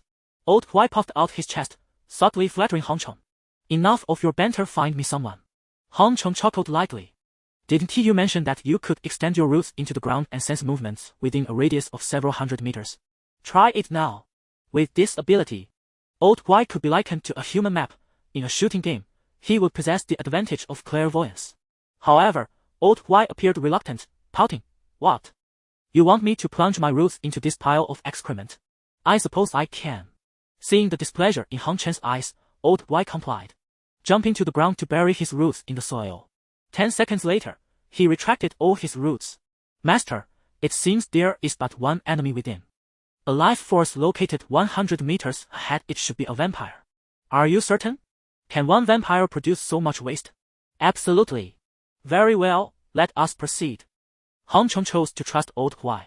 Should he perish, his summoned beast would meet the same fate, so Old Huai would never betray him. Nonetheless, he remained on high alert as they traversed the 100-meter passage. Upon crossing through the grand door, Hong Chong was met with a sea of coffins, all of which lay empty, save for one solitary, closed coffin at the forefront. As he approached, it emitted a creaking sound, reminiscent of a zombie film where the coffin is about to burst open. Where have all the people gone? Hong Chong pondered, simultaneously wary of the coffin that was slowly opening. Suddenly, with a resounding crash, the heavy stone coffin was hurled aside, and a grotesque creature, its skin a dark, ruddy hue, as hideous as a denizen of the underworld, charged towards Hong Chong. So this is a vampire. Han Chong realized, noting the creature's speed and strength. It had likely reached the level of a formidable 10th tier blue monster. Such a creature is rarely confronted alone in the current phase. Yet within the stone fortress reside at least 4 formidable individuals. Besides Han Chong, Cheng Dong, Long Qing, and Wu Yuan, fully armed. Undoubtedly possess attributes far superior to that of this bare-faced vampire. When the vampire's strike misses, it reveals a mouth filled with jagged fangs. Its head, which is only slightly larger than a human head, astonishingly opens wide enough to engulf a human skull. Should a human head be inserted, it would resemble a water-filled balloon, bursting forth with a splash upon a single bite. Indeed, this creature greatly diverges from my preconceptions of vampires. Could someone elucidate the situation here? Han Chong inquired. Boss, why waste words on the monster? Just kill it and be done. Old Huai interjected. Han Chong disregarded him, scrutinizing the vampire with his short sword.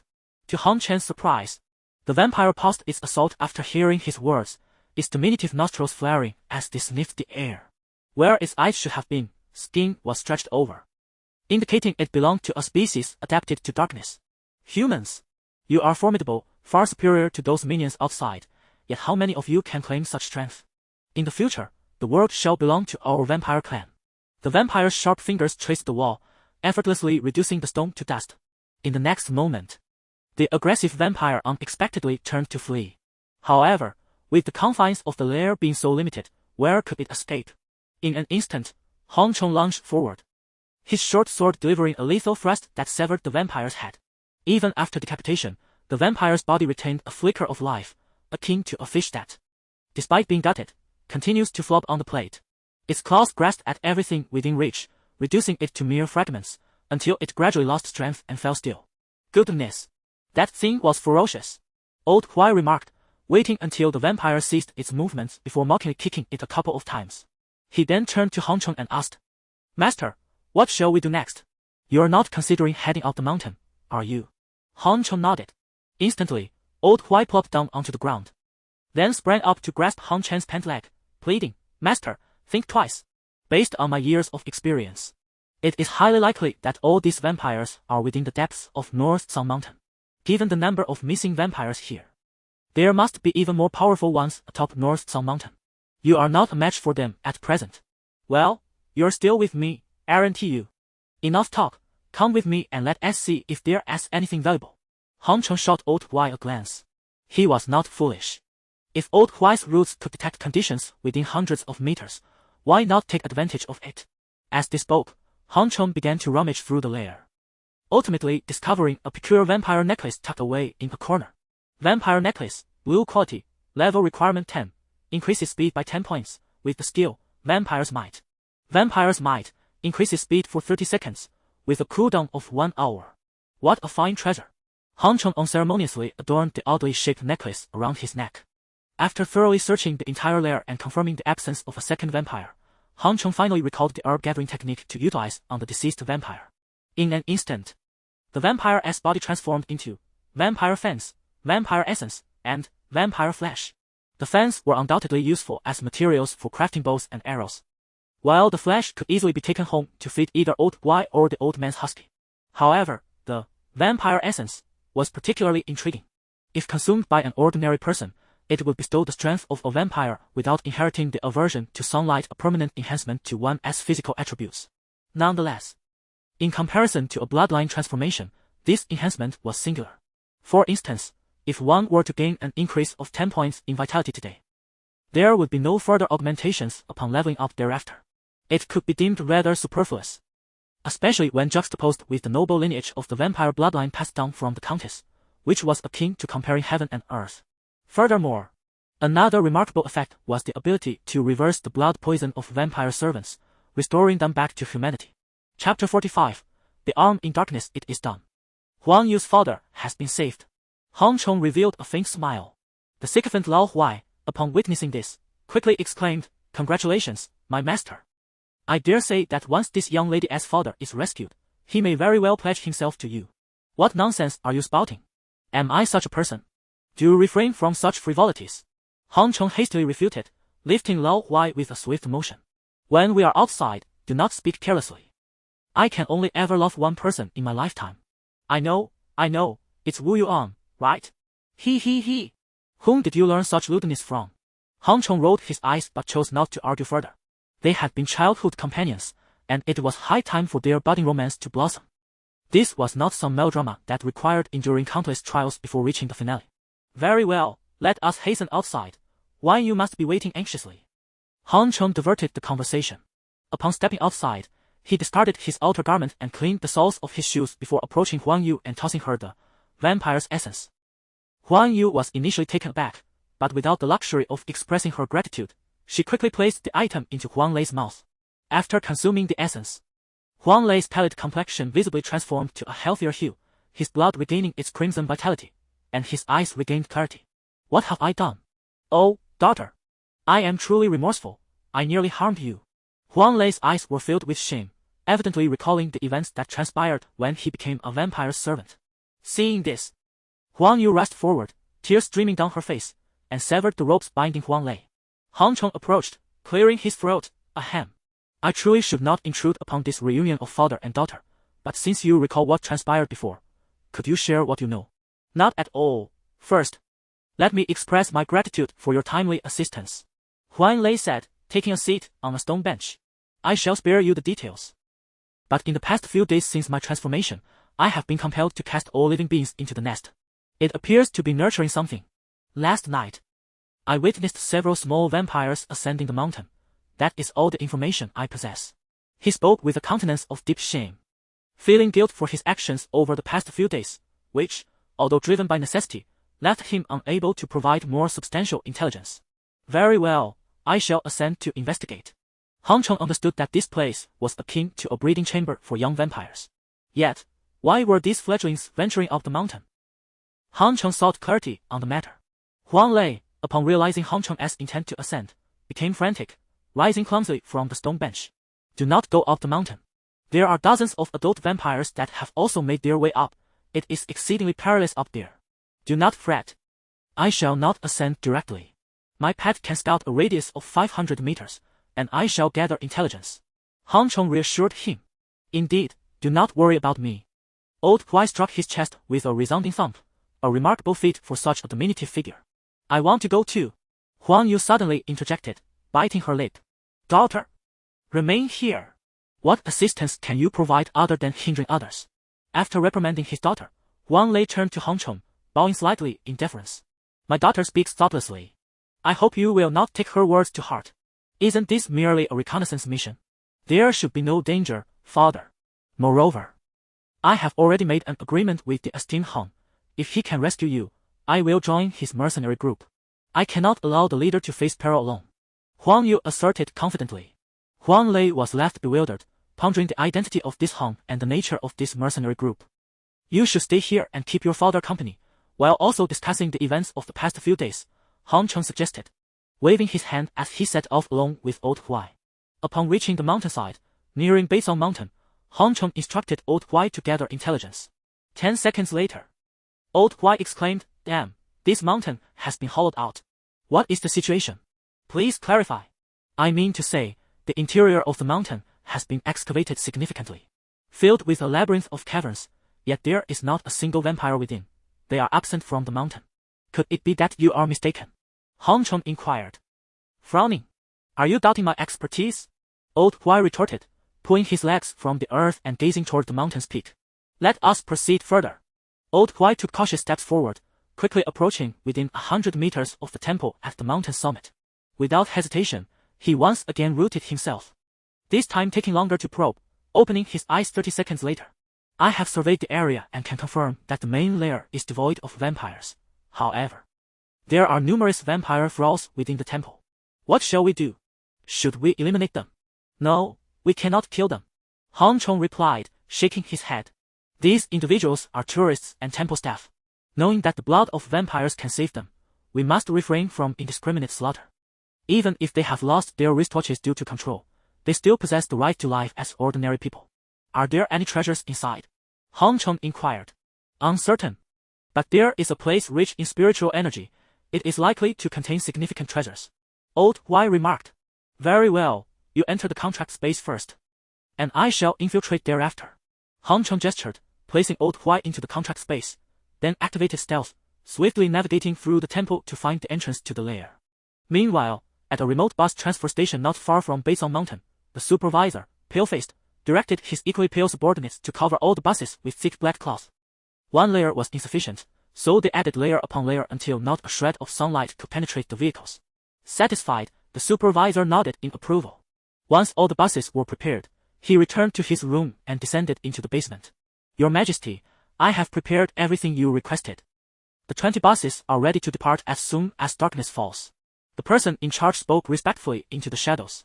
In the darkness, a pale arm emerged into the dim light, its sharp fingers gently tracing the bald head of the official. Well done. When the sun rises tomorrow, if Xianxia town is under our control, I shall commend you to Her Majesty. Yes. Thank you, Your Majesty. The official bowed even lower in respect before turning to leave. The arm withdrew once more into the shadows. In the feeble light, one could faintly discern a remarkable watch upon the wrist, unmistakably a divine realm timepiece. Chapter 46. The Blood Pool. Utilizing his stealth skills, Han Chong successfully evaded the vampire minions within the temple and entered their lair. The air was thick with a nauseating stench of blood mingled with filth, repugnant to the senses. Unaware of the circumstances, he refrained from acting recklessly and quickly sought refuge in a secluded corner. Damn it, only creatures as grotesque as vampires could endure such a repulsive place, Han Chong thought. Pinching his nose in distaste, he had no desire to linger in this abhorrent environment and resolved to ascertain the situation swiftly so he could depart at the earliest opportunity. In a fleeting moment, his thoughts aligned, and the contract space opened, revealing Lao Huai before him. Oh no, not another filthy place. Could you not summon me to a cleaner location? Lao Huai complained in utter disdain. Han Chong shot him a glare, responding curtly. I have no desire to remain here either. Spare me the chatter and help me investigate the surroundings so we can conclude this swiftly. He too wished to leave as soon as possible. Lao Huai, capable of sensing the surroundings, would expedite the understanding of their predicament. Ah! No! The conditions here are even worse than the previous lair, Lao Huai protested, but upon noticing the fiery determination in Han Chen's eyes, he realized the futility of his resistance. Reluctantly, he muttered, Fine, fine, I'll try to see what I can do. As he spoke, his limbs began to extend downward, delving into the filthy ground of the lair. After what felt like an eternity, he retracted his probing tendrils, his expression one of dismay as he looked at Han Chong. What is the matter? Are you unable to sense anything within this lair? Han Chong inquired, already suspecting the answer. Lao Huai nodded, indeed. This lair is ensnared by a potent barrier, making it exceedingly difficult for any force to explore within. Thus, I must rely on myself. Han Chong completed the thought, prompting Lao Huai to fall silent, his head bowed in contemplation. After all, it was a personal matter, and one could not help but feel a tinge of despondency. Suddenly, the sound of footsteps drew nearer, echoing ominously. Sensing the impending danger, he hastily called back Lao Huai into the contract space and concealed himself. The footsteps quickened, and soon 2 vampire minions approached Han Chen's vicinity. They scanned their surroundings warily, as if detecting something amiss. All is well. It seems we were mistaken, remarked one of the shorter minions, exhaling deeply with relief. The taller minion glanced toward the direction where Han Chong was hidden. Having already utilized his stealth to conceal himself in another obscure location, Han Chong remained undetected. It doesn't he feel like a mere illusion? There is an inexplicably subtle unfamiliar presence here, the taller vampire minion observed, his vigilance heightened as he surveyed the area. No sooner had he spoken than he raised his hand, his sharp claws slicing through the very spot where Han Chong had just concealed himself. Bam! Dust erupted, and a hole the size of a bowl appeared in the wall. On the other side, Han Chong felt a lingering dread. Thankfully, he had managed to suppress his presence and change his position in time, otherwise, it could have been him lying dead now. The short vampire servant, displaying a rare look of curiosity, remarked, You are overly anxious. Fresh supplies are delivered here daily, and the presence of outsiders is quite normal. Despite this, it was prudent to exercise caution, for they were tasked with guarding the blood spirit. The esteemed Count had repeatedly emphasized that they must not allow any blunders. The tall vampire servant was evidently more meticulous, continuing to survey their surroundings. In contrast, the short vampire servant dismissed the concern, stating, You truly are too nervous. Our brethren guard the entrance, and it is impossible for anyone to sneak in unnoticed. However, caution was paramount. They were in a critical phase of the Count's plan, and any slip up here would mean certain death. The tall vampire servant scanned the area and, after confirming the absence of any strangers or intruders. The two departed side by side. For safety's sake, Han Chong waited nearly 10 minutes before he cautiously made his move, his expression darkening. The conversation he had overheard between the two servants weighed heavily on his mind. The information exchanged was crucial. The vampire count was concocting a nefarious scheme, and the nature of this plan needed urgent investigation.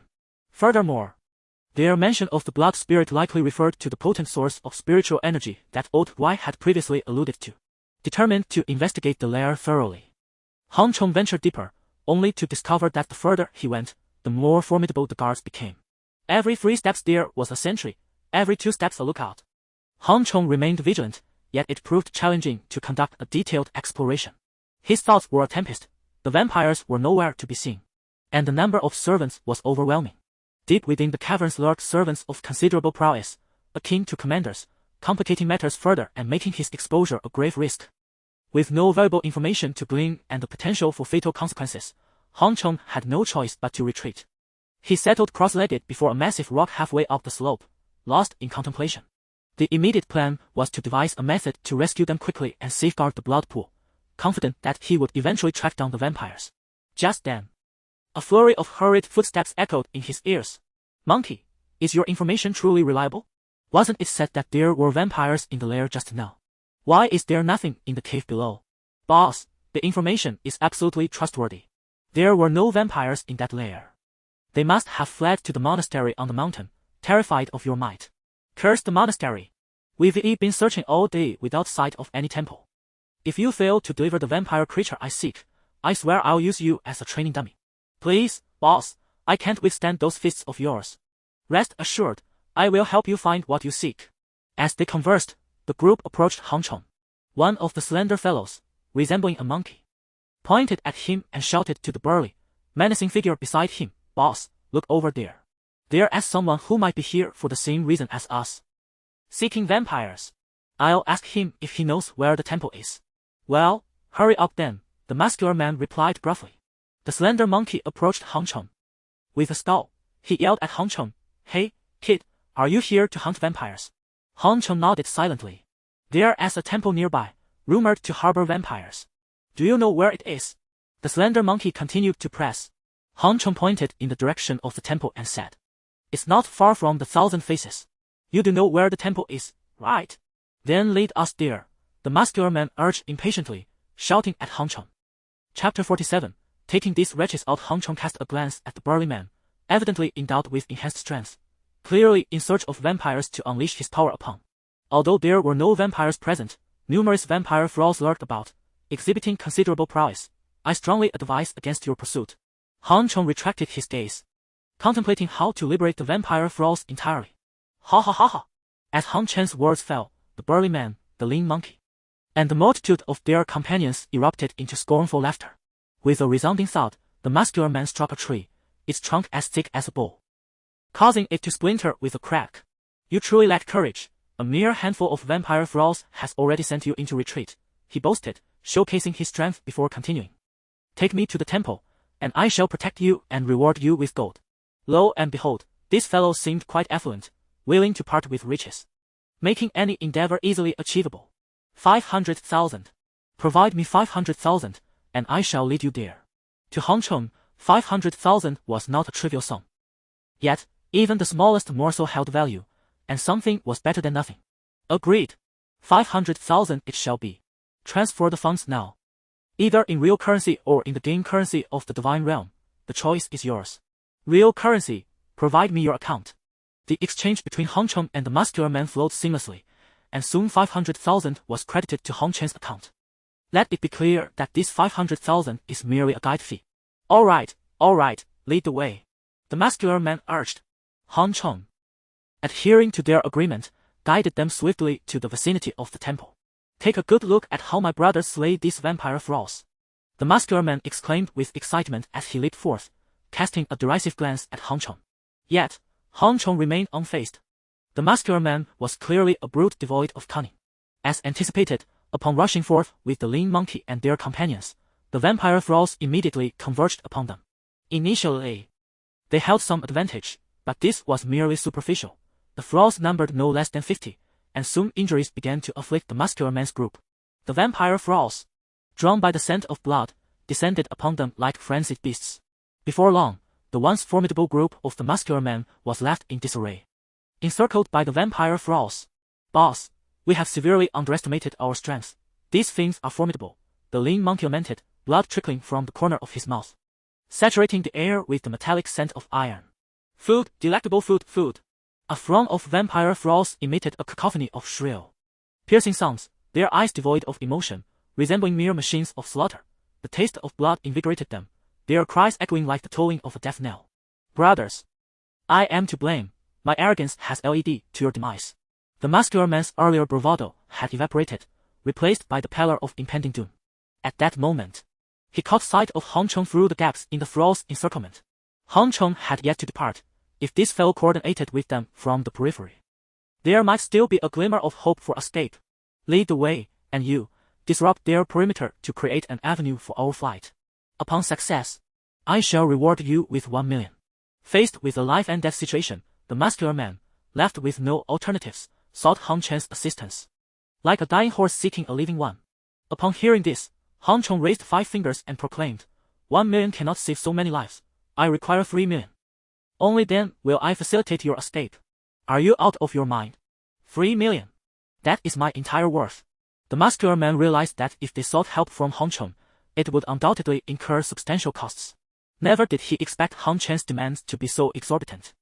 Asking for 3 million outright, the total value of all his assets, both in reality and within the game, nearly equated to that figure. Should he part with it all at once, he would be left with nothing. This is futile. Farewell to you all. I hope these vampire minions bring you a swift and painful demise rather than a slow death. After saying this, Han Chong waved dismissively at the muscular man. Turning to leave, he had already warned the muscular man, but alas, they did not heed his advice.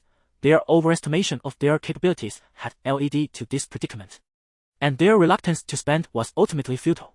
Hearing the exchange between the two, the muscular man's comrades could no longer remain passive. Boss, agree to their terms. We can always start anew.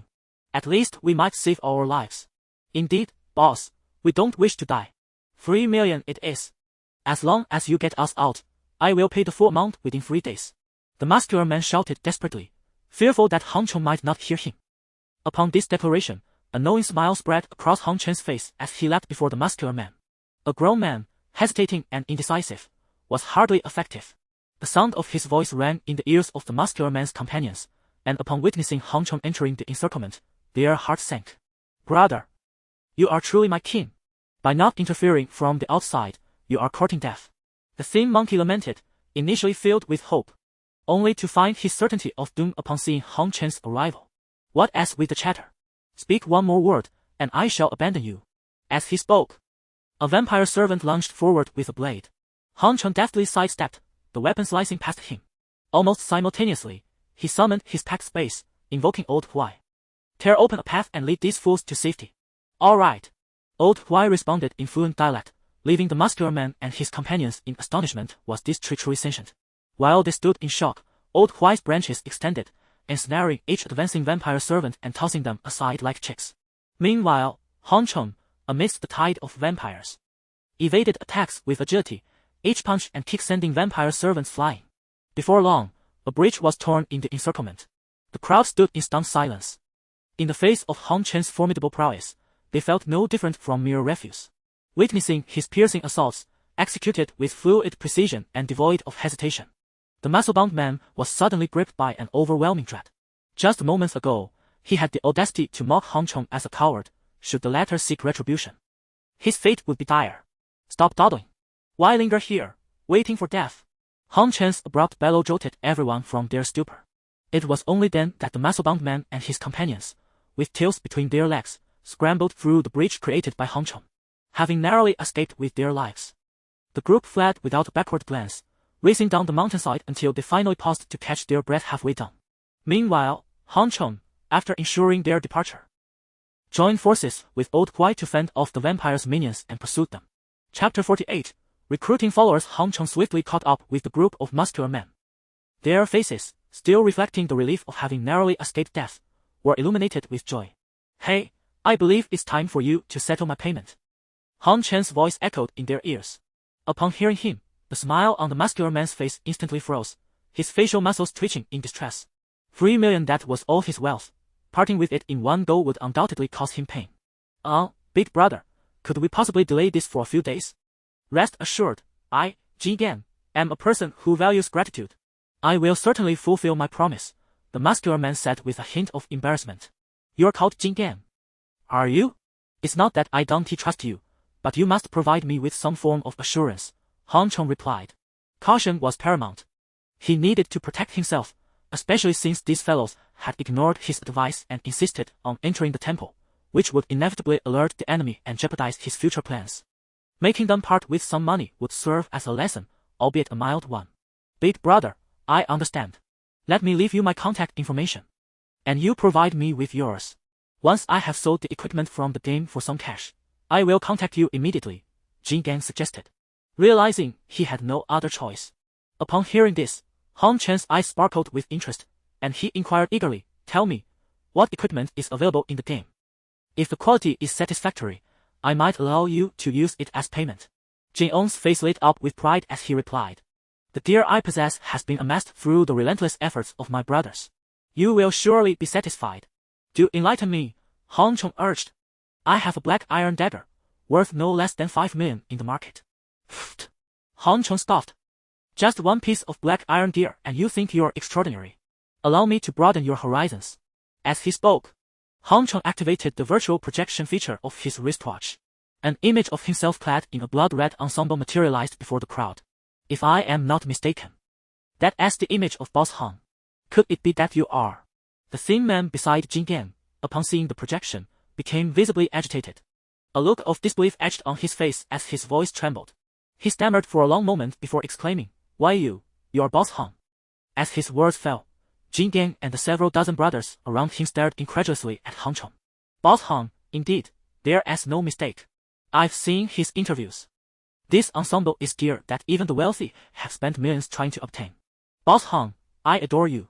Please, grant me an autograph. The group erupted in excitement upon recognizing Han Chong. Jin Ong's mouth hung open in astonishment, nearly wide enough to fit an egg. Had he unwittingly embarrassed himself? Overwhelmed with shame, Jin Gang wished he could find a hole to hide in. Boss Han, I've heard you are currently recruiting members. I sincerely hope you will consider accepting us as your brothers. Indeed, esteemed Han, it is our privilege to serve under your command. And we earnestly hope you will grant us this opportunity. Han Chong was taken aback by the fervent reactions of this group. Enough with the commotion. My team is indeed recruiting, and you all are aware of the conditions. As long as they are met, I shall gladly welcome you into my ranks. He raised his voice to quell the raucous crowd before continuing, Let us be clear. The deaths I rescued you from must still be honored. As he spoke, Han Chong glanced at King Kong. Yes, esteemed Han, grant us a few days, and we shall deliver every penny into your hands. King Kong vowed with unwavering determination. Han Chong nodded silently, contemplating the admiration reflected in King Kong's eyes. King Kong wielded considerable influence among this group and appeared physically enhanced in reality, boasting commendable strength. Though he often acted without sufficient forethought. King Kong, do you have intentions of joining my legion? Han Chong inquired, having gathered his composure. He was preparing to investigate the vampires, and it was essential to have someone monitoring the temple at all times. King Kong's influence, along with his loyal brothers, could assist in keeping an eye on the temple's activities. This would allow Han Chong to dedicate time to the game, hunting vampires to procure their blood to heal those afflicted servants of the vampires. These individuals were monks and visitors of the temple. To save them, one must refrain from resorting to lethal measures.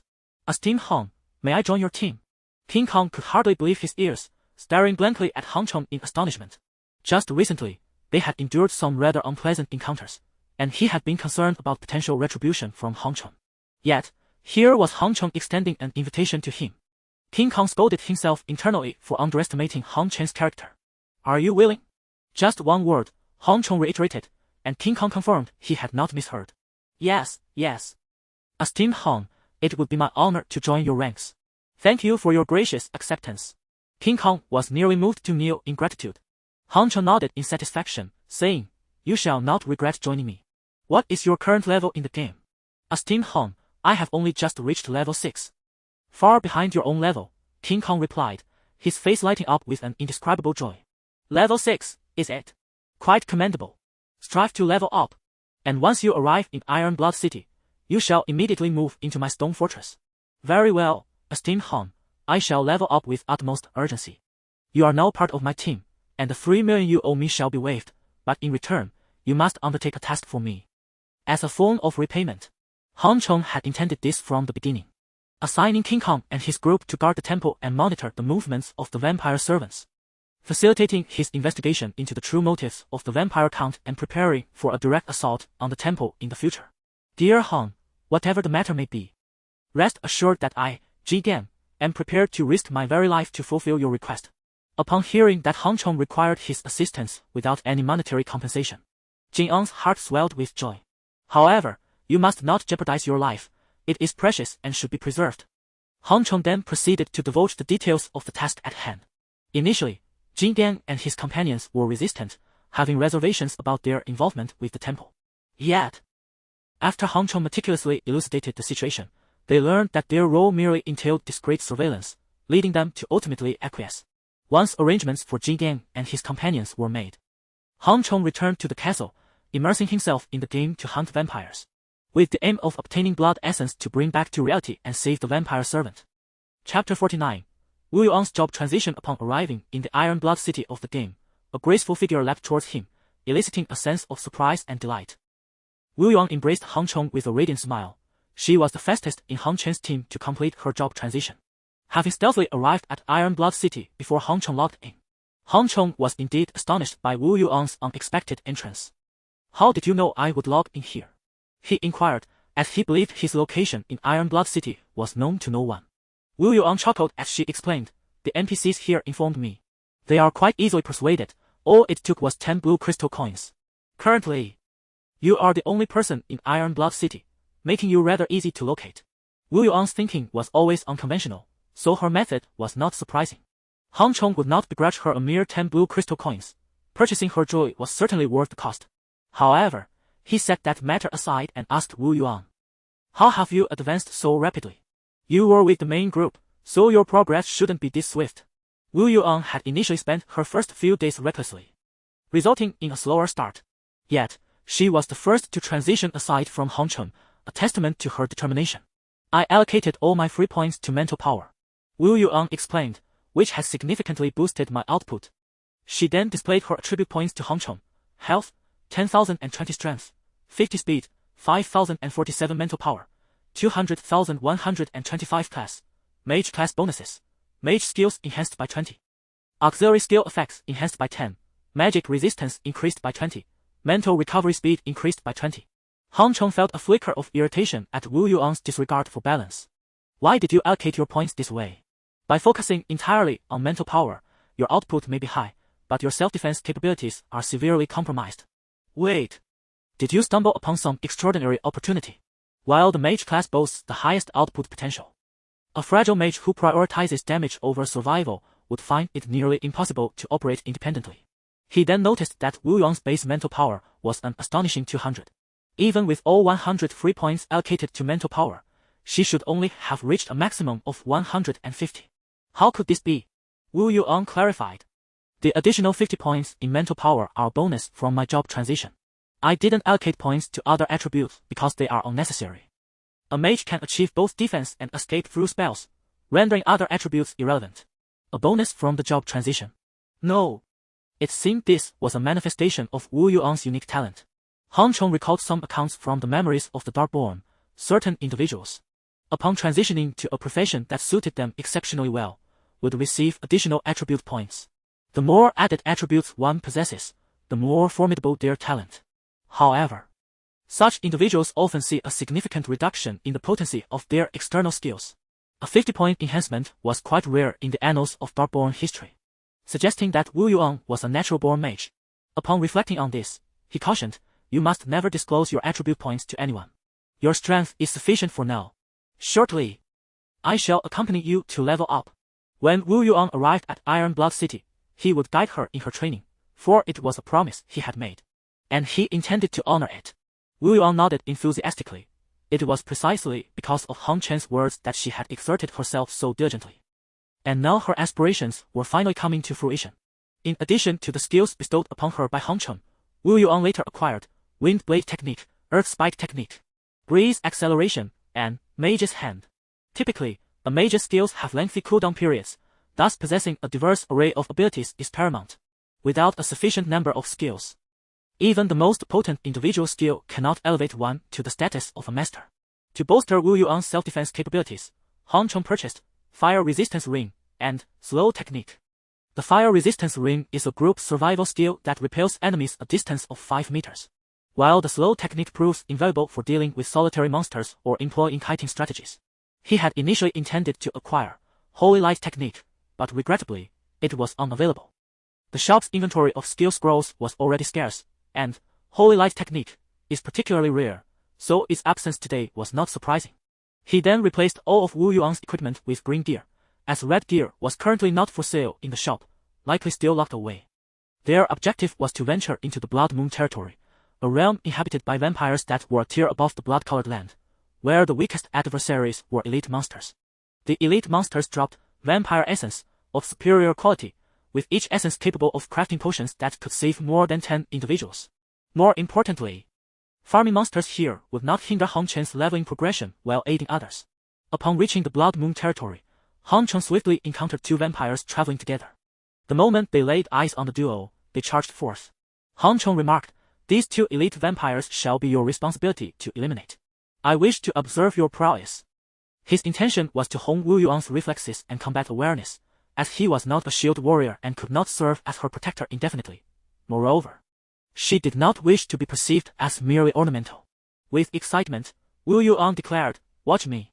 She initiated her assault with a series of lightning strikes that engulfed the area, unleashing a torrent of electricity upon the 2 vampires, who shrieked in agony.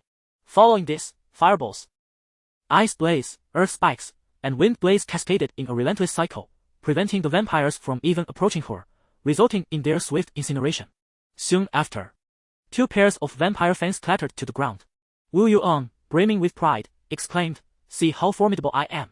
The attributes of elite monsters are on par with humans. And disregarding equipment, vampires typically possess slightly superior attributes compared to humans. The fact that these 2 elite monsters could not even close the distance to Wu Yuan was indeed impressive. However, Han Cheng remained unsatisfied, questioning, "Is this truly the method you have always employed in battle?"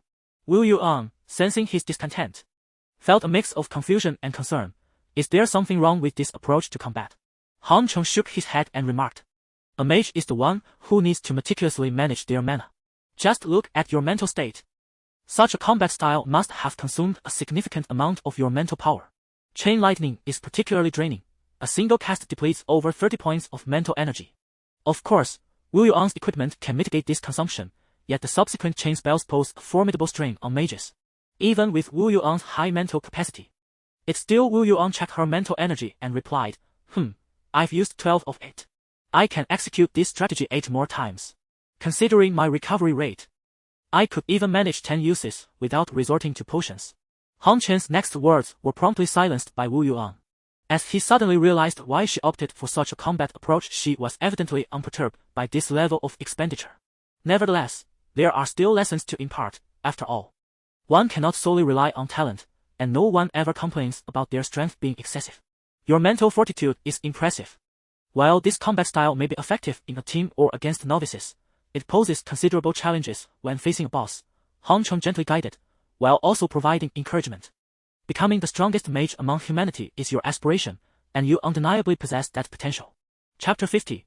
The most powerful mage after receiving encouragement from Han Cheng. Wu Yuan's eyes sparkled with excitement at the prospect of becoming the strongest mage among humanity. "Teach me quickly. Teach me," she pleaded, clinging to Han Chen's arm and playfully coaxing him. She had always believed that her weakness had prevented her from leveling up alongside him, forcing him to undertake battles alone. Now that an opportunity to grow stronger had presented itself, she was determined not to let it slip away. Han Cheng explained, "The most effective spells against vampires are those of holy light, lightning, and fire. Therefore, when battling vampires, you should primarily employ these types of spells. Spells like Earth Spike and Wind Blade inflict less than a third of the damage of a fireball, and Ice Blade deals merely half. But spells have a cooldown period." Wu Yuan interjected. If possible, I prefer to unleash consecutive chain lightning strikes to conclude the battle, but the cooldown prevents me from employing such a strategy. Han Cheng replied. Your gale boost and slow spells are not solely for evasion, they are crucial for controlling the rhythm of combat. These two spells enable you to maintain a distance within your control, and their resource consumption is significantly lower than that of chain lightning. If you inadvertently find yourself in close quarters with the enemy, you can utilize the fire resistance ring to create space. This method of combat is the essence of a mage's practice. Although it may not be as efficient as your previous strategy, it will ultimately contribute to your growth over time, he added. Wu Yuan nodded, recognizing that while she was not concerned about resource consumption, it was wise to conserve in their current situation due to their limited numbers. Han Cheng continued, moreover, when a vampire's health drops below 10, refrain from using fireball. Instead, switch to earth spike or wind blade to conclude the fight. Why is that? Wu Yuan inquired, puzzled. Han Cheng elucidated, our objective is to collect vampire blood. If we deliver a lethal blow with fireball, the likelihood of obtaining the blood will diminish. This insight comes from the experiences of the Dark Ones. While using counterspells, particularly Holy Light against dark entities significantly increases damage, it concurrently reduces the chances of drops and collection. This limitation is imposed to maintain balance, as explained in the memories of the Dark Ones. Wu Yuan nodded in understanding, then followed Han Chen's guidance, opting for a rhythm-controlling approach to combat instead of chain lightning. With the direction set, all that remained was to hone her skills. In the Blood Moon territory, where vampires reigned supreme, various other dark creatures lurked as well. Fortunately, with Wu Yuan by his side, Han Cheng need not worry about disturbances from other dark beings. He could focus solely on battling and harvesting vampires. The enhancement of her mental attributes brought not only an increase in mana but also an acceleration in casting speed and spell potency. Wu Yuan's formidable mental strength translated into powerful spell damage, and coupled with her innate talents, her stats surpassed those of similarly equipped mages by nearly 40. If she could harness this talent effectively, Han Chen's comforting words might very well become a reality. As Wu Yuan searched for dark creatures to practice her skills, Han Cheng embarked on his own harvesting journey. While the thrill of archery and kite flying is enticing, Han Cheng, burdened with a mission, opted for the swiftest means to conclude the battle. One by one, elite vampires met their demise at his hands, under the terrifying enhancement of the Countess's blood dagger. These elite vampires were unable to withstand even 5 seconds against him. Surprisingly, Han Cheng found himself investing more time in locating vampires than in actually defeating them. 2 hours passed, and Wu Yuan grew increasingly adept at her spellcasting. This precise release of spells proved to be exhausting, far more so than mindlessly acting as a turret for 6 hours. Yet, she harbored no complaints. Whenever she felt on the brink of giving in, the image of Han Cheng battling monsters alone resonated within her. I shall not be abandoned again. Each time this thought crossed her mind, she gritted her teeth and summoned more of her latent potential. Han Cheng was taken aback by Wu Yuan's tenacity. Previously, she had always been a quirky figure in his eyes, but her perseverance now revealed a different kind of allure. Humans, this shall be your grave. A haughty voice echoed from a distance, followed by the emergence of a vampire lord accompanied by a dozen elite vampires and over 100 skeletons. This vampire lord, a true vampire, appeared more handsome than the grotesque servants of the outside world, yet he paled in comparison to the Countess. Lingering too long in one area often invites the onslaught of dark creatures, and chain lightning serves as a powerful weapon against such mass attacks. As Han Cheng began to speak, Wu Yuan swiftly unleashed a chain lightning spell. Ah! Damnable human! I shall slay you! The anguished cries of the vampires filled the air. A harrowing symphony.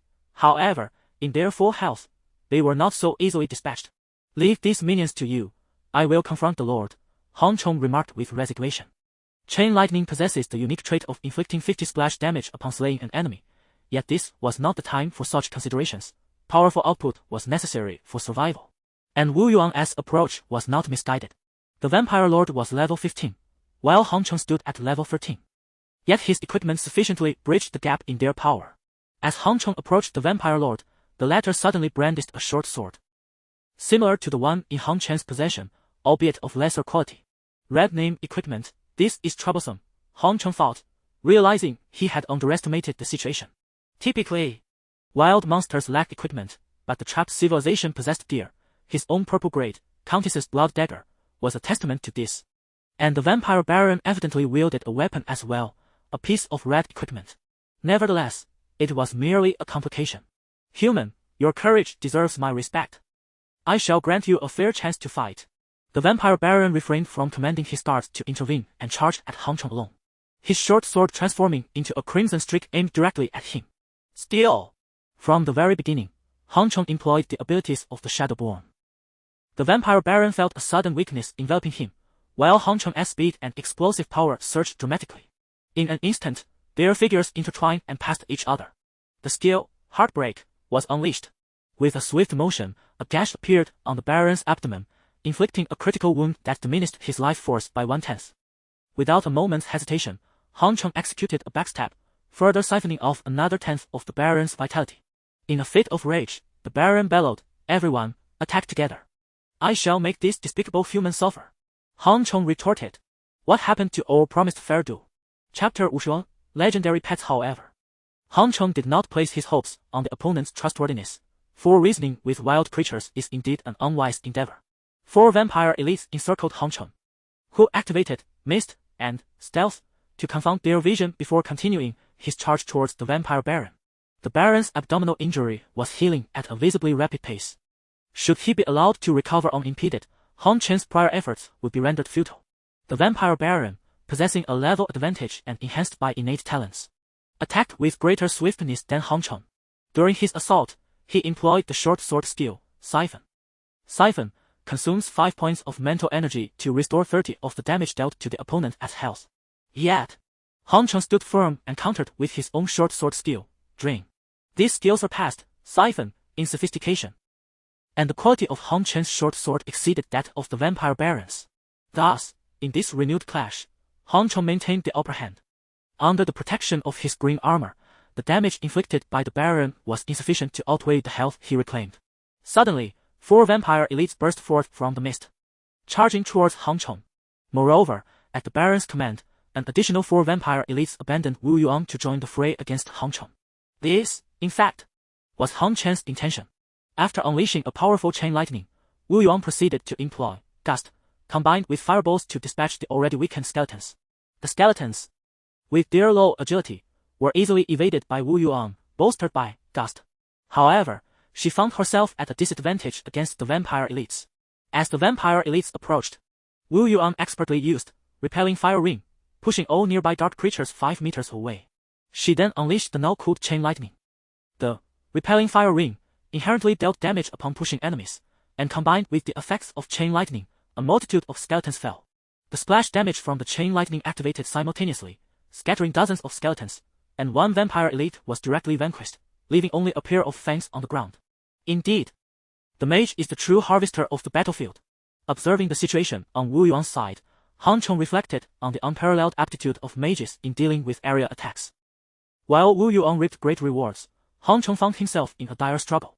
Vampires, being creatures of agility, had previously been disrupted by his skills, which prevented them from inflicting significant harm. However, now, the assault from 9 vampires was no trifling matter. Nonetheless, whenever his health dipped below 50, he would swiftly restore it using Drain. With his mental energy bolstered by equipment, it had reached 94, sufficient for him to cast Drain 18 times. If this rhythm could be maintained, victory was assured. Drawing from his experience as a Darkborn, Han Cheng made rapid and accurate judgments, even foregoing the summoning of Old Guai.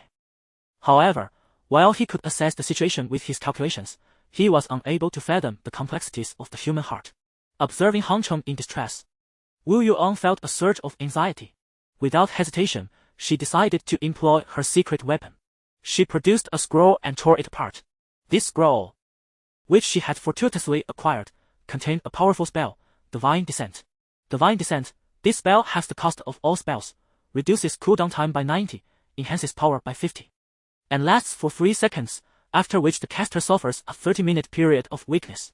Although this scroll was meant to be a last resort, witnessing Han Cheng in peril compelled her to unleash its power without second thought. In the eyes of the terrified vampires, a series of lightning strikes descended relentlessly, devastating the vampire elites.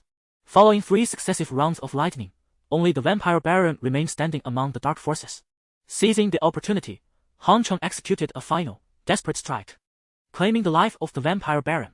From the Baron's demise, 5 items were dropped, one of which was a short sword he wielded. Vampire Baron's blood-sucking short sword, a red tier item, requiring level 10 to equip. It adds 30 points of damage and inflicts 5 lifesteal with each attack. It also possesses the skill, Blood Drain, which can be brought into reality for 5 red crystals. Blood Drain consumes 3 points of mental energy, increasing the lifesteal effect to 30 for 10 seconds. This skill overlaps significantly with the Countess's blood-sucking short sword, which can also be brought into reality. Despite the overlap with his current equipment, the cost to bring the Countess's sword into reality was exorbitant, far beyond his means. Whereas the price of this short sword was manageable. Wu Yuan rushed to Hong Chen's side, anxiously inquiring, "Are you alright?" Though aware that death in the divine realm merely resulted in resurrection, her instinctive concern remained unaffected. Hong Chen felt a warmth in his heart at Wu Yuan's worried gaze. Momentarily setting aside thoughts of the scroll, he reasoned that as time passed, the likelihood of her making such mistakes would diminish, and there was no need for immediate accountability. The remaining 4 items included Vampire Baron's Essence, Vampire Baron's Fence, a skill book, Blood Drain, and a translucent red gem. The Blood Drain still required a vampire's physique to learn, and since someone had already exchanged for such a physique, it should fetch a good price. What a beautiful gem! Wu Yuan mused, unable to resist reaching for the glimmering stone. However, as her fingertips brushed against it, the gem suddenly vanished. Hong Chen, witnessing this unexpected turn of events, changed color in alarm and hurried to Wu Yuan's side, asking with concern, "What happened? Do you feel unwell?" He had initially assumed the gem to be a material or an adornment for weapons, but never expected it to enter Wu Yuan's body, a phenomenon that had not even occurred in the memories of the Dark Ones. At this moment, he suddenly realized that the memories and experiences of the dark-skinned beings were not infallible. They could merely serve as references, not as dependencies. Wu Yuan's eyes reflected a hint of confusion as she muttered, "It seems akin to a pet egg that has forcefully contracted with me, transforming into my pet." Upon hearing this, Hong Chen felt a surge of excitement. A pet capable of forcibly contracting with its master must be of at least legendary quality. Your fortune is extraordinary.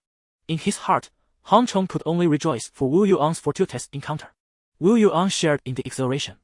Yet her predominant feeling was one of bewilderment. How could a legendary pet egg possibly drop here? Hong Chen explained, "Legendary pet eggs choose their masters.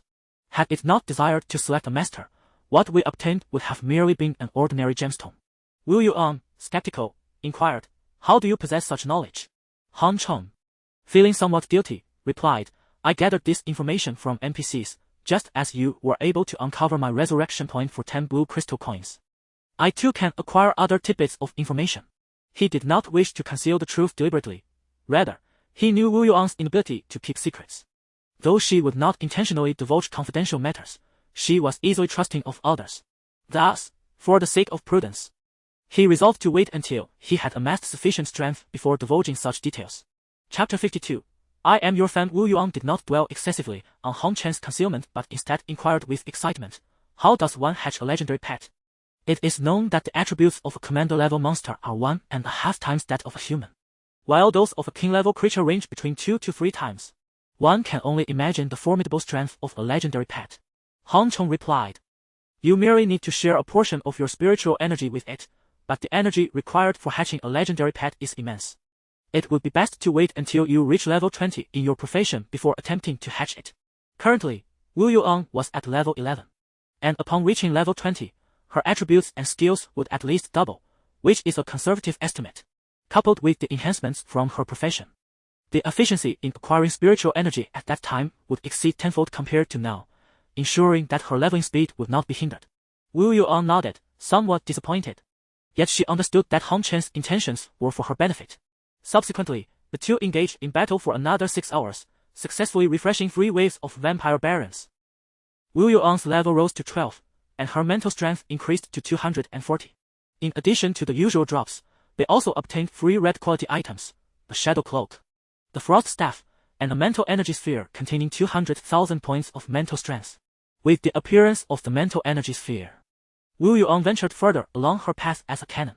However, the highly precise combat eventually took its toll on Wu Yuan, and in her dazed state, she repeatedly miscast skills during the latter part of the battle. Thus, Hong Chen had no choice but to escort her back to the real world for rest. After Wu Yuan handed over some items from her backpack to Hong Chen, she promptly fell asleep, and Hong Chen kindly covered her with a blanket.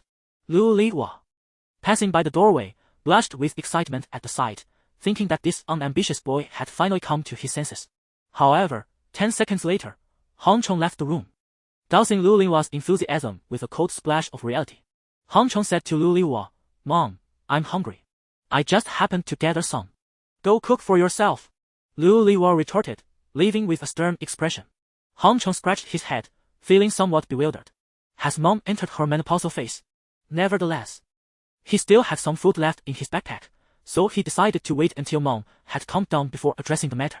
Next, Hong Chong contacted Ding Jian. "Hey, brother Hong, do you have some goods to sell?"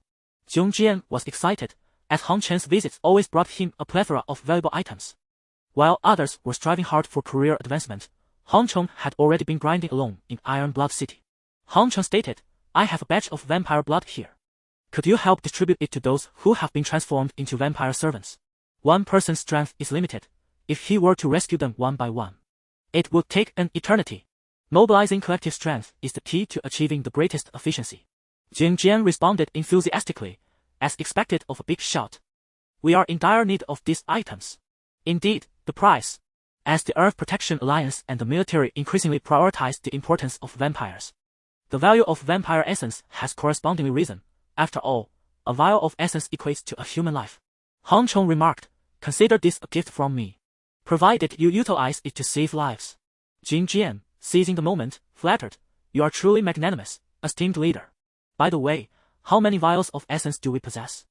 If the quantity is insufficient, its efficacy will be severely limited, especially since many have already ventured into the blood-red land to hunt monsters. Nonetheless, one must still flatter the esteemed leader."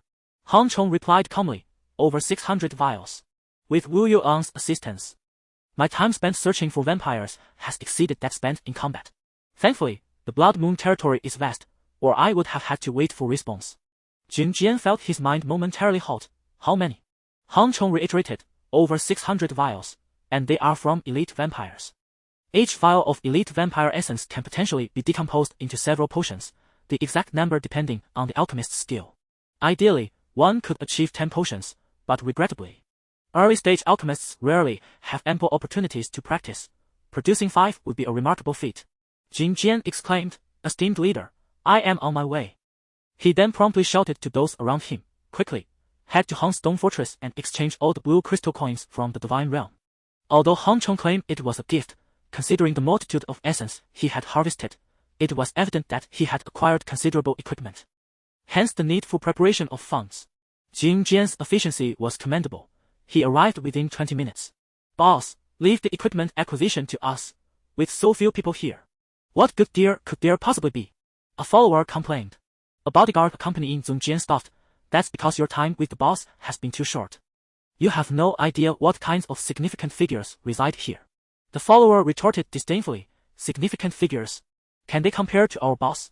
Jing Jian suddenly barked, "If you dare to show disrespect to the esteemed figures inside, do not blame me for casting you out." This individual had caught Zhong Jian's attention solely due to his transformed bloodline. A mere bloodline individual was hardly worthy in comparison to the esteemed leader Hong. The follower promptly fell silent, though disdain lingered in his gaze. Zhong Jian's follower was merely a temporary position. He was leveraging this platform to advance his own ambitions, aspiring to become a figure of the same caliber as the esteemed leader one day. While en route, the esteemed leader had released another battle video from the Blood Moon territory, accompanied by an explanation of the weaknesses of dark creatures, providing future adventurers with the most comprehensive strategies. Such a man, who benefits all of humanity, is the true hero. Upon entering the stone fortress, Hong Chong handed the meticulously prepared vials of essence to Song Jian and gestured toward a heap of discarded items, saying, "Feel free to remove the equipment from there. Settle the price afterward." The follower remarked, "We are not here to clean up garbage. We do not accept black-quality equipment anymore." Hong Chong chuckled, "Rest assured. The lowest quality inside is blue." Although he remained oblivious to the source of the inexplicable animosity directed towards him, he paid it little mind. The collection of equipment before him numbered in the hundreds. One should not boast without reason. Approaching the heap with a skeptical demeanor, the follower meticulously examined the quality of each item. Blue, green, blue, blue, green. His expression transitioned from disdain to a state of bewilderment, ultimately culminating in astonishment. His mouth agape as if it could accommodate an egg. Then, he heard the voice of the esteemed Hong, advising Zhong Jian, "Do not exploit the blood of these vampires for profit. Reputation outweighs gain." the notions of vampire blood, hundreds of pieces of equipment, and the esteemed one-day strategy video flashed through his mind in a rapid succession. Suddenly, he lunged towards Han Chen's legs, exclaiming, "One-day strategy! I am your devoted fan." Though images of the illustrious figure circulated online, the effects of excessive beautification had rendered them nearly unrecognizable. Chapter 53, The Great One's Accomplishments and Martial Virtue. Unifying the Jianghu, everyone was astounded by this sudden turn of events. Han Chong had never before encountered such fervent admirers, leaving him somewhat disoriented. Jing Jian, too, displayed a slight twitch of his mouth. Mere seconds ago, he had exuded an air of arrogant self-assurance. But upon realizing Han Cheng's identity, he instantly transformed into a sycophant. Han Cheng, both amused and exasperated, helped the enthusiastic fan to his feet and said, "As long as you understand, there's no need to speak of it." The young man, brimming with excitement, exclaimed, "Great One, do you require subordinates? I am already at level 10 and have obtained the bloodline physique." Feeling a bit awkward, Han Chong cast a glance at Zhong Jian. Realizing that this individual was here to discuss business, yet he inadvertently found himself in a competitive position. Jing Jian, however, appeared quite indifferent. "Those who follow me do so for their own gain.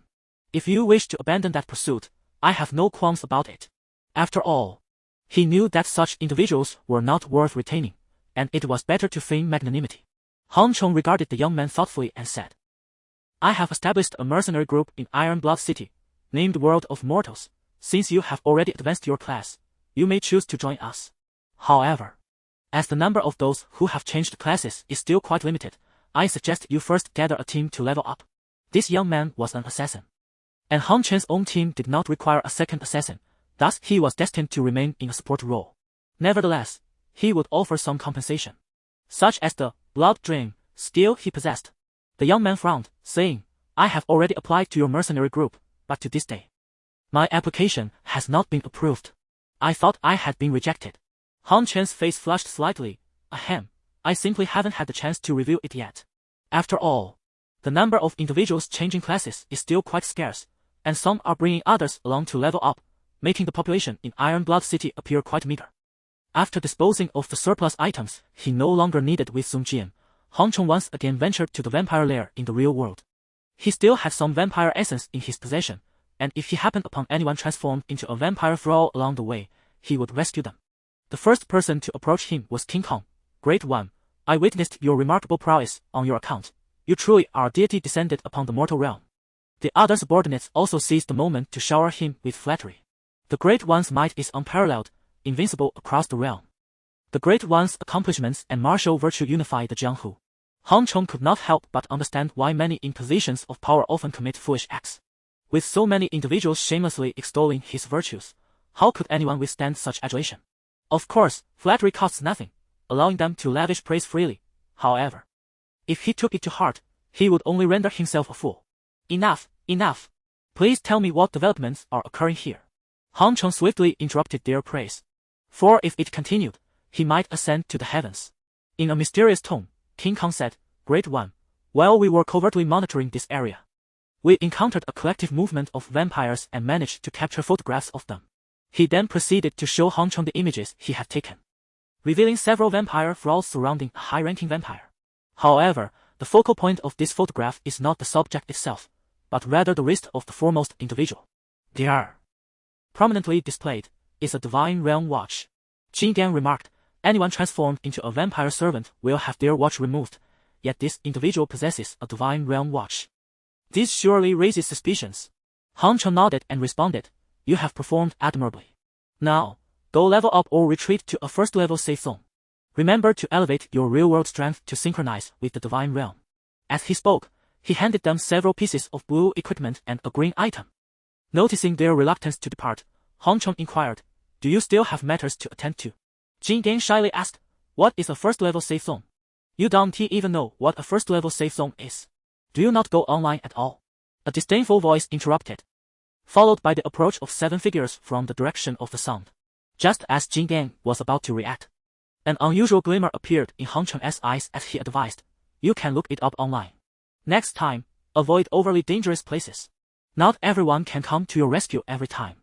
Meanwhile, the slender figure anxiously tugged at Jin Gang's arm, signaling with his eyes.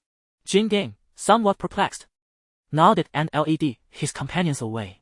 Among the 7, the only female member cautioned Hongcheng, "We are from the Earth Protection Alliance, dispatched to eliminate a vampire nest. This area will soon become perilous. It is advisable for you to leave promptly." Hongcheng replied politely, "I am quite familiar with this place. Do you require my guidance?" At that moment, a man in his 30s arrogantly declared, "No need. I have already scouted the terrain here and do not require any additional guides." Hongcheng nodded, choosing to trust him. Although he did not recognize the man, he had seen him in the photograph provided by Jin Dian, surrounded by vampires. Now, this individual, once the center of attention, was aligned with the Earth Protection Alliance, though his intentions remained unclear. Nevertheless, Hongcheng refrained from exposing his plan and pretended to turn away. The leading swordsman commanded, "All right, let us proceed swiftly." With that, the 7 of them entered the temple together. After they had entered, Hongcheng, who feigned departure, stealthily followed them. Possessing an array of skills honed through the legacy of the Dark Ones, he activated his stealth without any of them noticing. All 7 had undergone class transitions, effortlessly dispatching vampire servants they encountered along the way, while dealing lethal blows to actual vampires, allowing them to progress without hindrance. However, rescuing was significantly more challenging than killing. As they continued to slay vampire servants, their stamina began to wane. The individual surrounded by vampires pointed towards a hole ahead, stating, "There lies the chamber of the vampire leader. Once we eliminate the vampire leader, this temple stronghold can be eradicated." The leader, brandishing a sword, exclaimed with exhilaration, "This is the pivotal moment. The outcome of this battle will herald the commencement of our glorious achievements." The team members behind him chuckled derisively, "Captain, what era are we in? Your words are so juvenile." "Indeed. Let us adhere to my slogan, seize wealth, provisions, and women." They laughed. "Ha! Your motto is even more juvenile. We have no women, but perhaps there are a vampire countess within. Would you care for that?" "Forget it. It's just a wild goose chase." Although they appeared to dismiss the vampires lurking inside, they were, in fact, alleviating the tension in the atmosphere. As all attention was focused on the grand hall ahead, the guide stealthily crept to the rear of the group, raising the dagger in his hand. Chapter 54, A Day's Plan Betrayal. The assassin's dagger pierced the back of the priestess with a treacherous strike. Executing a backstab in such a stealthy manner grants a 20 bonus. He was confident that this blow would deplete her health by 30, rendering her weak. However, his backstab skill unexpectedly faltered, devolving into a mere ordinary attack, and unfortunately, it was a weakened strike. "What are you doing, Mbok?" The gaze of the onlookers converged upon the assailant. The priestess consumed a healing potion, casting a furious glare at Mbok. "Are you out of your mind?" At that moment, a multitude of vampire thralls surged forth from both the rear passage and the front hall, severing their paths of retreat. Mbok grinned maliciously. "I didn't expect you to be so prepared. It seems you were indeed wary of me." To him, the sudden failure of his skill was indicative of their prior preparations. The captain also grasped the situation. "Did you intentionally lead us into a trap?" "Indeed, it was my intention to draw you here," Mbok cackled. "Submit obediently and join us in the embrace of the Mother Queen." His triumphant laughter was abruptly silenced as his throat was slashed open, blood gushing forth. Hongcheng had positioned his dagger against Mbok's neck, stating, "I thought you would wait until we were deeper inside to strike. Now, tell me, what are your intentions?" The last time he had ventured here, he was only aware of their brewing scheme, having retreated due to insufficient strength. This time, however, he was prepared. And with several adept allies at his side, he felt confident in his ability to escape, even if a confrontation ensued. Mbok sneered, "The future belongs to our bloodline. When you surrender to the Mother Queen, you will understand everything." Upon hearing this, several team members were infuriated, longing to slay the traitor. Yet, their immediate priority was to confront the throngs of vampire thralls before them. "My brother, we do not know your identity, but we must unite to escape." The captain bellowed at Hongcheng. Hongcheng replied with a smile, "What I desire is not merely to escape." With that, he unleashed a lethal strike, eliminating Mbok, and turned his attention to the advancing vampire horde. The thralls besieging them numbered over 50, but due to the confined terrain, they only needed to defend against 2 fronts. Hongcheng disregarded defense entirely, focusing instead on ruthlessly dispatching the vampire thralls. Although they were numerous, their strength paled in comparison to the vampires of Blood Moon territory, and he could eliminate them with a single blow. As for the damage he sustained, the blood-sucking effect of the Count's blood-sucking dagger would suffice to replenish his health. Seeing Han Cheng single-handedly hold his ground, the remaining 6 members shed their hesitation and joined forces against the thralls on the opposite front. Within a minute, the 20 or so vampire thralls on Han Chen's side were vanquished, and with some energy to spare, he even managed to rescue 2. In the midst of battle, hesitance is tantamount to courting death. However, if one possesses the strength, it is only fitting to extend a hand to save others. The priestess initially intended to ascertain that Han Cheng was unscathed before restoring his vitality. Yet, upon turning around, she was astonished to discover that all the vampires on Han Chen's side had been vanquished. You are the Day of Reckoning. The priestess recognized Han Chen's identity, a figure whose name had recently garnered significant attention, though they had not identified him earlier due to mere happenstance. Now, witnessing Han Chen's formidable prowess, she instantly recognized him. Goodness! The illustrious Day of Reckoning has graced this place. This master is astonishing. He single-handedly outpaces the efforts of our 6 combined. Enough talk, let us hasten our departure. The remaining few, elated by the sight of Han Cheng dispatching so many vampires alone, prepared to flee. For it was evident that the vampires were conspiring and likely gathering more forces to eradicate them. Han Cheng declared, I did not come here to run away. He could leave at any moment, but he preferred to explore more secrets while surrounded by skilled allies. The captain resolutely stated, our lives are yours to save. We shall follow your lead. Suddenly, the vampire servants ceased their assault, bowing their heads and retreating. This abrupt turn of events startled the group, prompting them to refrain from rash actions.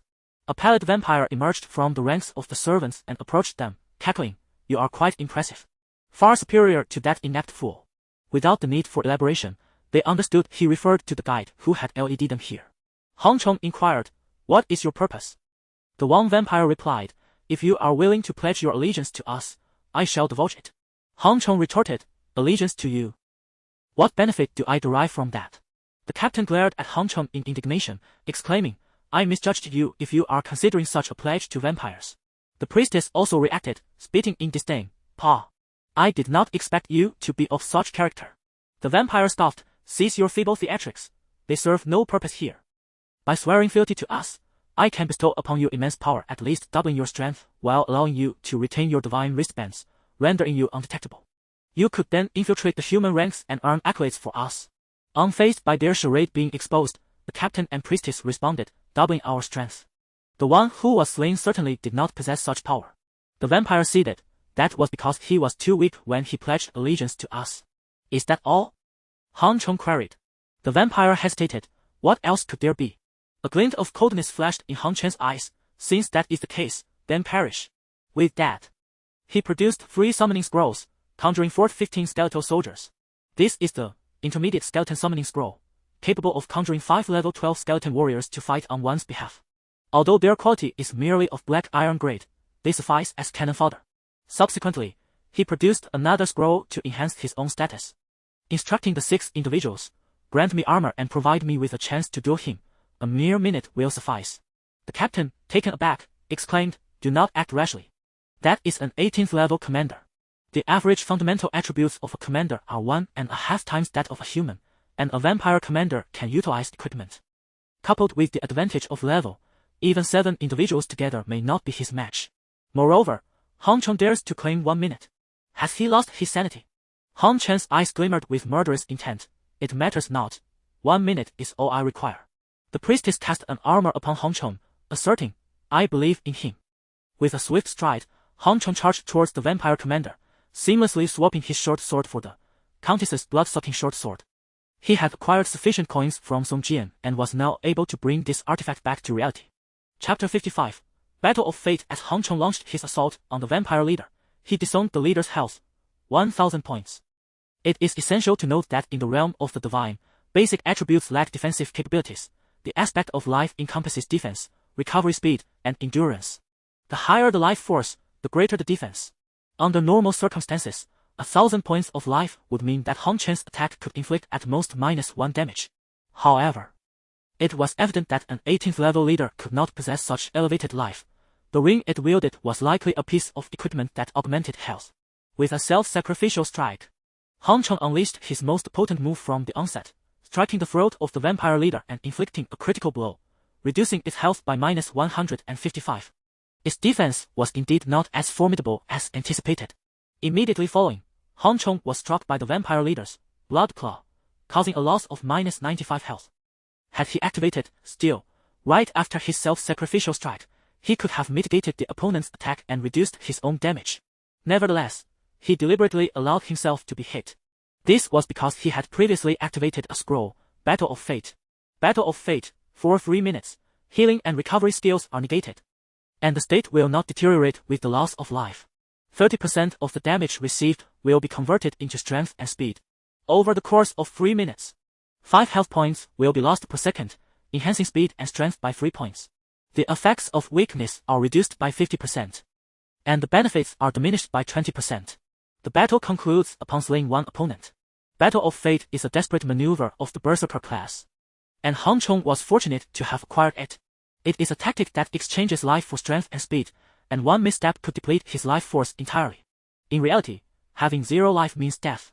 With only 310 life points, he could not withstand such rapid depletion, ensuring that one side would inevitably perish in this encounter. Of course, he could opt to eliminate a vampire servant to forcibly conclude the battle, but that would be too cowardly. Die, human! The vampire leader bellowed in fury, simultaneously losing minus 100 health while experiencing a significant surge in strength. This was the vampire leader's skill, Blood Frenzy, which traded life for an enhancement in strength. The more life sacrificed, the greater the power gained. At that moment, the 6 members of the alliance sprang into action. The captain declared loudly, "Do not let the other vampire servants interfere." Since Han Chong had chosen to confront the leader alone, they had no choice but to place their trust in him. The 6 teammates, alongside 15 skeletons, formed a barrier against the throngs of vampire servants. Thanks to the confidence of the vampire leader, there were no servants nearby, creating a brief opportunity for a one-on-one confrontation. Han Chong evaded the vampire leader's blood claw and activated Steel. The debilitation caused by self-sacrificial strike was halved by Battle of Fate, and coupled with the effects of Steel, his condition returned to its zenith. While the enhancements from the vampire leader's Blood Frenzy ultimately served to benefit Han Chong.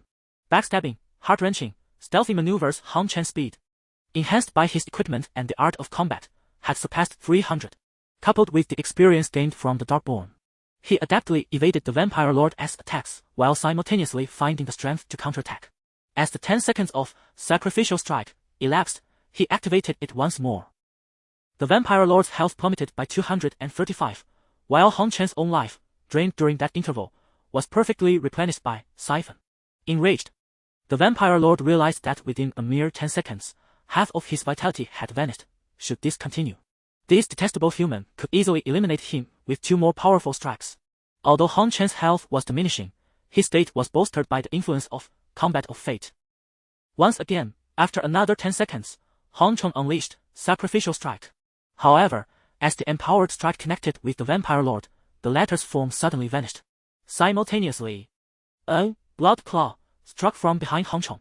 The vampire lord had executed the Steel Blood Escape, health minus 100, speed 50. Han Chan's mind raced. The 50-point speed boost from Blood Escape should not have created such a vast disparity in their velocities. It suggested that the vampire lord possessed a skill that required a specific speed threshold to activate. Realizing this, he swiftly turned and activated Steel. The vampire lord's health had dwindled to under 400, as the 2 combatants transformed into mere phantoms, locked in fierce battle. Han Chong, disregarding the rhythm of combat, employed Siphon with every strike. Both their health levels had plunged beneath the perilous threshold, each wielding life-draining abilities, teetering on the edge of death. Yet again, when Han Chong attempted Sacrificial Strike, he was thwarted. This time, however, he anticipated the miss. As his attack fell short, he rolled forward, evading the vampire lord's blood claw. Indeed, Instant Step could only be executed at a speed of 400. With the vampire lord's attack patterns disowned, he no longer posed a threat to Han Chong. The failed strike not only denied the vampire lord the chance to drain health, but also plunged his vitality below 100. Han Chong seized this opportunity without hesitation. A decisive, heart-wrenching strike, combined with Siphon, extinguished the vampire lord's life, concluding the Combat of Fate. With a furious roar, the vampire lord declared, "You shall all perish. The Blood Emperor will avenge me." Before disintegrating into ashes, the vampire lord fell after 43 seconds. Siphon restored 50 health points, bringing Han Chan's vitality back to 65. At that moment, a wave of apprehension washed over him. Had he not disowned the Vampire Lord as ultimate moves and attack patterns, he would have been the one to perish. This encounter marked his closest brush with death in reality. Nevertheless, with Combat of Fate concluded, he could now utilize potions to restore his health. The 6 individuals valiantly defending Hongchong against the onslaught of vampire minions were left in a state of shock. One of them, caught off guard, was inadvertently scratched by a vampire, losing a fraction of his vitality, yet a priestess managed to rescue him from the brink of death. Goodness! Has it truly come to this? Is this indeed an 18th level vampire lord? Surely, this cannot be a mere FARD. Focus! We must first eliminate these vampire minions. I have triumphed. As Hongchong regained his composure, a surge of exhilaration welled up within him. It was the first time he felt genuine joy for his own victory, not due to any spoils, but for the victory itself. Upon witnessing the vampire lord's health, he quickly deduced, drawing from the legacy of the Darkborn, that the odds of winning this battle were exceedingly slim. The most prudent course of action was to distance himself from the vampire lord and dispatch a vampire minion, thus concluding the life duel. After all, this is reality. Death here is irrevocable. However, at that moment, a voice of anguished fury echoed within his mind. It was the lament of the Darkborn, expressing their despair and suffering at the destruction of their home on the Azure Star. Even after ascending to divinity, they remained powerless to save their homeland. I shall not allow the tragedy of the Darkborn to repeat itself in my homeland. Chapter 56. Distribution in the experiences of the Dark Ones. They have encountered formidable foes that seemed insurmountable. Yet, through a twist of fate, they managed to escape peril, only to confront their adversaries once they had gained sufficient strength. If Hongchong were to falter here, he would merely become a second Dark One in the future. However, this was not his aspiration. Having inherited the memories and experiences of the Dark Ones, he also embraced their indomitable spirit, thus choosing to continue the fight. Perhaps it was luck, perhaps it was destiny. But what truly mattered was that he emerged victorious. After the battle concluded, Hongchong sensed a profound expansion within his heart and mind. Following the fall of the vampire leader, the vampire minions erupted into chaos, some clutching their heads in pain, others continuing to fight, while many dashed about in disarray. With much of his strength restored, Hongchong began to assist the 6 in dealing with the vampire minions, previously unable to subdue them without risking harm to himself. Their current disorder provided a perfect opportunity. Ultimately, only a little over 40 individuals were successfully rescued. Those saved expressed their gratitude, some in pain, others on the brink of psychological collapse. After all, not everyone could swiftly adapt to this new world. Thank you, heroes, for saving us. If there is anything you need, we will do our utmost to fulfill it. Ah! Why am I here? I want to go home. Why? The majority of those expressing gratitude were fervent. Yet a few of the rescued silently departed without uttering a word. Nevertheless, neither Hongchong nor the 6-member team paid heed to this minor detail. Their intentions were not driven by a desire for thanks. The priestess and 2 teammates went to comfort the distressed, instructing them to wait outside until they could return to the city together. As for those who slipped away quietly, it was of no concern to them. They were not caretakers, after all, and could not fret over every little matter.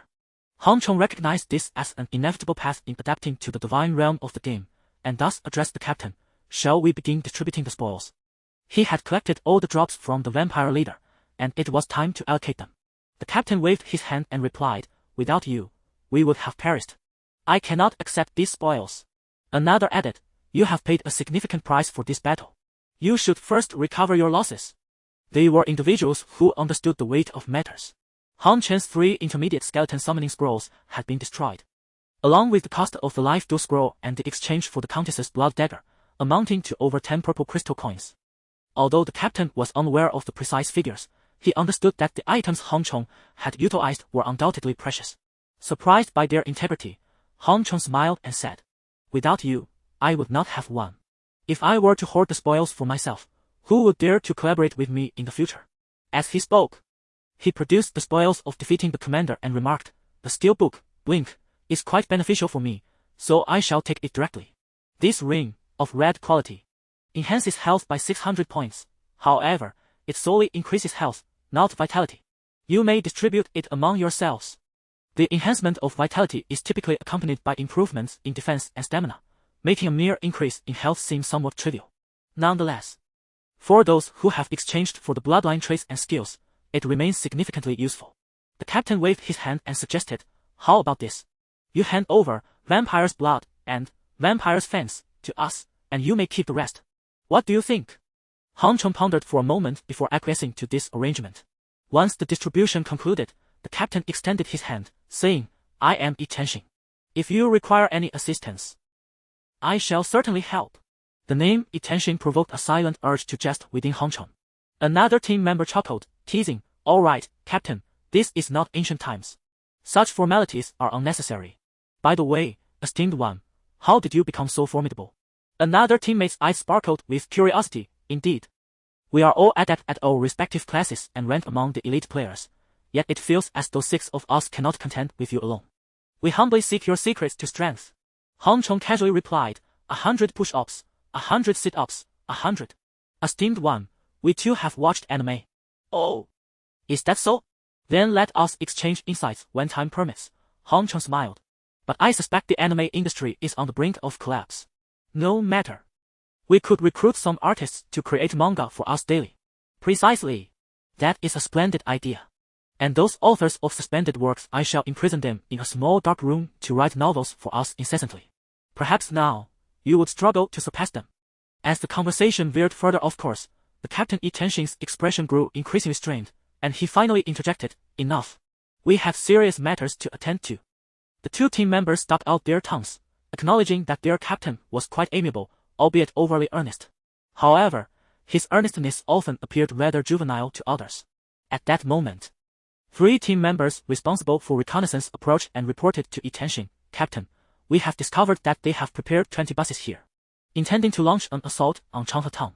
However, due to certain reasons, the plan has been delayed, likely related to us.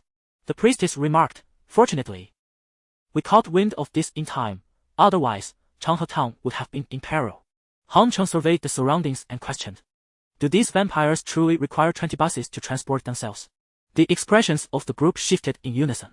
Xianxia replied, here, 5 buses would suffice at most. This is dire. We must swiftly relay this information back. With that, he activated the Divine Realm wristwatch to transmit the message to headquarters. Given that only 5 buses were needed for the vampires here, it was evident that the vampires attacking Changhe Town were not limited to those within this temple. Han Cheng remarked that the Divine Domain Watch immerses us in a reality reminiscent of a game. However, this is far from a mere game. Here, the NPCs possess intelligence, cunning, and strategic acumen, capable of subterfuge and manipulation, even enticing us, the humans. In truth, we ought to regard these entities as equals in intelligence to humanity. Accepting these creatures as beings of comparable intellect poses a significant challenge for humanity, which has governed this planet for millennia. After all, how could deeply entrenched beliefs, forged over thousands of years, transform in merely a matter of days? It is precisely this mindset that has led few to contemplate the possibility of betrayal among humans. With some becoming pawns for these NPCs, such a realization nearly doomed the team. Even now, humanity continues to perceive these invaders as superior NPCs, believing that as long as they enhance their capabilities, these monsters will eventually become their invaluable assets. However, reality has demonstrated that alongside their formidable power, they possess an intellect on par with that of humans. Moreover, these creatures were once participants in the very game itself. Were it not for the constraints imposed by the system, the fragile Earth would scarcely withstand their might.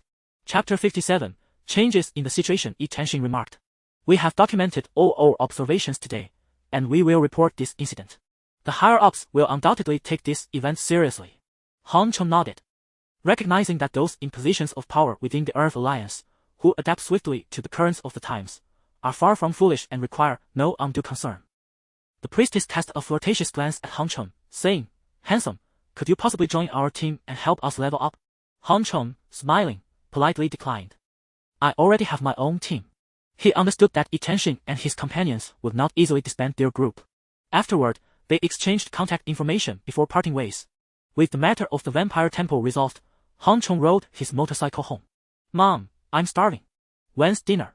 He lamented upon entering, feigning a pitiful demeanor.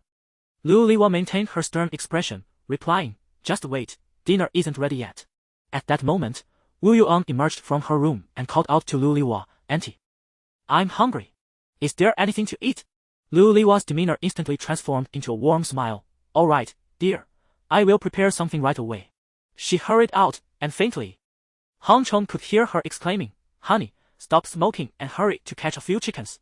Yuan is starving. Be quick, the auntie let her go hungry." Han Cheng thought to himself, "Isn't this favoritism a bit too blatant?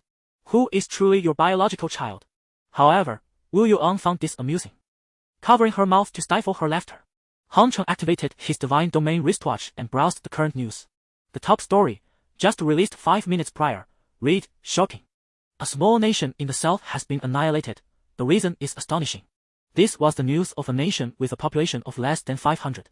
Ling meeting its demise.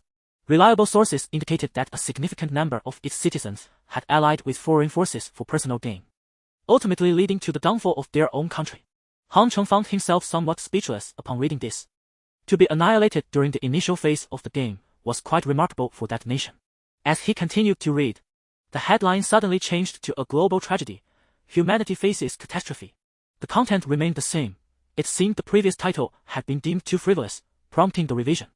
Wu Yuan also noticed this news, exclaiming, "I can't believe there are people willing to act as lackeys for foreign forces."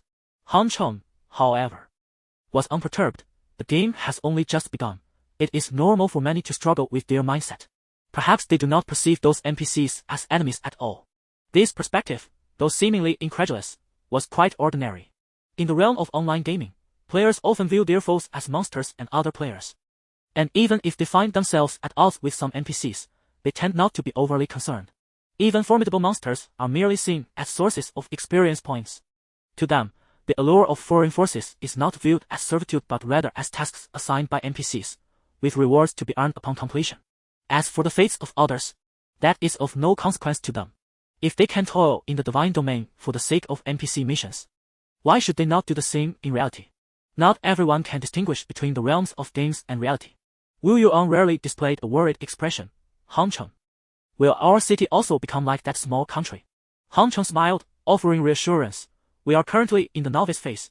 They perished due to their reckless actions. As long as we do not engage in self-destructive behavior, we will be fine. He held great confidence in his homeland. While the two processed this news, 2 additional announcements emerged. Military announcement. There is no room for coexistence between humans and aliens. We are enemies. Military announcement. Those who ally with aliens in the real world shall be executed. Earth Protection Alliance announcement. Protecting the Earth is not merely a slogan. We will fully cooperate with the military. Each proclamation signified that Earth was genuinely beginning to treat this game as a war for survival, rather than a mere pastime. The Earth Protection Alliance understood that without the strength of the nation, they would be akin to ruthless weeds. Thus they proactively sought collaboration with the military. Once his parents joined him at the table, Han Cheng inquired, "Mom, Dad, have Longqing and Zhongyun completed their job transitions?" He was aware that Chengdong had already transitioned but had not gone to Iron Blood City as he was busy leveling up his wife, Xianxia. Han Chiu replied, "They have transitioned. Longqing is now an archer, while Zhongyun has become a priest. Although Lu Liwa is also a priest, she primarily handles support and is not a frontline combatant, which is why Longyun opted for the priest role." A more significant reason was Wu Yuan.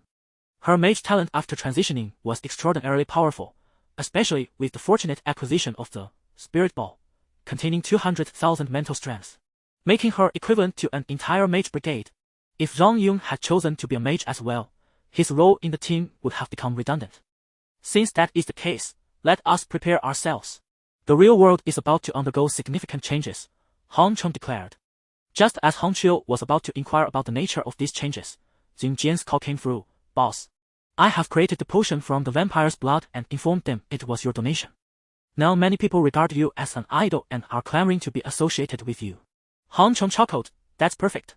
I was worried about not having enough manpower. In the real world, a team was essential for survival. Don't celebrate too early. Many have abandoned the idea once they learned of your stone fortress's location. You did check the danger level zones, didn't you?" Han Cheng replied, "I did. My stone fortress is situated on the edge of a secondary safety zone.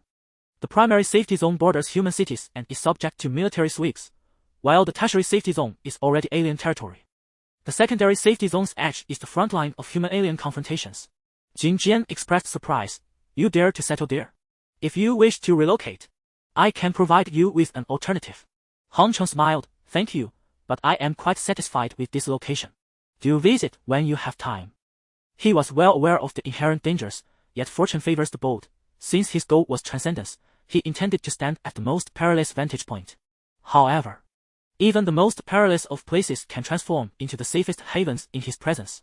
Moreover, from the memories he possesses of the aquamarine star, it is evident that true safety is a mere illusion. The only genuine sanctuary exists beside the powerful. Upon their arrival, Zhang Qing and Zhang Yun were informed by Han Cheng of the impending events, who also cautioned them to seek Fang Yu to restore their most essential equipment. For in the realm of reality, falling in battle offers no chance of resurrection. Speaking of the defensive stone fortress, he summoned the old locust tree. As soon as it appeared, the old locust tree grumbled, "Master, have you forgotten me after such a long time without summoning me?" Han Cheng quickly refuted, "No. I could never forget you. How could that even be possible?" Chapter 58, guiding Zhang Qing. Han Chen's triple denial struck like a series of devastating blows, leaving old Huai profoundly wounded, yearning for a secluded spot to quietly draw circles in despair. In truth, Han Cheng had contemplated summoning old Huai on several occasions. However, he first indulged in a romantic interlude with Wu Yuan, wishing for no interruptions, and later, while venturing into the vampire's lair, he was guided by others, thus neglecting to call upon old Huai. "Father, how have the trains been growing?" Han Cheng inquired. Previously, he had planted 10 trains but was uncertain of their current state. Upon mentioning this, Han Chio's face brightened with joy. "Thanks to Zhang Liang, all 10 trains have transformed into level 12 blue-named creatures within a single day." Zhang Liang possessed a unique talent for planting.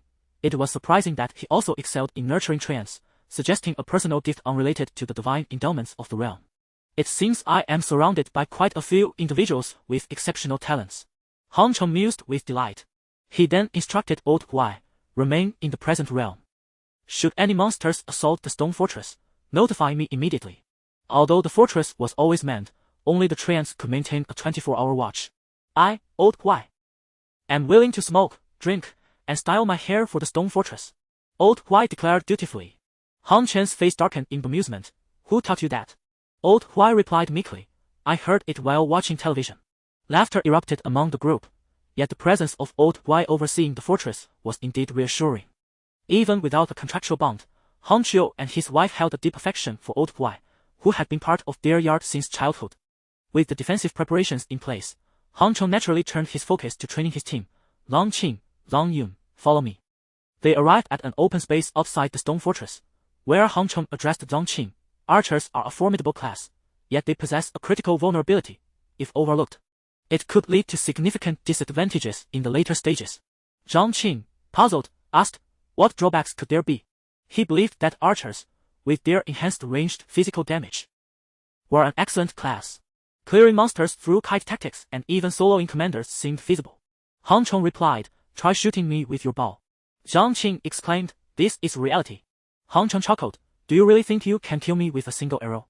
Zhang Qing nodded and began to draw his bow, aiming at Han Cheng as instructed. The body, transformed by the divine aura, lacked fatal weaknesses, possessing only relative vulnerabilities. However, given Han Chen's health, even a critical hit would not harm him. Arrows rained down upon Han Cheng, yet he effortlessly evaded them, even from a mere 5 meters away.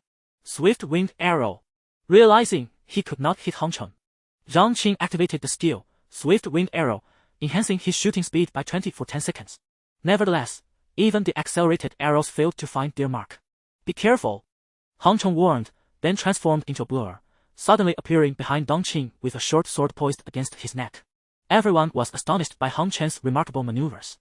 They were well acquainted with Zhang Qing's arrows, renowned for their formidable output, second only to that of mages. Yet, such fearsome arrows failed to hit their mark. Wu Yuan clapped and cheered, "You are amazing, Shao Chengcheng." Han Cheng stumbled, nearly overwhelmed by this new moniker. After a considerable pause, Zhang Qing regained his composure and chuckled.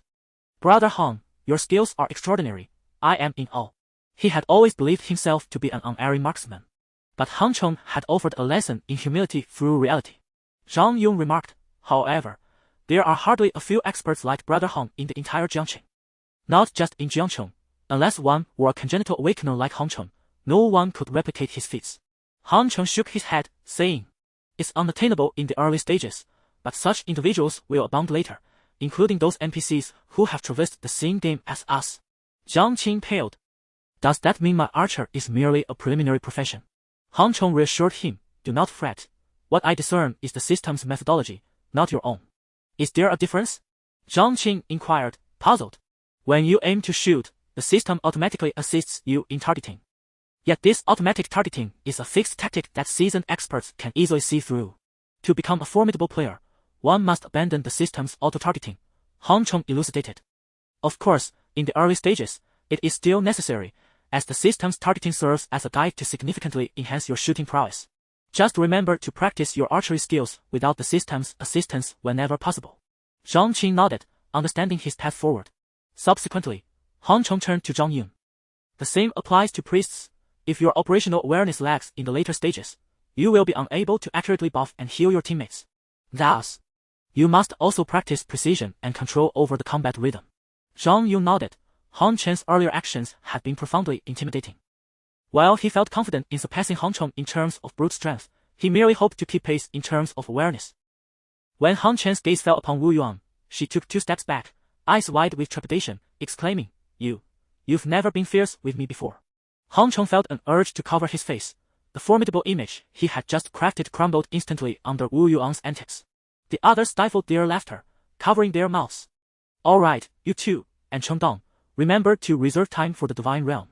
I will take you all to the Divine Realm to farm monsters at 6 o'clock the day after tomorrow, Han Cheng declared before pulling Wu Yuan away. As more players transitioned into new classes, Iron Blood City gradually became the battleground, and his influence was beginning to take shape. After entering the Divine Realm with Wu Yuan, Han Chen's first order of business was to process the dealt application of his fam, Wang Zilin. Boss, do you have any tasks for me? Wang Zilin eagerly logged on upon receiving the news. Han Cheng entrusted Wang Zilin with the Baron's blood-sucking dagger and blood extraction, then said, I need you to assist a classmate in leveling up. This is your reward for the task. Since he had already brought the Countess's blood-sucking dagger into the real world, this red equipment had become redundant.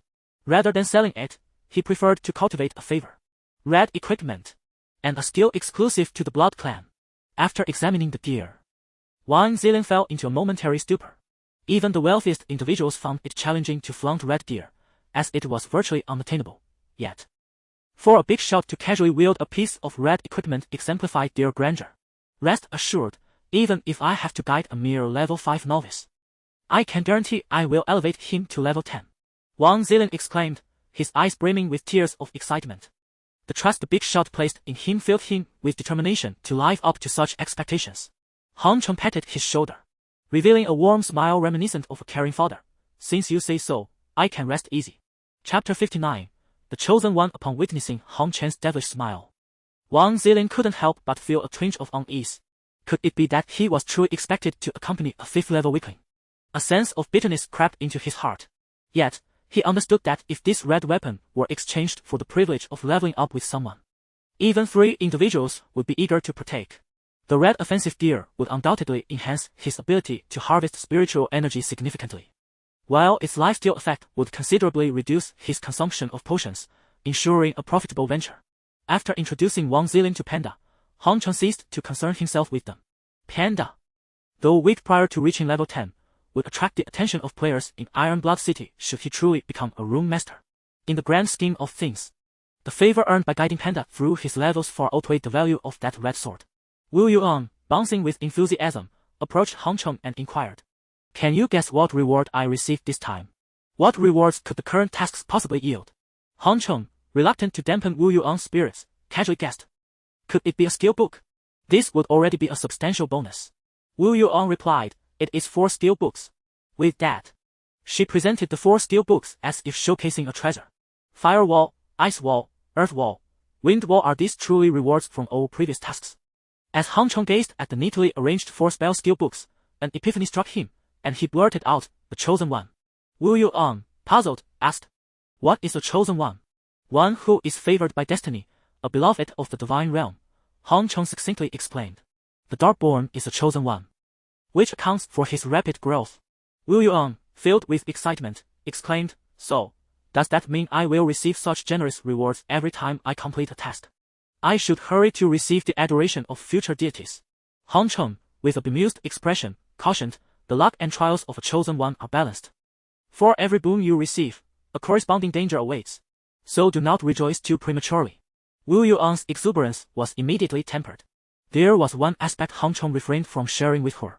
The chosen designation was not merely a divine favor but rather the support of awakened strong beings within the divine realm, who invest in talented players, anticipating future returns, much like that female countess. Should Wu Yuan transcend, she would owe a debt of gratitude. If she did not, the investment would be deemed a failure, yet the loss would be tolerable. Han Chen's own acquisition of the Darkborn's memories followed a similar pattern. If he transcended in the future, he too would be bound by such obligations. Initially, Wu Yuan felt that possessing 4 wall-type spells was somewhat redundant. However, at Han Chen's insistence, she decided to learn them all. The simultaneous appearance of spells from 4 distinct elements served as a portent, indicating that Wu Yuan's future path would be that of a comprehensive elemental mage, devoid of specialization. Han Chong was about to take Wu Yuan to level up when Wu Yuan recalled a promise made by Han Chong. When will you help me obtain the bloodline of the elves? This bloodline, which could grant eternal youth and enhance her beauty, had been on her mind for quite some time. Han Chong replied, there are many kinds of elven bloodlines. If you are to inherit one, it must be the finest. If Wu Yuan were merely an ordinary person, he could at best offer her the bloodline of an elven priest, otherwise, a more powerful lineage would be beyond her grasp. However, since she was the chosen one, she ought to inherit the strongest bloodline of the elven royal family. Wu Yuan nodded, confident that Han Chong was not issuing empty promises, as she had come to realize that she seemed to possess advantages over ordinary individuals. After an hour of leveling up with Wu Yuan, Han Chong received an urgent alert from the real world: Stone Fortress in danger, return immediately. Han Chong and Wu Yuan promptly abandoned their training and rushed back to the Stone Fortress. As they exited, they encountered Dong Qing and Wang Yun, who had also arrived. Han Chong anxiously inquired, what has happened? Zhang Qing responded, I just got here myself. At that moment, Han Chiu approached, looking somewhat embarrassed. I apologize. We were just attacked by dozens of skeletons, but they have been dealt with by the trains and my dog. He felt a bit sheepish, as the sudden onslaught of so many skeletons was indeed alarming. He had not anticipated the trance. Meanwhile, Lao Huai continuously shook his body, visibly displeased despite not uttering a word. Han Chong had entrusted the vigilance of the fortress to him, but Han Chiu was unaware of the power of Lao Huai and the trance, resulting in this misunderstanding. Understanding that his father was merely acting out of concern for the safety of those within the fortress, Han Chong refrained from casting blame and instead said, skeletons are low-tier undead creatures, usually serving as cannon fodder. Lao Huai, please check if there are any other enemies nearby. Hearing Han Cheng's words, Han Chiu felt somewhat reassured. Though his statement was comforting, it was true. While divine beings had many restrictions imposed upon them, basic tactics remained effective. Lao Huai reported, there are no dark creatures in the vicinity, but a group of humans is approaching. As he spoke, a dozen figures emerged from the darkness. Upon closer inspection, it was evident that they were covered in black blood, suggesting they had just come from a battle. The leader of the group spoke. A squad of black skeletons passed through here not long ago. Have you noticed their direction? Han Chong pointed to the discarded equipment on the ground and said, the gear they dropped is over there. Feel free to take it if you wish. One of the team members exclaimed upon seeing the equipment. If we remember correctly, they disappeared from our sight just 3 minutes ago. How could they have vanished so quickly? Another team member, somewhat puzzled by Han Chen's actions, questioned, are you really giving us all this equipment? Even with money, it seems excessive to just throw it away. Do not approach. The team leader suddenly bellowed, halting the eager advance of his comrades, and then turned to Han Chong, demanding, if these skeletons were vanquished by you, why do you not collect the spoils yourselves? Upon hearing the leader's inquiry, the others grew increasingly vigilant. It is through vigilance that one survives, and Han Chong bore no resentment towards their suspicions. Instead, he remarked, you may inspect the trees around you. That will reveal the truth. Remember, peril lies not solely with the creatures that move, but also within the very flora. Goodness. 12-level blue-named monsters. Goodness, 10 12-level blue-named monsters. I've never witnessed such a sight. Look, there's a green-named monster. As the group examined the information displayed on their Divine Realm wristbands, they were utterly bewildered by the revelations before them. It was no wonder these skeletons had perished in silence, and why they had so nonchalantly offered their equipment, with these 12 trains present. This stone fortress was indeed as secure as a fortress could be at this stage. Chapter 60. The defensive works of the stone fortress. Han Chong, you are Han Chong. A voice filled with surprise rang out from the group. Han Chen's heart leaped with joy. Wei Qiming, what brings you here? Did you not join the military? Oh, You are part of the military personnel. Wei Qiming was one of the 3 who had declined to join the Stone Fortress and opted instead for military service. Nevertheless, Hong Chong respected his decision, especially since he had joined the military prior to Hong Chen's invitation. We have been ordered to eliminate the creatures from the divine domain, Wei Qiming explained. We just completed a mission and encountered these skeletons. Fearing for the safety of those nearby, we pursued them, only to find that they would flee, even leaving some behind as a rear guard. It's astonishing. In the divine domain, monsters typically fought to the death, attacking players without hesitation. The tactical behavior exhibited by these creatures, including their ability to retreat, was a revelation to them. Hong Chong reminded him, in a sense, they are indeed living beings. However, due to the restrictions imposed by the divine domain on newcomers, their cognitive abilities are limited. This limitation will gradually ease over time. The leader spoke seriously. Are you certain about the authenticity of this information? If it holds true, it could have significant strategic implications. Wei Qiming replied, My brother here is known as One Day's Plan, surely. You have heard of him. Though few knew Hong Chen's name, One Day's Plan was quite renowned in Jiang City. This fame stemmed not only from his formidable strength and lavish equipment but also from his consistent sharing of monster information, providing strategies for the public. Were it not for the perilous location of the Stone Fortress, his registered Dust World Mercenary Corps would have been overwhelmed with members. The leader was familiar with the illustrious name of One Day's Plan and had no doubts about this altruistic young man. Even military personnel remarked that if there were more individuals like One Day's Plan in the world, the threat of foreign beings would diminish significantly. The military will remember your contributions, the leader stated solemnly. After delivering his orders, he commanded the group to regroup, foregoing any looted equipment as it did not belong to them. Wei Qiming waved goodbye to Hong Chong with a hint of embarrassment before following the leader away. Adhering strictly to military discipline, he could not defy orders. Wu Yuan smiled and said, Uncle Hong truly made the right call in bringing us out here. This remark eased any lingering grievances the group held against Hong Qiu and also increased Hong Qiu's satisfaction with this prospective daughter-in-law. Hong Chong advised his father, Dad, these 3 demons are highly vigilant. You can rest assured that Old Wai will handle the security. Hong Qiu responded, It's not that I lack confidence. Just look at Uncle Zhang Hong and Uncle Zhang Yang. We are not adept at combat. With the exceptional equipment you provided, we still struggle to defeat monsters as swiftly as they do with their lower-grade gear. Zhang Yang can farm, and your mother can cook. If Uncle Zhang Hong and I don't contribute in some way, it simply wouldn't sit right with me. Hong Chong suddenly realized that he had shown insufficient concern for his parents. What they truly desired was not the exquisite equipment he could provide, but rather the ability to contribute meaningfully to their child's life, at the very least, not to become a burden. Those lacking in combat awareness, even with enhanced attributes, would still prove to be a hindrance. Fortunately, many tasks do not require a high level of combat awareness. Reflecting on this, Hong Chong felt deeply moved and remarked, Dad, your role is vital, but you need to reach level 10 to maximize your potential. As our influence gradually expands, Mom's logistics team will need your protection. Hearing that he was of great use to his son, Hong Qiu was filled with excitement, exclaiming, Great! I will level up quickly. Wu Yuan teased. And Hong Chong always bullies me. You two must help me teach him a lesson. Hong Chong protested. When have I ever? Lu Liwa chuckled. Don't worry, my dear. If this little rascal dares to bully you, I shall be the first to deal with him. Mom, I must have been picked up by you. They all laughed heartily. And the stone castle was enveloped in a joyful atmosphere. After this incident, Hong Chong became increasingly attentive to the safety measures of the stone castle. He decided to select the bloodthirsty vine and little fairy as the contract creatures for his father and Uncle Zhang Hong. The little fairy possesses traits akin to bees. While its combat strength is modest, it is exceptionally troublesome to deal with. Most importantly, by contracting a fairy king, it can dominate an entire clan, serving as an excellent alert system.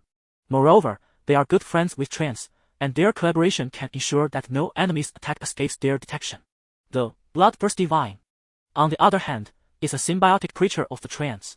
If nurtured with care, a single vine can entangle several treants, showcasing formidable power and achieving king-level strength in proximity to the treants.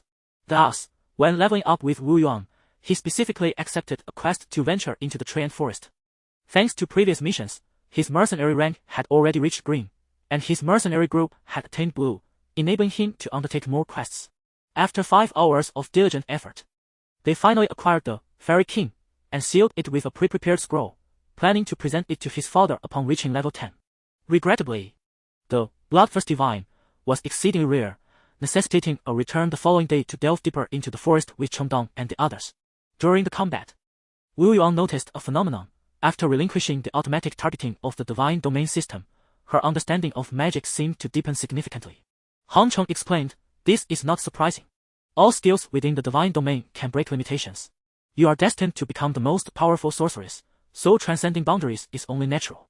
Now, let us practice simultaneously casting the 4 elemental wall and forming a square encirclement, ensuring we trap the enemy, not ourselves."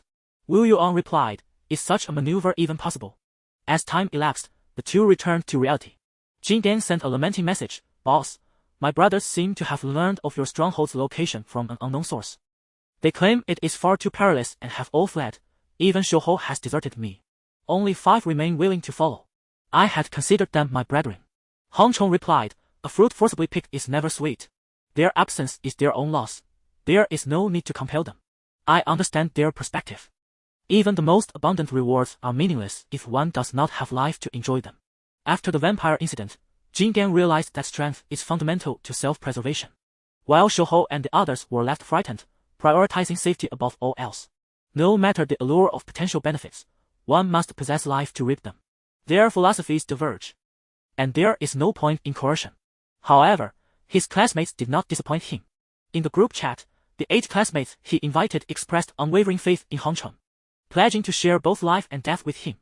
After all, they lived together with Han Cheng, facing the same risks. What was there to fear? Chapter 61, Contest for the first kill. As the appointed time arrived for Han Cheng to descend into the dungeon with Zhang Qing and the others, excitement radiated from their faces. Having journeyed alongside Han Cheng, they were acutely aware of his formidable prowess. The prospect of him leading them into the dungeon filled them with elation. Once their quintet was assembled, Han Cheng declared, "Numerous players have successfully transitioned to advanced classes, and elite teams have already qualified to challenge the kings. Our objective is to secure the first kill. Some individuals possess an innate reflexive prowess, albeit in a small percentage. Yet with the vast population of Huaxia, it is certain that major factions and the military can gather a plethora of such talents to form their teams. Yi Tianxing's squad exemplifies this elite caliber. With a few more days of honing their skills, they will be prepared to tackle the kings collectively. Their performance in the temple may not have been outstanding in comparison to Han Cheng, but their combat awareness is undoubtedly top tier, likely attributable to their previous professions. Although Zhang Qing and Zhang Yun harbor similar potential, they have yet to fully develop." Wu Yuan exclaimed with delight, "That's fantastic. The last time I flaunted my red gear, someone even presented 5 pieces of it. Once we are all adorned in red, we shall dazzle them." Chengdong chuckled, "Red gear is not so easily acquired, let alone donning a complete set. The challenge of obtaining a single piece differs vastly from that of acquiring a full ensemble, which explains their bravado." His remark was not a deliberate interruption. Rather, he was simply a content individual. Wu Yuan, brimming with pride, retorted, "I am the child of destiny.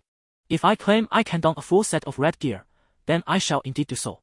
Han Cheng smiled, choosing not to elaborate. The self-proclaimed child of destiny setting such a modest aspiration was rather amusing. Their first destination was the tree demon forest, selected for the presence of bloodthirsty vine seeds, which would complete the final gap in their real-world defenses. Moreover, at this hour, the bloodthirsty vines had yet to mature. Delaying their venture would mean confronting 2 kings, one of whom possessed king-level strength and the rewards of leadership, a task fraught with difficulties. As they traversed the path, Chengdong expressed his confusion. "Han Cheng, it seems you already know the destination. The tree demons are notoriously sluggish. With caution, it is possible to pass without engaging in battle." However, Han Cheng navigated the route without so much as a turn, which was astonishing. Han Cheng replied, "There is a hidden quest that allows one to purchase information on king-level monsters." Wu Yuan scoffed inwardly but remained silent. Han Chen's statement was clearly a ruse. However, out of respect for the group, she decided to address him later. Zhang Qing and Zhang Yun, on the other hand, chose to place their trust in Han Cheng. After all, following him promised benefits, so why overthink it? After half an hour of walking, they reached their destination, the king-level monster, Tree Demon King, a notorious red-named foe, guaranteed to drop purple items upon the first kill. Han Cheng surveyed the surroundings and instructed, "Remember the tactics I outlined. We are pressed for time. Your mission is not to slay the enemies, but rather to ensure that the smaller monsters surrounding the king do not approach me. Surrounding the Tree Demon King were over 100 lesser creatures. If Han Chong were alone, he would have chosen to eliminate them one by one with agility before engaging the king in a duel. However, time was of the essence. Missing the first kill would mean losing the opportunity altogether. Zhang Qing exclaimed, "Understood," and unleashed a flurry of arrows, drawing the ire of the tree demons towards himself. The Tree Demon King bellowed, "Humans who dare invade my forest, if you do not retreat, this shall be your final resting place." Without hesitation, Han Chong launched his assault. The tree demon possessed a health of 800, a true measure rather than inflated by equipment. This substantial health indicated that its defense was at least 400, if not higher.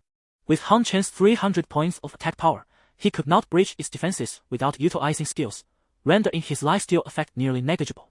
Moreover, if he fell victim to the tree demons, root bind, this fragile warrior would meet his demise in that very spot.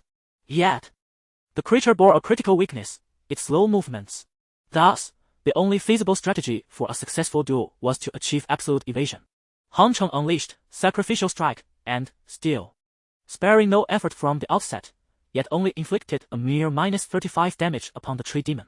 "Human, you shall regret your invasion of the forest."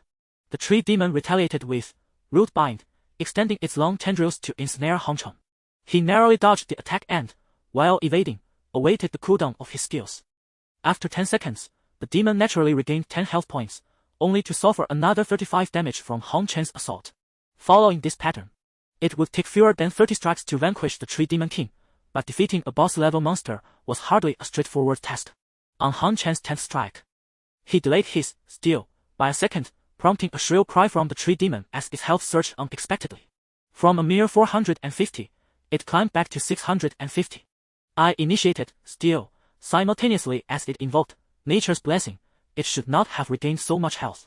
Could there be a special treasure here? Han Chong, well versed in the Tree Demon King's lore due to prior encounters with the Shadowborn, had anticipated that it could restore a maximum of only 100 health. There had to be a treasure. His eagerness to defeat the Tree Demon King intensified. When the Tree Demon King's health once again fell to 450, Han Chong seized the moment to activate Steel as the demon cast Nature's Blessing once more. This precise combat was a challenge for Han Chong, yet he held firm confidence in his abilities. However, when the Tree Demon King utilized Nature's Blessing for the 4th time, Han Chong sensed something was amiss. Chong Dong remarked, "Did Han Chong not say the Tree Demon could only recover 3 times? Why is it still regenerating?" With Zhang Qing diverting the ire of hundreds of tree demons, facing over 100 of them, including several elite commanders, was no trivial matter. Wu Yuan instructed, "Do not be distracted, respond with unwavering focus." Should any tree demon attempt to advance towards Han Chen's direction, she would unleash either the firewall technique or the ice wall technique to impede their progress. Half an hour elapsed, and Han Chong had lost count of how many times the Tree Demon King had invoked the blessing of nature. A single misstep could lead to a dire fate, and after 30 continuous minutes of exertion, even Han Chong found himself somewhat overwhelmed. He even entertained the notion that perhaps the Tree Demon King could utilize the blessing of nature an infinite number of times. Nevertheless, he managed to endure. "Human, even if I perish, I shall make you pay dearly," roared the Tree Demon King, prompting Han Chong to rally his spirits. He was acutely aware that the Tree Demon King was about to unleash its ultimate skill, the Wrath of Nature. Chapter 62, Distribution of Spoils. As the Tree Demon unleashed its Wrath of Nature, its branches and roots formed a circular barrier, rendering Han Chong unable to execute Steel. Yet, he stood there anxiously, awaiting the culmination of the Tree Demon's formidable attack. During this tense interlude, he activated the Steel Deal from his Shadow Cloak. Wrath of Nature sacrifices 300 life points, inflicting 100 damage per second to all enemies for 30 seconds. This damage is unaffected by armor and cannot be mitigated. Deal increases speed by 120 for 10 seconds, with a cooldown of 1 hour. The continuous 30 seconds of this ultimate ability could nearly annihilate most adventuring parties, dealing a staggering 3,000 points of damage. The memory of the Dark Ones recalls that the people of Water Blue Star have suffered greatly at the hands of this tree demon. Moreover, the ability's high priority to ignore defenses made it particularly fearsome, rendering all defensive equipment below purple grade utterly ineffective. Thus, it was once regarded by the inhabitants of Water Blue Star as the mightiest of kings. However, the Dark Ones disowned a critical weakness in this skill, While unleashing its ultimate attack, the tree demon's defenses would significantly diminish. Wrath of Nature. A sacrificial strike. At the moment Wrath of Nature was unleashed, Hong Cheng executed a blink and appeared beside the tree demon, delivering a desperate blow that struck true. The tree demon succumbed in defiance, dropping a plethora of equipment. Hong Cheng wiped away the non-existent sweat from his brow. The battle had been perilous for him. His speed was at 140120, and even with the added velocity from Gale, he barely met the threshold required to activate Blink. However, the necklace around his neck was a unique artifact. Necklace of Humility reduces the activation requirements of skills by 10 and nullifies all skills that reduce consumption. It was this seemingly inconsequential necklace that enabled him to achieve the final decisive blow. He gathered the dropped items without a glance and shouted to his companions, "Let's leave." It seems that's unnecessary. Just as he intended to suggest they depart before distributing the loot, he realized that the group of tree demons had already been vanquished. Wu Yuan complained, "You were so slow. You must make it up to me when we return." What was initially anticipated to be a battle lasting no more than 10 minutes had stretched into a half-hour ordeal, and they had indeed eliminated all the tree demons. Hong Cheng smiled, "No need to wait until we return. I can compensate you right now." With that, he produced a red quality ring and presented it to her, saying, "This ring is for you." Wu Yuan blushed and looked down, her cheeks turning crimson. "So soon? I'm not quite prepared yet." "Hong Cheng, what are you thinking at this moment?" As for the public display of affection, Long Qing and Long Yun could only feel a sense of fullness. The ring Hong Cheng offered was the Ring of Nature, Spirit 80, Life 30, and grants Nature's Blessing. Nature's Blessing automatically activates when life falls below 60, restoring 4 by life points. In an era where life rarely exceeds 200, this natural blessing has been available for quite some time. The overflowing restoration significantly diminishes the effectiveness of interrupted recovery skills, much like how Hong Cheng can only reduce its restorative effects by half. Subsequently, Hong Cheng handed a longbow to Zhang Qing, saying, "This is for you." "Wow, such a bountiful harvest this time," Zhang Qing exclaimed, accepting the longbow with a smile. However, as he fumbled, he nearly let it slip from his grasp. "Oh my, it's actually of purple quality." The others were astonished. Aside from the short sword in Hong Cheng's possession, this was their first encounter with a weapon of such rarity. Forest Bow, required level 10, strength 50, range 100. Ranged physical damage 20, grants the skill, Pierce. Pierce, the next normal attack ignores defense, priority lower than purple, cooldown time of 30 seconds. Zhang Qing trembled with excitement. "Hong Gu, is this truly for me?" Hong Cheng chuckled, "You're the only archer in our team. Do you expect me to continue playing the role of an archer?" While he could wield this bow, it would merely be an embellishment for him. Its true potential could only be realized in Zhang Qing's hands. With fervor, Zhang Qing declared, "Hong Gu, my life is yours from now on." At this stage, red gear symbolizes strength, with individuals online offering exorbitant sums up to 100 billion to acquire such items. Only to be met with derision. Is this amount meant to dismiss a beggar? Even without inflation, 100 billion could never procure red gear, as none are available for sale. Yet, Hong Cheng had bestowed upon him a purple item of immeasurable value, far beyond that of red gear. Filling Zhang Qing with profound gratitude. This reflects a question of values. To Hong Cheng, Zhang Qing's worth far surpasses that of any weapon. Hence there was no sense of loss in giving it away. Zhang Yang's breathing grew heavier as he realized that if Hong Cheng could provide Zhang Qing with purple gear, he too could be equipped with such items when the appropriate ones became available. Wu Yuan gazed at Hong Cheng with her watery eyes. "You treat men better than you do me, boo-hoo." Hong Cheng quickly replied, "Stop that, no need to act cute. If I come across something good, I will certainly share it with you." Wu Yuan understood Hong Cheng's kindness towards her. Her teasing was merely playful banter. While clearing the battlefield, Hong Cheng continually instructed, "Take the green quality items, leave the blue ones. Our bags are limited, and we are pressed for time." Although green equipment had proliferated, it remained the domain of the affluent. Yet, for Hong Cheng, it had become the bare minimum requirement. Interestingly, the greatest beneficiary of their endeavors was Hong Cheng himself. In addition to materials like the Heart of the Treant, he had obtained 2 items, the Fountain of Life and the Bleeding Skill Book. The Fountain of Life is a substance that enables the trance evolution. According to the memories of the Dark Acolytes, it was supposed to be auctioned off, likely acquired through dubious means from the Treant, yet now Hong Cheng had it dropped directly into his possession. With the Fountain of Life, The old locust tree would ascend to the rank of a king, and other tree spirits would also have the opportunity to elevate their status, thereby enhancing the security of the stone fortress by another degree. However, what Han Chong valued even more was the Blade skill book. Blade, this skill activates when inflicting damage on an enemy, adding an additional 15 damage per second for a duration of 7 seconds. With the Blade skill, one could say his damage output would double, and the rate of bleeding surpasses that of most healing skills.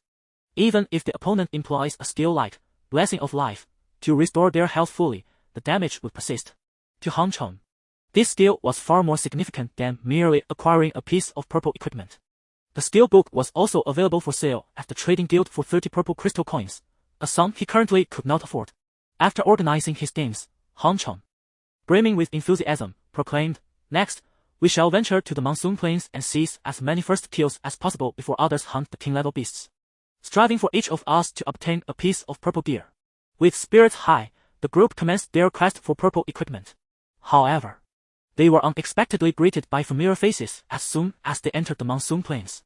Chapter 63, Retreat with Caution. Yi Zhong Air. No, it is Yi Tianxing. Long time no see, Han Chong remarked. Yi Tianxing's expression darkened as he replied, "I certainly heard that." Han Chong chuckled, "I must be on my way. So I want to linger. My apologies." With that, he prepared to leave with his companions.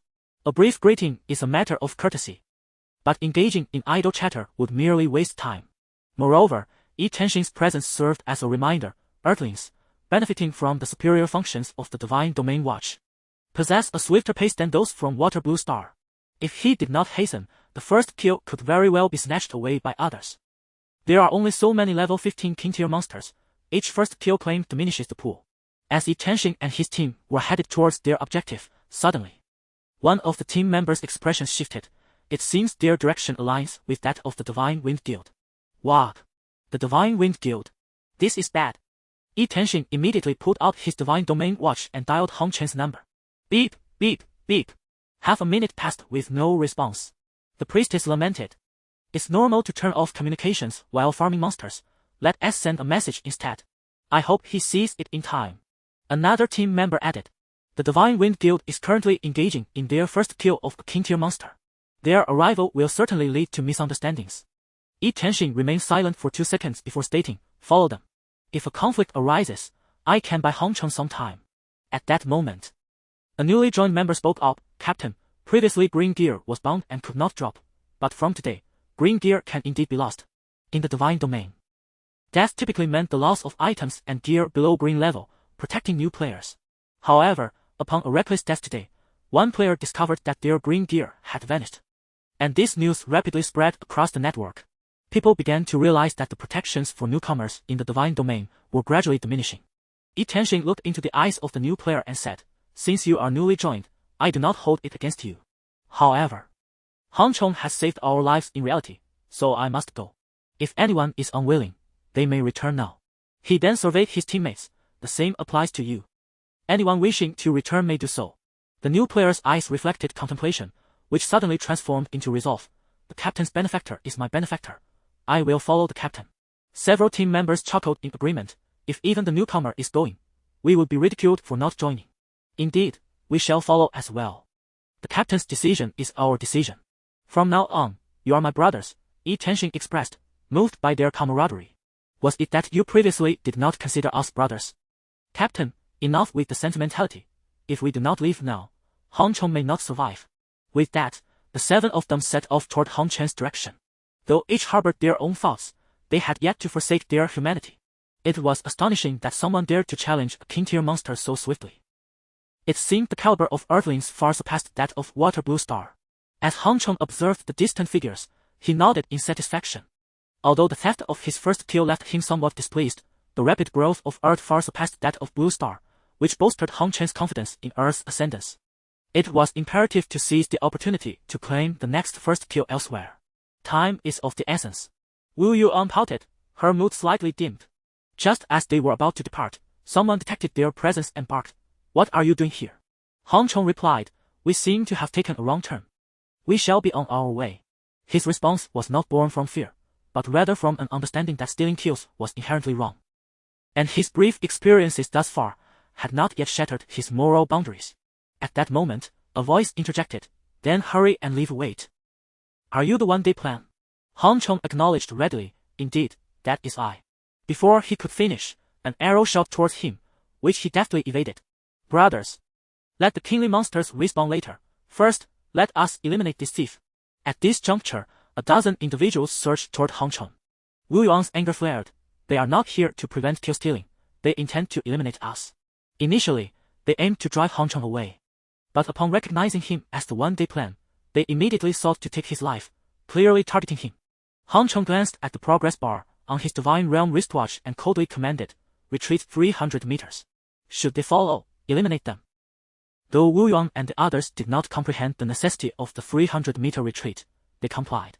Despite her usual playful demeanor, Wu Yuan would obey Han Chen's serious commands, even if she did not fully understand them. After erecting the four-element wall, the five promptly fled into the distance. Seeing Han Cheng and his companions retreat, the pursuers hastened after them. "Ha ha, the one-day plan is nothing extraordinary. Ha ha, reputation does not equate to strength. He is clad in fine gear. Let us slay him. I see his teammates are adorned in red gear. I wonder if they will drop anything. Then we shall profit handsomely. Ha ha." They mistakenly believed Han Cheng was cowering in fear, and their arrogance swelled. Although the one-day plan had a formidable reputation, Han Cheng had obscured his true strength in his edits, primarily showcasing the monster's capabilities and instructing others on how to slay them. They were confident that if the one-day plan could defeat certain monsters, so could they, especially with their numerical advantage. Numbers always imbue a sense of confidence. Upon reaching the 300-meter mark, Han Cheng halted. He called back, "We inadvertently strayed into your territory. We have now departed. Should you wish to strike, do not blame us for being ungracious." This was his final warning, though he understood they were unlikely to relent. Nonetheless, the theatrics must be upheld. "Ha ha. Why have you stopped running? Do you expect me to be courteous? If you surrender a piece of red gear, I will allow you to leave. It is imperative that there are no fewer than 3 garments for the day as endeavor."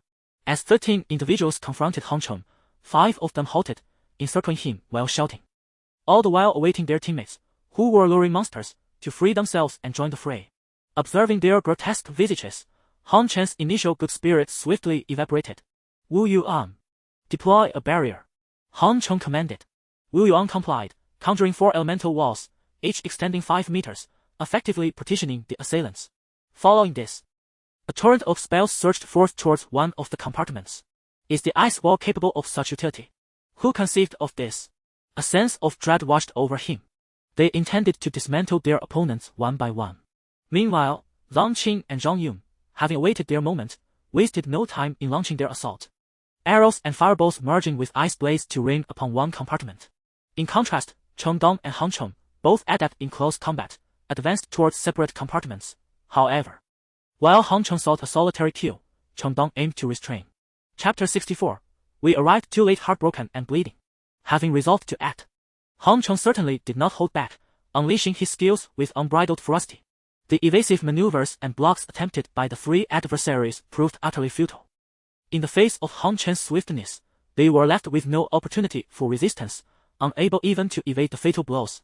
With a baseline vitality of 100 at level 10, his 3 targets, clad in green armor, possessed lifeblood totals of 160, 182, and 185 respectively.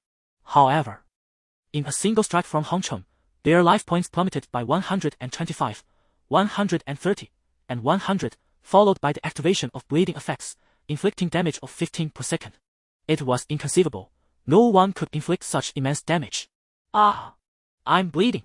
one cried in despair. "This is bad. The intermediate healing potion only restores 5 points per second. How can we be so outmatched despite only being a few levels apart?" Terrified by the potency of that blow, they hastily gulped down their potions. Han Cheng, indifferent to their lamentations, continued his assault while they were consumed by fear and mindlessly chugging their remedies. In less than 5 seconds, all 3 lay lifeless. Within the Divine Realm, defense varies according to class, with 50 to 80 of life attributes representing defense. Han Chen's attack power had soared to 300. Fortunately, the calculations here were not mere addition or subtraction, or else such an attack could have effortlessly dispatched them with a basic strike. At that moment, the time for the 4-element wall had elapsed. Zhang Qing and Zhang Yun had collaborated to eliminate one opponent and severely injure another. Wu Yuan was simultaneously suppressing 6 foes, resulting in no casualties for her. Chengdong had initiated a taunt, holding 3 individuals at bay. As the wall descended, the remaining 9 individuals turned pale. This is bad, we must flee. In just 5 seconds, 4 had perished. Such damage was terrifying. The 3 engaged in combat with Chengdong were about to reveal their trump card scroll when Hang Cheng struck them thrice in quick succession, rendering them gravely wounded and significantly impaired in mobility, ultimately succumbing to their bleeding states under Chengdong's onslaught. The individuals severely injured by Longqing and Zhang Yun did not escape this nightmare, falling beneath the shadow of Longqing's forest bow. The remaining 6, attempting to flee, found themselves battered by Wu Yuan's torrent of magic. Once their vitality dipped below 30%, their mobility suffered. Then, with fierce determination, 2 of them tore open their scrolls, hastening the group's condition. Yet, even more despair awaited them. Having taken just 2 steps, they collided with a wall of ice. Primal force! One shouted, and their attack power doubled, shattering the ice wall, only to reveal yet another barrier of ice. Before they could breach the second wall, Hang Chen's figure had silently materialized behind them. Wu Yuan cast a satisfied glance at her staff and then withdrew. Frost Staff, Equipment Level 10, Spell Damage 30. Ice and Snow Skill Cooldown -30, Damage 30, Fire Skill Damage -30, Acquiring, Heart of Ice. Heart of Ice, seals an Ice and Snow skill, allowing for a choice to release the same skill upon casting. The remaining members of the Kamikaze Corps exchanged glances, and simultaneously exclaimed, "Run! Quick, flee! This is not human. He must be cheating." In less than 20 seconds, all 13 companions had been utterly vanquished. They did not believe they could withstand even a few seconds against such a foe. Hang Cheng sheathed his short sword, remarking, "With such meager strength, how dare they attempt to encircle a king-class monster? They truly do not know how to meet their demise." The remaining members of the Kamikaze Corps, having narrowly escaped the monsters, arrived too late and thus fled swiftly. Hang Cheng had no inclination to pursue them. Meanwhile, 7 statues stood at a distance, spectating the unfolding events in a stupor. Will he not be stripped of his title for such blatant cheating? One murmured, "Alas, we have indeed arrived late. Indeed, we failed to rescue them from the bald-headed man." Bald-headed man. Hang Cheng is not bald. Captain, have you never watched anime? They had initially intended to approach Hang Cheng, but now it seemed that had they arrived a moment sooner, it might have been the Kamikaze Corps that was saved. A few of them clamored to Hang Cheng, stating, "We were just about to warn you to be cautious. Starting today, green gear has begun to drop." Hang Cheng exclaimed, "So soon? The opening of blue gear drops on Water Blue Star is not for another month, yet on Earth, it is merely half that time. Indeed, Earth's progression is significantly faster." Yi Tianxing raised an eyebrow, inquiring, "Did you know about this beforehand?" Hang Cheng cleared his throat, replying, "Ahem. I have already submitted my speculations on this matter to the military, and I have also posted about it on my streaming channel. You can check it out when you have time." He had almost overlooked the equipment on the ground, momentarily believing it all to be blue or lesser. Such an oversight could have led to substantial losses. Though he could not utilize the equipment himself, wholesaling it could still yield some capital. Yi Tianxing nodded, refraining from further inquiries, and sighed, "From today onward, competition among players is bound to intensify." While he expressed concern, he felt powerless to influence the situation. Hang Cheng shook his head, stating, "I have documented the entire series of events. In the future, individuals like them will likely be exposed online and subsequently ostracized by the community. One advantage Earth holds over Water Blue Star lies in this aspect. The latter has suffered considerable internal strife due to player competition. Although Earth is not immune to infighting, the existence of wristwatches will at least deter many individuals. While it remains impossible to completely eliminate greed, the majority can maintain their composure under surveillance. Initially, there will be many who act irrationally, but as time progresses, those who cannot integrate will inevitably be eliminated, leaving behind a more united populace." Yi Tianxing suddenly remarked, "Oh, there is also footage. I completely forgot." Hang Cheng was left speechless, contemplating just how disconnected Yi Tianxing was from reality. The teammates behind him also covered their faces in unison. The character and prowess of Yi Tianxing stood in stark contrast to his level of social integration. Given his moral standing, it is likely that the presence of cameras would not deter his principles. Subsequently, the two teams parted ways, as Hang Cheng and his companions still needed to execute their plan for a first kill. What lies ahead is the Howling Moon Wolf King, a speed-oriented, king-class beast. You must be vigilant in protecting yourselves, as I cannot offer you any protection, Hong Cheng stated bravely. As the battle progresses, one's combat awareness becomes increasingly critical.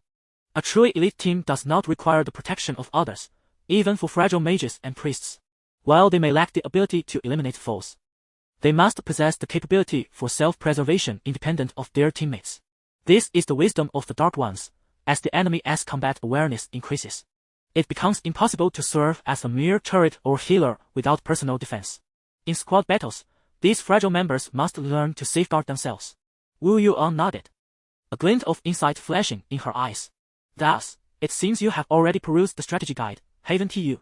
However, she refrained from voicing this thought, for it was Hong Cheng's secret. Even though several members of the team might have speculated, such words remained unspoken, for revealing them would endanger Hong Cheng. Chapter 65, Banned. 20 minutes later, Hong Cheng, who had initially aimed to hasten his pace, surveyed the ground littered with carcasses, rendered speechless. The speed of the Howling Moon Wolf clan was too swift. Aside from himself, he found it impossible to escape their grasp. Thus, out of sheer necessity, he set about eliminating the wolf pack. Fortunately, with the bleeding skill at his disposal, dispatching these lesser foes proved to be a trivial task. Meanwhile, Chen Dong, Lang Qing, and Zhang Yun had all reached level 11, while Wu Yuan was a mere 5 shy of level 13, easily achievable with some casual skirmishing along the way. Their principal rewards from this endeavor included the Wolf King's Heart, Wolf King's Fence, Wolf King's Claws, a skill book, Blood Flow, and the critically important Shadow Boots for their team. Shadow Boots, purple quality, equipment level 15, speed 100, grants the skill Shadow. Shadow increases speed by 30 for 30 seconds and creates an illusion that lasts for 3 seconds, with a cooldown of 30 minutes. These boots surpassed the red ones he currently wore by an additional 30 speed points, further enhancing his agility. Blood Flow, learning level 20, requires bleeding to be learned. Increases the effect of bleeding by 50. Wu Yuan puffed out her cheeks, exclaiming, "This is outrageous. After all our hard work, we receive an unusable piece of equipment and a skill we cannot even learn." Chen Dong chuckled, "Purple gear is a rarity, a divine artifact. There are few such items throughout Huaxia, and you dare to complain." Hong Cheng interjected, "I'm almost at level 15 myself. Enough of this. Let us not squander any more time. We should hasten to the next opportunity. Purple gear can only be guaranteed on the first kill, thereafter. It's merely a matter of luck." At the mention of purple gear, the group's spirits soared, and they rallied with renewed vigor. This was indeed purple gear. Even if it required a higher level, its rarity was undeniable. "Alright, where is the next king-level monster?" Wu Yuan inquired excitedly. Thus commenced their fervent quest for the first kill. Time, however, is fleeting. The Divine Realm permits entry for only 16 hours within 2 days, presenting a significant limitation on their ability to farm for purple gear. Upon slaying their third king-level monster, Hong Cheng reached level 15, and donning the Shadow Boots, he fully embraced his potential. A level 15 king-level monster was no match for him in a one-on-one duel, and Wu Yuan's elemental wall provided an impeccable environment for such encounters. The presence of the bleeding skill also amplified their killing speed. Were it not for the time consumed in travel, the first kills around Iron Blood City would have been theirs alone. The only drawback was that most of the equipment obtained was level 15, necessitating a waiting period before they could be utilized. Ah! Why must the distance between king-level monsters be so great? Wu Yuan cried out in frustration upon returning to reality. Zhang Qing and Zhang Yun stood in a daze, their minds reeling. 17 first kills, 17 pieces of purple gear. Immersed in the urgency of their journey and the thrill of battle, they had not fully grasped the magnitude of their actions until now. At this moment, Chen Dong suddenly exclaimed, "What is happening? I have been restricted from entering the Divine Realm by the Divine Realm Watch." The others, jolted from their stupor, began to check their own Divine Realm watches. Announcement: due to the disruption of the novice period's balance, your access time to the Divine Realm has been forcibly reduced by 24 hours. As compensation, you may choose 3 pieces of purple equipment to bring back to the real world. Upon reading this announcement, Hong Cheng felt an overwhelming sense of unreality. They were actually being restricted for achieving too many first kills. It was essential to note that the 24 hours mentioned referred to Divine Realm time, effectively barring them from logging in for 3 days. Meanwhile, Wu Yuan faced a reduction of 16 hours, while Chen Dong and the others experienced an 8-hour cut, indicative of the Divine Realm's judgment system. Even the Dark Ones and the entire Water Blue Star civilization had never encountered such system-imposed restrictions. Zhang Qin's mouth fell agape. Surely. We won't be banned, right? Wu Yuan timidly replied, it should, maybe, not happen. With the system's restrictions in place, was there someone manipulating the divine realm from behind? Han Cheng, feeling uneasy, muttered, never mind, one must not be too greedy. We have already taken too much. After all, as a cheater, he lacked the audacity to openly criticize the divine realm. If his transcendence were affected, the repercussions would far exceed mere purple equipment. To say nothing of the future. It was already a sign of leniency that the divine realm had not confiscated his illicit gains. In response to the group's anxiety, he could only offer solace, saying, the Divine Realm Watch has stated that this is a restriction for the novice period. Once we surpass this phase, we should not face such limitations. Besides the system email, he also received messages from other friends. Jin Jian wrote, I heard you actually killed to seize equipment. How amusing. With all your wealth, do you still need to rob beggars? It was needless to say that this was undoubtedly the work of those nameless individuals. Since they dared to tarnish his reputation, they should prepare for their downfall. He shared the entire sequence of events on his account, and as soon as the video was released, it sparked tremendous reactions. I told you, the master of the day's strategy would never engage in such antics, yet you refused to believe. It turned out that the Divine Wind Guild had intended to rob them, only to hit a brick wall. Pay attention to the video at 5 minutes and 32 seconds. The Divine Wind Guild confirmed the day's strategy before deciding to act. They were so wicked, every encounter from now on would be met with hostility. I too had been robbed by the Divine Wind Guild. They were utterly tyrannical, but the day's strategy handled them excellently.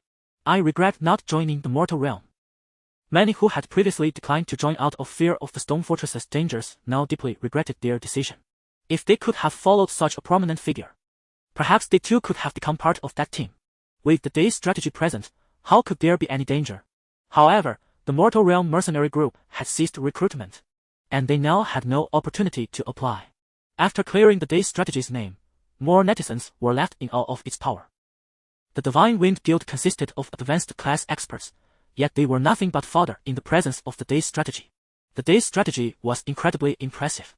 Dispatching 13 foes in under 20 seconds. I cherished the fleeting moments of the day, desiring to bring forth a legacy for you. The burly man upstairs, please vacate. Can you not see that the lady is already wedded? That enchanting sorceress must be the streamer Xiao Wu. Just days ago, she was recklessly courting danger. And now she has become so formidable.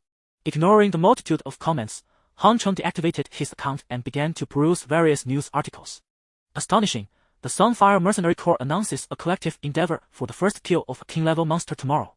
Astonishing, the first Mercenary Corps preemptive claim to the king's first kill target has been usurped. Is this a reflection of moral decay or the degradation of humanity? The Apocalypse Mercenary Corps, the Midnight Mercenary Corps, and other well-named groups engage in competition, vying for the number of first kills, with stakes that are quite extraordinary. The world watches, who will be the first to accomplish the first kill of a level 15 king. Observing the Francs embarking on their quest for the first kill, Han Cheng felt a surge of satisfaction. He realized he ought to contribute in some manner. After all, he could no longer participate, yet he could offer guidance to mitigate their losses. Thus, he quietly activated the video editing function. Chapter 66. A global focus currently. The most fervently discussed topic online revolves around who will achieve the first kill in the realm of the king. However, as of now, no faction has succeeded in this endeavor. These factions are merely generating momentum. They have released information in advance, ensuring that regardless of whether they accomplish the first kill, their renown has already been established, attracting numerous skilled individuals to rally to their cause. If they were to wait until the first kill is achieved to promote themselves, it would be too late. Even in failure, they create the illusion of being the most formidable forces in Iron Blood City. Otherwise, why would others not pursue the first kill? Indeed, they have been remarkably successful, as their news permeates the internet. Netizen 1, I've placed my bets. Who do you think will secure the first kill tomorrow? Netizen 2, I wager 10,000 soft sister coins on the Apocalypse Mercenary Corps, because the name sounds appealing. Netizen 3, given the severe devaluation of currency, 10,000 can barely buy a chicken leg. The person above is rather stingy. I'll bet 1,000. On Apocalypse as well. Netizen 4, betting based solely on names. You all seem rather reckless. I'm placing my bet on the Midnight Mercenary Corps, because that name carries depth. Netizen 5, and you dare criticize others. I'm different. I'm betting on the blazing sun, as that name exudes grandeur. As the spectators engage in fervent discussion, some lengthy and well-reasoned posts have transformed into trending topics. In truth, the strongest among these mercenary groups is the one named after the most coveted titles, which rose to prominence a bit later. This delay was due to a member of their team encountering a fortuitous event, with 3 leader-level pets in their ranks. Their progress was initially hindered. However, these 3 pets have now matured, and their strength will undoubtedly surpass that of their contemporaries. Among them is a genius summoner. I must tell you, the Apocalypse Mercenary Corps is the first supersized mercenary group to exceed 1,000 members. Their division of labor is precise, from reconnaissance to testing, with a well-organized structure. If they claim they can secure the first kill, they undoubtedly possess the capability to do so, and their team includes experts, such as everyone. Please note, I am from the 1st Mercenary Corps, which originally intended to achieve the first kill today. The fact that our target was stolen signifies that we indeed had the strength for a first kill today, but alas, luck was not on our side. Therefore, I assert that the 1st Mercenary Corps is the strongest, and they possess numerous red-tier items, such as the discussions heated up, a reply beneath a post supporting the 1st Mercenary Corps surged rapidly. Should our focus be on who actually snatched their first kill? Netizen 1. Netizen 2. Netizen 3. I have a thought I'm unsure whether to share. Netizen 4. Same here. Subsequently, countless netizens swiftly altered their stance, and many who had previously pointed fingers hastily deleted their posts. Ultimately, a multitude of sentiments coalesced into a singular exclamation: what the heck? The large mercenary groups, behind which lie powerful consortiums, seem to be in a state of disarray, engrossed in self-promotion, incessantly flooding the forums with posts and attempting to steer public opinion. Yet, the first kill has already been achieved. At this juncture, what does their promotion signify? While they remain uncertain about whether they will secure the first kill, others have already accomplished it, and crucially, they remain unaware of who has claimed the honor. Amidst this turmoil, news emerged. The Team 1 Days Plan has released a video of their first kill. 1 Days Plan, do you not recognize this name? Are you still living in the past? Consequently, the popularity of the 1 Days Plan streaming account surged dramatically, skyrocketing to tens of millions within mere minutes. At this rate, surpassing 100 million is merely a matter of time. As the situation unfolded, Hong Chong, adhering to his principle of modesty, opted to release 3 edited clips, featuring the notable encounters with Howling Moon Wolf, Zombie Lord, and Earth King. He couldn't possibly unveil all 17 first kills at once. It would surely overwhelm the audience. For the next few days, he would be unable to enter the Divine Realm, so he planned to release the videos gradually, allowing for a period of adjustment. Within these 3 clips, he concealed both his and his team's capabilities and information, primarily highlighting the attributes and combat awareness of the king-level monsters, as they serve as a reference for others. Once the data from these videos circulated online, the narrative shifted dramatically. The terror of the king-level monsters was evident. It seemed the Divine Wind Corps was destined for annihilation, even without encountering the 1 Days Plan team. The Divine Wind Corps could scarcely escape doom in the face of such formidable foes. The 1 Days Plan team had astonishingly achieved 3 consecutive first kills of king-level monsters. If they continue at this pace, how many more king-level beasts will fall to their prize? I'm inclined to cheer for the 1 Days Plan team. In stark contrast to other teams fervently promoting their first kills, the news of 1 Days Plan's consecutive triumphs has sent shockwaves around the world, capturing global attention. Once the Divine Realm wristwatches were turned off, Hong Chong and his companions gathered to enjoy a meal. Hong Chio enthusiastically declared, "I've reached level 10. After contracting with the little sprite, I can assure you that no movement within a 10-mile radius escapes my notice." Lu Lihua, reluctant to dampen her husband's enthusiasm, chimed in with a smile. "Indeed. You have no idea. When you entered the Divine Realm, numerous monsters passed through here. And your father didn't even bother with the trains, he simply summoned the big dog to handle them." Xianxia added, "Exactly. Grandpa Hong is the most formidable." Receiving praise from the young girl, Hong Chio beamed with pride. After concluding their delightful breakfast, Hong Chong stepped into the courtyard, where old Huai pitifully lamented, "Master, have you decided to abandon me?" Hong Chong chuckled, "How could I ever forsake you? What have I brought you?" With this, he produced the Fountain of Life and handed it to old Huai. He had expended 10 purple crystal coins to acquire this treasure, equivalent to 2 pieces of level 10 purple gear. After all, even if an ordinary person possessed purple gear, they would still struggle to challenge a monarch. However, the Fountain of Life possesses the potential to nurture a monarch. Old Y inquired, "What is this?" "I can sense that I am capable of evolving with this." This evolution transcends mere level enhancement. It signifies an elevation in the essence of life, a metamorphosis from the leader tier to the monarch tier. Han Chong remarked, "This contains abundant life force, not only capable of facilitating your evolution but also enabling the treants in the yard to evolve into leaders. In the event of my absence or entry into the divine realm, I entrust the stone fortress to you."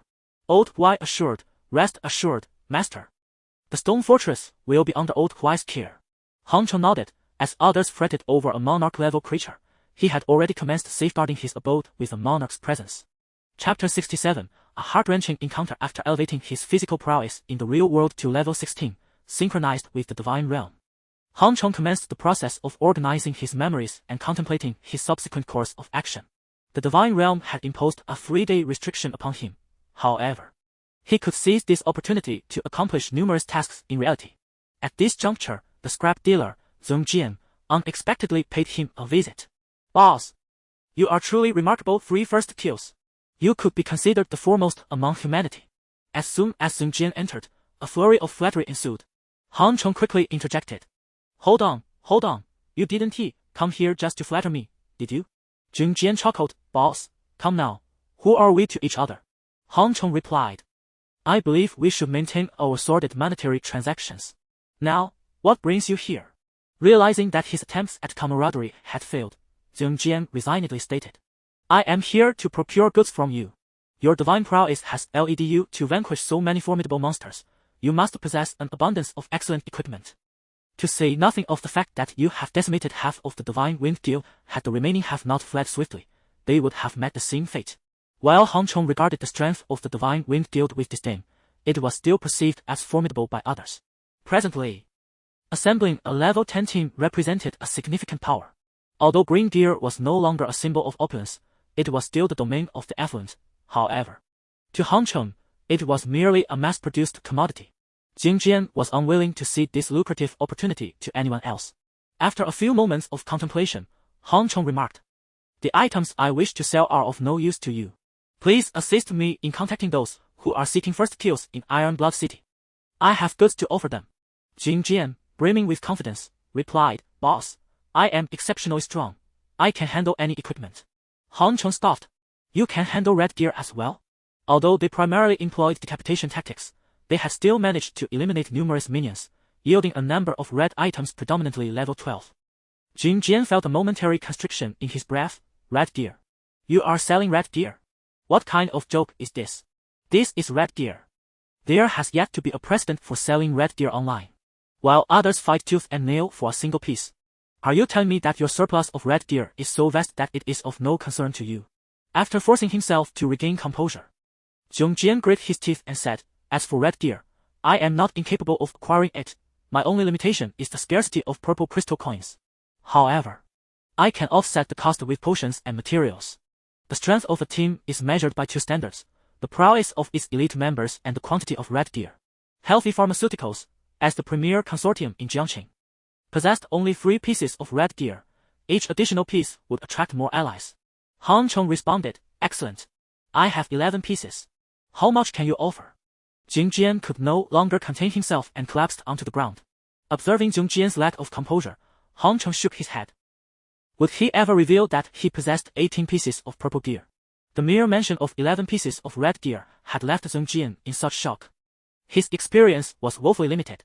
Even within the Iron Blood City region, where the first mercenary corps boasts the highest number of red gear, only 7 pieces are in their possession. While the consortium behind them may have considerable resources, it is insufficient to distribute among the members. At this juncture, Han Chong astonishingly presents 11 pieces, intended for sale. One must wonder how many genuine red items he truly possesses. Kicking Zhong Jian, who lay speechless on the ground, Han Chong remarked, "Do not harbor envy. Equipment is not everything. I shall prepare something far more precious for you than red gear." Zhong Jian's pointing wood to form soldiers is quite effective in the early stages, and he has an abundance of fine wood at his disposal, which, if utilized wisely, could rival the intimidation factor of purple gear.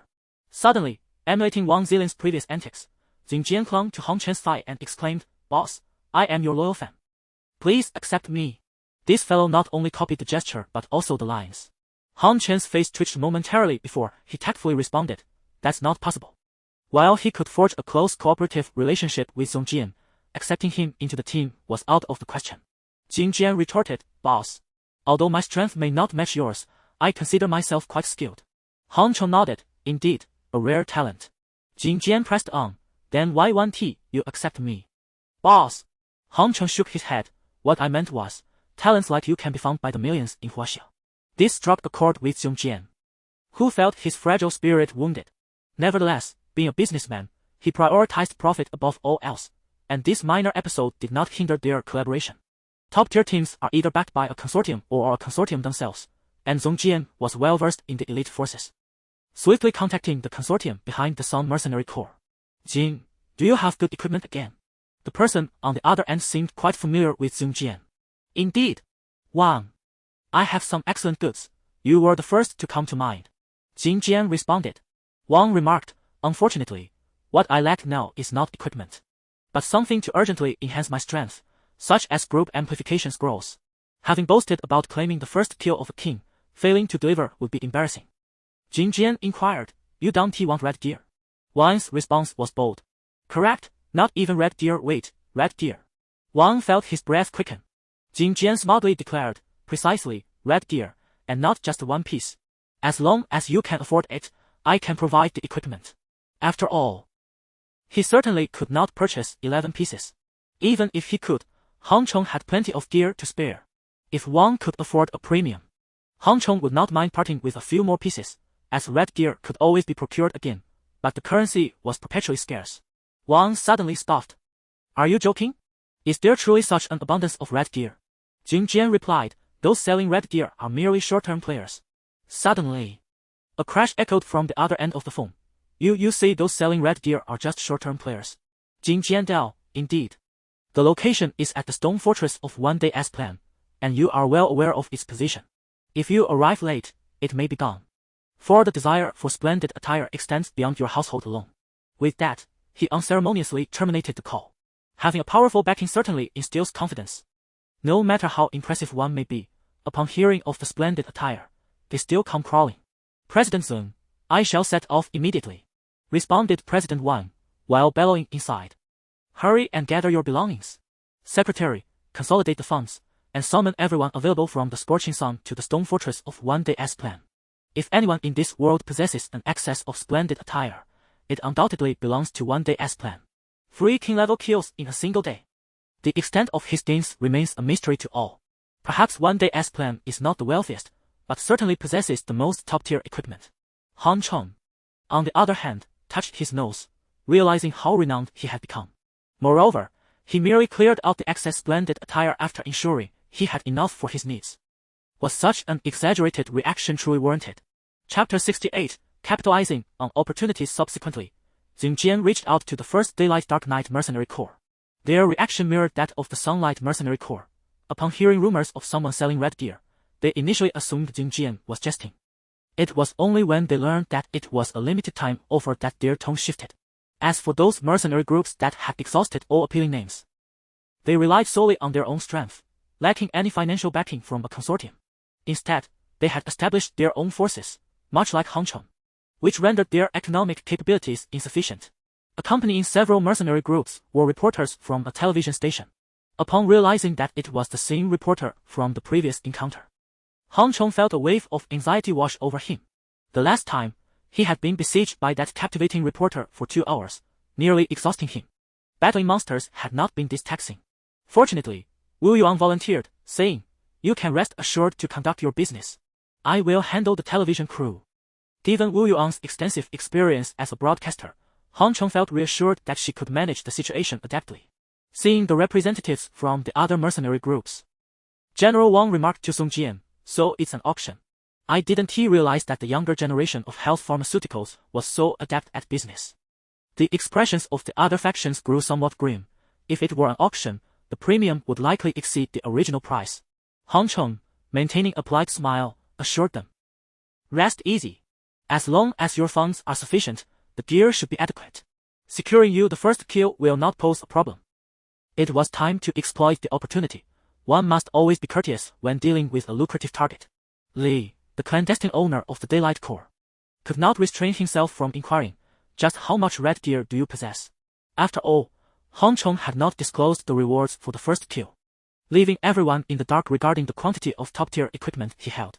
Xiao, the owner of the Midnight Core, added, you've already claimed the first kill, which diminishes the advertising effect of subsequent kills significantly, and the price of red gear will consistently decline.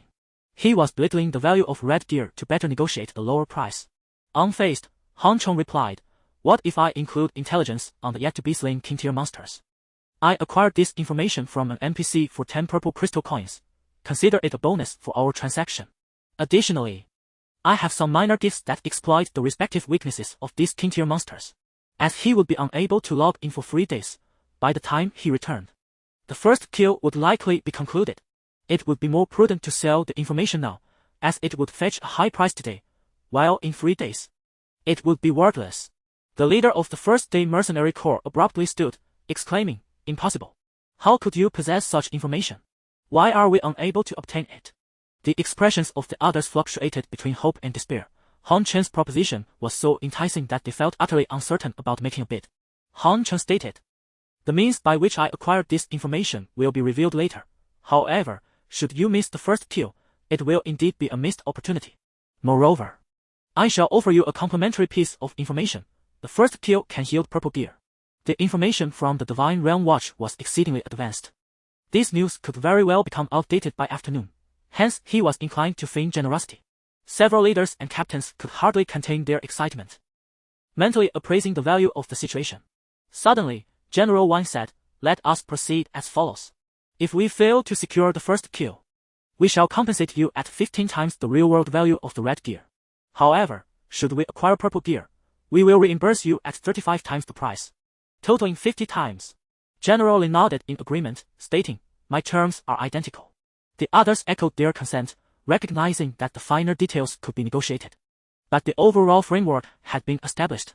Though the worth of the purple gear was substantial, there were various means to enhance one's prowess within the Divine Realm. If the cost were too exorbitant, it might be wiser to exchange for bloodlines, scrolls, or even steelbooks that would offer longer-lasting benefits. Han Chong produced a meticulously prepared list, stating, I agree with the initial terms. Let us adhere to the pricing outline herein for subsequent transactions. Upon witnessing Han Chong's readiness, an ominous feeling washed over the group. Mr. Xia took the list, and they all leaned in to examine it, collectively inhaling sharply. 300, Heart of the Tree Demon, 5,000, Heart of the Burrower, blue, 10,000, Burrower, Clawbones, blue. With 5 green quality items counting as 5 and 100 red items as substitutes, 2,000, Elite Wolf Fence, 1,000, Vampire Elite Fence. The materials listed were fundamental yet diverse, encompassing nearly every resource surrounding Iron Blood City, and the total value was incalculable. Jin Jian was left speechless, trembling at the enormity of the request, which they could not possibly fulfill. The captain of the first mercenary corps slammed his hand on the table, exclaiming, if you can procure even 1/10 of what is listed, I shall grant you the purple gear we acquire. Mr. Xia retorted, purple gear can be purchased at the Iron Blood City Trading Company. With such resources at our disposal, why should we acquiesce to your terms? General Wang's eyes sparkled with insight. Indeed, the quantity was vast, but what if they arranged for staggered payments? Han Cheng interjected. The Divine Realm has only been established for less than 20 days. If I permit you to pay in installments over a month, you could leverage the advantage of the purple gear to forge a renowned brand and elevate yourselves to a first-rate power. At that point, these resources would be but a trifling matter for you. A silence enveloped the gathering. For the true strength of the purple gear lay not solely in power but in influence. Being the first to acquire it would enable them to build significant authority early on. The captain of the first mercenary corps gritted his teeth and conceded. You drive a hard bargain. I accept. General Wang, his eyes ablaze, added, one more condition, within a month. The number of members in the Dustworld mercenary corps must not exceed 100. If Han Chong aspired to establish a superlative force, what was there left to contest? After all, he possessed 4 pieces of purple gear. Agreed. Han Chong declared decisively. Very well, we shall cover the cost of the contract. Subsequently, Han Chong not only sold 11 pieces of red gear, but also rented out 9 others.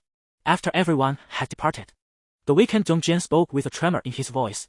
This is the most formidable negotiation I have ever witnessed. Despite his youth and prior experience in negotiations amounting to billions, none had instilled such trepidation within him as this one. Hong Chong chuckled. You will adapt in due course.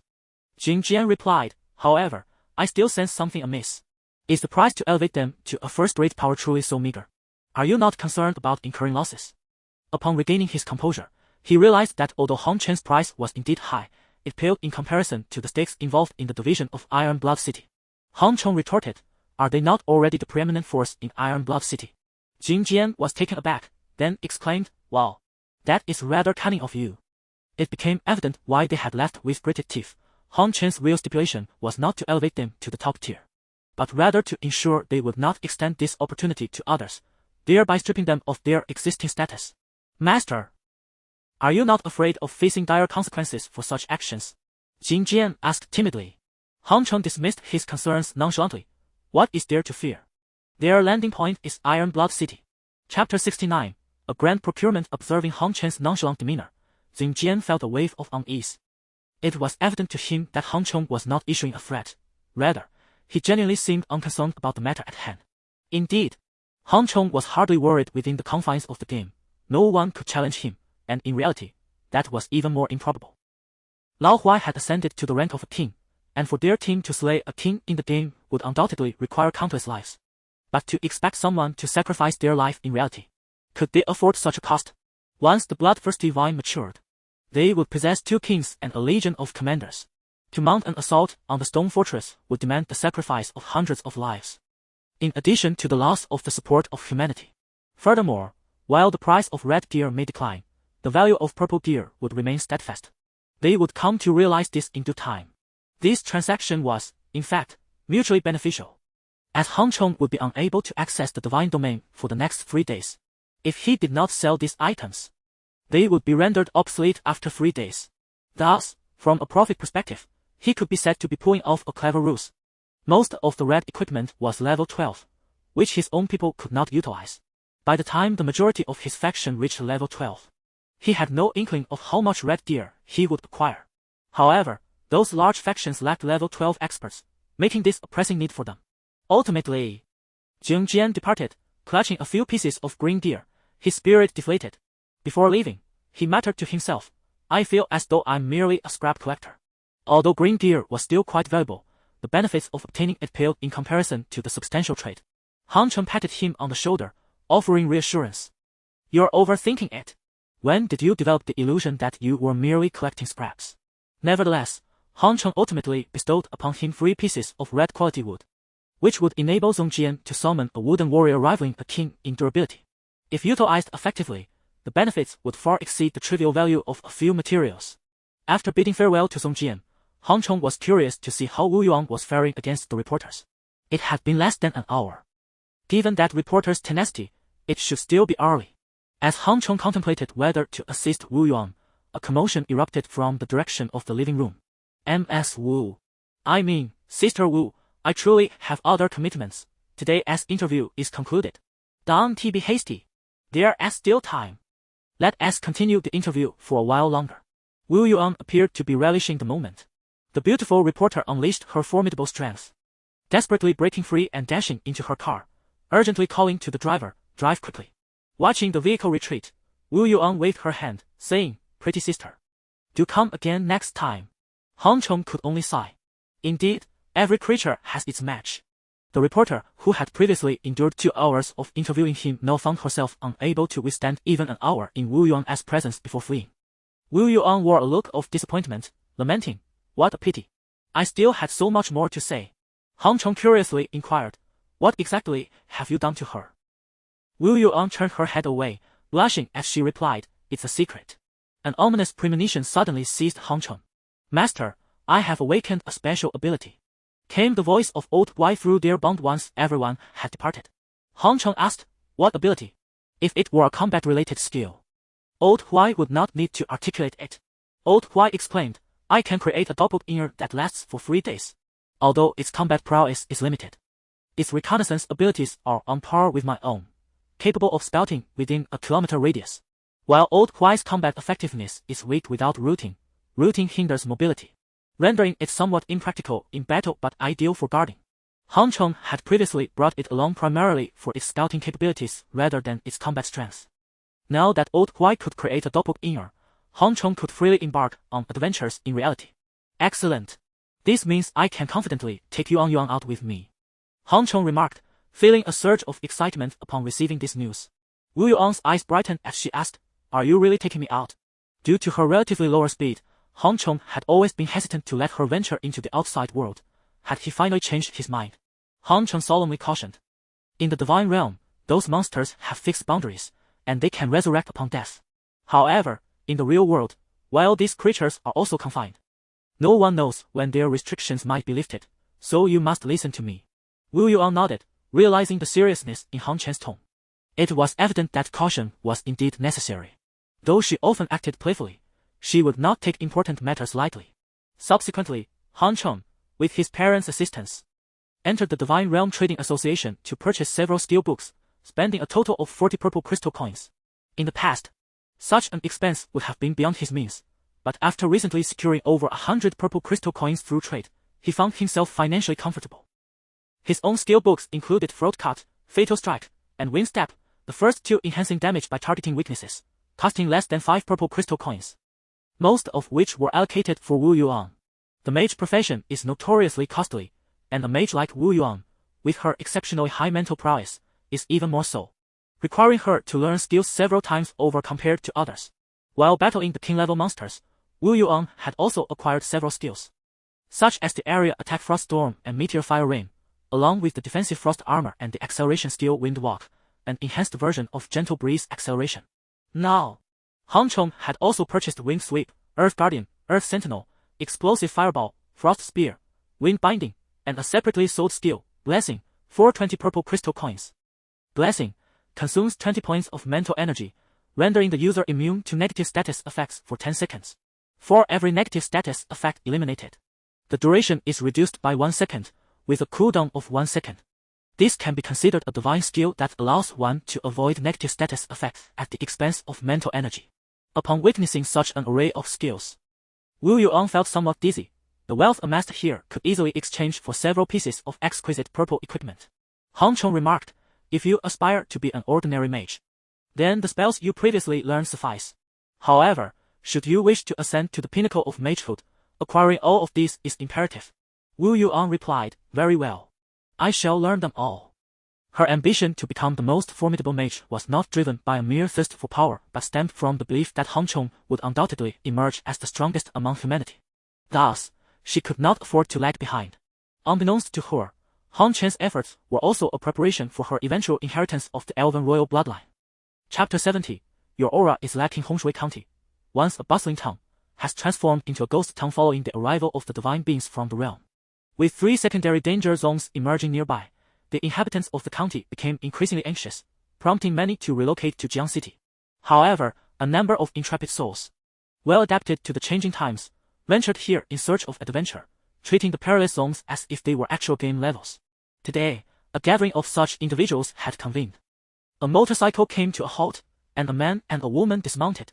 Suddenly, the crowd erupted in unison, exclaiming, "The 15th. The couple stood there, bewildered, as laughter erupted around them. "Ha ha!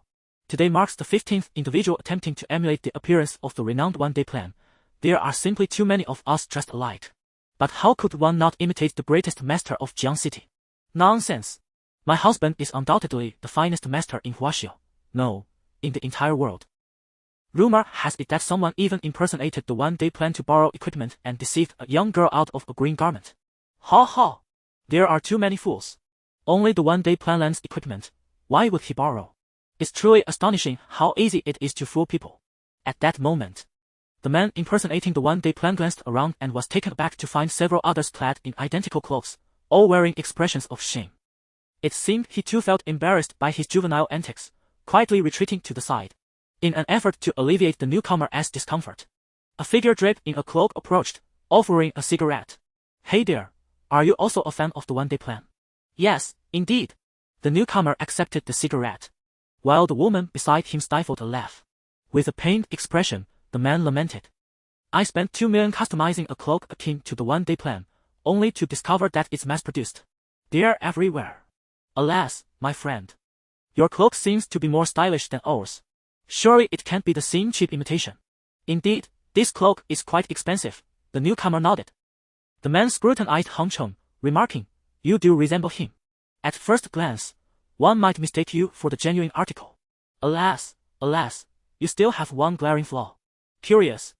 The woman inquired, What flaw might that be? I think my boyfriend looks quite similar. Exhaling a ring of smoke, the man assumed an air of superiority, the ethereal, aloof aura that the one-day plan possesses is unattainable for ordinary individuals. Oh, you're still far from that mark. Lu Yuan, what are you doing? We need to discuss our formation. A man called out to the impersonator. Coming. Lu Yuan replied, casting one last glance at Hong Chong. Apologies, my teammate is calling me. Once Lu Yuan departed, the woman could no longer contain her laughter. Ha, Hong Chong, he actually said your aura is lacking. Hong Chong cleared his throat and remarked, Don't laugh. You're quite famous now. Perhaps someone will attempt to imitate your frost robe soon. Wu Yuan smiled and said, It's nothing. I will need to change my gear once I reach level 15 anyway. Besides, do you think I wear this outfit for no reason? I have experience dealing with situations like this. The two of them were indeed the legitimate team of One-Day Strategy and Wu Yuan. Hong Chong and several classmates had arranged to meet them at 3 in the afternoon, preparing their own vehicle. Since they thought they had some time to spare, they decided to tackle a dungeon. They noticed online that a group was organizing an expedition to conquer the 3 major level 2 perilous zones. So they decided to join in, contributing to the stability of the real world. However, they were surprised to see that among the 60 or 70 participants, there were a dozen or so who were mimicking his cloak. Naturally, their cloaks were merely produced by clothing stores and were not system equipment. At that moment, the organizer shouted, All right, time's up. Let's go over some important points. The valley we are about to attack is a goose lair. Everyone, proceed slowly and do not stray too far apart to ensure timely rescue in case of danger. In the real world, safety comes first. At this juncture, someone loudly inquired. How will we distribute the equipment we acquire? What if misunderstandings arise? The organizer replied, What you obtain belongs to you, and no one is allowed to steal. However, if someone is in distress and calls for help, all unclaimed equipment will belong to the rescuer. Everyone should activate their Divine Realm wristbands to record the entire process. If disputes arise, our Blood Tiger adventure team will arbitrate. If anyone disagrees, we can settle it later. The Divine Realm wristbands provided comprehensive 360-degree recording, surpassing human eyesight in accuracy, making them quite reliable. This rule is excellent. It can serve as a model for group dungeon runs. Hong Chong praised.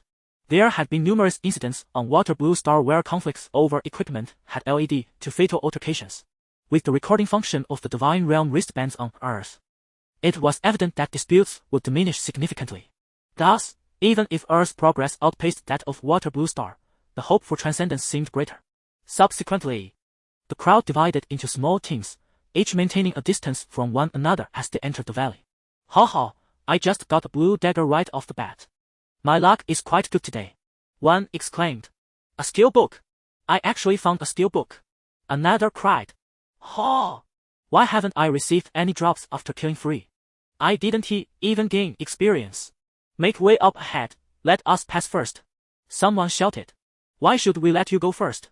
We were ahead of you. Do you want to fight? Another retorted. If you want to fight, step outside and do so. Otherwise, you are the enemies of Blood Tiger.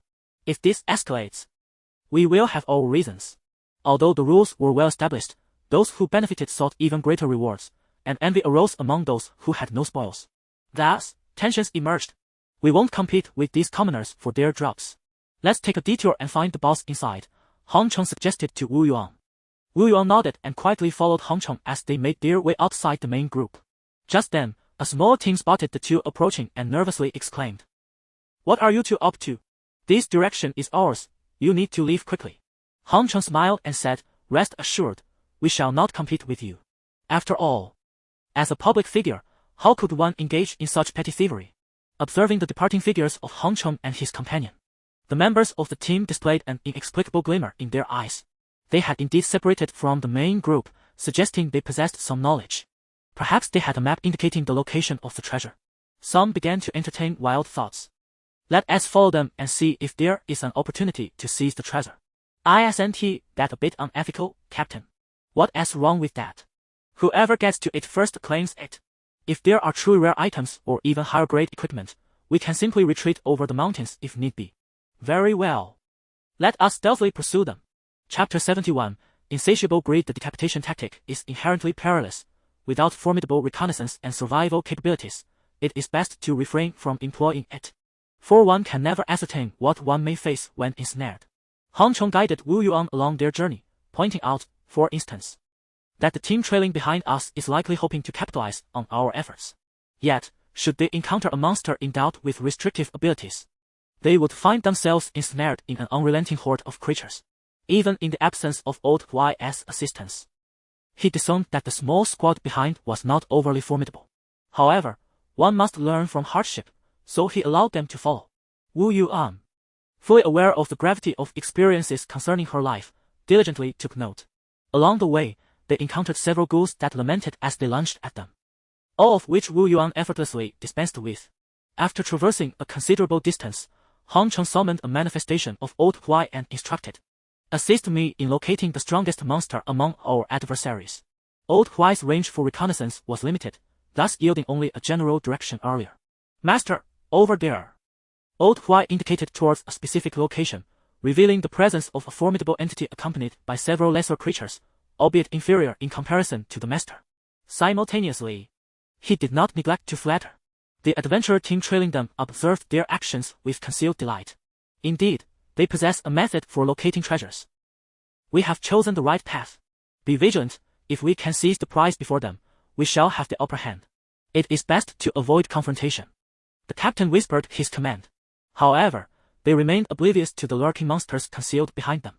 Unlike the other creatures that would charge upon sighting adventurers, these remained silent, seemingly biding their time. Upon reaching the location indicated by Old Huai, Han Chong quietly gestured, prompting Wu Yuan to slow her movements. They arrived at a temple nestled within the mountains. In the plaza before the temple, 3 glowing pieces of equipment lay in the center, accompanied by several unidentified treasures. Indeed, there are treasure chests. These are all green tier items. We have struck gold. Quick, let us seize the equipment. The adventurers behind them, upon sighting the 3 green items, were overcome with greed and dashed forward without a second thought. Once they acquired the equipment, they eagerly began to inspect their newfound possessions. A green dagger with an attack of 30. This is exceptional among green items. "We are in luck," exclaimed one. "A shield with a defense of 40. Its attributes surpass yours slightly. I am a warrior. That green dagger suits me best. Hand it over. In your dreams, we have yet to change classes. So why should I not wield it?" The captain bellowed, "We will allocate the spoils upon our return. For now, we must exit." Elated, they distributed the equipment and the surrounding unidentified items before preparing to depart. One among them even taunted Han Cheng and Wu Yuan. "How? Do not blame us. It is your sluggishness that has cost you. We did not steal your monsters. Indeed, this is a treasure chest, one we discovered first. If you must assign blame, let it be for your lack of discernment. Now, let us depart.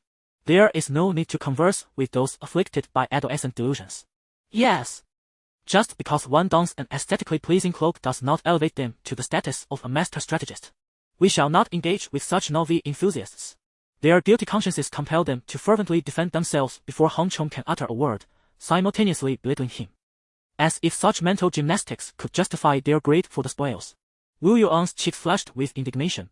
Had Han Chong not been restraining her shoulder, she would have unleashed a frost storm upon them to teach them a lesson. Han Chong remarked, "Do you truly believe you can simply walk away from this?" At that moment, the group became incensed. "What do you mean? We merely stumbled upon a chest. Do you intend to resort to violence? Indeed, you are overstepping. We have not even engaged the monsters. Whatever equipment lies on the ground belongs to whoever claims it first. What more do you desire? You are but 2 individuals. Do you truly think you can detain us? Prove your worth in a fair fight." Han Cheng shook his head and replied, "I mean to say, check your status. Do you genuinely believe you can escape in your current condition?" One member gasped, "This is bad. My health is dwindling. I am poisoned." Another chimed in, "Not just poisoned, but weakened. My speed is decreasing by 3 points per second and continues to decline." The captain glared at Han Cheng, demanding, "Did you do this? How could you poison your own allies? Han Cheng disregarded their accusations and spoke to Wu Yuan. In moments of peril, individuals often lose their rationality. It is best not to engage in arguments with such fools, but rather let the facts speak for themselves. Of course, sometimes a show of strength is necessary. But do remember to record it. At that moment, cries erupted from all around. Humans have been detected. Attack. Charge. The Divine Realm Watch accurately translated the creature's shouts into the language of Huaxia, causing their expressions to shift. Suddenly, dozens of ghouls surged forth from the temple, along with several grotesque, larger monsters emerging from the opposite side of the square. Behind Han Cheng and Wu Yuan, a multitude of creatures emerged from the shadows. From the thickets and behind the walls, a horde of monsters appeared. There was even a standing ghoul brandishing a weapon and a staff. An ambush. These creatures have devised traps against us. Have they evolved? They are now scheming against humanity. This is catastrophic. With so many monsters, we stand no chance. What were you two thinking, bringing us here? I bear no grudge against you. Why would you wish us harm? Surrounded by the throng of monsters, the 7 of them fell into chaos, with some, in a fit of impulse, turning to blame Han Cheng and Wu Yuan. The captain sighed, "We were greedy. I apologize to you all." Immediately, one team member grasped the captain by the collar, shouting, "Yes, it is your fault. They brought this upon themselves. Why did you involve us?" Some team members unleashed fireballs to deter the approaching ghouls, then remarked, "What good is discussing this now? One kill at a time. Even if we fall, we must take down as many monsters as possible. Indeed, slaying one suffices to break even, 2 to profit, and 10 to truly gain. Let us kill." Suddenly, an ice wall materialized within the temple, obstructing the ghouls' advance and sending them crashing into one another. Subsequently, countless snowflakes descended, slowing the ghoul horde's pace. Frost Snowstorm consumes 50 points of mental energy, inflicting 30 points of magical damage to a designated area, reducing speed by 25, with a chance to inflict frostbite. The unexpected turn of events left everyone astonished. Amidst their incredulous gazes, Han Cheng transformed into a shadowy figure, appearing before several towering monsters. "Be careful!" The captain barely shouted the warning when the monsters suddenly roared, collapsing to the ground, with the ominous -15 flashing above them, as they bled out their vitality. Chapter 72, Awakening Them. How formidable! Splendid! We are saved! Do not dawdle, swiftly vanquish the monsters. Yes, let us hasten to slay the beasts. Several individuals quickly regained their composure and set about exterminating the fiends. Even if assistance arrived, they must strive for their own survival. A ghoul wielding a staff had just raised it, intending to cast a spell, when an icy spear pierced its body, pinning it against the wall. Frost Spear consumes 20 points of mental energy, inflicting 80 points of spell damage.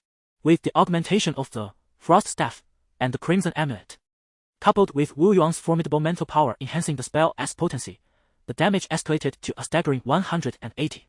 Given the ghoul's remarkably low magical resistance, it resulted in an instant kill.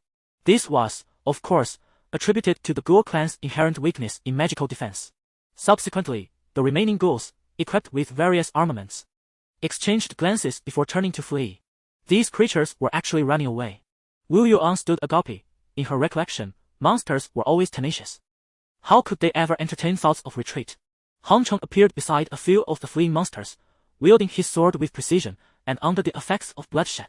Several leading ghouls met their demise with anguished cries. These creatures possessed intelligence. Encountering an insurmountable foe, their retreat was entirely reasonable. The monsters we previously encountered did not flee because they were constrained by the system, Han Cheng elucidated. When someone eventually gathers the confidence to confront a level 20 boss monster, the bosses will exhibit even more astonishing behavior. Though it is not the appropriate time to elaborate on that. Wu Yuan nodded, unleashing a torrent of spells that harvested the lives of the ghouls. 3 minutes later, the ghouls lay entirely eradicated. As they surveyed the ground littered with dropped equipment, a wave of trepidation washed over the group, with some collapsing in exhaustion. In the throes of realization, they acknowledged that had it not been for the 2 formidable beings who rescued them, they would have perished countless times in this very place. One team member trembled as he spoke. "Great One, you cannot possibly be the renowned deity of a single day, can you? Such extraordinary prowess, draped in a black cloak, masked visage, accompanied by a powerful sorceress, how could we not find this familiar?" The realization dawned upon them. No wonder these two were so powerful. They were indeed the legendary deity of a single day. "Oh, revered deity of a single day, we were momentarily foolish, we beseech your mercy." They implored. Great One. We acknowledge our errors. Great One, I am your admirer nay, I am your devoted fan. I beseech your clemency. Your Highness, the Goddess, we are your ardent followers. We humbly request your intercession on our behalf. Streamer Shao Wu, I have witnessed your 1,000 deaths. I implore the Goddess to show mercy. Some pleaded for their lives directly, while others sought to ingratiate themselves through subterfuge. As for rebellion or flight, such thoughts never crossed their minds. Wu Yuan disregarded them and glanced around at the scattered items. Realizing that most were of little worth, she picked up a mind sphere, valued at 50,000 mana and a skill book, leaving the rest untouched as they would only clutter her inventory. Hong Chong remarked, without strength, one should not be greedy, otherwise, one may not even know how one perishes. The captain bowed his head and replied, yes, esteemed one, I acknowledge my mistake. I not only nearly endangered myself but also my teammates. I vow never to repeat such an error. Hong Chong shook his head, stating, that is still insufficient. The group felt a surge of anxiety. Could it be that the esteemed one would still hold them accountable? After all, they had committed the reckless act of hoarding equipment. Amid their worried glances, Hong Chong instructed, post this experience online as a cautionary tale for others. Additionally, distribute the equipment among your companions, take a few items for yourselves, but do not be overly greedy. And inform them to exercise caution while farming in the other 2 dungeons. These monsters may employ different tactics, so thorough reconnaissance and a slow advance are imperative. With that, Hong Chong departed with Wu Yuan. As they watched his retreating figure, the group felt dazed. Not only had the esteemed one not blamed them, but he also allowed them to keep some equipment. Is this the magnanimity of a true master? Had they underestimated his character? Suddenly, one team member's eyes sparkled with fervor at the sight of the abundant gear strewn across the ground. How much could all this equipment be worth? After all, the esteemed one seemed indifferent to the gear. Surely, he might not pursue the matter. Such thoughts were swiftly quashed by the captain's reprimand. The Divine Realm Watch has a recording function. Do you wish to become the next Xinfeng group? No, if we succumb to greed for this equipment, we would be worse off than them. The team member, momentarily blinded by avarice, felt a cold sweat trickle down his back. After the Xinfeng group was robbed, the esteemed one had shown no inclination to retaliate, but they had foolishly attempted to malign him by posting edited videos online, only to be swiftly countered. Following the release of the first kill video by the esteemed one, the online community erupted in calls for retribution against the Xinfeng group. Under immense pressure, the Xinfeng Corporation promptly terminated its contract with the members of the Xinfeng group. The entire ordeal transpired in a mere 2 hours. Rumors circulated that this was the result of pressure from the Earth Alliance. Their strength was inferior even to the Xinfeng group, and should they dare to act recklessly, they would undoubtedly fare worse than the Xinfeng group. Having narrowly escaped disaster due to the esteemed one's generosity, they could not afford to continue such recklessness. With this realization, their ambitions were swiftly extinguished. At that moment, one team member suddenly chuckled. Who would have thought we could fight alongside the esteemed one? It was our folly that brought us under his protection. Others yearn for such an opportunity to be saved by him. You look like a madman laughing like that. Another replied. First, wipe that foolish grin off your face before we continue. Enough talk, let us hasten to gather our equipment. This is a matter directly entrusted to us by the great master. Indeed, it is a personal commission from the master himself. Thus, when the crowd arrived at the square, they found 7 foolish individuals standing there in a daze. What could be the matter with them? Surely they are not unwell? I realize now. They must have fallen victim to a mesmerizing skill. Who among us can awaken them? My innate ability is quite suitable. Allow me to assist in restoring their clarity. Hold on, shouldn't we be employing the awakening technique? What do you mean by casting freezing rain? Do not speak without knowledge. Freezing rain can indeed invigorate the mind. At last, the foolish ones regained their senses and hastily exclaimed, Hold on, we are fine. Wonderful! What did you encounter just now? Someone inquired. We encountered the master of daily strategies. My friend, could you cast that freezing rain once more? It would rouse them effectively.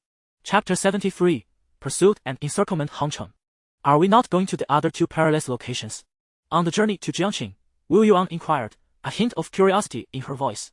Hong Chong replied. We shall not. With the time we have, it would be more prudent to engage in other pursuits. I brought you to these dangerous sites for 2 reasons. 1. To provide guidance to others, and 2. To impart the dangers that lurk within. Even if these perilous zones are neutralized, monsters will continue to emerge.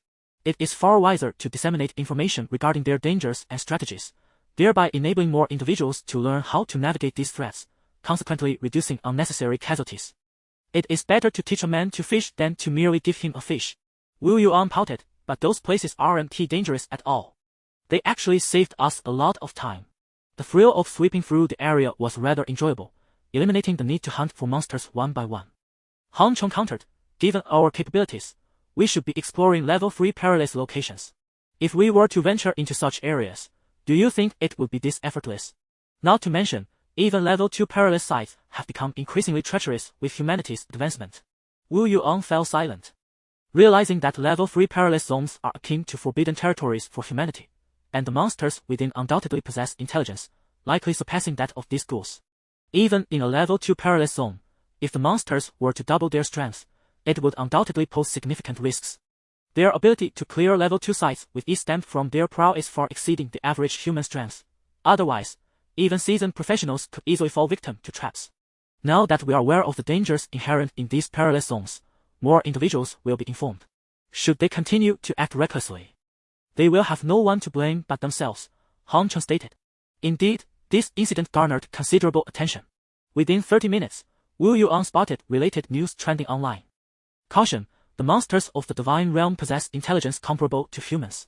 Beware, monsters are not mindless NPCs. Shock, renowned expert engages in clandestine activities with a beautiful streamer in the valley.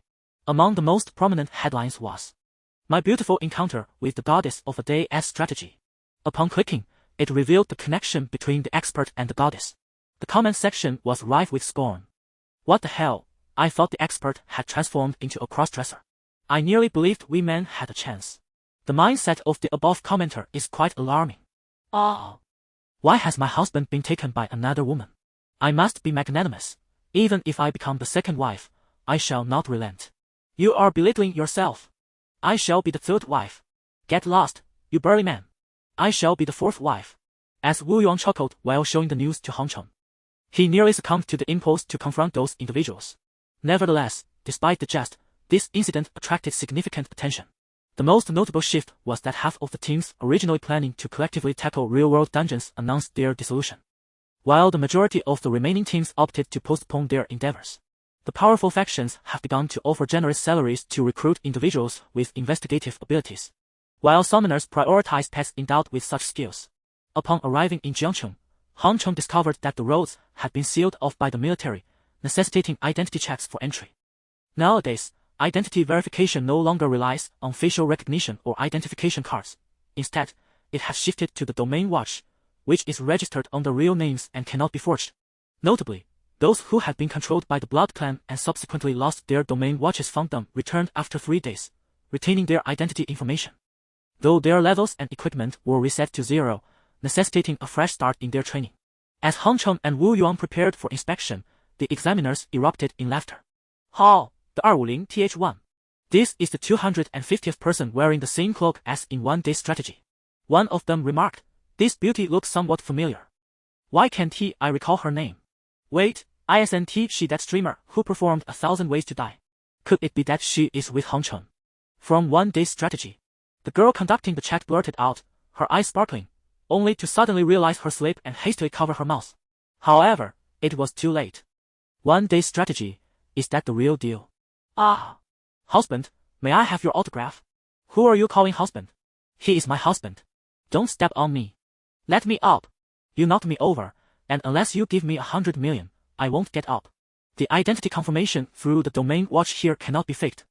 Upon hearing the name of One Day Strategy, a crowd surged forth, encircling the inspection area. Han Cheng found himself overwhelmed. Having initially thought that with so many people mimicking him, he would stand out less. Instead, he was recognized by the inspecting girl. At that moment, several journalists waiting for the return of large teams pressed to the front, eager for an urgent interview. Great One Day Strategy. It has been reported that you are in Hongha County hunting ghouls to provide experience for future generations. Is this something you have undertaken specifically? Is that even a question? My husband is truly remarkable. It must be true. Husband, how many kings do you intend to slay next? How can you ask such confidential questions? Don't you have any professional ethics? If I were to ask, I've heard that there are tensions between you and your two illegitimate sons. How do you plan to mend your father-son relationships? In the midst of their encirclement, Wu Yuan suddenly invoked the earth wall technique, raising a wall of earth 5 meters high to shield them. She then cast the ice wall technique from outside the crowd, and the two leaped from the earth wall to the ice wall, making their escape from the throng. Husband has escaped. Quick, pursue. They're over there. Are there any restrictions on skills? The city management captain is here. Using skills in the city is prohibited. Those who violate this order will be detained. Why didn't you intervene when they used their skills earlier? We were no match for them. Han Cheng and Wu Yuan fled in disarray, engaging in a frantic game of hide and seek amidst the chaotic throngs. After a strenuous 10 minutes, they finally escaped the crowd and found themselves in a secluded corner. It was utterly insane. I find those ghouls rather charming in comparison. Han Cheng wiped away the non-existent cold sweat from his brow. Wu Yuan reassured him, it's alright. Just have a sip of sour lemon. Han Cheng responded with surprise. Does sour lemon really have such an effect? Wu Yuan smirked, at the very least. It can wipe that infuriating grin off your face. Han Cheng felt a bit awkward. Despite the troubles, there was something rather delightful about being the center of attention. Meanwhile, some cunning individuals in the crowd had their sights set on Han Chen's motorcycle, which was being violently dismantled by aggressive players. How can you do this? This is wrong. Someone protested. I'll give you a piece, came the reply. No way, I want at least 2. Dream on. Chapter 74. Interference. After confirming that they were not being observed, Han Cheng and Wu Yuan donned a set of inconspicuous attire, allowing them to venture out. Most of the shops along the street had transitioned to selling equipment from the divine realm, yet some still clung to their former trades, offering a variety of snacks, clothing, and household items. How much for a cup of milk tea? With the classmates still scattered, Han Cheng purchased 2 cups of milk tea to pass the time. The waitress replied, all varieties are 100,000, or 10 black coins. Alright, I'll take 2 cups of pearl milk tea. Han Cheng had grown accustomed to the soaring prices, and he considered this to be relatively inexpensive. As he accepted the milk tea, Wu Yuan smiled and remarked, speaking of which, we've never truly gone on a date. At this, Han Cheng felt a twinge of guilt. Had it not been for the emergence of the divine realm, he pondered how long it would have taken for him to walk alongside Wu Yuan. Nevertheless, he quickly offered the reassuring response, don't worry, we will always be together. Wu Yuan's cheeks flushed slightly as she shyly lowered her gaze. Just as they were about to relish this rare moment of tranquility, a group burst into the milk tea shop with an alarming presence. Old hag! When will you repay the money you owe us? A woman, her face etched with anger, declared, I have settled all that I owe you. The leader sneered. That was based on the past prices. Back then it was 200,000, and now you can't even afford a cup of milk tea. Do you really think you can still pay at those old rates? The waitress timidly responded, but you said that if I provided you with 3 pieces of blue equipment, all my debts would be cleared, and I have already given you the 3 pieces. We are even now. The leader retorted, however, equipment has depreciated since then. The big shots now consider blue equipment to be a burden on their inventory. Do you think that the price difference can be compensated? A subordinate chimed in, yes. Now you need at least 3 pieces of green equipment. The waitress's voice dropped even lower, but I simply don't have that much equipment. And it's incredibly difficult for me to acquire it. The subordinate threatened, that's not my concern. If you don't provide us with the equipment, we will release your photos. With the current advancements in divine realm watches, once those photos are public, everyone will see them. Please, I beg you, don't. The waitress cried out, her face a mask of fear. The leader said, I can offer you an opportunity to repay your debt. We are planning to explore a level 1 danger zone.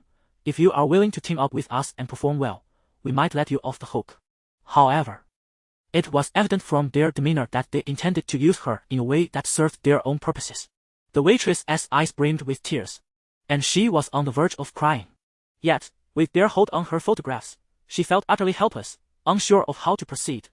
Han Cheng suddenly rose and approached the crowd, stating, the fluctuation in currency value makes your inflated prices somewhat understandable.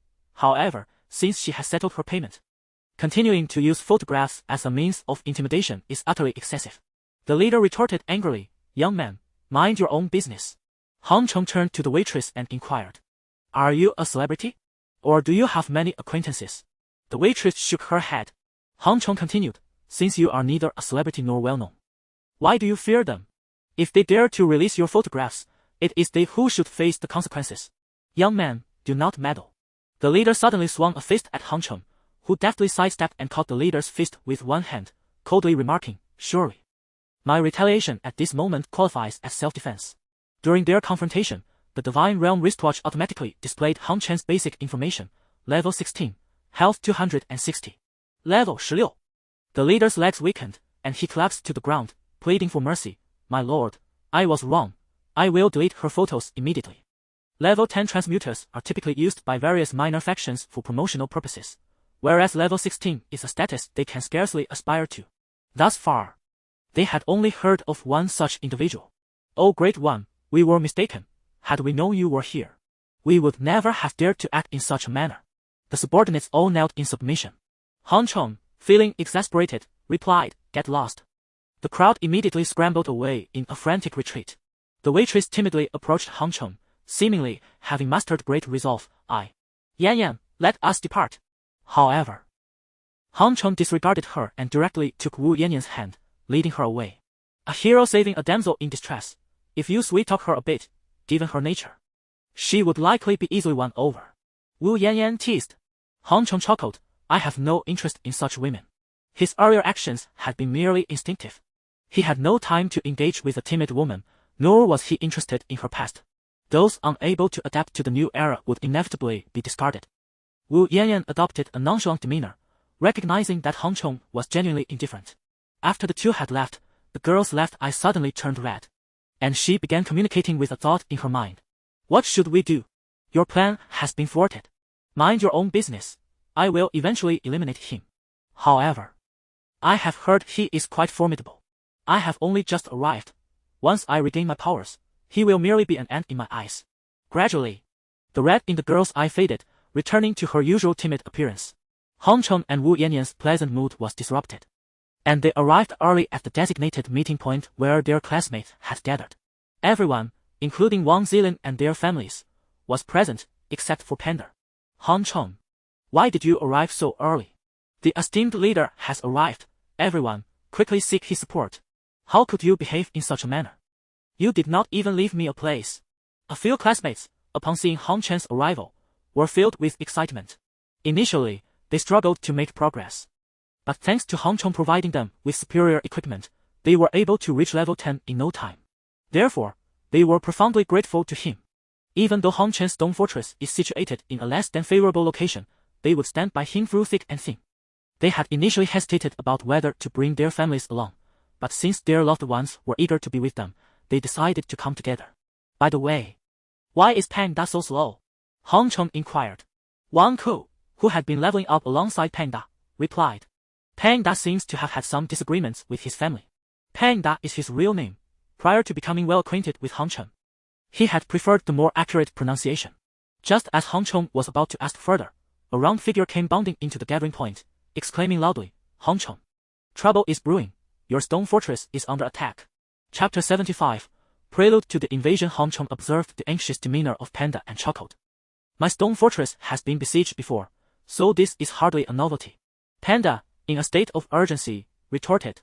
"This is not merely a sporadic attack from monsters but a large-scale mobilization." The other classmates chimed in with laughter. "What is there to fear?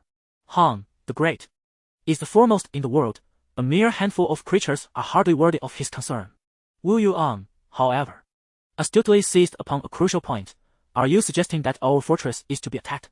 How is it that you possess foreknowledge of the monster's movements?" Han Cheng, naturally equipped with strategy, was perplexed. Even he was unaware of an impending assault on his fortress, so how could Panda have known? Upon hearing Panda's assertion, Han Cheng felt a twinge of curiosity. While it was not surprising for his fortress to be under threat, it was indeed peculiar that Panda had prior knowledge. Panda explained. "Just an hour ago, 10 perilous zones emerged. Look at the map." He then activated the electronic map on his divine domain watch and continued, "See. Your fortress is situated right among them. Initially, I hadn't noticed. I only just discovered it not long ago." Han Cheng cast a glance at the map, his expression shifting as he noted that the 10 newly emerged perilous zones were located merely a few kilometers away from his fortress, forming a perfect circle with his fortress at the center, and the distances were identical. If this were mere coincidence, Han Chong was resolute in his disbelief. I must return immediately. You may accompany me if you wish, if not, I shall return for you another time, he declared to his companions. It was already perilous enough to expose his classmates to ordinary dangers. Compelling them to face the threats he had inadvertently attracted would be excessively burdensome. His classmates responded in unison. What are you saying? Quickly, get in the vehicle. We must not delay our return. Lend me a hand with the boxes. Indeed. Hasten our passage. Our strength is derived from you. If we cannot confront this minor peril, then what do we even signify as brothers? Remarkably, none of the students showed any inclination to retreat. Although their parents expressed concern for their children, witnessing their determination, they too chose to follow. Children, you have grown and learned to shoulder responsibility, Han Chong remarked without pretension. Very well, we shall set forth. With that, everyone swiftly boarded the vehicle. And they commenced their journey. As they traveled back, Han Chong engaged in various conjectures within his mind regarding previous actions. The Divine Domain Watch had already imposed a penalty upon him. It was unlikely to continue its petty targeting, especially given the timing. He noted that the emergence of these perilous zones coincided with their departure from the Goose Lair, or more accurately, shortly after those individuals had publicized their exploits in the Goose Den. This led him to recall the individual who had sold him out to the vampires. And he began to piece together the puzzle. Creatures of the Divine Domain could not venture far from their territories due to inherent restrictions, yet if granted permission, they could mobilize en masse. This permission, however, must originate from the denizens of Earth. In other words, if any inhabitant of Earth wishes to ally with the beings of the Divine Domain, they may request military assistance from these entities as a member of Earth. This is also the reason why that small nation faced annihilation during its novice phase. The beings of the Divine Domain cannot manifest in large numbers, yet as their master. Should one summon them, it would be tantamount to inviting one's own demise. Although he has many adversaries, none possess the capability to mobilize such a multitude of Divine Domain beings simultaneously, unless, of course, an unforeseen event were to occur prematurely. Considering that Earth's progress has consistently outpaced that of Water Blue Star, Han Chong found it rather unremarkable. Wu Yuan silently grasped Han Chen's hand, saying nothing. Since Han Chong was not troubled, she felt no need to be overly concerned. What could be more persuasive than sharing the trials of life and death together? After they departed the city, the discoveries of Panda began to garner attention from others, and the online community started to buzz. A startling turn of events. The stone fortress of One Day's Plan is besieged by a hazardous area. The perilous zone surrounding the besieged stone fortress has been confirmed to be elevated to a level 2 danger zone. Will it rise again? Let us wait and see. 100,000 Divine Domain beings encircle the stone fortress of One Day's Plan. Can it withstand the siege? 100,000 is an exaggerated figure, for no one would count them, yet the encirclement of the fortress is indeed a reality. Currently, Han Cheng's fortress is surrounded by the territorial conflict of dangerous zones. With Divine Domain beings blocking the roads, those within cannot escape, and those outside cannot enter. Of course, if one is willing to pay a hefty price, it is not impossible to breach the blockade, but who would dare to take such risks? In the real world, death is a true finality. A startling turn of events. All danger zones have undergone mutations, putting hundreds of adventurers at risk. Netizens began to speculate, is another upheaval imminent? The stone fortress of One Day's Plan is actually besieged. Could it be that One Day's Plan has inflicted too many strategies upon the Divine Domain beings, provoking their wrath? It is plausible, for countless individuals have benefited from the strategies of One Day's Plan, enhancing their monster-slaying speed significantly. Today, One Day's Plan released new advisories regarding hazardous zones. Hang in there, dear. Why call him dear and not rush to his aid? Spouses are like birds of a feather. In times of peril, they often flee separately.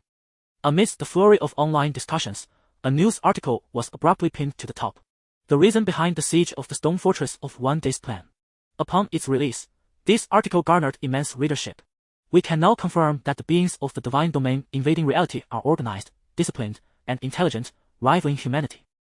They even possess emotions such as fear. According to the great deity of One Day's Plan, they were previously restricted, but are now gradually being unbound. While it is one matter for One Day's Plan to disclose strategies regarding the Divine Domain, daring to reveal strategies pertaining to the real world is undoubtedly an act that would incite the wrath of the Divine Domain beings.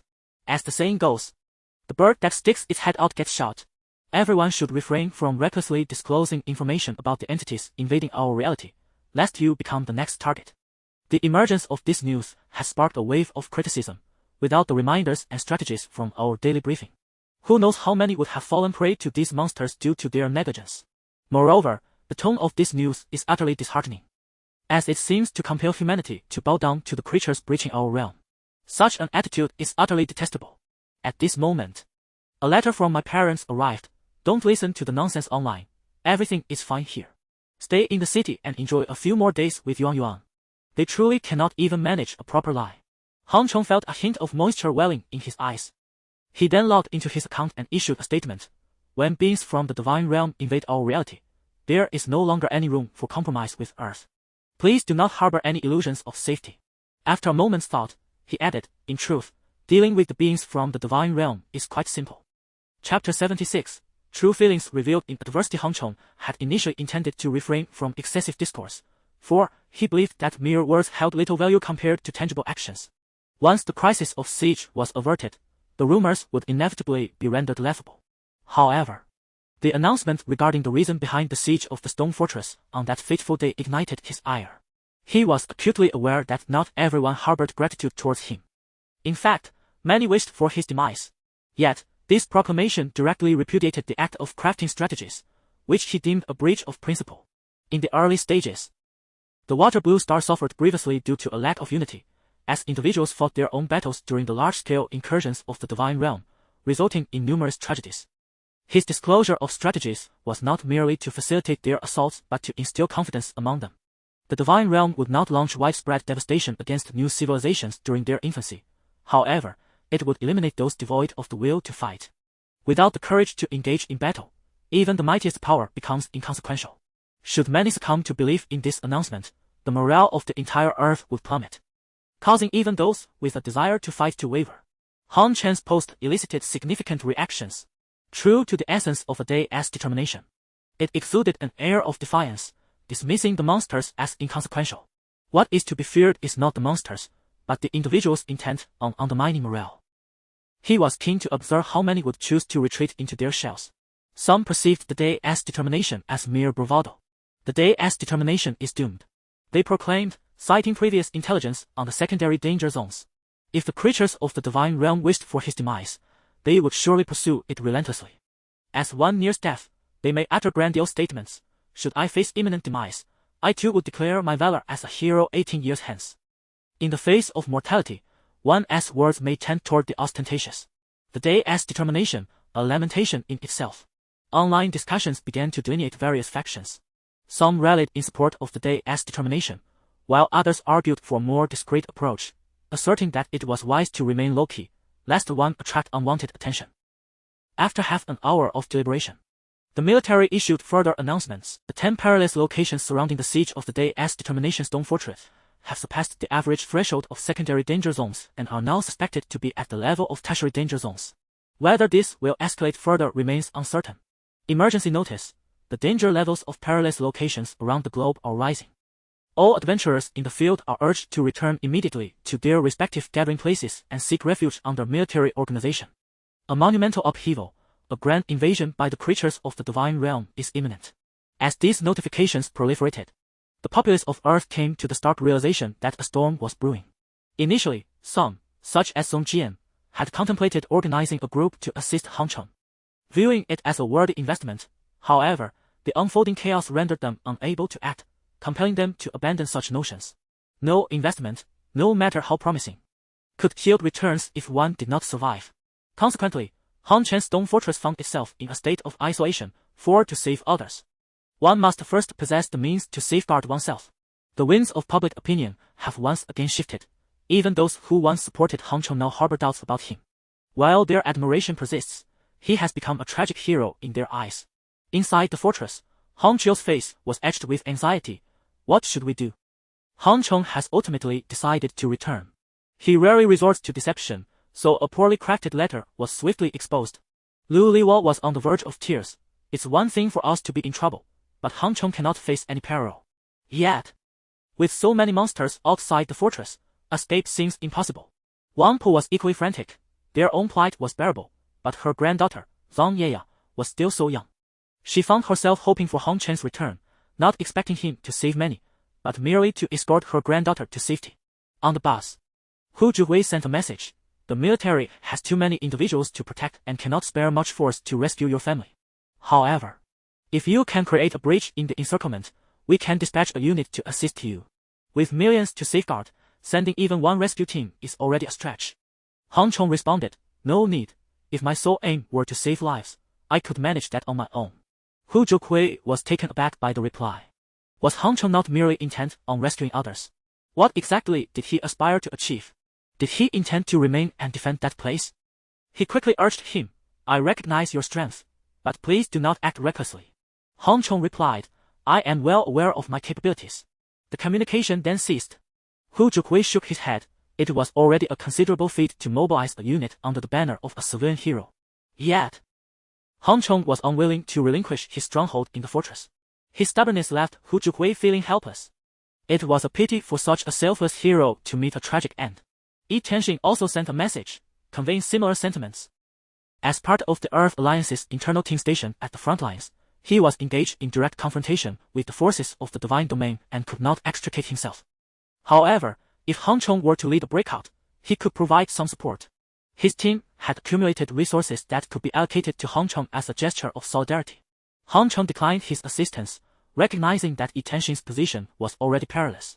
Providing him with additional resources would only exacerbate his risk. Jing Jian expressed a similar sentiment, stating that he could not disengage but could position a unit outside to assist Hang Chong. Hang Chong merely expressed his gratitude. After all, having someone extend their hand in times of crisis is a mark of friendship, and one cannot demand that everyone accompany them into danger. At that moment, Hang Chong suddenly received a notification from the Iron Blood City of the Divine Domain. Your mercenary group member Zhang Xiufeng has withdrawn from the team. He has attracted over 30 unfamiliar members to the mercenary guild through the power of his reputation, yet he has been preoccupied with securing first kills, leaving him little time to attend to them. Now, however, 13 individuals have chosen to depart, leaving a total of 21 remaining. Wu Yuan is astonished. Has the functionality of the Divine Realm Watch been activated? Can we now manage the affairs of Iron Blood City in the real world? Hang Chong nodded. Indeed, the integration of the Divine Realm and reality will become increasingly prevalent until the real world disappears.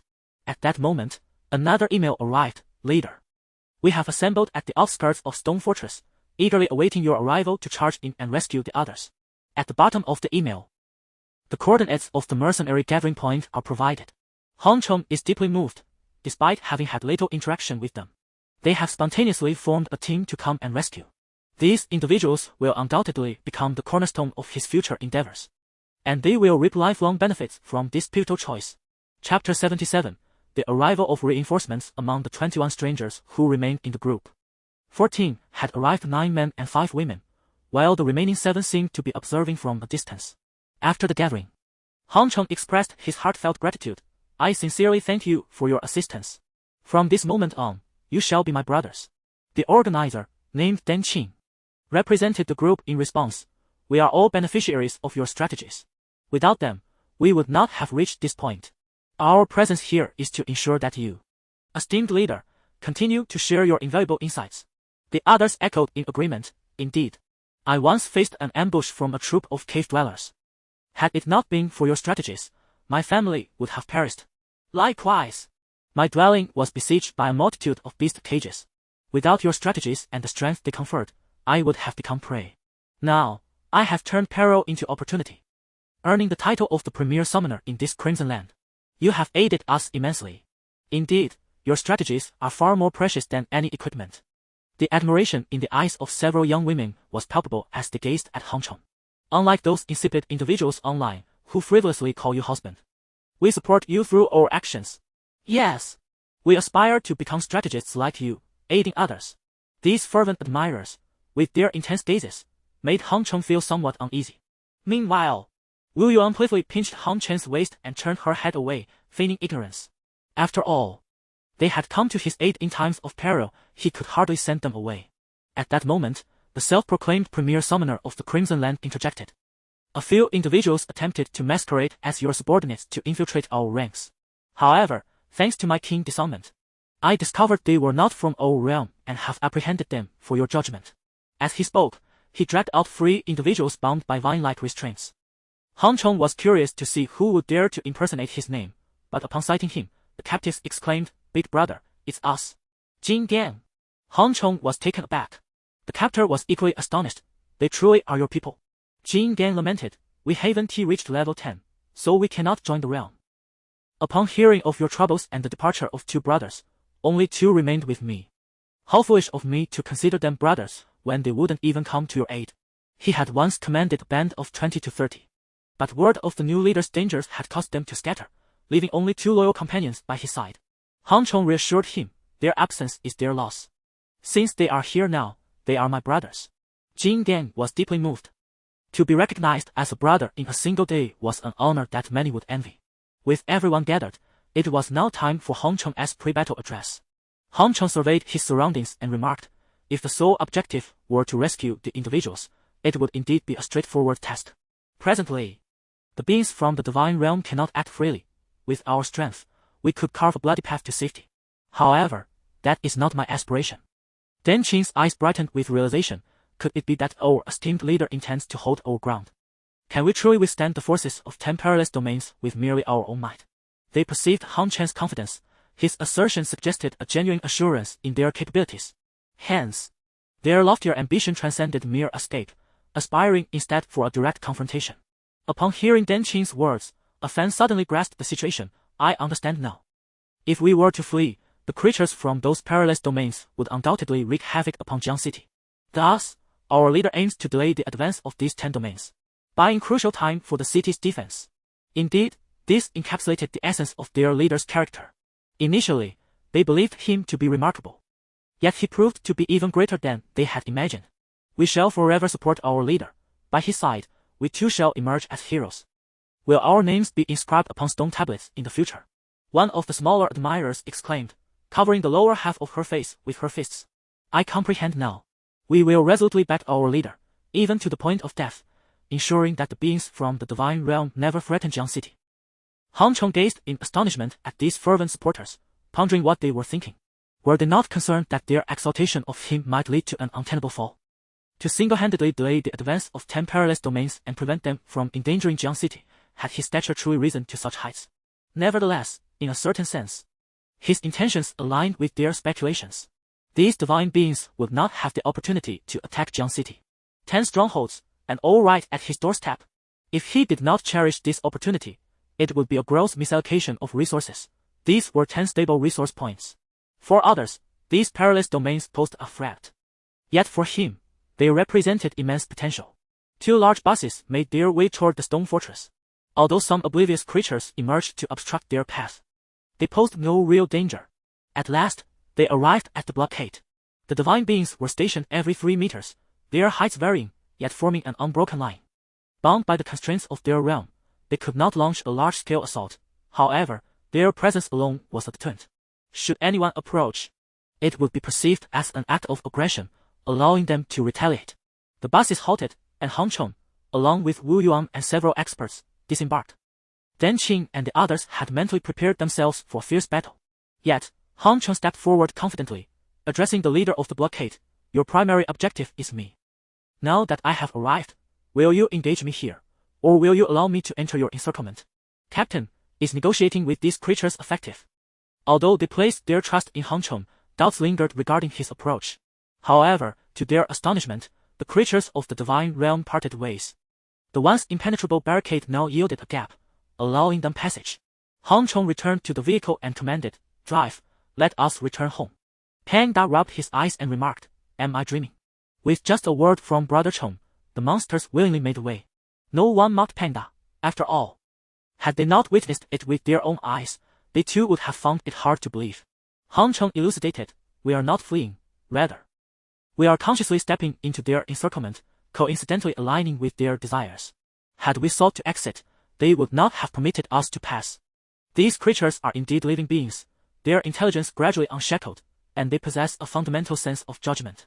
Wu Yuan captured all of this on film and shared it online, titling it, "A Day's Expedition, Creatures of the Divine Realm Retreat."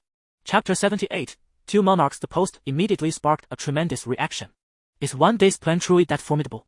With a single statement, did it compel those stubborn ones to yield? Truly, it deserves admiration. If I could exude such authority even once, it would be worth dying for. If we were to follow in the footsteps of one day's plan, perhaps we too would have similar opportunities, but alas. Hindsight is always clearer than foresight. Of course, many astute individuals disowned the underlying truth. One day's plan, while appearing imposing, was in fact ensnaring itself. The creatures of the divine realm possess intelligence. Their retreat was not out of fear of one day's plan, but rather a concern that it might escape. Once one day's plan foolishly entered the encirclement, escaping became nearly impossible, rendering them akin to fish in a barrel. When the creatures of the divine realm launched their full assault, it would signal the end for one day's plan. It is understandable that, in a bid to save his besieged family, he would plunge into the fray. But it is regrettable that he would lead a multitude to their doom alongside him. Such conduct and character are utterly depraved. It is evident that one day's plan is merely a self-serving individual, promoting strategies not for altruistic reasons, but for fame and profit. Thus, we must not be deceived by such a scoundrel. A person who drags others down with him is hardly worthy of our admiration. In conclusion, let me advise you, the purpose of an idol is to set an example for others. Please, see through the character of one day's plan, and do not become like him. Upon the emergence of this post, it garnered widespread attention and incited fervent discussion. One day's plan is not such a person. I will always support one day's plan. However, there is merit in what was said. If one day's plan chooses to meet his end, that is one matter. But dragging others down with him is hardly the mark of a true man. Indeed, one day's plan has acted shamelessly, exploiting his celebrity to lure others to their demise. Let us spit in disdain and move on. Have you not seen one day's plan's strategies? Does your conscience not ache for speaking thus? Even without one day's plan, others would rise to offer guidance. Had one day's plan not stolen the first kill, it might have been achieved by someone far greater, who could have rendered even greater value in protecting others. Unbelievable. I have never encountered such shamelessness. Even Wu Yuan, the original poster, could no longer tolerate it and shut off the divine realm wristwatch, refusing to read any more comments. The internet teems with all manner of people. Such oddities are ever present. Engaging too deeply with them only leads to defeat. The members of Hong Chen's team were also taken aback. In the morning, Hong Chen maintained a noble and grand image. Yet by evening, countless detractors had emerged. Countless individuals have reaped the benefits of the strategic guide, and while it is understandable for some to refrain from offering assistance, the disparagement from others remains incomprehensible. Indeed, anyone is capable of devising their own strategies. However, a mere day's delay diminishes their strength, consequently increasing the perils they face against the monstrous realities. For instance, among the 14 who joined the mortal realm, had they not been forewarned of the monster's vulnerabilities and behaviors, 5 would have been unable to arrive here. Others managed to get ahead, partly owing to their earlier access to the guide. As the team expressed their indignation, Hong Chong chuckled, stating, "It matters not, time will reveal all truths." Jin Dan flattered, "The boss is indeed formidable." A subordinate chimed in, "Absolutely. The boss is both cultured and martial, uniting the realm." "Enough. I am no eunuch," Hong Chong retorted playfully. Though Jin Dan and his entourage retained many rogue traits, they exhibited profound loyalty. As for strength, it can easily be amassed through wealth. While prowess is attainable, loyalty is rare. As for the online detractors, he remained indifferent. Time not only unveils truths but also discards the unworthy. With the advent of the divine domain, no individual on earth can remain unscathed. These individuals have thrived in an era of peace for far too long, leading to their reckless behavior. Should they fail to amend their ways, isolation will inevitably befall them, resulting in their demise amidst calamities. If one does not strive for their own salvation, not even the divine can rescue them. 2 large carriages halted at the stone fortress, and its inhabitants promptly emerged to greet them. Zhang Qing, Zhang Yun, and Cheng Dong were profoundly moved, for their leader had initially been outside. Had he chosen to abandon them, he could have easily done so. Yet, Hong Chong returned with his companions. Han Chiu immediately scolded, "You rascal! Were you not instructed to enjoy a few more days in the city with Yuan Yuan? You disobeyed and returned with others." Lu Liwa echoed, "Indeed. It would have sufficed for you to return alone, but you brought so many with you." They were touched by their son's filial piety. However, his decision to bring others back stirred their concern. They were honest folks, willing to bear their own misfortunes, but dragging others into peril felt excessive. Moreover, not all of these individuals were capable warriors. Some had come with families, thus complicating matters further. Han Chong reassured, "Father, Mother, I have no fear of these monsters. Observe how they have surrounded us for so long, how many dared to assault us. If I lacked confidence, I would not have acted thus." Han Chiu and Lu Liwa finally exhaled, realizing they had been too hasty. Reflecting on their son's character, they found it hard to doubt him. Subsequently, the couple swiftly organized accommodations for everyone. Since their son exhibited such confidence, they too chose to believe in him and offer their full support. After more than an hour, everyone was settled, and the fortress was nearing its full capacity. Han Chong harbors ambitions to expand the stone fortress. Yet such endeavors must await the conclusion of the current calamity. At 8 o'clock in the evening, several individuals endowed with culinary talents prepared steaming hot meals, drawing all the inhabitants of the fortress together for a communal feast. At the dining table, everyone indulged joyfully, as if the monstrous threats outside did not exist at all. Once dinner concluded, it was time for Han Chong to address the gathering. The assembled individuals were those willing to share both life and death. Yet Han Chen's aim transcended mere survival. He aspired for everyone to thrive together. Thus, his first task was to instill confidence among them, a vital responsibility of any leader. Han Chong began, "I am aware that many of you harbor concerns regarding the safety of the stone fortress. However, I urge you to find solace in the presence of the ancient locust tree at the entrance, which you have all seen. Feel free to assess its attributes. It stands as an 18th level monarch, accompanied by 10 15th level leaders." The crowd gasped in astonishment. An 18th level monarch, while others online fretted over the challenges posed by 15th level monarchs. Han Chong had already enlisted an 18th level guardian. With an additional 10 leaders at his side, it was no wonder he exuded such confidence. In the midst of their astonishment, Han Chong continued, "We do not merely possess one monarch, we possess the strength of two."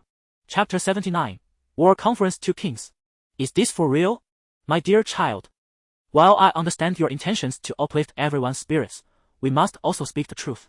Can it be that we, at Stone Fortress, possess two kings? Nephew, the bloodthirsty divine seeds you bestowed upon me have yet to sprout. It is not that they doubt Han Chong, but the news is simply too astonishing. They require time to process it. The esteemed mercenary corps has risen to become a top force in Iron Blood City without the backing of any consortium.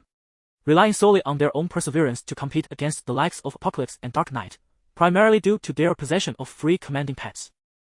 The attributes of commanding level pets vastly surpass those of humans. Only a fully equipped human with green gear could hope to contend with a commanding level creature. The fact that Han Chong has 10 level 15 commanding pets is already impressive. Yet now there are two kings, how can anyone else stand a chance? Han Chiu, brimming with excitement, exclaimed, "Where is the second king? Bring it forth for all to see." Han Chong smiled and turned to the summoner who had subdued the three golems, saying, "The pet that restrained the golems is the bloodthirsty vine. This is our second king-level pet." The truth dawned on Wang Han and the others. Yet many remained perplexed. Isn't the bloodthirsty vine a commanding level pet? How can it be considered king-level? Dan Qing, with a chuckle, alleviated the tension. His name is Wang Zichen, the foremost summoner of the blood-soaked land. Once, due to being robbed of a monster, he single-handedly annihilated a 7-member team led by a transmuted warrior at merely level 9. A fellow named Dong Jian, who initially sought to challenge his reputation, immediately conceded and offered apologies upon witnessing his prowess. The bloodthirsty vine is commanding in the hands of others, but in his, it embodies the essence of a king. His words served to smooth over Han Chen's earlier remarks about king-level prowess, suggesting that a well-executed performance could indeed be deemed as such. Wang Zichen nodded in agreement, affirming Dan Qing's assertions. The title of the foremost summoner in the blood-soaked land is no trivial matter. Should he choose to join any major faction, he would be treated as an esteemed guest. Every significant force in Iron Blood City has extended invitations to him, and numerous mercenary corps are eager to incorporate him as a core member. Should he decide to become a pivotal figure, the entire team could tailor their strategies and growth around him. Yet, he has declined all invitations, opting instead to remain an ordinary member in the earthly realm. Han Chong shook his head, saying, "What you may not realize is that while the bloodthirsty vine is generally a commanding pet, when it entwines with the treant, it can delegate defensive duties to the resilient treant and focus solely on offense, thereby harnessing terrain to unleash king-level power. Thus, I assert that we possess two entities of king-level strength. Moreover, in reality, the bloodthirsty vine can continuously absorb flesh and blood through this battle, potentially evolving into a new king." Wang Zichen was elated. If that were the case, his strength at Stone Fortress would be even greater. It was said that Han Chen's core team lacked summoners, making him the most promising candidate. With the revelation of 2 kings within Stone Fortress, the confidence of the crowd surged. The summoning beasts of the elite level possess a far greater intimidation factor than the monarchs of the Divine Realm. For should a summoning beast perish, the summoner can simply expend resources to conjure it anew. Currently, Han Chong is not financially constrained. He could resurrect 2 elite summoning beasts dozens of times over. The denizens of the Stone Fortress have begun to realize that their stronghold has inadvertently become the most formidable force within the Ironblood City war zone, rendering the factions frequently lauded in the news insignificant in comparison to Han Chen's team. Moreover, Han Chen's subsequent speeches have left a profound impression. If even 2 elite beings cannot safeguard the Stone Fortress, what faction in Jiang City could possibly withstand the onslaught of the monsters? Observing the radiant smiles and the unwavering confidence of his comrades regarding the future, Han Chong commenced the delegation of tasks. He collected several tree demon hearts from his associates, nurturing them into new tree demons. Currently, Old Guai has the capacity to command 30 of these creatures, although they have yet to fully mature, thanks to the effects of the life spring. By the following day, an additional 20 leaders will emerge, creating an almost fantastical lineup. Subsequently, Han Chong began to devise tactics centered around the 30 tree demons and Old Guai. Given the complexities and intricacies of advanced strategies would be beyond their current capabilities and would require time to adapt, Han Chong opted for a straightforward tactical approach. He divided everyone into primary combat units and logistical support units. The logistical support team would take refuge behind the tree demons, deploying summoning beasts or launching covert attacks. Those lacking the necessary skills could utilize steelbooks and equipment to assist, should any adversary slip through. A select group of the more formidable individuals would be responsible for their elimination. Meanwhile, Old Guai and Hong Chiu would coordinate centrally, dispatching the primary combat team to provide support at the first sign of danger from any direction. Naturally, if Old Guai could handle it independently, he would do so. Following this, Han Chong sent the non-primary combat personnel out for drills, while the main team remained in conference. Once only the primary members were left, Dan Qing remarked with a wry smile, "I feel our presence here makes little difference. Even if we were absent, the Stone Fortress would stand resolutely." He discerned that the true strength of the logistical team lay in their auxiliary roles, crafting potions and mending equipment, rather than in their combat prowess, which collectively could hardly rival a fraction of Old Guai's strength. After all, even in the Divine Realm, the death of a monarch demands the sacrifice of hundreds of adept professionals. Could they truly hope to defeat a monarch, let alone one capable of resurrection? Han Chong assigned them tasks primarily to instill a sense of purpose. Wang Zichen chuckled, "Not quite. My presence here is indeed valuable." The others glared at him. Yet this only emboldened his bravado, especially with his bloodthirsty vine in tow. They were all renowned masters in their own right, yet in comparison to Han Chong, only Wang Zichen seemed capable of playing a pivotal role. Han Chong stated earnestly, "Your presence is immensely beneficial to me. Without you, I could at best ensure the safety of the Stone Fortress, and that would be my utmost limit. Isn't our purpose to ensure the safety of Shubao?" The crowd sensed that Han Chen's words were somewhat amiss, yet they could not articulate why. One of Han Chen's classmates, Xianxia, jestingly remarked, "Surely you don't intend to launch a counterattack?" His comment ignited a wave of excitement among the others. Wu Yuan, smiling, replied on behalf of Han Chong, "Of course. These creatures from the Divine Realm have blocked our doorstep. We cannot simply remain indoors, can we? We must fight our way out and subdue these monstrous blockades." Upon hearing this, everyone felt a surge of fervor. "Wow, truly a powerhouse. We have underestimated him," they exclaimed. "My apologies, esteemed one. We were indeed too naive." While discussions erupted online about Han Chen's chances of surviving this calamity, he was already contemplating a counteroffensive. Han Chong smiled faintly, offering no further explanation. A counterattack? Subduing 10 perilous domains? Let them think as they wish. If he were to reveal the entirety of his plan without taking any action, they might very well deem him deranged. Chapter 80. The invasion begins throughout the night. There was no battle, only a few scattered monsters lingering nearby and distant blockades. Han Chong understood that the intelligent beings from the Divine Realm felt their forces were insufficient to seize the fortress. Hence they were merely augmenting their numbers from their lairs and reinforcing their lines of defense without launching a direct attack. After all, a hasty offensive would only allow them to deploy a fraction of their strength. It was only after accumulating a certain quota of troops from the Divine Realm that they could achieve a more significant impact. This was a reasonable strategy. Considering the gradually unlocked intelligence of these divine realm creatures, particularly those besieging Hongcheng, which rivaled that of humans and even surpassed them in experience, they certainly would not engage in a futile wave of attacks that would lead to needless casualties. A true assault would be a relentless, coordinated onslaught, as entering the divine realm would strip them of their protection in the real world. The group seized the opportunity to utilize their time in the divine realm while the monsters had yet to mount an offensive, honing their coordination in the process. Hongcheng wished to keep his title concealed, so he, along with his core 5-member team, feigned entry into the divine realm. At this juncture, the online discourse shifted once more. Thousands of level 1 danger zones surrounding Jiangcheng and Nanxi City began to mobilize frequently, launching assaults on the scattered gatherings. While other regions saw an increase in dangerous creatures, the military and the Earth Defense Alliance focused primarily on fending off level 2 and level 3 danger zones, paying little heed to these monsters, which could be dealt with by ordinary civilians. Many were filled with trepidation, believing that the apocalypse was imminent. Although they had undergone over 20 days of adaptation, a few individuals with frail mental fortitude remained, spreading fear and undermining the morale of others. Wherever morale wavered, there were those who sought to uplift it.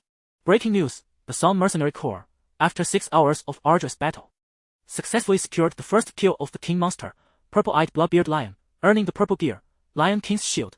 Breaking news: the Apocalypse Mercenary Corps, after 5 hours of fierce combat, achieved the first kill of the King Monster, Slime King, acquiring the Purple Gear, Revival Necklace. Breaking news: the Knight. Breaking news: I am the first. The aptly named Mercenary Corps suffered a significant defeat in their first kill attempt, incurring heavy losses. The announcements of 4 successful first kills greatly invigorated morale and inspired the masses. I want to join the apocalypse. They possess purple gear. The earthly realm is no longer accepting anyone. We can only align ourselves with these second-rate factions. The first Mercenary Corps purple gear is for attack. It sounds significantly stronger. Many idle individuals, upon hearing of the purple gear, eagerly sought to join various factions, not merely to acquire the gear itself, but because they recognized the potency of those capable of obtaining such items. Conversely, many who lacked the qualifications to join the prominent factions thought, what's so remarkable about that? Their purple gear is not yours. Indeed, by joining them, you likely won't even earn a single piece of red gear. You probably won't even get green gear. Ha ha! They scurry over at the mere mention of purple gear. What fools! At this moment, those who are merely focused on equipping themselves are undoubtedly selfish, oblivious to the need for collective protection. Of course, perspectives vary, and this is a personal choice that cannot be imposed upon anyone. Simultaneously, news of first kills reverberated across the globe, with an array of purple equipment being unveiled. The factions that achieved these purple items fervently promoted their triumphs to garner public support. Behind the blazing sun, President Wang addressed the cameras, stating, "Our choice to secure the first kill at this juncture is not motivated by acquiring equipment but rather to instill confidence in the people. To convey that we possess formidable strength, the monsters from other realms are inconsequential to us, and we shall stand resolute on the front lines of battle." Other prominent factions echoed similar sentiments, igniting fervor among the citizens of the Iron Blood City Combat Zone, Jiangcheng, and Nanxi. As Hongcheng remarked, the paramount significance of purple equipment lies not in its attributes but in its deterrent effect, signaling our strength to all. This effect proved to be remarkably effective. To avoid undermining their current promotional impact, Hongcheng resolved to postpone the release of his remaining 14 first kill videos. Meanwhile, some misguided individuals began disseminating rumors. Shocking! Momo Nation has been annihilated. The entire country has fallen. Shocking! The Apocalypse Mercenary Corps has secretly allied with foreign tribes. Shocking! The Stone Fortress fell within a day, with no survivors. A deluge of fabricated news and baseless rumors flooded the airwaves, and even Hongcheng, who had previously remained indifferent to detractors, felt a surge of anger and a desire for retribution. At noon, a significant disturbance occurred in the secondary danger zone. A team stationed outside the perilous area observed a large-scale mobilization of monsters, yet they remained unfazed, laughing. After waiting so long, they've finally come out. Indeed, I just leveled up in the Divine Realm. I recently acquired 2 pieces of green equipment. I can finally unleash my prowess. Ha ha, brothers, let us seize the monsters. Charge! Wait, what are those creatures doing? This is bad, they are fleeing. Quick, intercept them. A multitude of monsters surged forth from the secondary danger zone, and the outer perimeter failed to contain them, as it is impossible to block all directions. Despite Hongcheng's warnings, they clung to their past beliefs. assuming that the monsters were mindless brutes, attacking anyone in sight. Even if a few possessed intelligence, they were merely leaders. Their understanding was entirely erroneous. Yet the trials of the divine realm pertain to all humanity, not just a select few. Monsters from the first and second danger levels disregarded terrain, rushing in all directions before regrouping outside the human blockade, then charging toward various gathering points, with the majority heading towards Jiangqing. Fall back. Their target is the most populated area. First Army, please retreat. Second Army, please retreat. Respond upon receipt. Main forces, do not retreat. Exert all efforts to eliminate the high-level monsters. In each battle zone, retreat must cease. All efforts should be directed towards vanquishing formidable adversaries. Allow the black iron level creatures and those beneath level 10 to pass unhindered, but do not permit the higher level monsters to infiltrate. Following an initial surge of panic, individuals swiftly began to organize a counteroffensive and devise the most rational strategies. The main forces will target level 10 monsters and elite foes, deliberately permitting the lesser hordes to advance, which will then be dealt with by civilian factions. In truth, the majority of people have now integrated into the divine realm. This game bestowed by the gods, where most can effortlessly handle the black iron creatures below level 10. However, their greatest adversary is not the monsters themselves, but rather the dread of death that looms within their hearts. Within the stone fortress, Han Chong, fully prepared for battle, addressed his team. Are you ready? Ready. Excellent.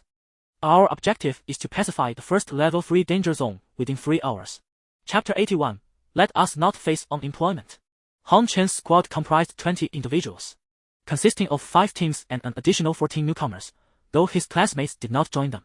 This was not due to fear of death, but rather a realization brought on by their encounters in the divine realm.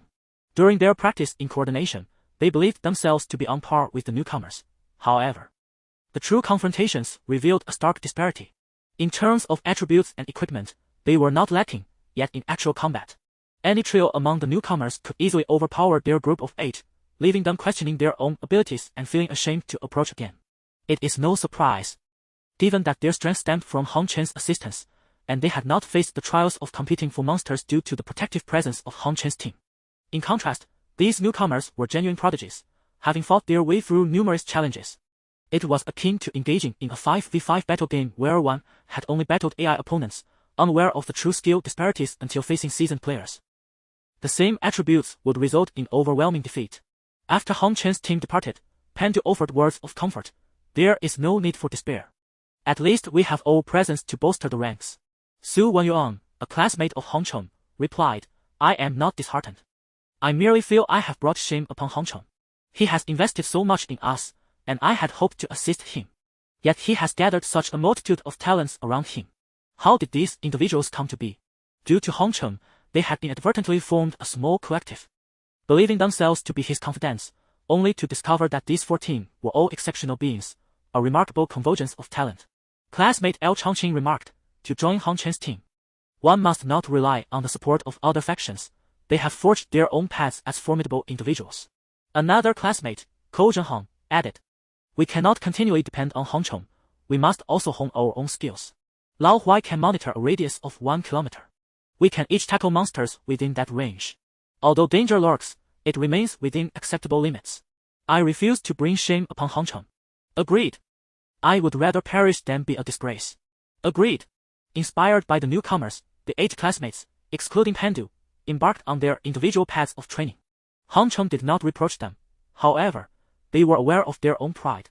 Accepting Han Chen's assistance was one thing, but they were determined to establish their own worth. While Han Chong noticed the shift in his classmates' mindset, he lacked the time to counsel them, choosing instead to focus on the battle at hand. A horde of wild boars charged towards them. With a swift motion of her staff, Wu Yuan conjured a wall of 4 elements, spaced a meter apart, to obstruct the boars' path. Each wall they breached caused the boars to lose speed. By the time they navigated through the 4 walls, the leading boars had halved their speed, and those at the rear, unable to halt in time, collided with their front counterparts. What awaited them next was Wu Yuan's froststorm. Wu Yuan elucidated, when the 4 walls converge, they can easily be overwhelmed by a sudden onslaught. However, maintaining a distance equivalent to a wild boar's stride allows for optimal effectiveness. The 3 mages in the team twitched their lips in frustration, acknowledging the logic but lamenting that the elemental walls were simply unattainable in the marketplace. Following the wild boar, A relentless onslaught of wolves, dogs, and lions would soon ensue. Hong Chong remarked, according to our strategy, it is best to leave the final blow to the bloodthirsty vines. While reality lacks the essence for slaying monsters, the bloodthirsty vines can fortify and enhance themselves by siphoning life, which will serve as a significant boon for them. Hong Chong wielded a warrior's curved blade in one hand and a shield in the other, adorned in green warrior chainmail, resembling a true warrior. The 4 other warriors in the team huddled near Hong Chong, refraining from engaging. An elite wild wolf charged toward Hong Chong. He raised his shield just in time. The wolf's claws scraping against it, inflicting -18 damage. The wolf's body suddenly flipped upward, providing Hong Chong the opportunity to plunge his blade into its abdomen. The critical strike resulted in -115 damage, leaving the beast grievously wounded, subsequently harvested by the bloodthirsty vines. Several warriors, who were intently observing Hong Chong, narrowed their eyes, seemingly grasping something profound. Soon, a horde of beasts surged toward Hong Chong, who employed the same tactic. Whenever a beast lunged at him, his shield would deflect at a precise angle, causing the creature to lose its footing and inadvertently reveal its vulnerabilities. It was as if the beasts were orchestrating a performance in tandem with Hong Chong. Did you comprehend the technique? Hong Chong inquired. Warrior Xianxia responded with a wry smile. I suppose I have. Each time our leader deflects a beast with the shield, he angles it just so, leading the creature to expose its critical points. However, while I understand it visually, executing it is an entirely different matter. Each beast possesses distinct qualities and force. How can one guarantee that the collision yields the desired outcome? A miscalculation could easily result in a fatal blow. A female warrior, Ling Ling, patted her chest in relief, exclaiming, "Thank goodness our leader isn't a warrior, otherwise, we'd all be out of a job." Hong Chong lacked warrior skills, yet his consistent focus on targeting vital points rendered the absence of such skills inconsequential. If Hong Chong were to assume the role of a warrior, he would leave the other warriors in the team with no chance to shine. Even a brief stint as a warrior could elevate their talents to mere amateurs. Hong Chong chuckled, "Rest assured.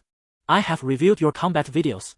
You are all prodigies, exhibiting remarkable precision in identifying enemy weaknesses and executing skills. With some practice, you will master this technique. A crucial aspect of this strategy is to time the shield's deflection perfectly. Too early, and the seasoned domain creatures may anticipate the move. If executed with sufficient finesse, one could even achieve deflection at the moment of impact. However, in the early stages, there is no need for excessive rigor. It suffices to sincerely perceive the impact of the shield's angle on the adversary. The reason this strategy has not been disclosed is that it can only be mastered by geniuses or seasoned experts with over a decade of experience. For the average individual, attempting to learn it not only proves futile but can also lead to complications. In the realm of divine domains, one may merely lose equipment from reckless actions. Yet in reality, mistakes can pose a lethal threat. Conversely, for the gifted, upon grasping the essence of this strategy and being provided with direction, mastering it becomes merely a matter of time. A sorceress accompanying Wu Yuan observed the dismal expressions of several warriors and, covering her mouth with a smile, remarked, "Thank goodness our esteemed leader is not a sorcerer, otherwise, having an assassin teach us the art of spellcasting would be quite detrimental." Wu Yuan's lips curved into a subtle smile, yet she remained silent. Chapter 82. Revenge. Though the 4 warriors were momentarily struck by Hong Chen's onslaught, they swiftly regained their composure. If every setback could impart such exquisite skills, they would willingly embrace defeat daily. Previously, they had only grasped the concept of seizing opportunities. But now Hong Chong was enlightening them on the art of creating opportunities. Once they comprehended that opportunities could be forged by their own hands, their battles revealed an entirely new realm. They found themselves more fatigued than before. This weariness was not detrimental. Rather, it stemmed from the depletion of their mental and spiritual energies. Growth necessitates rigorous training of both the body and the mind, and consciousness follows suit. In the divine realm, every individual possesses equal physical prowess. The distinction lies in the intellect and awareness. As they acquired more sophisticated combat techniques, the demand on their mental faculties intensified. The quicker the expenditure, the swifter their growth. After instructing the warriors, Hong Chong stowed away their equipment and donned a bow instead. The 2 newly joined archers turned pale. Their esteemed leader was already the most formidable assassin. Having usurped the warriors' roles, was he now to encroach upon the archers as well? Was there no respite for their profession? "I have reviewed your combat footage, and your battle instincts are commendable," Hong Chong began, laying the groundwork with encouragement. "You said the same before you struck down several warriors." The 2 archers silently grumbled in their minds. Nevertheless, A flicker of anticipation lingered within them. Does our leader possess any extraordinary skills for archers? They pondered. Their combat acumen was already formidable, yet no one would ever complain about becoming even stronger. Han Chong continued, it is evident that you have operated independently in the past. While your solitary tactics were effective, the kite strategy is also the aspiration of archers. Your speed, evasion, and ability to shoot while moving are quite impressive. The two nodded. Indeed, kiting requires finesse, and overestimating oneself could lead to dire consequences if caught. They excelled in this regard, possessing a strong sense of self-preservation that did not necessitate additional care or protection from teammates. At that moment, more beasts charged toward them. The beast leaders remained concealed, orchestrating from the shadows, perhaps intending to wear them down or awaiting reinforcements. However, Han Chong remained unperturbed, as long as the beast's assaults persisted. It merely served to save him time. The warriors stood firm at the front, the assassin occasionally striking, the mage unleashing spells, while Wang Zicheng harvested lives to nourish the bloodthirsty vine. In group combat, you may employ such tactics, Han Chong advised, brandishing a low-tier green-quality bow and knocking blue-tipped arrows. Each arrow he loosed found its mark among the throng of beasts. Even without the archery system's targeting assistance, his aim was remarkably precise. As arrows rained down, a transformation occurred within the beast horde. Although there were no casualties, the wild boars responsible for the collective charge were increasingly thrown into disarray, their formations collapsing into chaos. The wolf packs, adept at teamwork, began to attack their own comrades, while the once formidable lion prides faltered in their steps. Each arrow loosed altered the state of a beast, and amidst the pandemonium, the disorganized horde became significantly easier to manage, greatly enhancing the efficiency of the harvest. The arrows, weakening arrow, confusion arrow, poisoned arrow, paralysis arrow, each possessed distinct functionalities, capable of countering various adversaries. As Han Cheng elucidated, not only archers but all ranged classes generally inflicted less damage than their melee counterparts. Yet, when armed with the advantages of attack range and firing speed, it is crucial to fully leverage these strengths. Thus, the primary purpose of ranged combatants is not merely to inflict early damage but to weaken the enemy, allowing powerful warriors and assassins to resolve the battle. In the tumult of combat, archers wielded the ability to disrupt enemy formations. Hence, the paramount role of ranged units in team battles is not damage output but control of the battlefield. I understand, said the archer Yan Zhong. In the past, our focus was simply on eliminating the fastest foes. Now, however, we must select targets that will most significantly impact the situation. The reality of combat is not like that of a video game. There is no scenario where the rear ranks can simply bypass the front. Instead, they clash directly, potentially pushing the front ranks aside. Therefore, altering the opponent's state to turn the tide in one's favor is of utmost importance. Han Cheng nodded in agreement. Precisely. A true archer must select the most advantageous arrow within the shortest time possible. Just as Wu Yuan did not unleash powerful spells to instantly eliminate monsters at the onset, but instead utilized the Wall of Four Elements and Frost Storm to influence the battlefield, rendering the situation more favorable. In team combat, the impact on the battlefield is far more critical than merely slaying enemies. At that moment, a throng of monsters surrounded them, including not only the wild beasts native to this perilous land but also a multitude of skeletons, zombies, and vampires from other treacherous locales. The leaders among the creatures began to emerge, proclaiming, "Humans, you shall pay for your arrogance. Your demise will be a consequence of your hubris." Han Cheng, how brazen of you to appear here. Alas, this will become your tomb.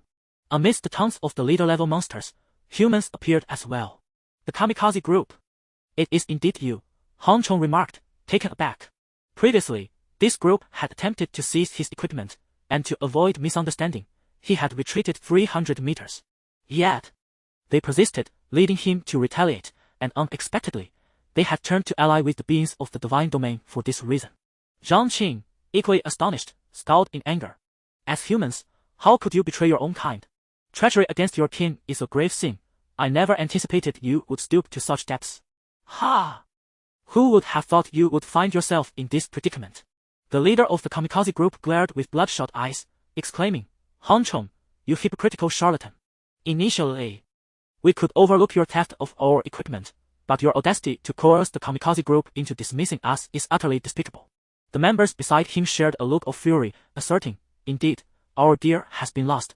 If the kamikaze group were to provide us with another set, we could regain our strength. Yet, out of fear of your influence, They not only refused to assist us but also cast us aside, leaving us with nothing. Even if it means allying with foreign tribes, we shall seek vengeance. Vengeance! Vengeance! Witnessing the shamelessness of the kamikaze group left them speechless. Their audacity had shattered their previous understanding of humanity. Fortunately, such individuals are but a minority, otherwise, the hope for human transcendence would be rendered virtually non-existent. Chapter 83. The deceitful tactics. Observing the astonishment on the faces of a few, the members of the kamikaze corps felt a surge of pride. To them, engaging in a game to seize equipment was trivial. They genuinely did not regard it as significant. The subsequent slander was merely a casual remark. Did they not possess the right to freedom of expression? Yet, Han Chen's actions were utterly excessive. Not only had he reclaimed their equipment, but his actions had also led to their dismissal from the company. Now, surrounded as they were, they faced the consequences of their misdeeds. Regret had come too late. Yet such remorse was futile. Ah, did you not anticipate that we would have the opportunity for vengeance? Kneel and beg for mercy. Perhaps we might consider sparing one of you. Ah, but we shall only spare the women. Fair maiden, should you please us, we might just let you go. The expressions of the crowd were filled with shock, but not the kind that stemmed from hope for redemption. Were they all from the Qianxia Rehabilitation Center? It was plausible. The medical profession had been struck hardest, and without supervision, they had naturally emerged. Indeed, the divine realm can heal the body, yet it cannot mend the mind. Perhaps a 5-star review on a future occasion. No, what if our accounts were suspended? The shamelessness of these individuals, along with their astonishingly warped perspectives, left the onlookers in disbelief. They had previously underestimated the audacity of traitors. Han Cheng had no intention of engaging them in explanations. Could one truly win an argument with such people? It was an impossible endeavor. There was no victory even for the divine in a dispute with them. The only solution to their kind was clear: eliminate them. With Han Cheng's command, the members surged towards the commanders atop the hill. Humans, they are your adversaries. Resolve this amongst yourselves, ordered a vampire leader to the kamikaze corps. Wait, us, they replied, taken aback. If we could defeat them, why would we seek your assistance? 3 ghoul leaders appeared at their side, asserting, indeed, humans, the esteemed Blood King, have bestowed upon you power. Do not delay. Even among leaders, the ghouls could not rival the vampires. The kamikaze corps leader glanced at the gathered commanders. Noting that over 20 were in unanimous agreement, their message was clear. If they did not act, their lives would be forfeit. We charge. The kamikaze corps leader gritted his teeth. Subsequently, 13 individuals dashed toward Han Cheng and the others. These creatures, though merely leaders, were all of level 20 and beyond. They were far beyond what the kamikaze corps could withstand. Resistance would inevitably lead to death. Battling alongside the beast tide offered a glimmer of hope. After all, their strength had increased significantly, and with the support of the beast tide, they believed they could contend for survival. Confident that the beings of the divine realm would not let them perish entirely. Elemental cage! Han Cheng shouted, then rushed towards the crowd. As the crowd pondered the nature of the elemental prison spell, Han Cheng had already surged ahead, positioning himself before several individuals. A wall of wind, fire, earth, and ice materialized around him, encircling both Han Cheng and 6 others within its confines. The mages stood in stunned silence, astonished at the unconventional application of magic. It was no wonder that he had captured the attention of those in power. He was nothing short of a prodigy. Yet, despite their astonishment, their actions remained swift as they understood this was Han Chen's moment to shine. Wu Yuan, feeling somewhat guilty for their praises, raised her hand and simultaneously unleashed a frost spear alongside Zhang Qing's heart-piercing attack, instantly eliminating one foe. When the elemental walls dissipated, only 3 of the 6 remained standing. Quick, heal me. I'm bleeding, please help, they cried. However, their remaining allies were powerless to assist, as Han Cheng had already charged towards them. The leaders of the opposing faction showed no intention of intervening, merely observing as their comrades bled out before their eyes. They had assumed that with the assistance of the other race, they had gained the strength to contend with Han Cheng, yet upon facing him again, they realized the gap had widened. Previously, he had dispatched 3 in an instant. Now, he could eliminate 6 within mere seconds. As Han Cheng approached, the remaining team members were thrown into a frenzy. Master, please save us. Master, I am your loyal servant. Have mercy on your servant, they pleaded. Why are these beasts standing in our way? Were they not supposed to aid us? What are you obstructing us for? This is deliberate. Damn vampires, May you suffer. In the face of despair, they began to call out for their masters, but their pleas fell on deaf ears, as their masters revealed only triumphant smiles. When the beasts that were meant to shield them instead obstructed their path back to safety, the realization dawned upon them: they had never been valued by their so-called masters. Once Han Chong had dispatched the last member of the Divine Wind team, the leaders of the other race suddenly erupted in laughter.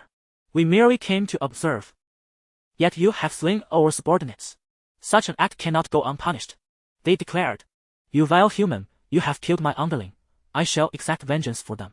This is our counterattack. Kill him. With that, the forces they had brought finally sprang into action. Dan Qing was left bewildered. Have they also been infected by those lunatics? The enmity between the other races and humans was inherently lethal. Did they truly require a pretext for their actions? Wu Yuan offered an explanation. The Divine Realm does not permit them to act recklessly during their initiation phase, but it does allow them to retaliate after being attacked. Thus, they are not addressing us, but rather speaking to the Divine Realm. How ruthless! Those who play tactics are truly cunning. No wonder these commanders do not charge alongside their subordinates. It seems they regard them merely as offerings to appease the Divine Realm, as sacrificial pawns. This, however, underscores the futility of allying with foreign races. Gains may be fleeting, yet regret is a lifelong companion. Han Chong unleashed mist, enveloping himself in a shroud of fog extending several meters around him. The ghoul priest initiated wind whirl, dispersing the mist, only to discover that Han Chong had vanished from sight. Moments later, Han Chen's figure materialized beside the priest. The tactic of targeting the healer first has always proven effective. Han Chong executed selfless strike, inflicting a devastating blow that severed half of the priest's life force, coupled with the effects of steel and siphon. This resulted in an instantaneous kill. He had already removed all life-enhancing gear, replacing it with equipment that augmented speed and strength. The shadow boots provided an additional 100 speed, the red gear, wind runner necklace, added 40 speed, and the purple attire, magic cloak, contributed 80 speed and 20 defense. Along with the effect, dash, allowing his speed to surge to 400 for a brief duration, enabling the use of blink. To ensure his offensive capability, he filled the remaining gear slots with items that increased strength. However, this strategy bore a significant drawback. His health was a mere base of 160. Such fragile vitality meant that a single strike from a level 20 commander could leave him gravely wounded, and being incapacitated within enemy lines would inevitably lead to his demise. Chapter 84, Decapitation Tactics, Blood Claw. A vampire leader unleashed the skill Blood Claw upon Han Chong, yet it only struck a mere illusion. This was a result of Han Chong activating the steel Phantom from Shadow Boots. Subsequently, the dog-headed shaman felt a sudden impact from behind. The leaders disowned Han Chen's whereabouts and immediately launched a coordinated assault. The cooldown for blink was a mere 3 seconds, and the leaders intended to exploit this brief window to strike. However, they only managed to hit another illusion. Magic Cloak, speed 80, defense 20, grants the skill Magic Phantom. Magic Phantom creates an illusion while the original gains 1 second of invisibility. Utilizing this fleeting moment of invisibility, Han Chong evaded the vampire's assault and then activated mist once more. When the mage dispersed the mist, Han Chong had already reappeared beside the dog-headed shaman. His target was the shaman, while the goblin leader and dog-headed leader remained close by to provide protection. The vampire leader commanded. Even among leaders, the weaker ones must bow to the might of the stronger. The leaders quickly responded appropriately, but it was already too late. Han Chong once again appeared beside the dog-headed shaman and unleashed Sacrificial Strike. Following this, he used Steel to recover a portion of his strength before swiftly retreating back to his team. His illusions had exhausted all their accelerated skills, and he could no longer employ Blink. Lingering any longer would be tantamount to courting death. Nevertheless, his audacity left his teammates in awe. Goodness! Were they all level 20 leaders? To decapitate an enemy general amidst a legion, truly worthy of the title boss. Were these leaders akin to the foolishly adorable characters in the game? The prowess of the big shot was undeniable. Silence, for he was coming to slay. To eliminate an enemy shaman while returning unscathed from a host of foes with attributes far superior to his own was nothing short of fantastical. However, for Han Chong, endowed with divine combat awareness, the only limitation was his skills. His actions incited the wrath of the monster leaders. Kill him! I shall end this human. I will tear this human apart and drink his blood. I shall host a blood feast with this human. The leaders were seething with rage. a dozen level 20 leaders besieging a single human. And not only failing to capture him but allowing him to eliminate 2 shamans in succession and escape unscathed was a profound affront to their dignity. Such humiliation could only be washed away with blood. Over 20 leaders surged forward, vowing to slay Hong Chong. Hundreds of vampire minions, skeleton legions, goblins, dog-headed armies, and cave dwellers charged towards Hong Chong and his companions. The priestess Shen Yunbing activated her skill, Inspiration, consuming 100 spirit points, boosting the speed, strength, and spirit of allies within 10 meters by 20 points each, lasting for 150 seconds, with a cooldown of 10 minutes. This is the remarkable skill of group enhancement, ideally suited for team battles. Subsequently, another priestess, Su Yu, invoked the collective ability, Divine Protection, consuming 120 points of mental energy. It elevates the defense of allies within a 10-meter radius by 30 points for a duration of 90 seconds, with a cooldown period of 5 minutes. The implementation of these 2 group enhancement buffs significantly bolstered the team's strength, with 5 warriors at the forefront, while Wu Yuan unleashed the skill, Guardian of the Earth, summoning a protective golem to join the ranks of the warriors. Meanwhile, Wang Dichen, who had been harvesting life with the bloodthirsty vines, began to showcase his reputation as the premier summoner of the Scarlet Land. Using the ability, Phantasmal Array, consuming 80 points of mental energy, he summoned 5 phantasms of equal level to himself, lasting for 5 minutes with a cooldown of 2 hours. Soon, 5 formidable phantasms, a bear, a lion, a wolf, a tiger, and a leopard materialized, interspersing themselves among the warriors' formation. Although their existence was limited to 5 minutes and they bore only elite-level attributes, they sufficed as adequate shields. Yet, his summoning prowess did not end there. With the innate skill, Dual Summon, the cooldown of a currently cooling skill is doubled, allowing for its reuse after 1 minute. Wang Jicheng activated Phantasmal Array once more. But the spectacle was not over. His contract space activated, revealing his signature summoned beast, a flower spirit, the commanding level demon, Mirage Demon, endowed with the abilities Disguise, Charm, and Replication. This Mirage Demon replicated a scroll skill it had witnessed, Gift of the Beast King, which reduced the cooldown of magical summoning beasts below commanding level by 80, while enhancing their strength, life, and speed by 50, with a cooldown of 8 hours. As this skill took effect, all elite-level phantasms were instantly elevated to commanding-level phantasms, albeit with a significantly reduced duration. Nevertheless, even a commanding-level phantasm, existing for merely a minute, could wield substantial influence.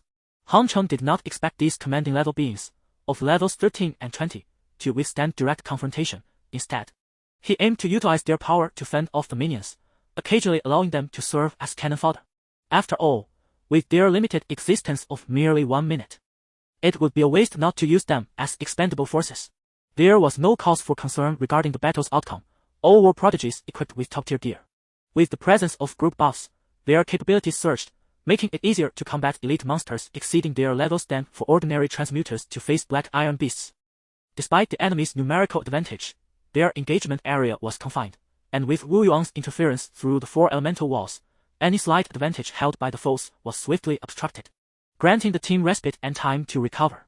Enraged commanders charged furiously towards Hong Cheng, only to be met first by Wu Yuan's Frost Storm, followed by Chain Lightning, and then Meteor Rain. Finally, the skill, Frost Storm, sealed within Heart of Ice, was unleashed once more.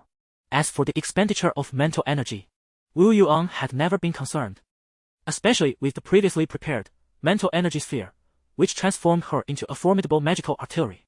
As the balance of power shifted, the opposing commander's condition and attributes diminished to a level comparable to that of Hong Cheng. After a series of debilitating strikes, Hong Cheng confronted the 3 commanders. With precision, he executed throat-cutting, heart-breaking, and backstab, each skill striking true. In a seamless collaboration, Zhang Qing swiftly delivered a decisive blow with heart-piercing, eliminating one, followed by Wu Yuan's Ice Spear, which severely wounded another, ultimately leading to their demise under Hong Cheng's bleeding. Meanwhile, Wang Jicheng's bloodthirsty vine was not to be outdone. Having reached level 14 amidst the abundant flesh, it unleashed Entangle and Lifesteal, devouring the last remaining commander, who was bleeding profusely. Thus, only 19 monster commanders remained. Chapter 85. The Purge. After feasting upon the flesh of a commander level 4, Wang Jicheng's bloodthirsty vine ascended to level 15, hastening its ability to harvest the remnants of life. Meanwhile, Hong Chen's sacrificial strike had cooled down.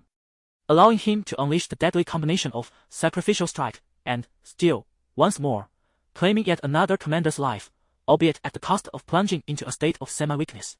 In swift succession, 4 commanders launched a simultaneous assault upon Hongcheng, only to be thwarted by 2 summoned beast spirits, though their defense would not hold for long. It sufficed to buy precious moments. With a brief respite to drink a potion, Hongcheng cast an eye over the battlefield. Warriors valiantly held the front line, while assassins and archers ripped lives, and the priests provided support and healing, utilizing scrolls to mend any breaches. The team's cooperation was remarkably harmonious. It seems my fortune far surpasses that of the Dark Ones. Hongcheng mused. After all, the Dark Ones lacked such a gathering of talented individuals. This was not merely luck, it was the result of Hongcheng's strategies being embraced by the masses. Rather than being mere fans, they were supporters of Hongcheng's ideals. Had he not taken such actions early on, these skilled individuals would not have rallied around him. The crux of victory lay in how many commanders could be slain before the buffs expired. Hongcheng understood that their current advantage stemmed from these buffs. With even Wang Zichen's phantom formation reaching a cooldown of 4 hours, should they fail to eliminate a sufficient number of commanders, the team would likely suffer grievous losses.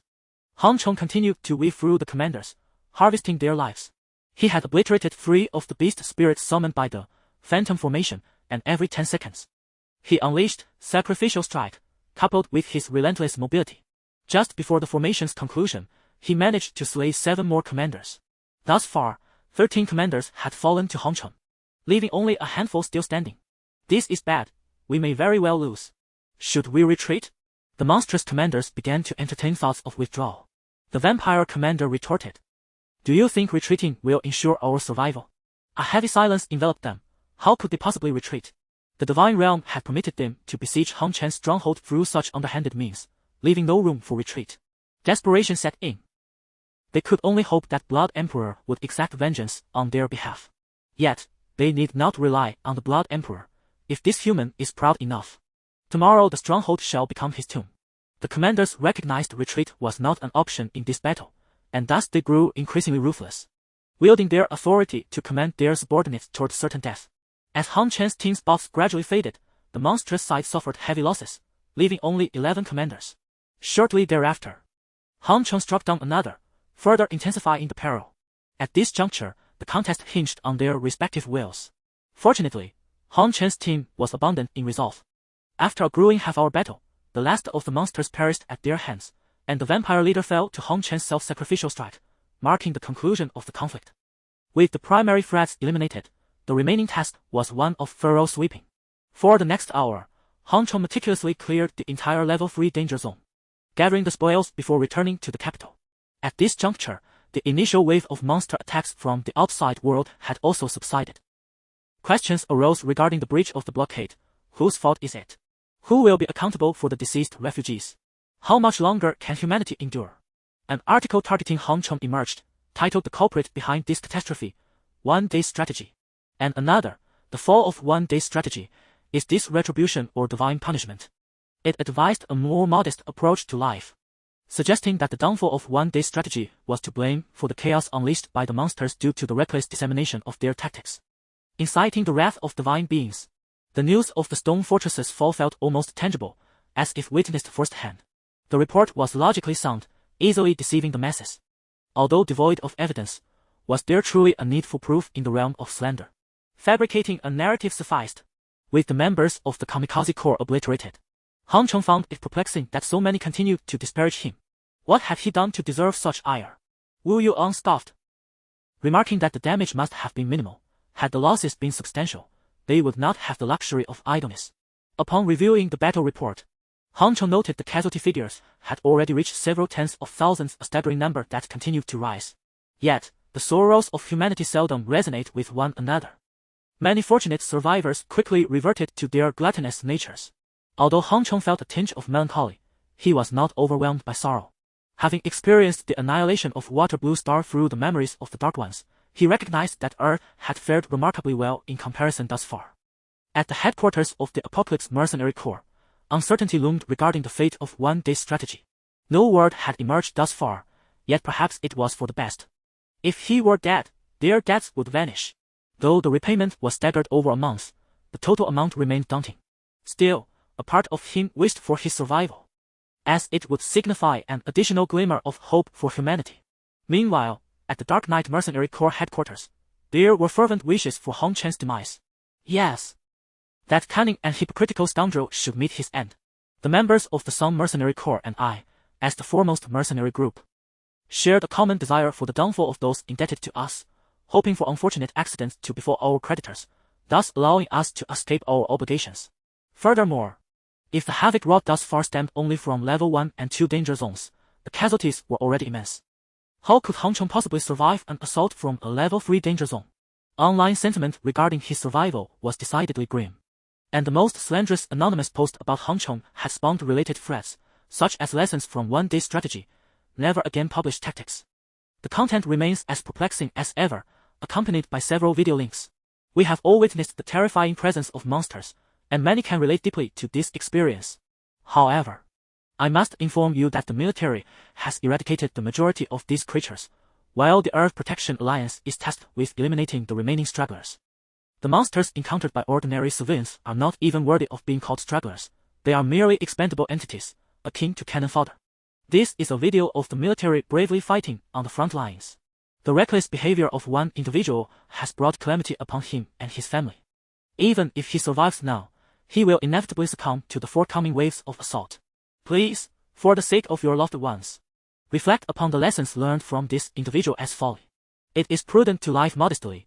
Our only desire is to survive. Upon posting, this message immediately sparked widespread discussion. Our wish to survive calls for a humble existence.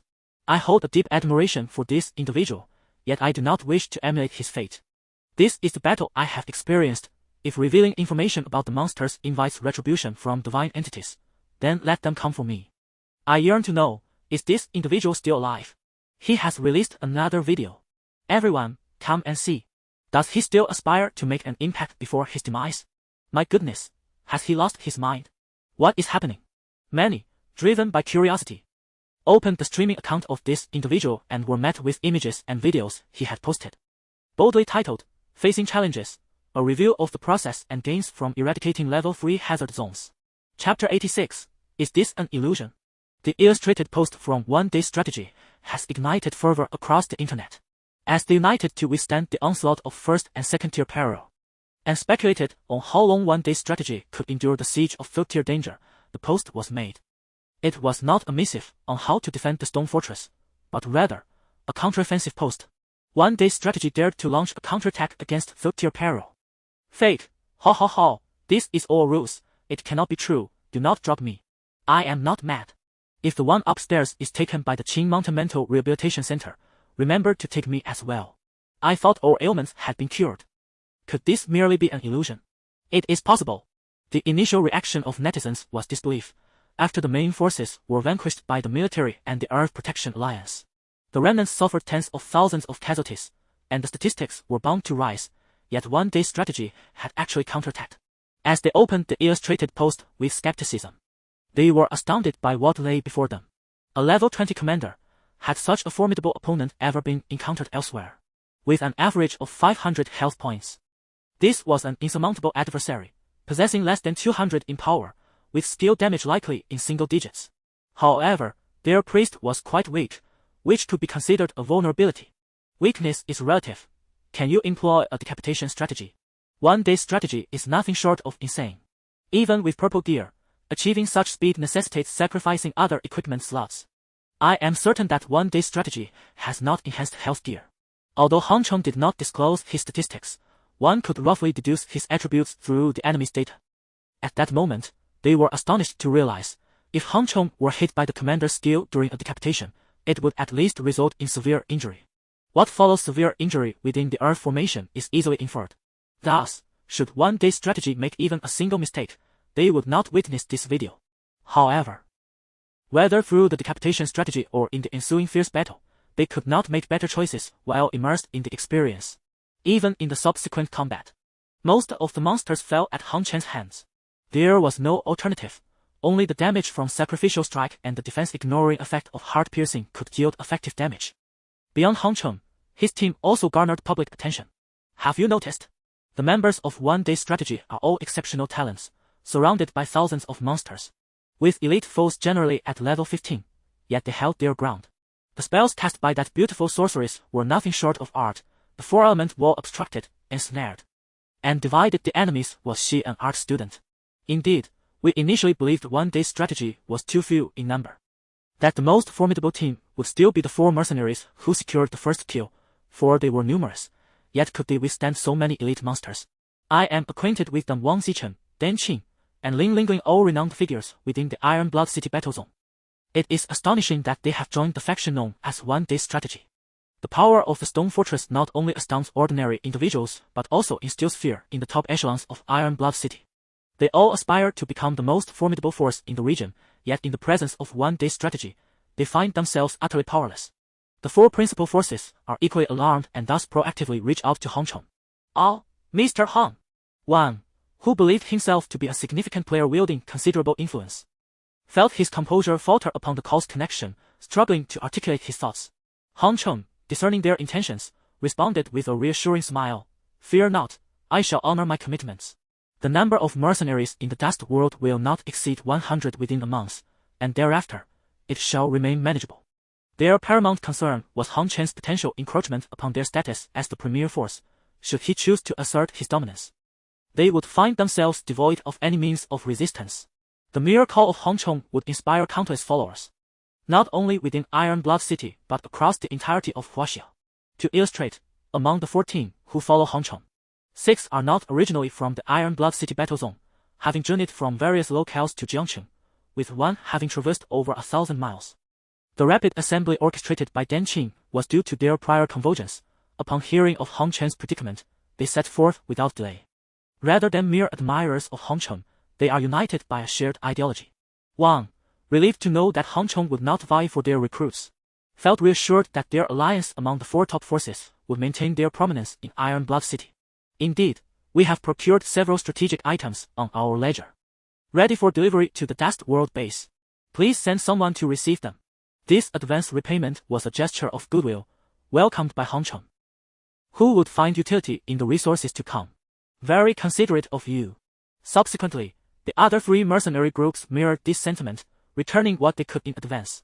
Fearful of displeasing Hong Chong, although bound by contractual obligations, there were no stipulations preventing Hong Chen's followers from establishing their own factions. Next came the time for post-battle organization and showcasing their equipment. Crisis and opportunity are intertwined. The greater the peril, the more substantial the rewards. The Apocalypse mercenary group acquired 3 pieces of coveted red gear during this operation, inviting all to seek refuge in their sanctuary, pledging to contribute their modest efforts to protect the populace. Whether for reputation or gain, the actions of Apocalypse resonate with the hearts of the people. To those facing calamity, as long as one is willing to protect them, they would gladly offer whatever is desired. The military, too, welcomed this development, as it alleviated much of their burden. Various factions have begun to emulate each other, and people have banded together in solidarity, causing the number of idle individuals to gradually diminish, even to the point of extinction. After all, every person is compelled to enter the divine realm, and without the protection of a group, survival becomes impossible. Many who perished in this calamity did so because they fought alone, ultimately becoming ensnared in dire circumstances, while the top-tier factions flaunted their splendid red attire, and mid-tier forces advertised their gear clad in vibrant green. Smaller factions relied on sporadic green equipment for promotion. In the midst of this, Hong Chong quietly established a vast warehouse, discarding blue gear without a second glance and distributing green attire to ensure that everyone was outfitted in complete green ensembles. Subsequently, they were confronted with a pressing dilemma: how to manage the remaining pile of equipment. Chapter 87: The Return of the Underdog. No matter how exquisite the equipment may be, if it lies idle in a warehouse, it will merely succumb to dust and mildew. Dan Qing remarked that currently, all preparations are depreciating in value. In the past, black tier gear was worth hundreds of thousands, yet now many are reluctant even to pick up such items. Sooner or later, blue gear will follow suit. Thus, we must maximize their utility. Zhang Yu nodded in agreement, adding that the most vexing aspect is the drop rate of the equipment. Among the various types, the drop rate for offensive gear stands at 40, while that for defensive gear is merely 20, which dominates the majority of categories. Consequently, in a gathering of 14, 10 individuals possess red tier equipment. Presently, every member of the combat group is equipped with offensive red gear, rendering any surplus of red items unnecessary for them. Furthermore, some red gear is of such high level that they cannot even equip it. By the time their levels rise sufficiently, they will undoubtedly acquire superior equipment. Han Cheng had contemplated distributing some red gear to the logistics group, but ultimately dismissed the idea. If he were to act so foolishly, the newly formed team would surely fracture. Selling red gear would yield profit, but bestowing it upon the logistics group would be a waste, as they would have no use for it and would only suffer depreciation. Providing green gear to logistics would be deemed extravagant, while offering red gear would be sheer folly. For now, everything remains under the aegis of Han Chen's will. Han Chen stated, "I have faith. Yet we must confirm that everyone here is willing to share strategies and information, as this would benefit many. However, I trust that none of you perceive this as conflicting with personal gain." He had previously offered a wealth of information and devised numerous strategies that facilitated survival for many. Yet this did not hinder him from profiting through unconventional means. After all, only the strong can lead civilization to transcendence. Dan Qing laughed. "Rest assured, boss. Those gathered here are all astute individuals. There are no fools among us. A fool would not possess our level of strength, nor would they choose to continue following you at this juncture." The group nodded in unison. The privilege of joining the mortal realm attests to their talents. Having thrived in solitude, they could not afford to be antiquated. Standing alongside Han Cheng in times of peril attests to their character. This is the result of selective emergence. It is not merely coincidence that they all possess these qualities, but rather, only those who embody such traits are present here. Han Cheng continued, "In light of this, I feel reassured. Given the rapid changes in our world, immediate gains often outweigh long-term considerations. Since we have a surplus, we must begin to contemplate the future." He then produced 2 business cards, those belonging to the vice-captain of the Wolf Feng, Wei Batian, and a beautiful representative from the Merchant Guild. Upon seeing the cards, the crowd erupted in astonishment. "Wow! Han Cheng, you actually managed to acquire their business cards. Those high-ranking NPCs usually disregard the lesser powers entirely. I heard the CEO of the Nightshade sought a task from an ordinary member of Wolf Feng, only to be met with a closed door. Han Cheng, have you received some insider information from those NPCs?" Upon seeing 2 business cards, the crowd's faces flushed with excitement. Establishing good relations with high-level NPCs could grant one considerable influence in the divine realm, while others strive to engage with the Wolf Feng. Han Cheng has directly captured the attention of their vice-captain. Han Cheng remarked, "They sought to recruit me, but I declined. Nevertheless, they divulged certain secrets to me, which explains why I possess knowledge that eludes many." The crowd was enlightened. It became evident that Han Cheng had encountered such an opportunity, revealing the source of his formidable strength. Han Cheng smiled subtly, offering no further explanation, relishing the freedom to deflect blame onto them in their absence. Subsequently, Han Cheng commenced a series of commands, allowing each individual to interpret the finer details, provided they adhered to the overarching direction of his directives. Panda, on the other hand, received individualized guidance from Han Cheng, embarking on a 7-day apprenticeship journey, just as reflections on future developmental strategies reached a temporary conclusion. A plethora of disparaging remarks regarding Han Cheng began to surface online. Why doesn't one day's plan distribute unwanted equipment to others? Many powerful factions have established shelters to protect the populace. With such strength, why hasn't one day's plan created a sanctuary? One day's plan is a selfish scoundrel. Do not place your trust in him. Behind the calamity wrought by one day's plan, which summoned these divine realm creatures, lies a significant toll. A conspiracy between one day's plan and vampires. Who is disseminating such slander? Zhang Qing and Zhang Yang's faces reddened. If I could identify this individual, I would ensure their demise. If the initial defamation of Han Cheng stemmed from a misguided sense of goodwill, then the continued attacks reveal a deliberate vendetta against him. Wu Yuan inquired, "Do you have any irreconcilable enemies?"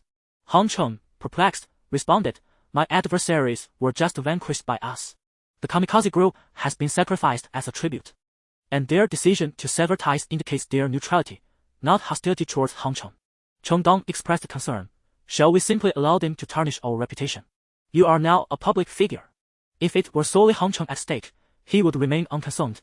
Their defamation holds no significance for him. His team has been established, and the focus should be on long-term growth, rendering their disparagement inconsequential." However, even though the divine realm creatures have paused their attacks, the reinforcements have not ceased. At such a critical juncture, to publish such remarks is utterly outrageous. One day's plan is instilling confidence in people. Yet they seek to obliterate that trust for their own selfish interests, coupled with their prior efforts to undermine human morale and hinder the formulation and dissemination of strategies. Such actions constitute treason. Han Chong contemplated and declared, "Then let us retaliate." Subsequently, he meticulously curated a plethora of information, synthesizing it alongside videos of his encounters with the Kamikaze Corps, and subsequently published a comprehensive visual and textual post titled On the Offensive Patterns of the Reality-Infringing Divine Domain Creatures. Upon its release, this post immediately garnered widespread attention. Not only concerned citizens, but even the military and the Earth Protection Alliance began to take note of it. If Han Chen's insights regarding the invasion patterns are indeed accurate, they would gain an invaluable understanding of the characteristics of the divine domain creatures, thus allowing them to prepare in advance. Should this pattern hold true, the impending casualties on Earth could be significantly mitigated. The lengthy visual textual post, having just been published, created a considerable impact. Within a mere 3 seconds of its release, the first comment appeared: "Why, knowing the pattern, did you not publish this sooner? Is it a deliberate intention for so many to perish?" Chapter 88. Han Chen's counterattack. Han Chong was utterly astonished by the behavior of those who respond without even glancing at the post. Do such individuals possess a deficiency in their reasoning? Yet, he was not alone in this regard. Many others followed suit, adding their likes and echoes of approval. Indeed, the notion of a day's strategy is nothing but a fabrication designed to lead humanity astray. The deceitful nature of a day's strategy is appalling. Had I known of such tactics, I would have disclosed them immediately, rather than waiting for so many to perish before making them known. Everyone, please remain vigilant and do not be deceived by this despicable individual. It was evident that they had not perused the post. Their intent was merely to stir the pot, creating a first impression that would sway others who read the post subsequently, thereby subtly influencing their perceptions. As for the extent of this influence, they were indifferent to it. However, given the vast population of Huaxia, even a mere fraction of a percent could amount to over 1 million fools. Moreover, not all conformists are necessarily foolish. After scrolling through several comments, they returned to the news, only to find cold sweat trickling down their backs. The report commenced with the members of the Kamikaze Corps. Han Cheng's adherence to the principle of retreating 300 meters to avoid misunderstandings had become a celebrated tale. Even amidst accusations of monster theft, he chose to step back, ensuring clarity and avoiding misunderstandings, a model emulated by many. Conversely, the Kamikaze Corps became a cautionary tale, seeing a prominent figure exhibit such magnanimity. Yet they continued their relentless pursuit. Was that not courting disaster? The remarks made by the Kamikaze Corps at the outset, standing beside the monster leaders, were astonishing in their audacity. How could such shamelessness exist in the world? Indeed, this was a testament to the vast array of human character, with billions of individuals exhibiting diverse traits. They had orchestrated their own demise. Even when given multiple chances, they persisted in their vendetta, ultimately betraying themselves to the enemy. Such individuals deserve their fate. Their demise is indeed poetic justice. Yet, a flicker of sympathy for the Kamikaze Corps crossed my mind. Are you unwell? The human instinct is to recoil from traitors. Regardless of one's rationale, betrayal is betrayal, and the Kamikaze Corps holds no grounds for grievance. Had they not sought to tarnish Han Cheng's reputation through their own reckless actions, they would not have encountered such dire consequences. Next, the words of the monsters following the downfall of the Kamikaze Corps came to light, with the further unveiling of the Divine Domain Watch's capabilities. Even if their utterances went unheard by Han Cheng and his allies, they would still be recorded, for such declarations were imperative. Under the auspices of the Divine Domain, they dared not defy its will. It is precisely due to the Divine Domain's approach that I surmise there is a discernible pattern to the attacks on Earth. A pattern contingent upon humanity's own acquiescence. Originally, they were not permitted to launch assaults beyond their territory. However, should the conditions align, such as when humans first strike at their subordinates, the rules become malleable. As human beings, the members of the Wind Clan in Genshin Impact possess the capacity to launch attacks on humanity from any location. Consequently, as their master, seeking vengeance for one's subordinates is entirely justifiable. Therefore, those who choose to ally with foreign tribes face the grim fate of becoming mere excuses for sacrificial attacks. And it is wise for everyone to ponder this carefully. These revelations immediately stirred public sentiment. It became evident that the scale of the Divine Domain's offensive was contingent upon the number of traitors. Have you noticed that the siege of the Stone Fortress coincided perfectly with the time of his outing? It was precisely due to this exposure that his family found themselves completely besieged and unable to escape. This implies that someone utilized the Divine Domain Watch to monitor his movements and set this trap. Indeed, it was the traitors who orchestrated this. Outraged, the populace voiced their indignation. Frankly, even in the wake of Han Chen's demise, many would only lament briefly. However, this matter directly pertains to their own safety. If someone is divulging their information, could they not also fall prey to ambush? Some even drew parallels between the incident at the Ghoul's lair and this situation. Prior to the assault on the Ghoul's nest, a call for teams was made online. Could it be that information was leaked to the Ghouls, allowing them to lay their trap with ease? Had it not been for Han Chen's intervention, that team might have faced dire consequences. Perhaps Han Chen sensed this impending danger, prompting his timely action. Han Chen found himself at a loss for words at the imaginative capabilities of these individuals. Nevertheless, let them indulge in their fantasies. As long as it does not pose a threat to himself, he remains unconcerned. Subsequently, he disseminated information regarding the annihilated small nation. Behold the details regarding this small nation. Although a population of 500,000 may seem modest, it is entirely feasible to defend a territory.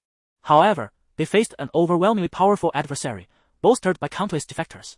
Furthermore, the sporadic occurrences of monsters attacking cities or slaughtering villages also bear the marks of betrayal.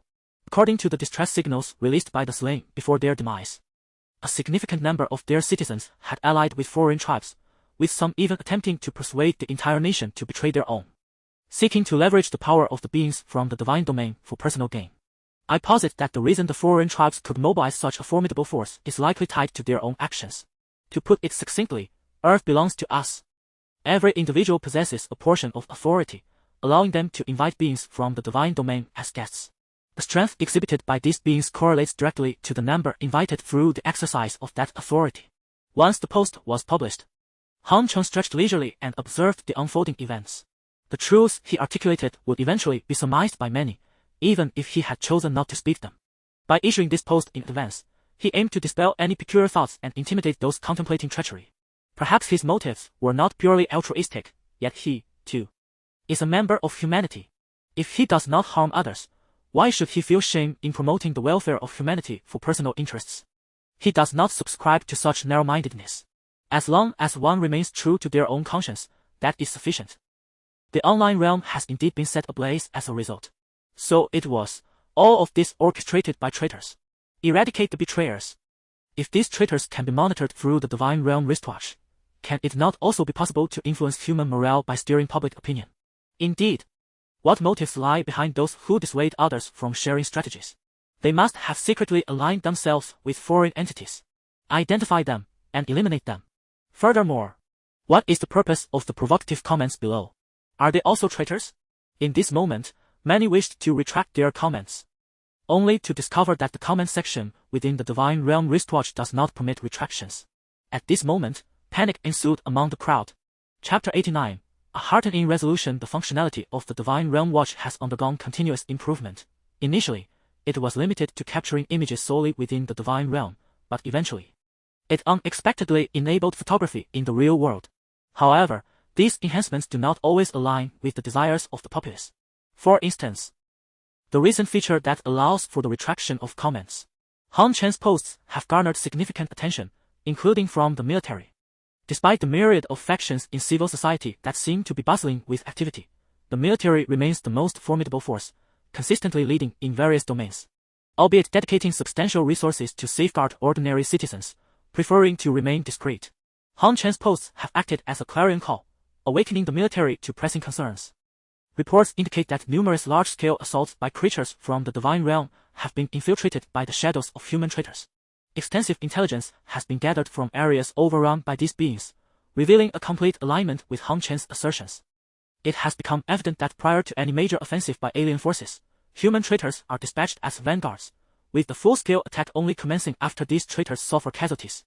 All data corroborates this conclusion. The meticulous analysis of the data has incited outrage among many, as it became apparent that the obliteration of human settlements stemmed from traitors granting access to the alien adversaries. Youthful fervor has led many to fervently desire to unearth every human traitor and enact retribution. What of those spreading rumors online? They are given a mere 2 hours to surrender, or face arrest under the charge of endangering human safety. Might this time frame be too hasty? Many may not see this within the allotted 2 hours. Yet, such considerations are irrelevant. Our sole focus must be on safeguarding humanity. Swiftly, the military issued a proclamation across the internet. Anyone disseminating rumors or publishing defamatory comments online must report to the military within 2 hours, or face arrest for endangering human safety. The announcement sparked a mix of panic and approval. Ha! I have long found these individuals to be a nuisance. Humanity is facing catastrophe, yet they persist in undermining morale. Anyone who disrupts human unity should face severe consequences. Given that firearms have lost their efficacy, beheading seems a more fitting punishment. We advocate for freedom of speech, yet they possess no right to strip us of this liberty. However, the lamentations of these individuals bore no fruit. The military would not yield an inch concerning the safety of humanity. Those who surrendered were granted a chance for atonement. But for the obstinate, there would be no leniency. Within the 2-hour window, countless individuals came forth to confess, while others, clinging to false hopes, were swiftly apprehended, leaving only a few who managed to flee in advance. The instigator has been identified, and the next course of action is clear. Soon, Hu Jiwei, a familiar acquaintance of Hong Chong, initiated contact. Hong Chong, do you know someone named Su Jing? What conflict transpired between you two? Who is this person? Hong Chong responded, somewhat perplexed. Who is this person? He has truly forgotten, as the past 20 days have felt longer than a year to him. His mind is now consumed with the future development plans for Shubo, leaving no room for trivial characters. Hu Zhukui once again inquired, are you certain you do not recognize him? He is a popular artist. While Hong Chong was puzzled, Chongdong interjected, you should be familiar with him. This is the conflict that occurred on your first day in the Divine Realm. Oh, so it is him, Hong Chong realized, enlightened by Chongdong's reminder. He had not anticipated that such a minor character would hold such a grudge and would go to the extent of tarnishing his reputation at the cost of undermining human morale for revenge. I remember now, we did have a slight conflict. Currently, this individual and his team have been apprehended, and your altercation has been clarified. If you possess further evidence, feel free to initiate charges against him. Alternatively, you may leave everything to us to handle, Chongdong stated. Hong Chong replied, you may handle it yourselves. I have complete faith in the military. Once the call ended, Hong Chong returned to his pressing tasks. Although the overarching direction was established, the details required meticulous confirmation, such as who would assume the role of the apothecary and who would be responsible for forging weapons. Attention must be paid to everyone's involvement, as there were numerous matters at hand. As for Su Jing, had his defamation not been so severe, Hong Chong would scarcely remember such a figure. Now that the instigator had been identified, the matter seemed resolved. Why should he be overly concerned? He cared only for the situation at hand, not for the individual involved. In a prison cell, Su Jing bellowed, Hong Chong, you despicable coward. I merely spoke a few ill words about you, and this is how you repay me? Coward, coward. He was convinced that it was Hong Chong, this contemptible individual, who had orchestrated his downfall. Otherwise, how could he have ended up in such a predicament? Surely, Hong Chong had leveraged his influence to pressure the public against him. This vile person, he thought, would not stop at merely uttering words detrimental to him. He was intent on plotting his demise. Such cruelty and malice were unfathomable. At that moment, a tall figure declared, Su Jing, convicted of crimes against human safety, sentenced to death, to be executed immediately. A piercing scream echoed as a long sword sliced through the air. Very well, publish the outcome online. Another voice chimed in. And what did Hong Chong say? He is a hero of humanity, after all. I just spoke with him. He did not take it seriously. So there is no need to consult him further. Soon, a military verdict was released. The internet is not a lawless realm regarding the handling of rumor-spreading incidents. The instigator and those with severe involvement were sentenced to death, while the remaining individuals faced confiscation of equipment. They would then be compelled to gather resources in the Divine Realm until their fines were settled. After all, imprisonment held little significance now. No one had the time to oversee them. Either death or fines awaited, with no more confinement. This resolution was met with widespread approval, for the majority could not forgive traitors. Well done, splendidly executed. Indeed, individuals like that deserve such a fate. Ha ha, the handling was impeccable. While it's understandable not to contribute oneself, it is utterly excessive to hinder others from offering their efforts. Such a blatant disregard for the collective spirit. Hong Chong glanced at the report, feeling no inclination to delve further into it. At that moment, Dan Qing looked at Hong Chong with a hint of confusion. Boss, Why have I not heard of your presence in the divine realm for an entire day? Shouldn't your appearances there cause quite a stir? While an ordinary person disappearing for a day might raise no eyebrows, Hong Chen's considerable fame makes his prolonged absence in the divine realm quite peculiar. After pondering for a moment, Hong Chen edited and uploaded 4 clips of his first kills against the formidable kings. Chapter 90, The Formation of the Strategy Team. Lo and behold, the esteemed master has struck once more, achieving 4 first kills this time. Is this the hallmark of a true master? How extraordinary! Why is it that I can perceive the sound in your words? Hong Chen's release of the first kill video serves merely as a pretext for those absent from the divine realm, showing little regard for the online chatter. As for influence, he no longer requires it. His team has been established, and recruiting new members has become a meticulous process, not undertaken lightly. At this juncture, 2 of the 7 who had quietly joined his mercenary group chose to withdraw, while the remaining members sent emails. Leader, we must attend to our own matters and cannot join you. We hope for your understanding. Now that our affairs are concluded, we are ready to come to the Stone Fortress at any time. Dan Qing, now elevated to vice leader. Read the emails with a sardonic smile. Those who cannot endure hardship together cannot hope to share in prosperity. When Hong Chen faced adversity, they offered not a single word of support or explanation, yet now that he possesses the strength to quell treacherous lands, they express a desire to join him. Hong Chen found himself at a loss. He could regard the 2 who withdrew with some measure of respect, as he had never imposed upon them. Their decision to follow him was entirely their prerogative. However, he felt disdain for the 5 who remained. If they were unwilling to stand by him, that was their choice. Yet to choose silence and then seek to join him at this moment. How could this be reconciled with those who were willing to share in both trials and tribulations? Yet, reflecting on how he had initially neglected them, Hong Chen decided to send a response. I understand your position. After all, the choice to join is yours. I now have a task for you. Our mercenary group has reached the green level, and I need you to accept 1000 green level tasks from the Lord's Mansion and the Mercenary Guild. You may complete them in the Divine Realm, and upon completion, you can relocate to my Stone Fortress.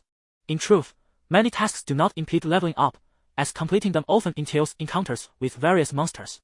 Hong Chen's request was entirely reasonable, allowing them to become acquainted with the habits of different creatures. Even if they chose not to participate, he would still need to lead others in completing the tasks. This represented their final test not of action, but of character. If they truly wished to undertake this task, Hong Chen would not be averse to accepting them. After all, regardless of their motivations, contributions to the team could warrant forgiveness. When affection wins, transactions remain. Regrettably, if their character was lacking, they would perceive this endeavor as a challenge. Complete 1000 tasks. You dare to see such a thing? If you are unwilling to accept us, so be it. Why must you insult us so? To you, I am but a weed. To me, you are a bandit.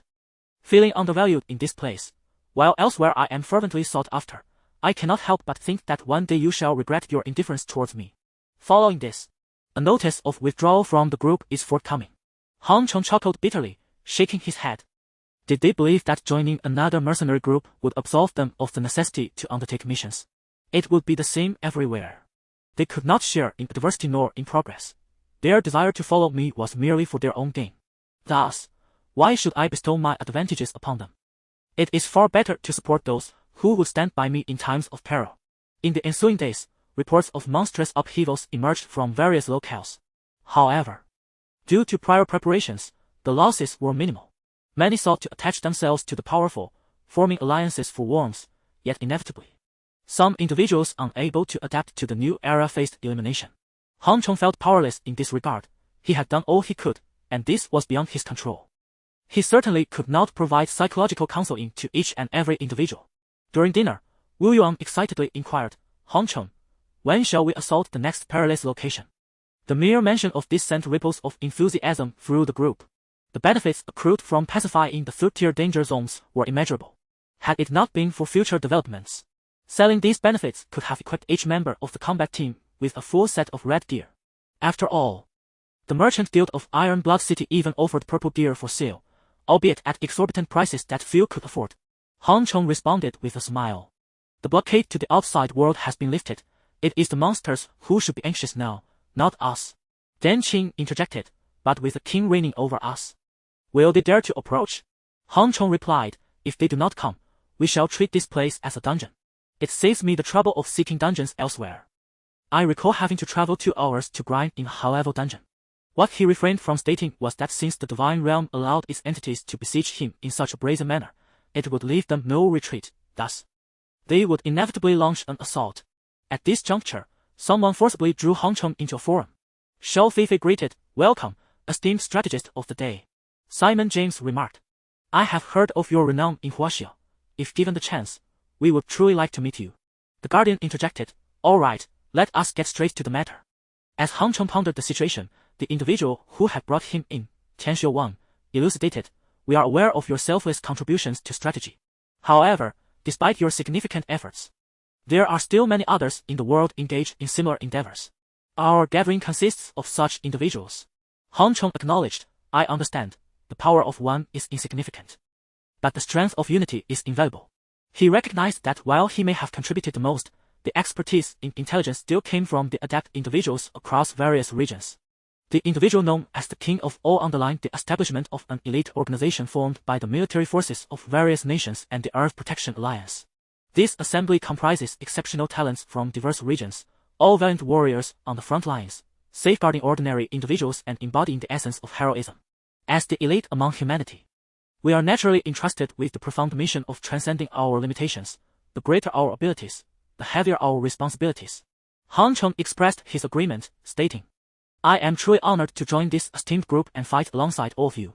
By the way, what shall we name this organization?" inquired the King of All. The Guardians proposed a member, "for we bear the weight of protecting humanity."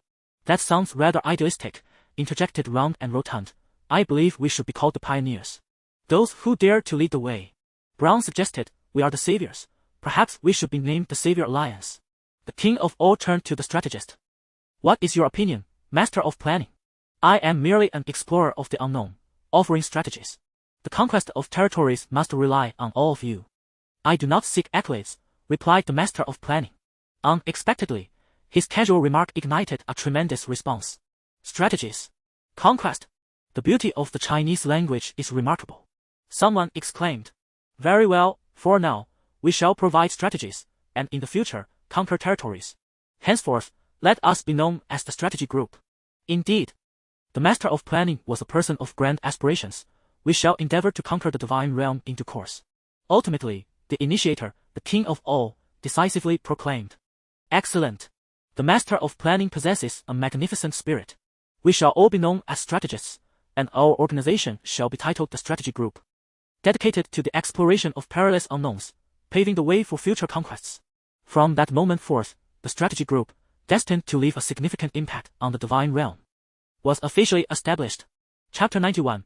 The King as Siege. The strategists proclaimed to the outside world that they were providing tactical guidance, while internally, they engaged in territorial conquests, launching assaults on the uncharted realms of the divine domain and counterattacking the monsters in reality. Such a scenario had transpired on Water Blue Star, albeit years later and only after suffering significant losses due to intelligence failures. The establishment of a strategy group on Earth at this early stage thus afforded it a considerable advantage over Water Blue Star. Having joined this endeavor, Hong Cheng resolved to subtly convey certain truths to his companions, ensuring their preparedness without revealing his own strategic insights. One day's strategy, by the way. I have procured some schematics for equipment crafting. However, several of these blueprints require feathers from avian beasts. Do any of you know where such creatures might be found?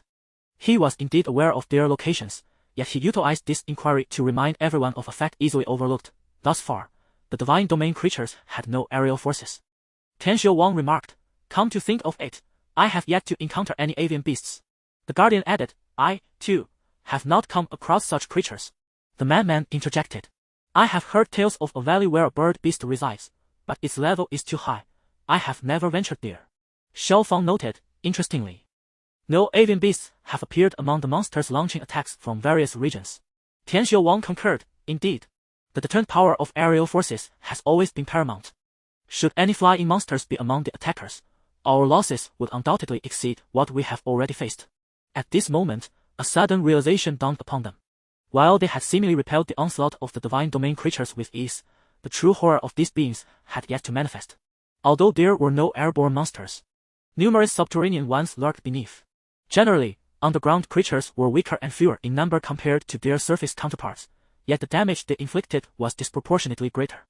If aerial assaults were to be added into the mix, they would surely suffer grave setbacks, caught off guard.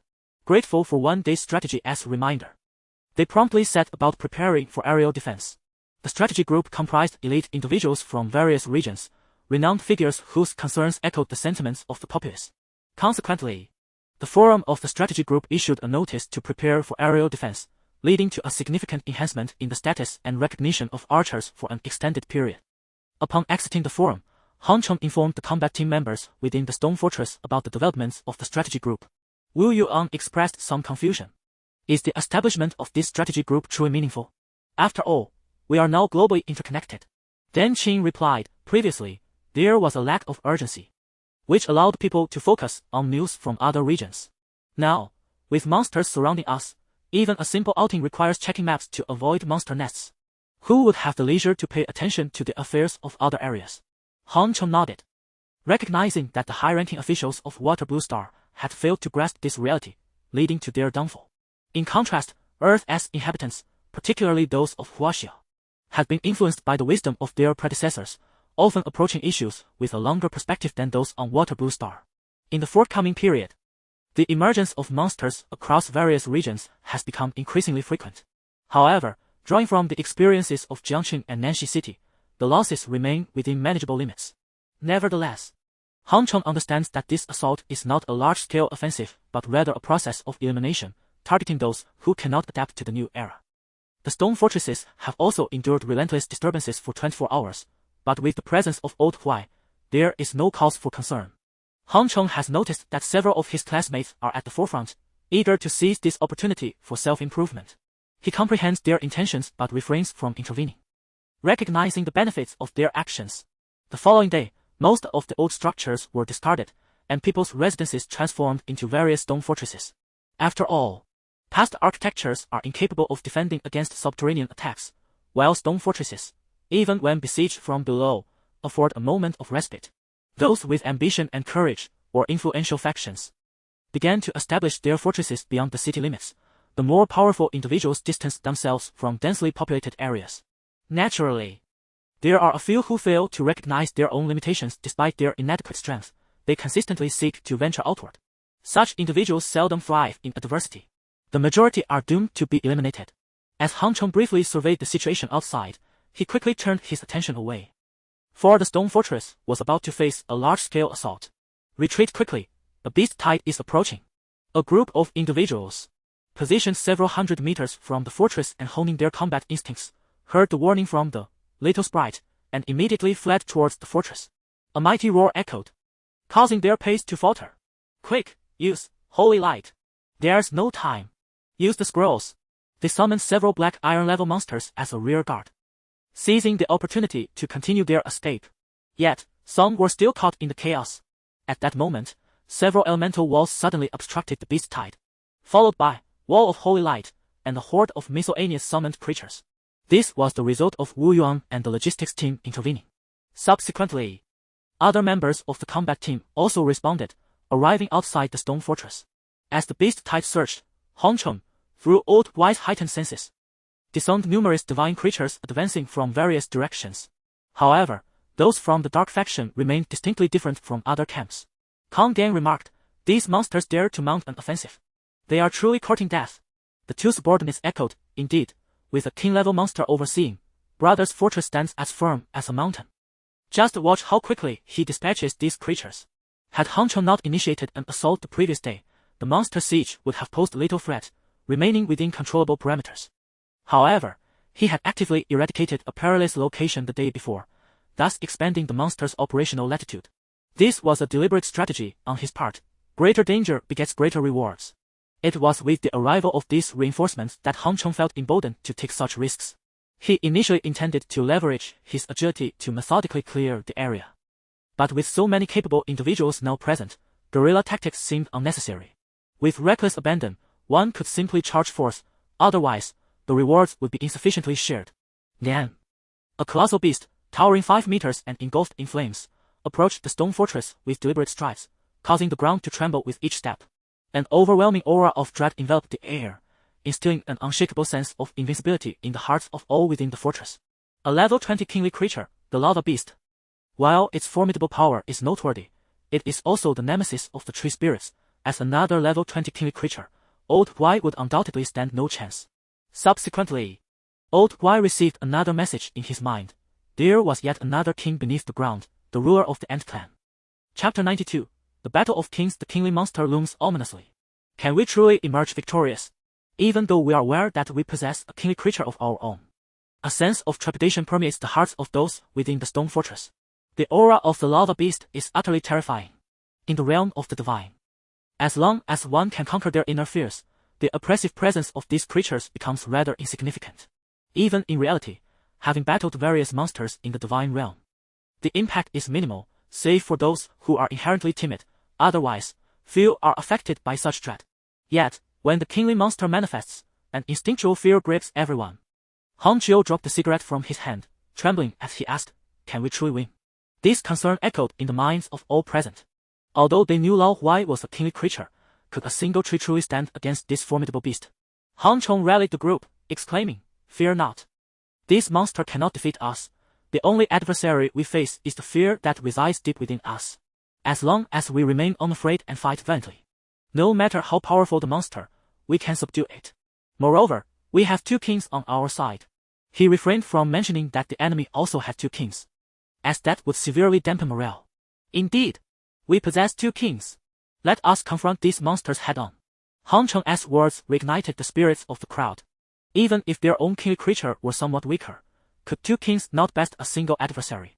Furthermore, king-level pets can be revived with sufficient resources. Wang Jicheng unleashed his bloodthirsty vine, weaving it between the treants. The bloodthirsty vine, with its three main tendrils extending nearly 10 meters, could siphon the life force from the treants it ensnared, thus providing an additional layer of defense as 30 treants became entwined. Lao Huai's form swelled, the trunk expanding to a diameter of 3 meters, its canopy enveloping all beneath. The lava beast exhaled a stream of scorching air, charging toward Lao Huai. With a wave of her hand, Wu Yuan conjured a wall of elemental forces to intercept the lava breath, which was subsequently obliterated. However, Wu Yuan's intervention did diminish the potency of the lava breath. Lao Huai then fashioned a net from its branches to absorb the brunt of the assault, sustaining a mere 75 points of damage. Although Lao Huai still had ample vitality, this was merely the first strike. "Humans, this shall be your burial ground," roared the lava beast, as the horde of beasts surged toward the stone fortress. Over 30 treants launched their assault simultaneously, their branches transforming into wooden spikes, while their roots morphed into vines. The treants are not primarily designed for slaughter, but rather for entrapment. Whether using abilities like Entangle or Tree Cage, they excel at immobilizing foes, rendering their attack skill would spike unnecessary. Instead, Life Drain could be employed to mend their own wounds. The task of assault has been entrusted to the bloodthirsty vines and the inhabitants of the stone fortress. The offensive prowess of the bloodthirsty vines approaches that of a sovereign. When entwined around the treants, they become exceptionally formidable and elusive. An 18-level bloodthirsty vine can eliminate a 12-level elite in merely a second, especially when 3 tendrils strike together. In the face of countless foes, the bloodthirsty vines can slay 200 elites per minute, a horrifying rate of carnage that rivals even the mightiest of creatures. The awe inspired by the bloodthirsty vines significantly bolstered the confidence of the warriors, motivating them to exert themselves more fervently in battle. Under the protection of the treants, warriors and assassins risked lives, while archers gradually began to master the art of influencing the tide of battle. The clerics found themselves in a more relaxed position, as the majority of the damage was absorbed by the treants, who boasted tough hides and rapid regeneration, further augmented by the life-giving waters, rendering the tanks obsolete. The priests concentrated on enhancing their ally states, alleviating fatigue while amplifying their speed and strength. However, the greatest pressure fell upon the mages, led by Wu Yuan. Should the venerable Huai falter, the stone fortress would be as good as breached, and even resurrection would require time, inevitably resulting in casualties. Thus, Wu Yuan bore the immense burden of withstanding the frontal assault of the lava behemoth through the power of her ice and snow spells. Meanwhile, Han Chong sought out the Ant King below. The Ant race is notably weak, even their king is not much stronger than a mere commander, and their limited mobility renders them less formidable than their powerful leaders. However, the Ants excel in swarm attacks. The Ant King's true strength lies not within itself but in its command. Under its leadership, the entire Ant swarm operates as a cohesive unit, orderly and fiercely aggressive.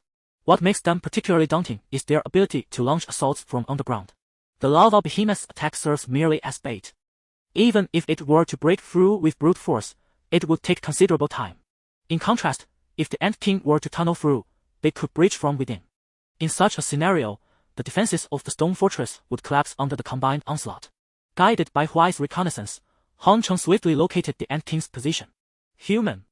I wish to propose a transaction, a voice echoed in Han Chen's ear just as he was about to consume the night vision potion and make his move. With disdain, Han Cheng retorted, from the moment you set foot on Earth, there has been nothing left for us to discuss. In the early stages of the Divine Realm, relative peace reigned, even conflicts were not overly severe. Many players cultivated relationships with NPCs, and Han Cheng was no exception. The most typical example involved joining NPC mercenary groups or the Lord's Manor, significantly accelerating early growth. In contrast to reality, the Divine Realm resembled a training ground, however. Reality was different. The moment the creatures of the Divine Realm invaded the real world, they severed all paths of retreat. In this encounter within reality, only one side could survive. Therefore, Han Cheng harbored no interest in negotiating with the Ant King. The Ant King declared, as a gesture of sincerity, I can allow all my subordinates to perish at your hands intentionally, and I am even willing to sacrifice my own life. Furthermore, I bear certain advantages that I can offer you. Do those advantages reside within you? Han Cheng suddenly inquired. The Ant King, overjoyed, believed he had room for negotiation. Indeed, to demonstrate my sincerity, I have certainly brought the items. A faint smile graced Han Chen's lips. In that case, what gives you the right to barter with me for my possessions? The Ant King was taken aback, quickly grasping Han Chen's implication. Since the items were already in its possession, it could simply seize them directly, and after taking them, they would naturally belong to him. Why then should there be a need for a transaction? Chapter 93, Theft, Upgrade Human, are you toying with me? The Ant King ceded. Han Cheng wielded his short sword, relentlessly reaping the lives of the Ant tribe. Engaging in negotiations in reality, he held no interest. In the realm of reality, there were no constraints of divine contracts. Only basic rules, and given that the opposition was willing to sacrifice a monarch, it stood to reason that they could extract far more from him in the future. As for the benefits they might offer, if none were presented, it merely signified a lack of sincerity. If they did bring something, he could simply seize it. Why engage in trade? Did he not have enough on his plate? Indeed, I am toying with you. Han Chen's actions did not falter. If the Ant King truly became enraged, it would play to his advantage. The Ant tribe was weak, their threat magnified by their subterranean habitat. Should anger compel them to pursue him above ground, Han Cheng would gladly engage in battle on the surface. As for any promises the Ant King wished to make, it was better not to listen, lest the offerings be so tempting that declining them would sour his mood. I will seize what I am entitled to. I shall not covet what is not mine. The furious Ant King, seeing negotiations collapse, commanded his ants to swarm towards Han Cheng without hesitation. Since you are so oblivious to the situation, then meet your demise. The Ant King bellowed. Countless ants surged forth from the earth. Yet beneath the vast roots of the old locust tree, they posed no real threat. Swarms of ants became ensnared by the roots, dragged from their subterranean lair. While Han Cheng sheathed his short sword and armed himself with a spear. How can you be so familiar with this combat style? The Ant King quivered with fear. One by one, the black iron-level ants fell before Han Chen's spear, and he even hurled several blue-quality spears, pinning elite ants to the ground. The ant tribe should never have appeared within human sight. How could this human be so well-versed in their tactics? Han Cheng had no intention of offering an explanation.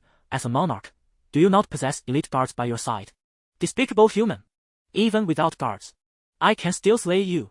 The Ant King emerged from the ground, leading his swarm towards Han Cheng. Initially perplexed, Han Cheng quickly deduced that this was likely a limitation of the Divine Realm. If divine beings were permitted to unleash their full power at this stage, any defense would be utterly obliterated. However, given the current feebleness of the opponent, it would be remiss not to seize this fortuitous opportunity. The true menace posed by ant-like creatures lay not in their size, but rather in their diminutive stature. An elite ant measured merely a foot in length and traversed the ground. For a human to attack them with a melee weapon necessitated bending down, and maintaining that posture was undoubtedly perilous. Thus, the optimal strategy remained ranged assault.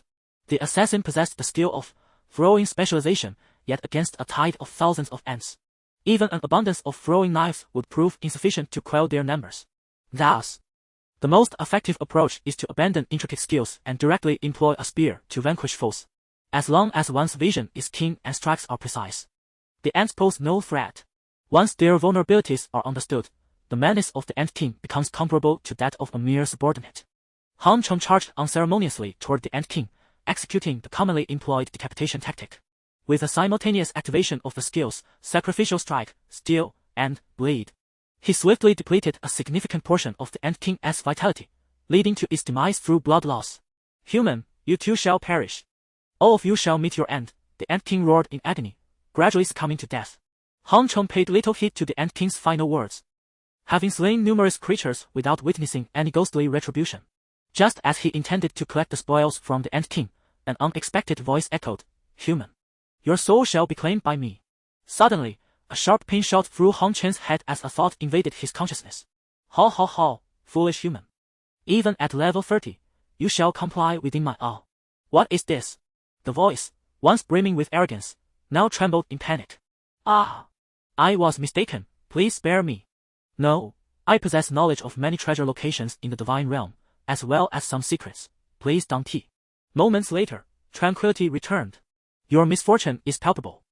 You sought to assimilate an inherently awakened being. Numerous obliterated civilizations remain trapped within the divine realm, eternally ensnared, including particularly formidable entities capable of breaching certain confines of this realm. For instance, the innate legacy of one's own kind, the pet egg that Wu Yuan forcibly contracted, originates from the remnants of fallen powerhouses. Some of these powerful beings intended to compel subsequent civilizations to owe them a debt of gratitude or fate, striving to secure a sanctuary for the souls of their imprisoned king when the other ascends. Conversely, the soul within this Ant King merely wished to survive, or at least prolong its moments of lucidity. Had it targeted others, it might have succeeded. However, only it and Wu Yuan remained impervious to such tactics. Oh! Steel has leveled up. After obliterating the opponent's soul, an intangible essence integrated into Han Chen's being, enhancing his innate awakened skills and deepening his bond with the Darkborn. Darkborn, Steel, temporarily siphon the opponent's energy, rendering them feeble, while augmenting the user's speed and explosive power. If activated at the instant the opponent employs a skill, there is a chance to acquire that skill. It must be unleashed within 3 seconds, lest it inflict harm upon the user. With the advancement of Steel, Han Cheng's prowess has ascended further. In the past, his thievery merely interrupted the opponent's skills, allowing him to briefly enhance his own abilities or mitigate some of the debilitation caused by the Sacrificial Strike. However, now he could even pilfer the adversary's skills, thereby expanding his tactical repertoire. As for the probability of success, it was not a standard metric. Rather, it was contingent upon the timing of his theft and the opponent's strength. In essence, if he could seize the moment with sufficient precision, achieving a flawless theft was not beyond the realm of possibility. Lava Behemoth, it appears your demise is imminent. Leaving the remaining ants to be dealt with by the treant, Han Cheng promptly made his way to the battlefield of the Lava Behemoth. Han Cheng, you have finally arrived, Wu Yuan exclaimed, once again drawing upon her mental energy through the mental sphere, before conjuring the wall of 4 elements. She had exhausted her mental reserves countless times. Although her energy could be replenished, the weariness of her spirit remained unmitigated. Han Cheng gazed at the Lava Behemoth, muttering to himself, I wonder what treasures this king might yield. Chapter 94, The Fall of the King. As the words left his mouth, Han Cheng surged forward like an arrow released from its bow, charging towards the Lava Behemoth. Han Cheng, be careful! Wu Yuan exclaimed in a state of alarm. Though she understood that Han Cheng would not act recklessly, the Lava Behemoth was indeed a formidable foe. Dan Qing, Wang Ziling, and the others felt a wave of anxiety wash over them. Why was Han Cheng being so impulsive? After all, it was a level 20 Lava Behemoth. Even the level 20 Old Huai was being overwhelmed by its might.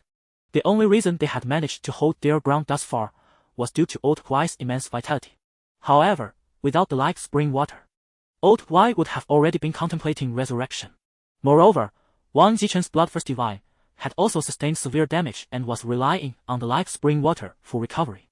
Yet, this precious resource was limited, and if the battle continued in this manner, even with substantial support, Old Huai would eventually succumb. The other 3 spirits shared a similar plight. Although the 30 commanders were powerful, their adversaries had even more commanders. If it weren't for Dan Qing and the others being exceptionally gifted, the tide of battle would have already turned against them. Yet, Han Chong boldly charged towards the lava behemoth. Did he not fear death? Human, your courage deserves my admiration. The lava behemoth roared, unleashing a torrent of molten breath. Han Chong, with a cold smirk, evaded the fiery assault using instant stab, and retorted. If this is your way of showing appreciation, I would rather forego it. He then activated all his speed-enhancing abilities, pushing his velocity beyond 400. Thus meeting the conditions to utilize instant stab. With the agility granted by this skill, he positioned himself behind the lava behemoth and executed a sacrificial strike, aimed at a vital point. This time, he refrained from immediately using steel, inflicting only 70 damage along with a bleeding effect. The lava behemoth, struck by the attack, let out a furious roar. Human, you have provoked my wrath. Suddenly, a fiery cage enveloped its form, trapping both itself and Han Chong within. Several nearby beasts were incinerated, their health rapidly depleting. Fortunately, Wu Yuan was accustomed to Han Chong's reckless behavior. She knew that if Han Chong truly pursued self-destruction, no one could match his pace. So she suppressed her worries and unleashed Frost Storm and Ice Spear in an attempt to disrupt the lava behemoth. However, the Ice Spear merely dealt 30 damage, while the Frost Storm, a group skill, was completely disregarded. Meanwhile, Han Chiu and Lu Liwa felt their hearts in their throats, with Lu Liwa on the verge of tears. Currently, the only entity capable of contending with the lava behemoth was Old Huai.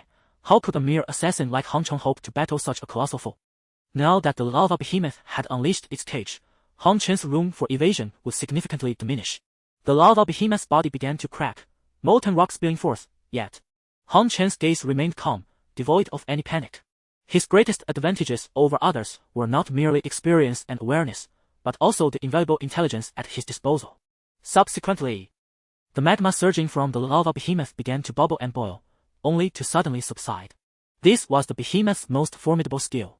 The Doom Volcano, within the span of 1 hour, it halves its maximum health, inflicting a staggering 100 points of fire damage per second on all foes within a 15-meter radius for 5 seconds, while also applying a slow effect to all adversaries within 10 meters.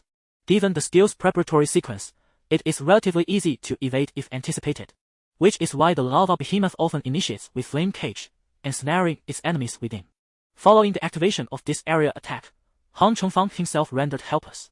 Fortunately, he had acquired the upgraded version of Steel, allowing him to commandeer the lava behemoth's abilities. At that moment, Han Chong suddenly felt his vitality waning at a rate of 30 points per second. This was dire. He needed to release it quickly. He realized this was the backlash from his theft, yet the Darkborn had never confronted an adversary so overwhelmingly powerful. So he had not anticipated the backlash would be so severe. Doom Volcano. The lava behemoth's skill erupted from Han Chen's grasp, causing a tumult of magma to boil forth, followed by the anguished roars of countless beasts, which were swiftly reduced to ash beneath the terrifying power of the Doom Volcano. Even after unleashing the skill, Han Chong remained in a burn state. The already crimson eyes of the lava behemoth flared even brighter as it raised its claw, unleashing a fiery lance that pierced Han Chen's form. Han Chong! Boss! Kid! Several exclamations echoed from the defensive line. It was not until Han Chen's figure reemerged in a nearby clearing that they could finally breathe a sigh of relief. Shortly thereafter, a barrage of ranged attacks from the commanders targeted Han Chong. However, this time, they struck only his illusions. With 2 illusion skills at his disposal, how could Han Chong be so easily hit? He returned to the rear of the defensive line and commanded, "Now's our chance, attack." The area surrounding the lava behemoth was devoid of other commanders, making it an opportune moment to reap lives. Old Huai, disregarding his scorched roots, activated Forest Prison, ensnaring the lava behemoth, followed by Wu Yuan's torrent of spells and Zhang Qin's defense-ignoring Heart Piercer, which extinguished the behemoth's health entirely. Cursed humans! The lava behemoth let out a furious roar before collapsing in rage. A series of blessings descended upon Han Chong. The first was Wu Yuan's blessing, liberating him from the burn state, while the various healings from the priests restored him to just below half health. Gazing at the fallen figure of the lava behemoth, everyone felt a sense of disbelief. Had such a powerful entity truly been defeated?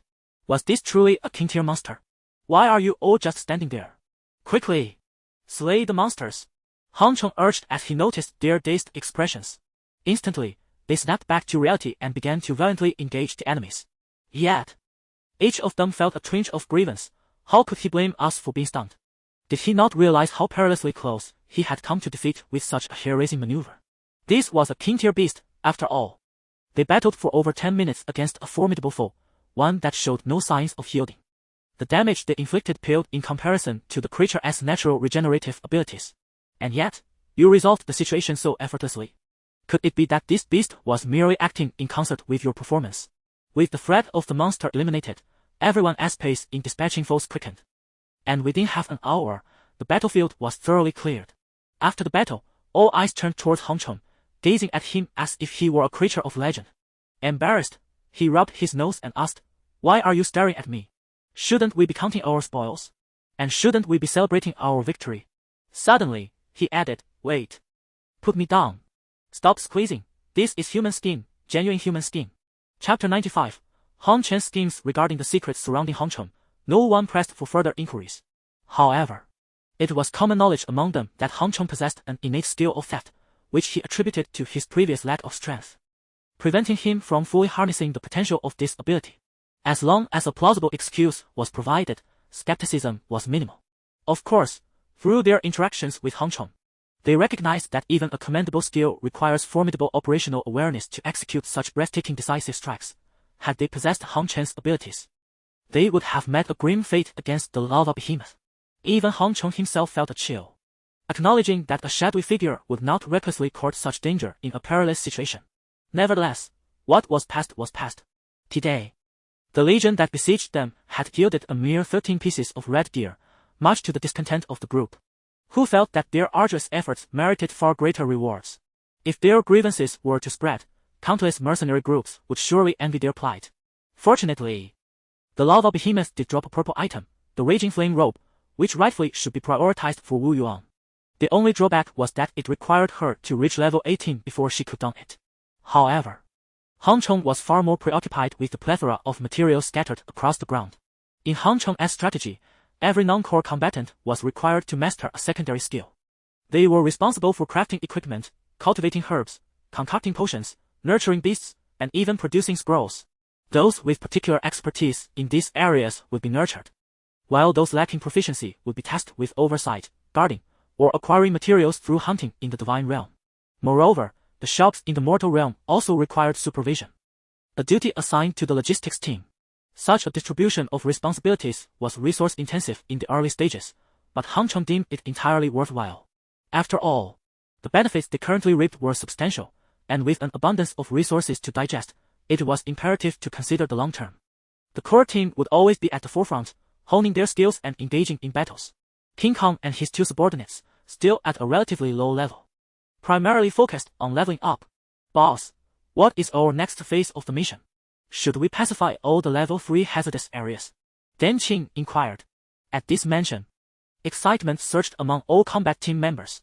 The thought of pacifying level 3 hazardous areas had previously been unimaginable, yet with their recent achievements on the battlefield, they began to harbor considerable confidence in this objective. A mere level 3 hazardous area was just that, merely a challenge to be overcome. As for the king-level ferocious beasts, they understood without Hong Chong needing to elaborate that the enemy would not recklessly dispatch such formidable creatures, otherwise, the divine realm would be excessively biased. However, pacifying all hazardous areas was not enough to satiate Hong Chong's ambitions. His plan was one of gradual and sustained progress. Hong Chong activated the electronic map, employing its projection feature to cast a holographic representation onto the table. "This is the map of all perilous zones surrounding Jiangqing," he stated. "The third-tier danger zones are quite distant from one another, which is fortunate for us, as it allows for the presence of so many of them.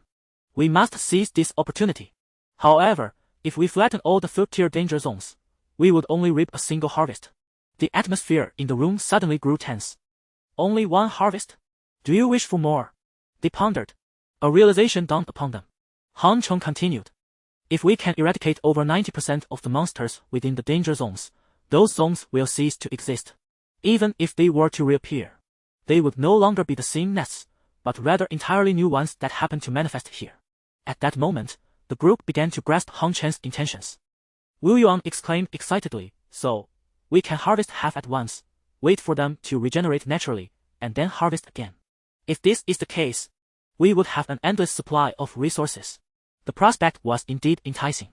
The group felt a surge of excitement. Their current bounty was already substantial.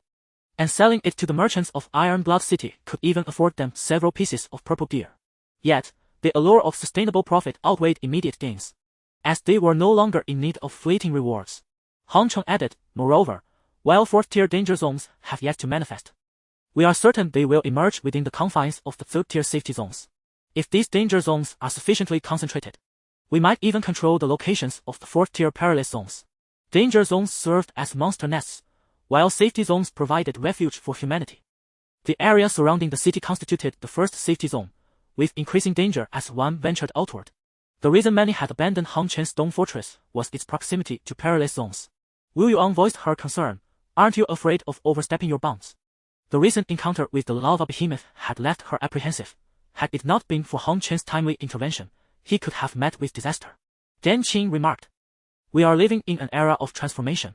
How can we avoid all risks?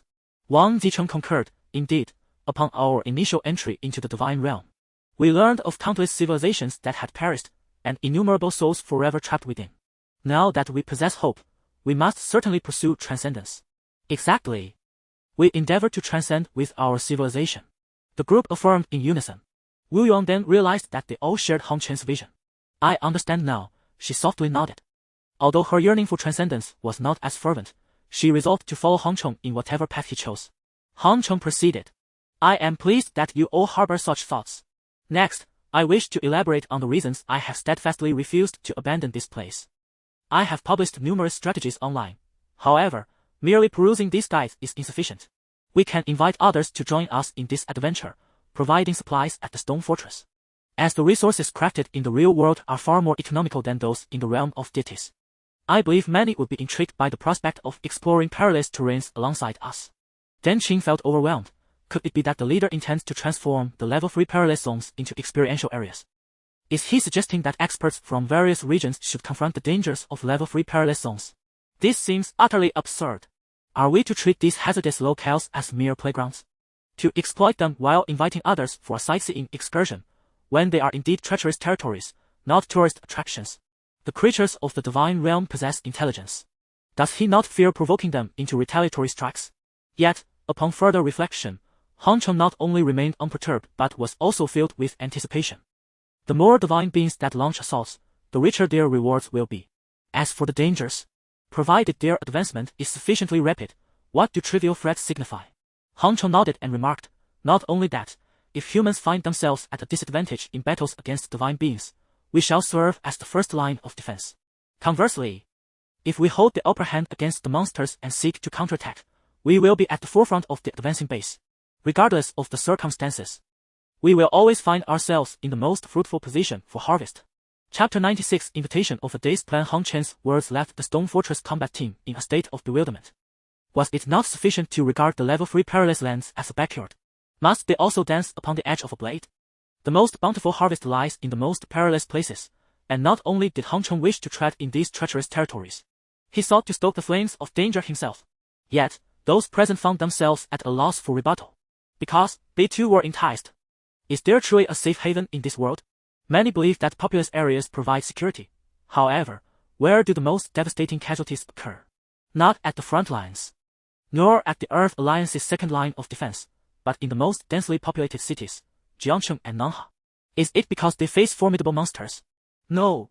The mightiest beasts have been kept at bay by the military, while the lesser threats have been eradicated by the Earth Alliance. Even the main forces attacking the cities have been thwarted by factions seeking to win the hearts of the people amidst the chaos. Ultimately, it boils down to their own weakness. This frailty is not a lack of strength, but a deficiency in spirit. They cannot adapt to the changing times, nor summon the courage to battle the monsters, and therein lies their greatest weakness. With a resounding clap, Shao Qian struck the table and proclaimed, indeed, in this era, whether one wishes to survive, protect others, or pursue a dream, formidable strength is imperative. Those lacking power can achieve nothing. We stand at the pinnacle. How could we fear such minor obstacles? Wang Zicheng concurred, precisely. The future may hold vast transformations, but strength is the foundation. Dan Qing added his affirmation, currently, the dangers are manageable. If we shy away from facing them, what shall we do when greater risks arise? These individuals had gathered for a shared belief. Thus they harbored no fear. They did not disregard life, rather, they chose to expend their most precious lives on the most significant endeavors. Another day passed, and the group combed 2 resource-scarce perilous lands as a risk control measure, then conducted a thorough sweep of the remaining 7, ensuring that danger was minimized. Thus far, 3 days had elapsed since the rampage of monsters commenced. During this time, the lone wolves began to coalesce for warmth, with smaller factions being absorbed by larger ones, while the larger factions began to fracture. There was no choice. Without elite teams, large factions could not amass a significant following. However, elite teams require financial backing, and no one is willing to part with resources for the benefit of these top-tier groups, leading to inevitable conflicts. Fortunately, many still recognized their need for the protection of the strong, preventing widespread fragmentation. Meanwhile, the public's attention towards external matters began to wane. Rumors circulated that the Night Mercenary Corps was recruiting, albeit requiring individuals to appear in person. Should we consider this? No, it is too far. I checked the map. The roads are infested with monsters. It is far too perilous. What? Is the military not addressing this? If the military were to manage these minor adversaries below level 10, then who would oversee the monstrous lairs? Would you take on that responsibility? Never mind, I was merely expressing a thought. There exists a formidable force nearby. What was it called? Allow me to check. Yes, safety must come first. It would be prudent to wait until we grow stronger before making any changes. Such occurrences are commonplace. Most individuals tread cautiously even when stepping outside, let alone in other matters. It is only during moments of leisure that they turn their attention to online affairs. However, Hong Cheng's post has indeed captured the attention of many.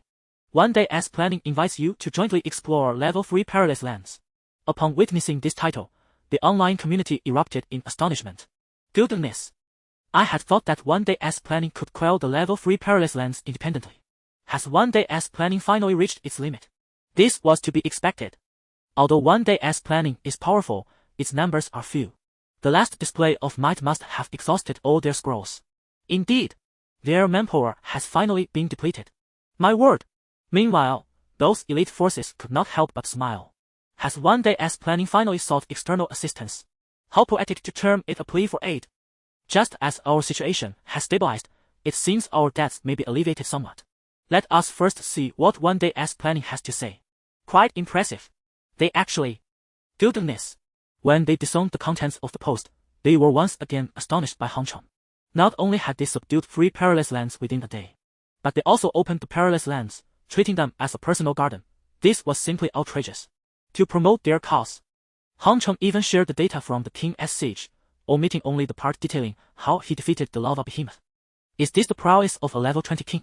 So formidable. Those who possess a commanding level pet are surely the talents courted by the major forces. One Day as Planning actually has a king level pet. We are truly outclassed.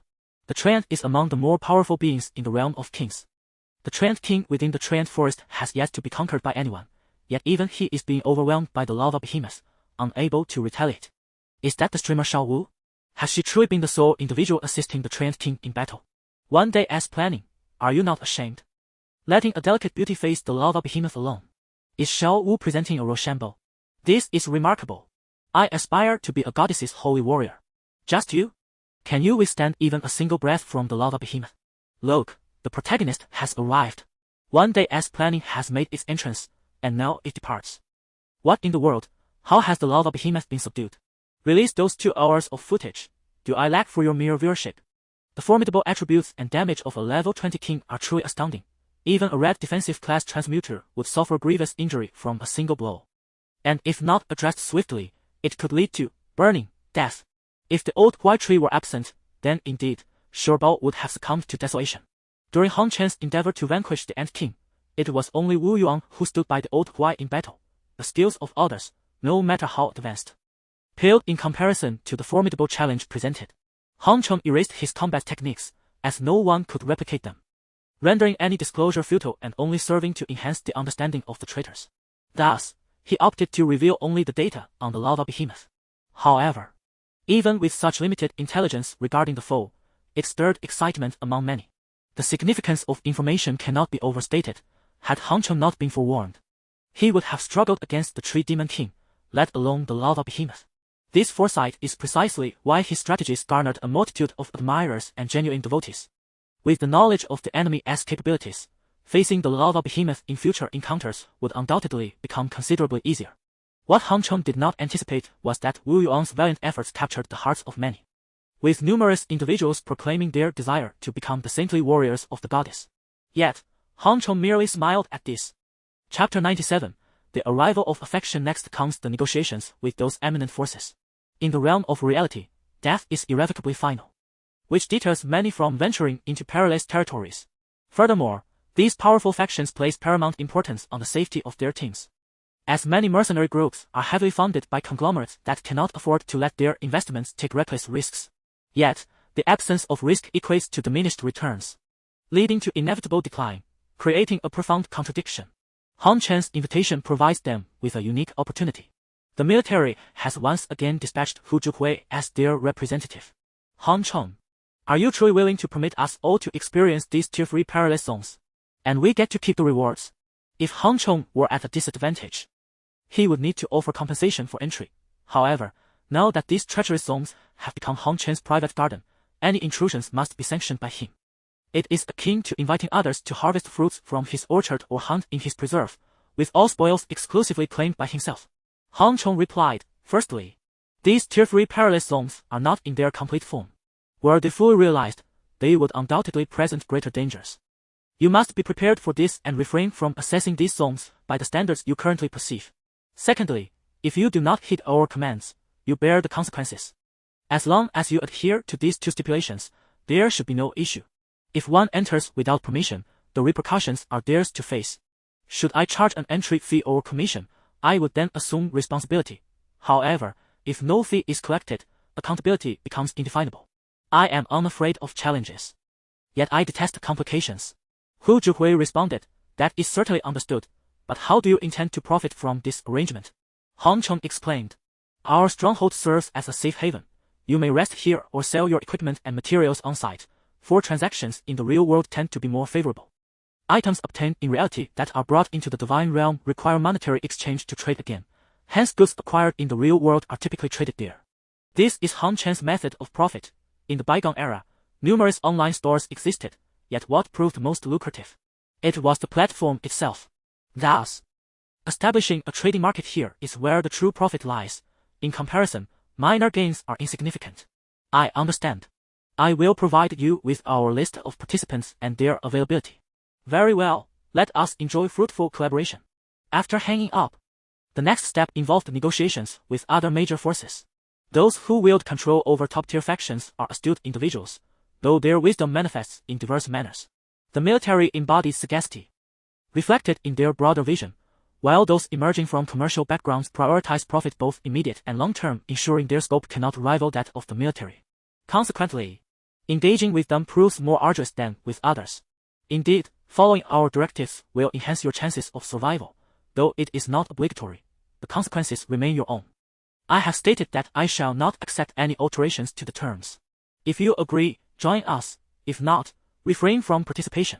Indeed, this is a land devoid of masters. You may venture here at your own discretion, but should any issues arise, do not seek my assistance. I neither charge a fee nor accept any responsibility. If a formidable beast of legendary status should appear again, consider it your misfortune. You wish for me to guarantee the safety of your expedition. Come if you will.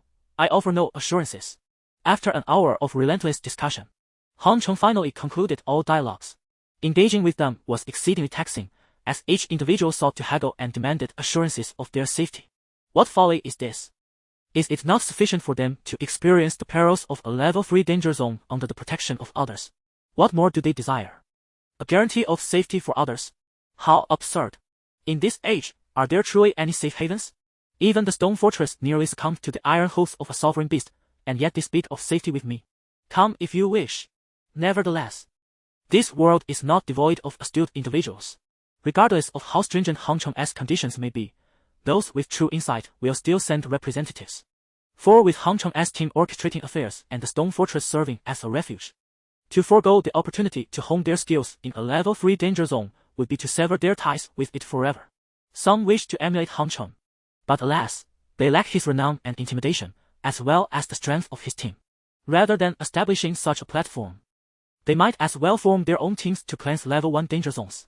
Hang Cheng's demands are excessive. Does he truly believe that place is his personal garden? If not for the Divine Domain wristwatch being irremovable, General Wang of Apocalypse would have thrown his phone in frustration. His assistant chimed in, indeed. Does he think we have no choice but to go? General Wang responded, we must go. The assistant was taken aback. Huh? Did you not say? What did I say? Is it forbidden to go simply because one disapproves of his methods? General Wang shouted in anger. If we do not dare to venture even into a level 3 danger zone, how shall we ever face dangers in the future? Even without any guarantees from Hang Cheng, they would still send representatives, if only because Hang Cheng's team would accompany them, for that reason alone. They felt compelled to go. Though they hesitated to risk their own teams in a level 3 danger zone, if the danger could be mitigated, this opportunity must be seized. In this new era, there is no refuge for the antiquated. The same holds true for other top-tier forces. They may take offense at Hang Cheng's unyielding demeanor, feel angered, but they cannot oppose him. Should you be dissatisfied, you may enter on your own.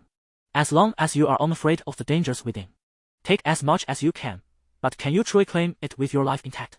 Several hours later, numerous factions gathered at this location. Hu Zhuhui remarked, we are grateful for the opportunity to engage with the level 3 danger zone, as it will greatly aid us in our future assaults on such territories. Hang Cheng courteously replied, in truth, if the various teams could unite, pacifying the level 3 danger zone would not be overly difficult. Even if a level 4 danger zone were to emerge, it would not be insurmountable. Thus, I have another notion, to establish a set of guidelines for adventurous undertakings. To be refined through practice until it takes shape. Hu Zhuhui's eyes lit up as he remarked, if we could truly establish a code of conduct for adventurous endeavors, it would greatly assist in the collaborative efforts of the various factions. Currently, although most individuals have formed small groups, they still engage in their own battles. Only the military is capable of enforcing discipline, yet their methods cannot be applied within civilian life. If Hang Cheng manages to formulate a set of behavioral guidelines, his influence would extend far beyond the realm of the common populace. At that moment, someone in the crowd suddenly shouted, what guidelines? Aren't they merely designed to safeguard your own interests? Surely, all rules will ultimately benefit you.